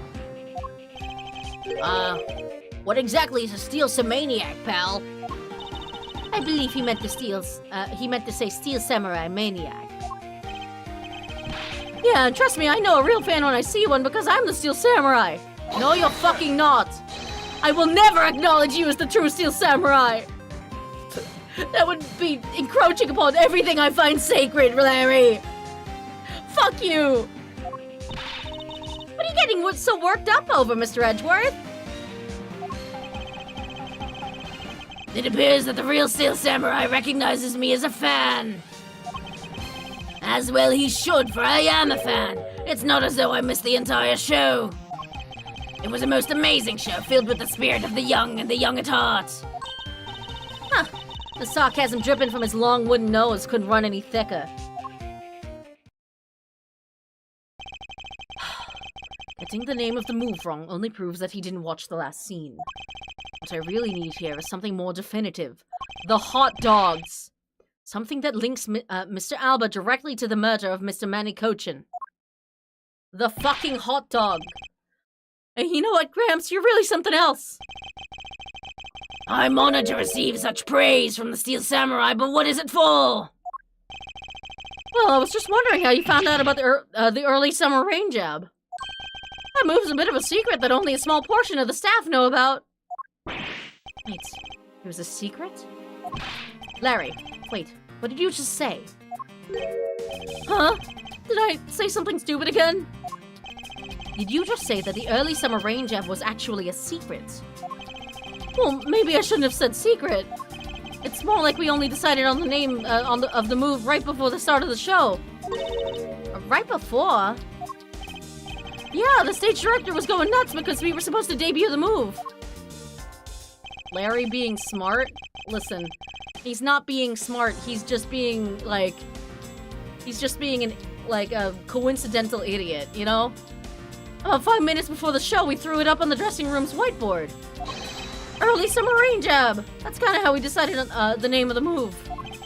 But by that time, I'd already bent the spear, so I guess the whole thing was kind of pointless. All of you Steel Samurai actors are the same. The director has my complete sympathy. No, I have no sympathy for the director. He's a fucking creep. Long story short, because we changed the move to the sushi slash, we kind of pretended that the early summer rain jab didn't exist at all. I mean, it'd be bad if someone found out that we changed the move, so we made it a secret. So basically, a gag order was issued for publicity's sake. It almost makes the early summer rain jab sound like a lost art. Yeah, which is why I think most of the staff haven't even heard of the move.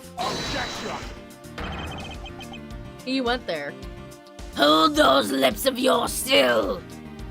So he saw the fucking board that they saw it, like that they threw it up on. I guess when he was stealing the cart?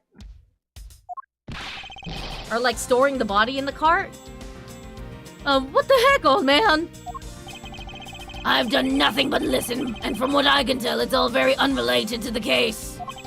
It's also very tedious and a pointless exercise and wasting time, much like a kid's show. Objection! Mr. Alba, I believe the one who should be quiet now is you. Because, let me fucking tell you, the Steel Samurai is not just for children, alright?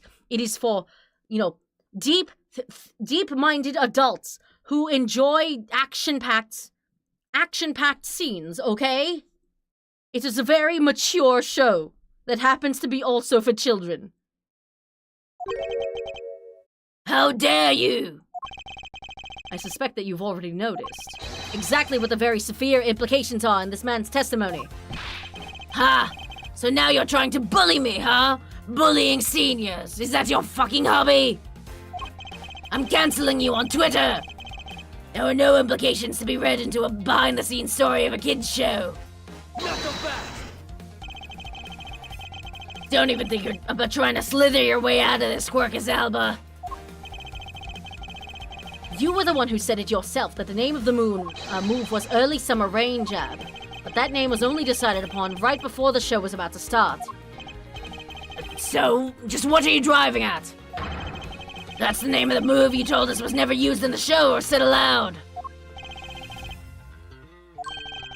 Now then, would you care to tell us about how you found out the name of that move? Because I can only think of one way you could have known. Quercus Alba, this is the only way you could have known the name of the special move. You saw it. You knew the name because you saw it. You saw it in the dressing room's whiteboard. The staff members who knew were keeping it a secret. So you couldn't have simply gone up to a staff member and asked. Which means that the only other option left is that you saw it on the whiteboard. So that means that Mr. Alba was in there at some point, right? Well, what's the big deal, sir? I don't see what that means. There is another piece of evidence that has a great deal to do with the dressing room. So we can't afford to let this slide. This is related to both the dressing room and to Mr. Cochin's murder. Pushcart. The pushcart that was used to move the body was right there in the dressing room. During the show, the pushcart awaited its turn to be pushed on stage in the dressing room. And it was finally pushed there, along with the Iron Infant in the last scene of the show. I can't believe people watched a fucking body rotting on stage. That's crazy. Because it had the lump. And then right after the show ended, it went into Alabas along with the Steel Samurai. Which means that the only time the killer could have placed the body inside the pushcart was when the pushcart was in the dressing room backstage. So basically, the killer has to be someone who visited the dressing room during the show. Precisely. Oh, but wait! What if, and this is just a what if, what if the murder took place right in the dressing room? But what do you mean, Kay? I have to admit, she brings up a valid possibility. During the show, the dressing room was supposed to be devoid of people. Slipping undetected into a private dressing room then would be as simple as pie. The killer must have come up with the idea to move the body with the pushcart then too. Correct, thus making the theater's dressing room the ideal location for the murder of Manny Cochin. Oh shit!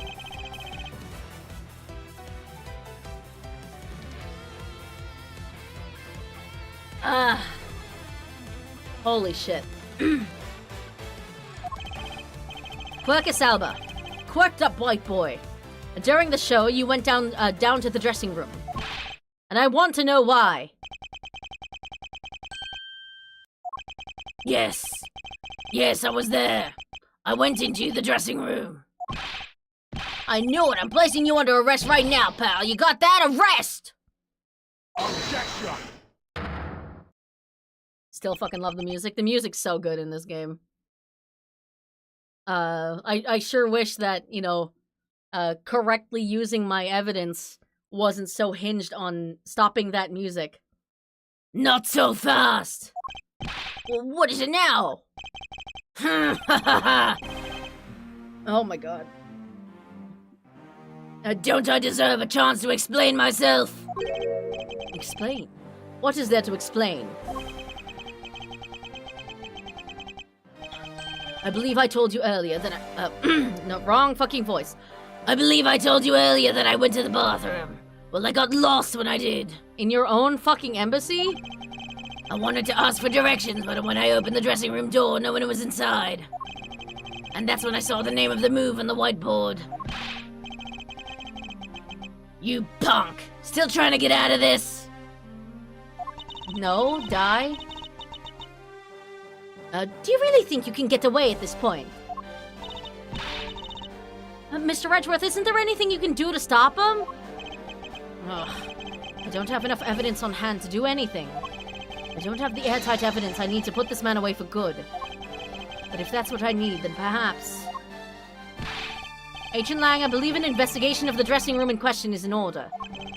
It's possible that we may find new evidence there. Yeah, Mr. Edgeworth pokes around in there. I'm sure we'll find some new facts, pal. Oh, and if we use Little Thief, we may even learn something from a recreation. Not so fast! At this point, any self-respecting court will throw out anything he says. I mean, yeah. But you have to keep in mind that courts in Ace Attorney are exclusively run by old men with dementia. So... we don't need to do any of that. What? Wolfie, how could you? I'm not saying this to be mean. It's just that we've already searched there. My men really are something else. And they found nothing? There's only one thing I can say to you, sis, and it's that they found nothing. That's it. I guess you're right. If they had found something, then they would have reported it to us.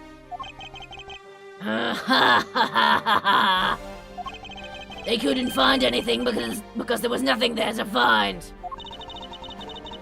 And if there's no info to feed into Little Thief, then I can't do much to help either. Is this the end? I sure fucking hope it is. The murder took place in this theater, which is not protected under extraterritorial rights. And the fact that it was Mr. Alba himself who committed the murder. If I can't prove both statements to be true, Mr. Alba walks away a free man. Is there no other course of action left to us? It would appear that your hand of cards has turned out to be a bust. Now if you will excuse me, because of you people I missed my flight. Now I must make haste to arrange for a new one. Fuck you. Wait, what? Hold it. Who is it this time? Oh my fucking god, I can't believe the final piece of evidence is gonna be relevant because of fucking Wendy Oldbag! I can't fucking believe this shit! Hold it right there, you whippersnappers! Ah, first Larry, now you! What is with that scary monster-like scowl on your face, Edgy Poo? Don't treat me like I'm some sort of nuisance. You are! You fucking are! I've been meaning to say this, but all of you keep talking about things I don't get at all. You're all leaving this lady in the sad, depressing, lonely dust that I'm about to cry in. Why did you have to speak up right at this instant? But you know what, Edgy Poo? Cheer up. Because I'm about to give you the most wonderful thing. The most wonderful thing from you? Highly doubt it.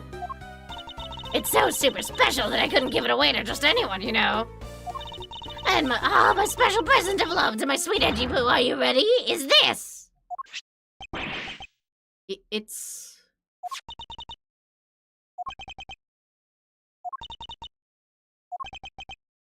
a box of those samurai dogs, right? Her virginity, clearly. There's zero chance this woman is a virgin. Yeah, so Edgy Poo, here, go on and eat one eat one and you'll feel right as rain.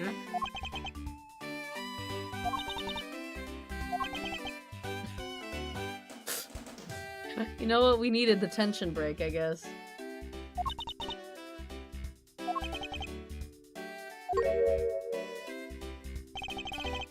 Are we through here? Why did everyone get so quiet all of a sudden? Edgy Poo! Tell me you understand the depths of this lady's love for you. I'm not one to hand out snacks willy-nilly, you know. No, sir.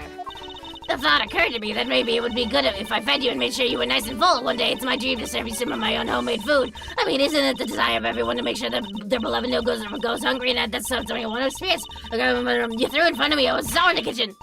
Mr. Edgeworth, can't you do anything about her? I'll tell you one thing, though. A long time ago, they used to say I could make the most delicious meal out of any ingredient you threw in front of me. Oh, I was a star in the kitchen back then, and I was...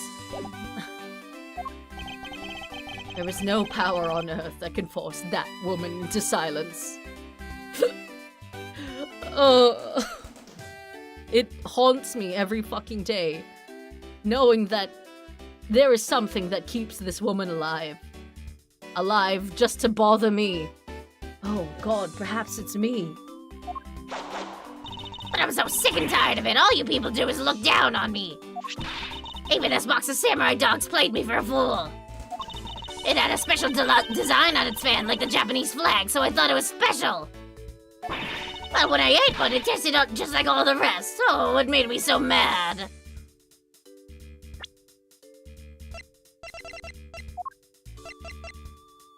Huh.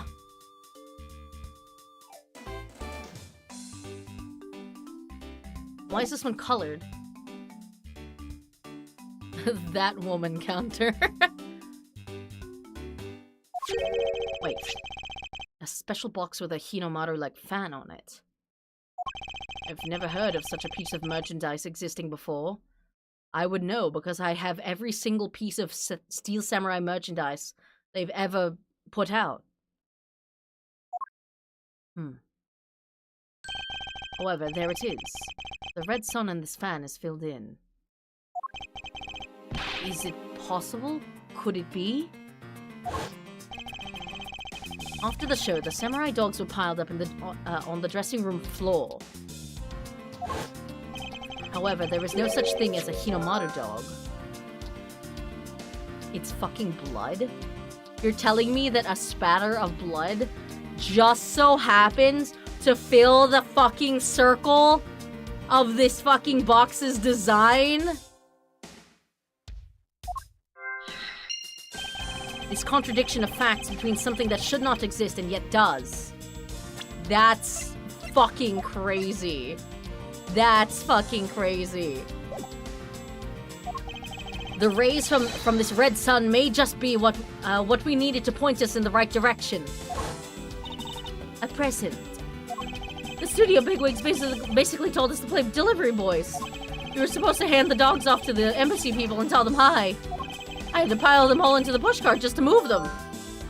Oh my god. And to make room for the body, he had to take the fucking samurai dogs out. Beyond lucky. Beyond fucking lucky. What the fuck?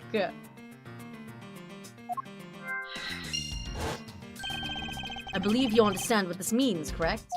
You killed Mr. Cochin at this theater and then placed his body inside the pushcart. And then, you forced the Seal Samurai to unwittingly move the body for you. It's time to piece the final pieces of this logic puzzle together. No matter how fragile or small the connections may be, once we found them all, the way to the truth will be revealed. Jesus fucking Christ.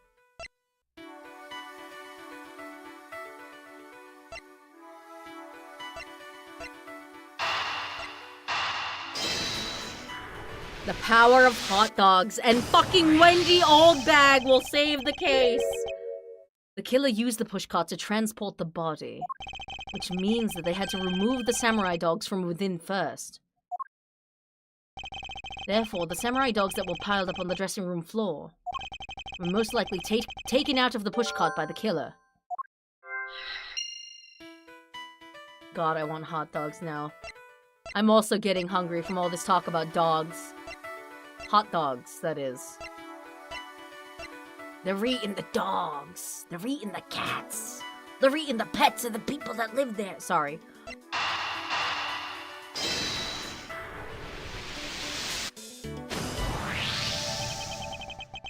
That which should not exist. This box of samurai dogs with a Hinomaru on it.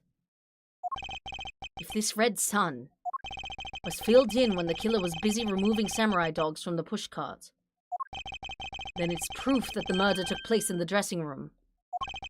As long as this red substance turns out to be what I believe it to be. Wendy Oldbag, I can't fucking believe this, but thank you, I guess. God fucking damn it. This guy left his dogs out and it implicated him in a murder. I thank you. Oh, goodness. What you have given to me is truly something very special. Edgy-boo! Mr. Edgeworth, are you sure you're feeling okay, sir? Mr. Alba, as I suspected, you killed Mr. Cochin in the dressing room. How many times must I listen to you repeat yourself? Haven't you figured it out yet? Your words are meaningless, worthless, and powerless. The only way I'm going to continue to cooperate is with some definitive evidence. That arrogance, that self-confidence. It's an unflattering mirror of who I was 7 years ago. You believe that you have erased every piece of evidence that could incriminate you. However, there remains one piece here, and it is what will put you away for good. Ha! You're bluffing! Oh, hey, Mr. Prosecutor, sounds like you finally found them.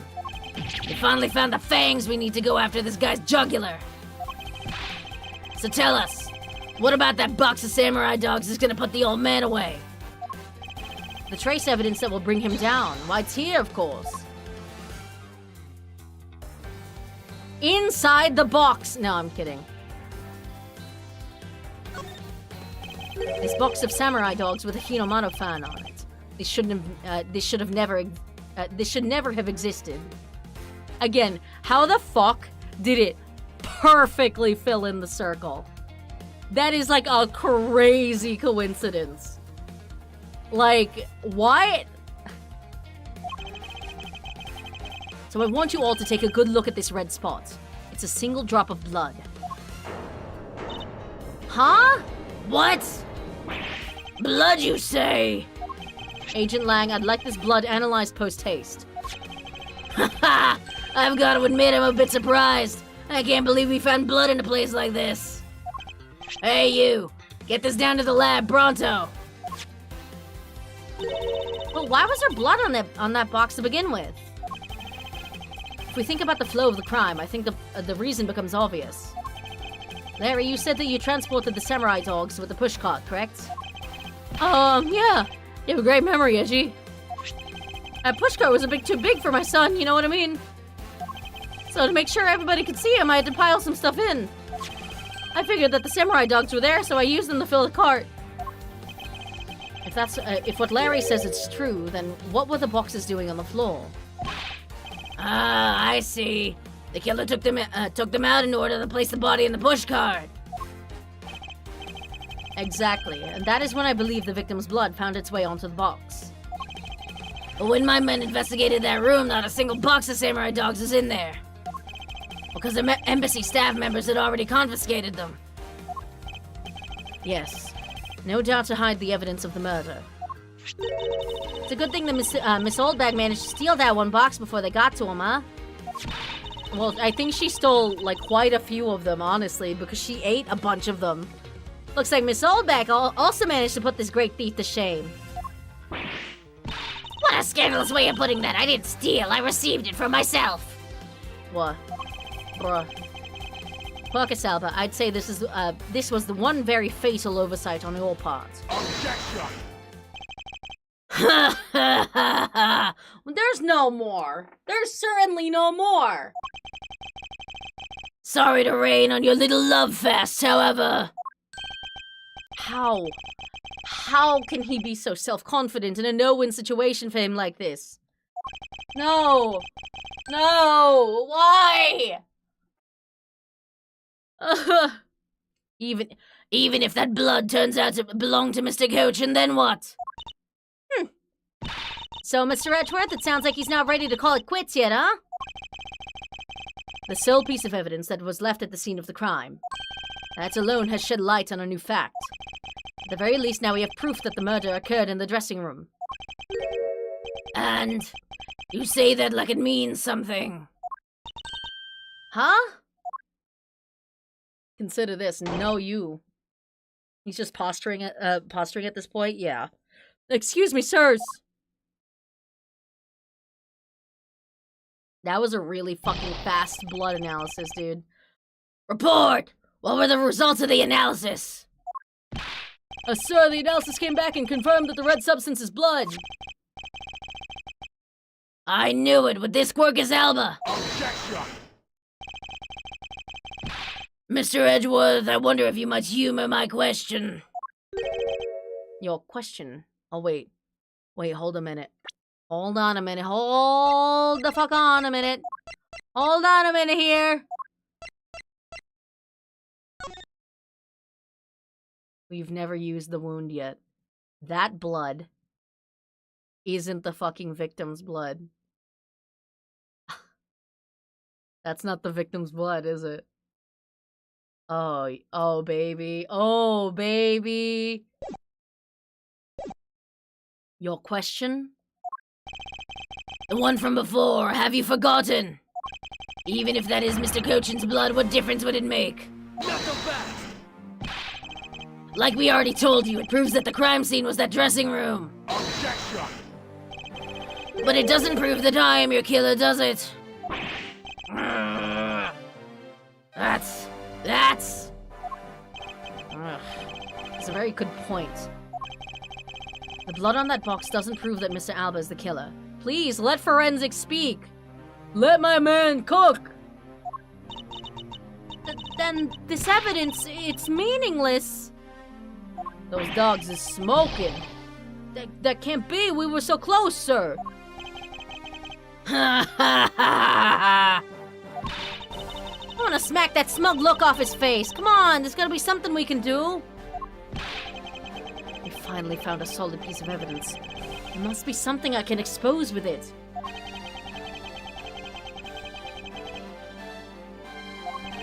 I can't think of a single thing.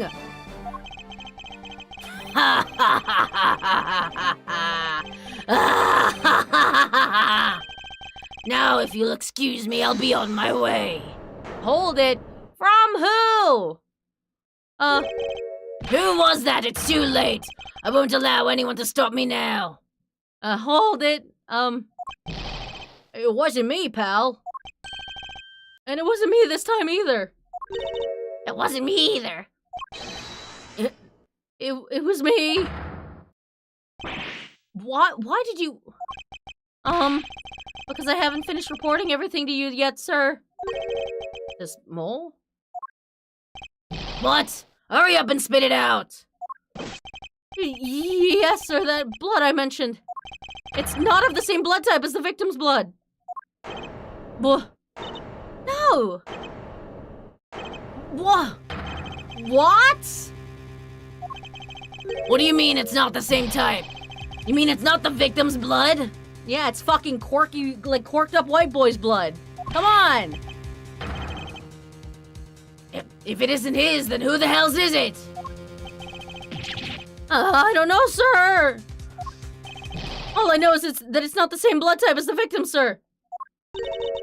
What should we do now, Mr. Edgeworth? I have no idea what's what anymore. Neither do I. My, what an amusing turn of events. That blood drop proved something to be true, all right. Namely, my words. And which one of your words would that be? The ones where I said that your words are meaningless, worthless, and powerless. That blood has nothing to do with the murder investigation whatsoever. Need I remind you that the blood got onto that box long before it entered my embassy? What sort of nonsense? Yeah, it's blood, pal. There's no way it's not related to the murder. So you would like to believe. But what if someone preparing the samurai dogs had a small nosebleed? What then? I guess that's possible. Well, then they should get fucking, inspected. Health inspector! Damn it, have we been wasting our time on a red herring? The blood doesn't belong to anyone connected to the case. That should be clue enough. A Quercus alba, you bastard! Enough of the goddamn what-ifs, man. Yeah. Silence! Don't you ever address me with such filthy word again. I've wasted enough time here with you, and you have your answers. Now let me through! Not the best! Alba, it doesn't matter where you run off to, you'll never escape me! Someday I'll have the satisfaction of sinking my fangs into you, you'll see! And all of Interpol will be behind me, working to see to it that the day comes. Do you know what your words sound like to me? They sound like the whinings of a pathetic loser of a mutts. Why did he rue him right? Fuck. Fucking shit. Is this really the extent of all we can do? Is the blood really from someone completely unrelated to the case? Or is there another possibility? Someone else other than the victim? I don't know, the only other guy that's bleeding in the room, I don't know. Just when I thought I had him backed into a corner. It is I who has been backed into one. In a situation like this, what would that man do? Oh shit! A that man counter in the year 2024? Hold on. Oh shit, baby. Hold on. What would that man do? He'd fucking bluff out of his ass. There we are. What would he who can turn any desperate situation around do? Yeah, he is the turnabout king. Turn it around. That's it. I must turn my way of thinking around. Lie like a dog. Bluff! Bluff, bitch! Bluff for your fucking heart! It's not whose blood is this. It's whose blood could get onto the box like this. And if I think about it that way, The power of gay will win! If the blood got onto the box when the body was being placed into the pushcart, then the owner of said blood must have been in the dressing room at the time. And there was only one person that could be. Well, I must praise you for trying so hard. It's because of you kids that I was removed from center stage. And will be forced to live out the rest of my life in the shadows, unfortunately. But it's not a total loss, as the underworld will allow me more freedom than you'll ever know. You're just straight up just admitting that you're gonna go, like, okay. Freedom like what the raven feels as it flies through the dark night sky. You can't lay a finger on me, not now or ever. The arm of the law is powerless before me. Objection! Fuck you. Powerless, is it? I wouldn't be so sure about that if I were you. What do you mean? Allow me to describe you in one word. Pitiful. Pitiful? How so?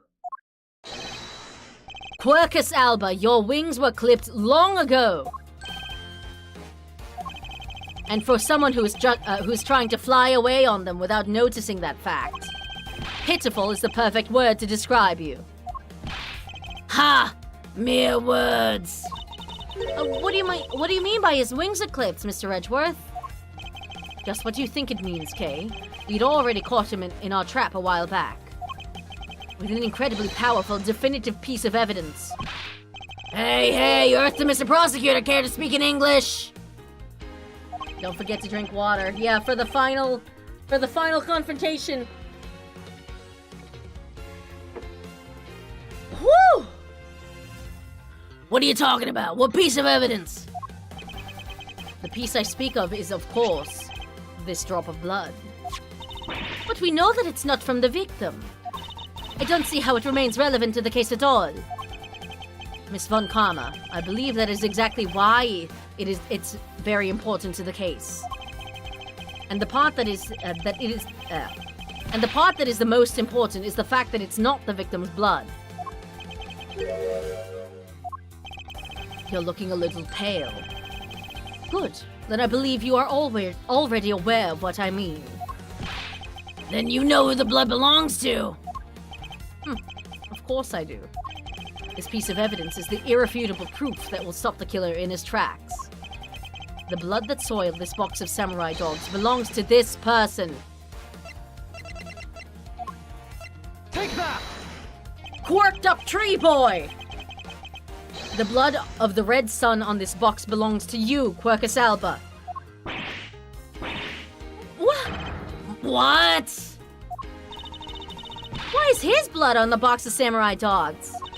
He's not even a victim. The blood fell onto the box when Mr. Cochin's body was being loaded into the pushcart. At that time, the only two people in the dressing room were the victim and his killer. So that's what you mean. If the blood doesn't belong to the victim, Then there is only one other person it could belong to. Yes, and that person is the murderer himself. That's the only logical conclusion. But Mr. Cochin was the one who was stabbed, sir. Why would Mr. Alba have been the one who was bleeding? What if during the murder, Mr. Cochin had fought back? You mean if before Mr. Alba could kill him, Mr. Cochin managed to wound Mr. Alba? Yes, and I believe we have a piece of evidence that proves that he was bleeding then. What is the piece of evidence that shows that Mr. Alba was probably bleeding at the time? The wound. Take that! Get fucked. Mr. Alba, you bear on your body a great wound. And by great, I mean it's pretty fucking small. This has been so goddamn long. It has, but it's fucking over, baby. That was from when Damask 2 attacked me with a pair of scissors. Yeah, and that happened way after he was in the dressing room. Ah, but is that really what happened? You can manufacture a weapon by smearing blood on it, so I can't accept that as fact. Shall we try a test, Mr. Alba, and see if the shape of your wound matches the scissors? Objection! You really are something else, Mr. Edgeworth. You don't let a single thing slip you by, no matter how insignificant the possibility. You'll want to talk, Mr. Alba. You've managed to give the law the slip for 10 years as the smuggling ring's leader. No matter the danger, you can hide every last ounce of fear and anxiety from everyone. Are you sure? Because he's shattered like 7 times during this long-ass fucking interrogation. You truly are a one-of-a-kind criminal. Objection! Ha ha ha ha! I am the master of my fear. However, to think that a person such as you could miss such a large thing. You believe I've overlooked something. You said that my wound was caused by Mr. Cochin, and that it was caused here in one of the theater's dressing rooms, right? Yes, that is correct. I'd like to point out that it's simply not possible. My wound is a stab wound, and one that could only have come from a blade. I wonder where you will propose that such a weapon came from. I don't know. The fucking knife that you used to murder him, my guy. I don't know. It seems pretty fucking plausible to me. Wah wah wah wah wah wah wah wah wah wah.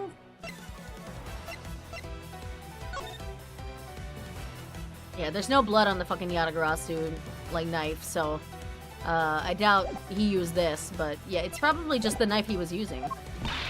Oh, this theater was packed with security guards. It would have been impossible for anyone to come into this area with a weapon of any sort. Just as Mr. Alba was able to bring in the alabaster knife in a bouquet. There must have been some other way to sneak in a weapon of some sort. Why?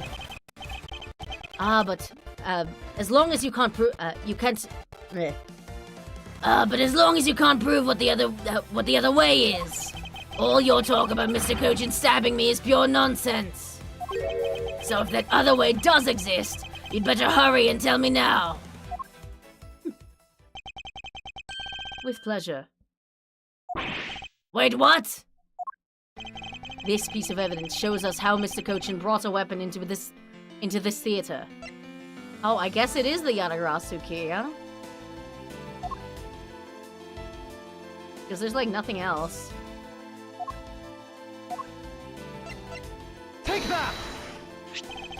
Among law enforcement, this piece is known as the Yatagarasu's key. That key! That's the key that my father stole from here 7 years ago. And it is very unique in that it is both a key and a knife. But there's no blood on it. Meaning that under the guise of a key, it could have been easily brought into the theater. No! You couldn't dispose of the knife that stabbed you. Therefore, you wiped off the blood and placed it back in Mr. Cochin's pocket. Wait, why couldn't you dispose of the knife that stabbed him? What? What? Why? I don't get it. After all, the key itself opens the safe in his office. That's right. Okay. And inside that safe, there was a document about Cadopian paper signed by Mr. Cochin. In order to make it look like Mr. Cochin died as the leader of the smuggling ring. You had to make it so the police were the ones who opened that office safe. Oh, okay. All that hard work to save yourself only served to destroy you in the end. Shall we try matching this knife's blade with your wound, Mr. Quercus Alba? I can try stabbing you again.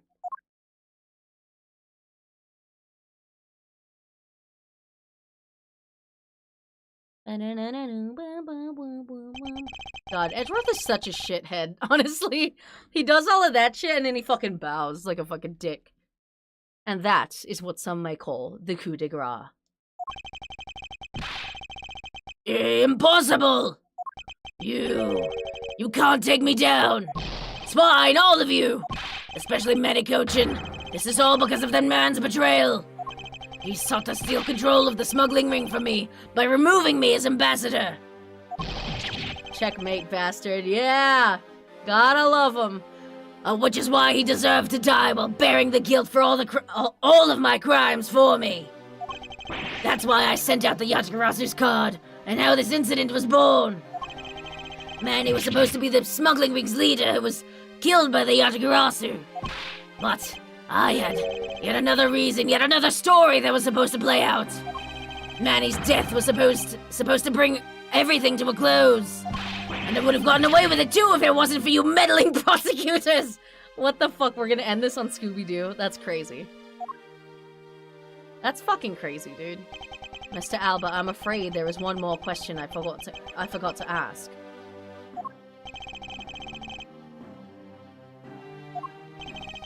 What fucking 8.5 hour Scooby-Doo movie is this, bitch? This country's or Alabast's? Which country's court would you like to face first? Either way, you're pretty fucking fucked, dude. Either way, it's game over for you.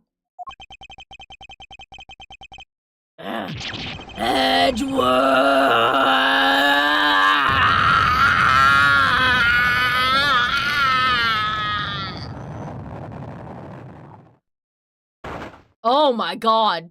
That's horrifying. What the fuck? He dehydrated himself. What the fuck? Oh, we're here.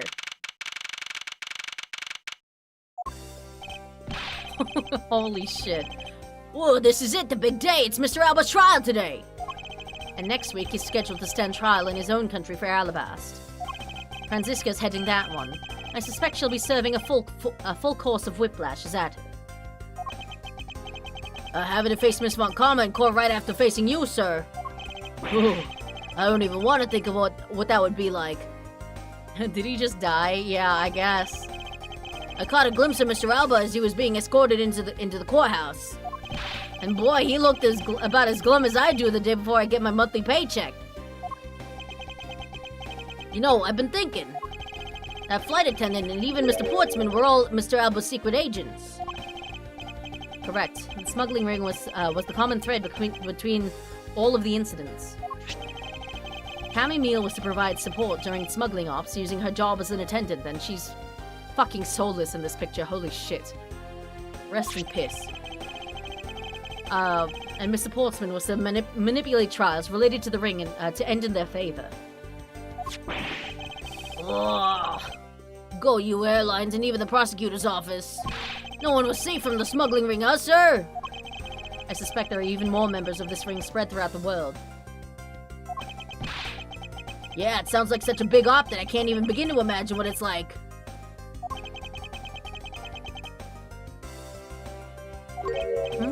What is it, detective? Nothing. It's just well, come to think of it, Mr. Ernest Amano's trial is also scheduled for later today, sir. I'm aware of that. Mr. Amano has been working with the smuggling ring now for over 10 years. He used the Amano Group's various connections worldwide to assist the ring. But all of that has come to an end as his conglomerate is now undergoing harsh scrutiny. I owe Mr. Amano a debt of gratitude, but he must pay his debt to society.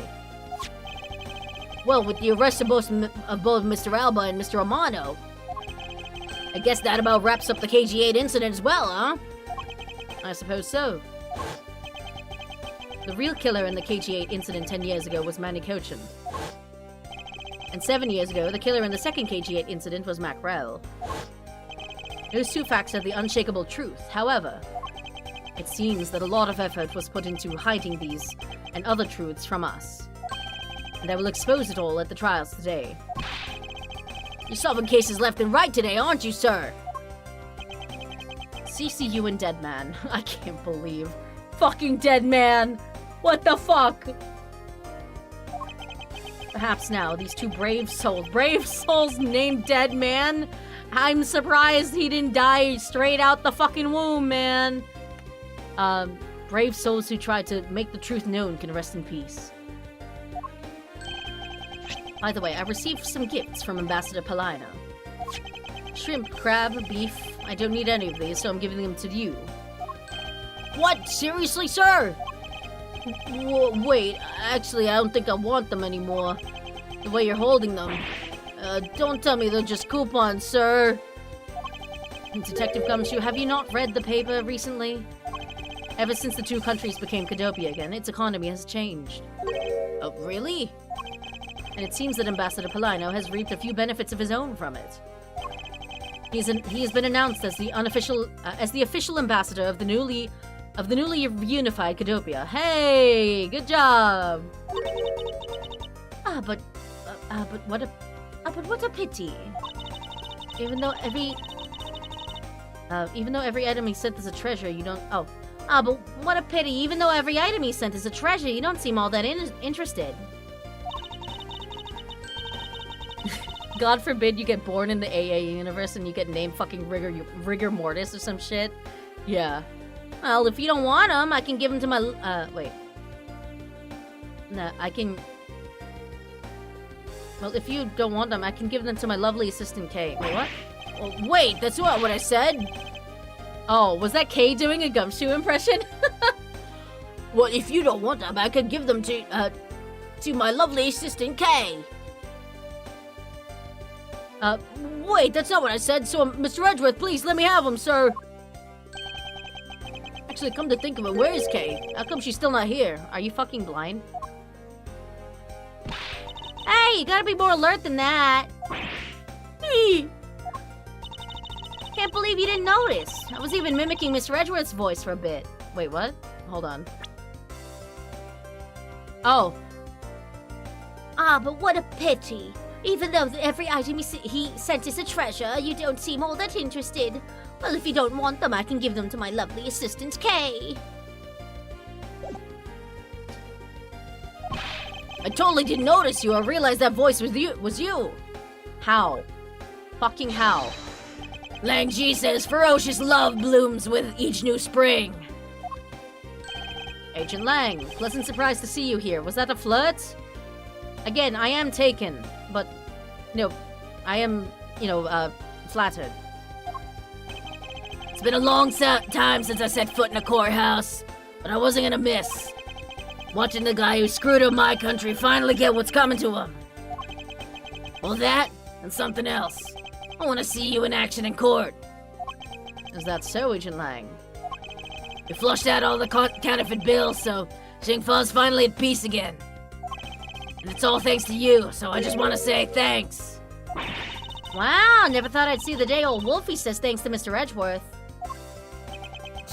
I should be the one thanking you, Agent Lang. If you hadn't negated Mr. Alba's extraterritorial rights, I would not have been able to bring him to trial. I believe the victory belongs to the both of us in this case. A shit victory, huh? Look, don't get me wrong. I'll still never forgive you prosecutors. What's your fucking deal? We're not the ones that fucked up your country! We literally just jailed that guy. It's kinda gay, bro. Yeah, a little bit. And I have zero interest in that truth thing you talk about in court. You should! You're a fucking detective! I've always done things my own way, and that's not about a change, you got that? I see. Well, I believe you should follow your own creed when you do your job. Yeah. And if there's ever someone your precious truth can't catch, feel free to sit around and cry about it all you want. But as for me, I'm gonna get that person no matter what. Alright. It's about time for the trial to start. I will see you later. I'll be watching your performance from the gallery.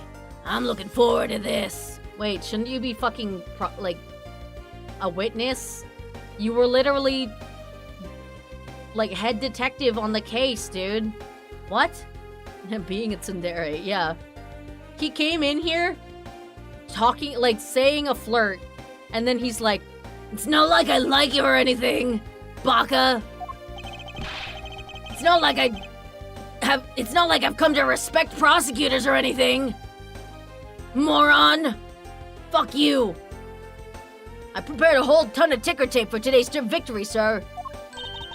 I'll have to throw some around when Mr. Edgeworth wins. Sorry, ticker tape?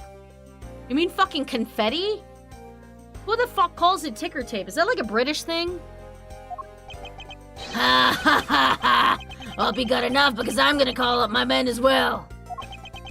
A modest amount of ticker tape goes a long way. Ticker tape? The scene shifts to the courtroom, and the final act of this long tale begins. The legend of the great thief Yatagarasu. It's the story of those who chose to dedicate their lives to the pursuit of the truth. Prosecutors are those who seek a guilty verdict for the defendants they meet. And to that end, you have no choice but to win by any means necessary. That creed was forced on me since I was very young. However, I no longer think that's all we prosecutors are, and that is because of that man. He changed how I think.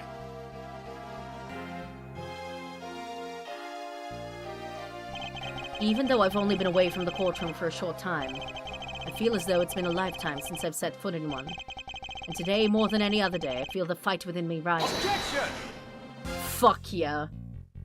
Fuck yeah. Who the fuck is, like, defending this loser, though? He's got, like, some bozo from Legal Aid.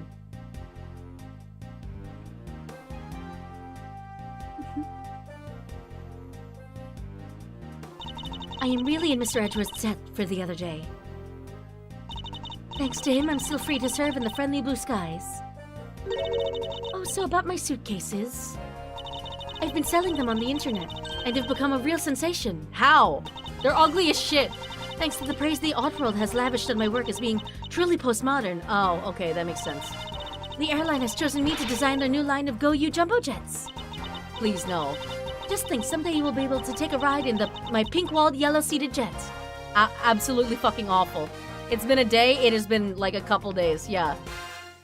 Other than the case from, like, 7 years ago, this entire thing was over the course of a couple days. Like 2 days max. Edgeworth, that rude man. Because of him, my time and money is wasted. But more importantly, I received the most fantastic treasure recently. The Primiduc statue of the Principality of Codopia. It weighs a bit light in my hands, but the Ambassador Palina was most generous. Oh, so he just scammed you, straight up. Okay. Fucking salmonella in the background, bro. We finally caught the Hicks killer, and I was able to witness Mr. Alba's teary eyes. It feels good to finally bring everything to a close. I received another offer from Interpol to work another case in cooperation with them. However, the Codopian courts await. Defense lawyers kind of get paid to lose. Yeah. Codopia's air is supposed to be very fresh, so my whip should find a new vigor there.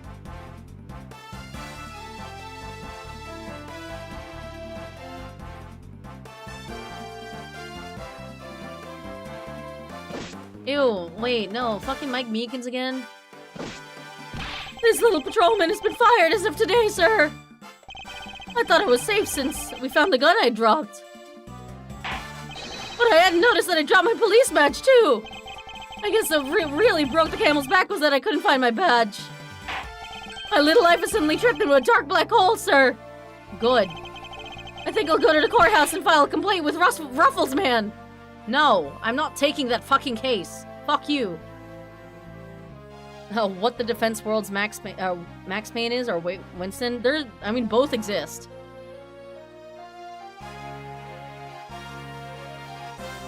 They're brothers. I was actually hoping to talk with Mr. Edgeworth a bit more than I did, but I've got to get going and return to Europe. I've still got a long way to go and lots of stuff to study there. And then she becomes a detective instead. Next time I help Mr. Edgeworth out on a case, I'm gonna do it as a real forensic scientist. I'm sure he's gonna need all the help I can give him, scientifically. This is actually true, because Edgeworth doesn't come back until Spirit of Justice, right? So, she's already a forensic scientist by then. It's only Apollo Justice that she's a, like, detective.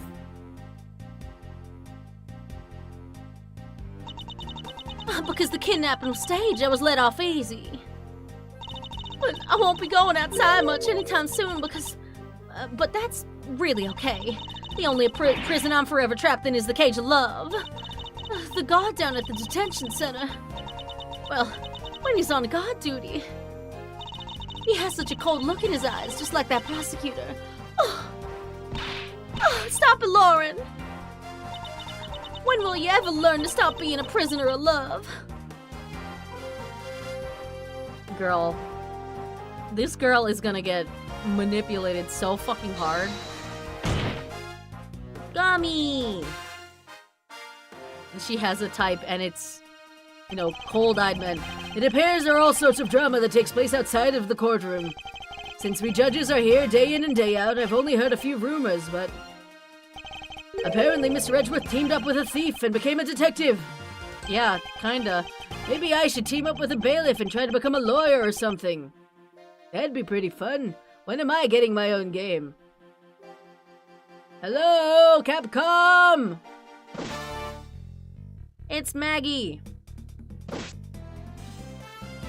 Pops likes toxic men. Well, Edgeworth isn't toxic, he's just unfortunately gay, so... Well, unfortunate for her. Whew! I barely escaped death yet again. Yeah, but boy, were we lucky to have Mr. Edgeworth help us out, huh? Yeah, but because I lost the key, I got fired from my security guard job. Don't let it get you down, Maggie. You still got me. You're right, sir. I won't be sad. I'm gonna pick myself up and get through this. I wonder what my next job should be. Ooh, this is actually kinda fun. A game where you play as the judge would be fun? Yeah. Hell yeah. It's just like, you listen to the lawyers yell at each other, and sometimes you space out. And then you're like, sounds right to me. Why not come to Codopia for your summer vacation? We have coupons aplenty. Right now, our embassy is proud to present our Let's Investigate the Murder show. Although recreating that particular case has created a few small fires of its own. Then we had a few problems with the fire marshals, but the next event will be great. It will be an attraction entitled Capture the Yatagarasu. Of course, I helped in this case, helping creating our latest attraction. Good for you, man. Good for you in Canopia, man. Oh my god, fucking Larry! I can't believe that Minty ditched me and went to Japan. But it's okay, because that's how I met Miharu. We're planning on going to Paris soon and start a business.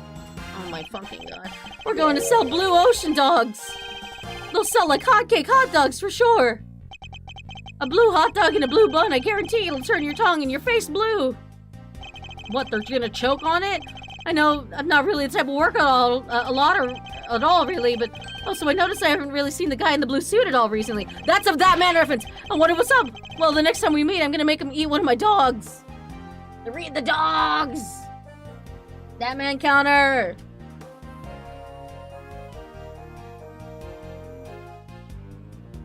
He keeps getting fucked over by his own love life. Oh, absolutely.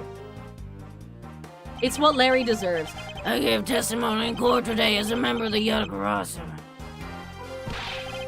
Yo, Mr. Bad, you look well, all things considered. By the way, have you noticed that elements within the ring have begun moving? I'm sorry, is he not in jail for the Yatagarasu stuff? They're probably fighting over who should succeed, over who should be next to the boss. Although, to be honest, I wish I could forget I'd ever heard of that smuggling ring. Lang Ji says, thoroughly bite the poisonous snake from head to tail. What? No. No one runs afoul of the law and escapes this wolf's fangs. I'll get all of you yet. Youth, when did I become so old, I wonder? Probably a couple bullet holes ago. I've begun noticing the gray hairs in my beard more. Thinking of retiring my mirror. Dude. Your entire head is gray.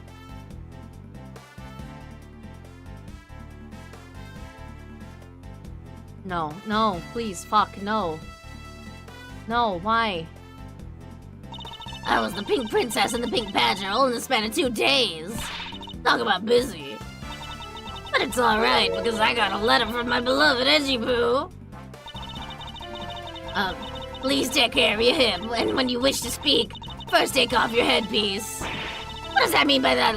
What does he mean by that last statement? It's not like I enjoy being under a headpiece every time I see him. I've been an alien, then some creepy fuzzy pink animal, and then I was the pink princess. A great hero just as when I was a young maid. I was so stylish head on my head right around costume or something, and it sounds like a terrible idea. Shut up. Shut up. I fucking hate you, old bag. You're the last one? God damn it. Huh. Oh, I clicked out. Whoops. March 17th. It's the Ides of March, baby. Or is it March 15th? I don't know. Whoop! I feel so much better now that the trial's over. As always, your legal prowess was top-notch, sir. Yeah, nothing to beat the look on Mr. Alba's face when you revealed the ring's secrets. I was amazed. It's like you're a totally different person when you step into a courtroom. Mr. Edgeworth is always 10 times fiercer in court. March 7th? Is it? Isn't it 17th? Or is that St. Patrick's? Based on the information Mr. Alba offered up, they've begun large-scale operations to clean up the rest of the ring, which I'm happy to leave to Franziska and Agent Lang. So what are your plans now, Kay? Oh, well, we've taken care of the creep who killed my father, so I'm not sure. Hey, I know, maybe I'll just keep on being Mr. Edgeworth's assistant. Are you still trying to steal my job, pal? Just kidding. I can't steal something so important to you, Gummy. No, I'm not talking about Star Rail. It was March 17th in the story. I don't even play Star Rail. Oh, what a relief. Kay? Yeah? Even after all that's happened, are you still planning to become a great thief? Of course! But I don't want to tarnish the legend of the noble Yadagrasu. So I'm gonna hold off on doing anything until I make a tight 3-person team of my own. A 3-person team? I wonder. I wonder if, like they should bring that back. They should bring her back with her own 3-person team. A 3-person team? A 3-person team of young beauties the same age as me, if possible. With those criteria, I highly doubt you'll find the 2 other people you need. My father chose to fight for the truth. I think that's what was so noble about him. So you see, Mr. Edgeworth, the only things I'll ever steal are the truths that have been hidden away. I'm gonna work extra hard to make a world where the Yadagrasu isn't needed. Let's both strive for such a future. Well, I guess it's time for me to get going. I see. Okay, keep your chin up and stay strong, okay? Don't be a stranger. Oh, don't worry, I'll be back. I'll be sure to break the lock on the window and sneak in. Please fucking don't.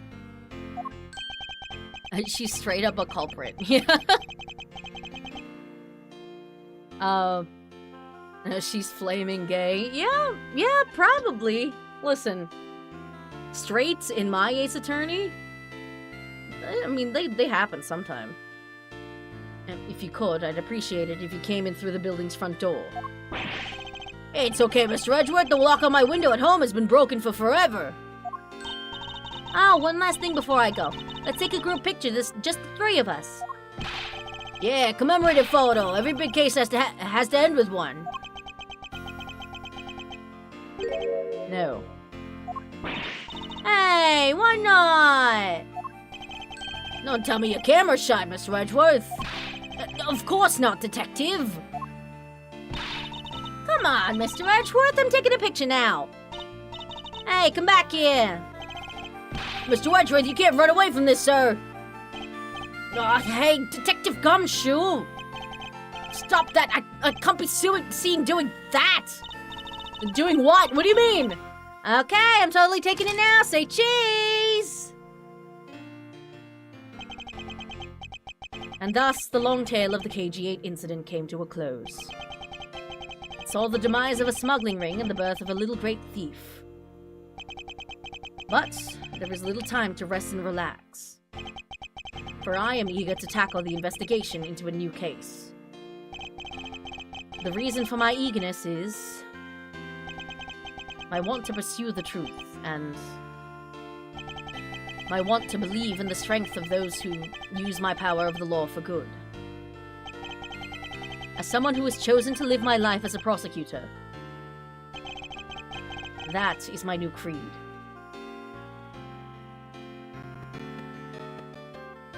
Seen doing what? What are you, like, what, smiling? Well, congratulations, you didn't smile in the photo, you dipshit. Anyways, cute. Get Pearl and Trucy easy as accomplices. Oh my god, the shit that Kay could get away with Trucy as an accomplice ain't no fucking way. Woo! Ah! Fucking did it! Let's go! Holy shit. I fucking hate Quirked Up Tree Boy. Fuck that guy. His case took 9 fucking hours and that wasn't even all of it. Like, you would think, like, 9 hours is about, like, the length of a case, like, in total. No, it took several streams and then 9 hours. Fuck that guy. I fucking hate that bitch. Oh my god, shut the fuck up about your extraterritorial rights and your fucking bullshit. Like, oh, doesn't fucking count. You think it was the fucking ever. Fuck you, dude.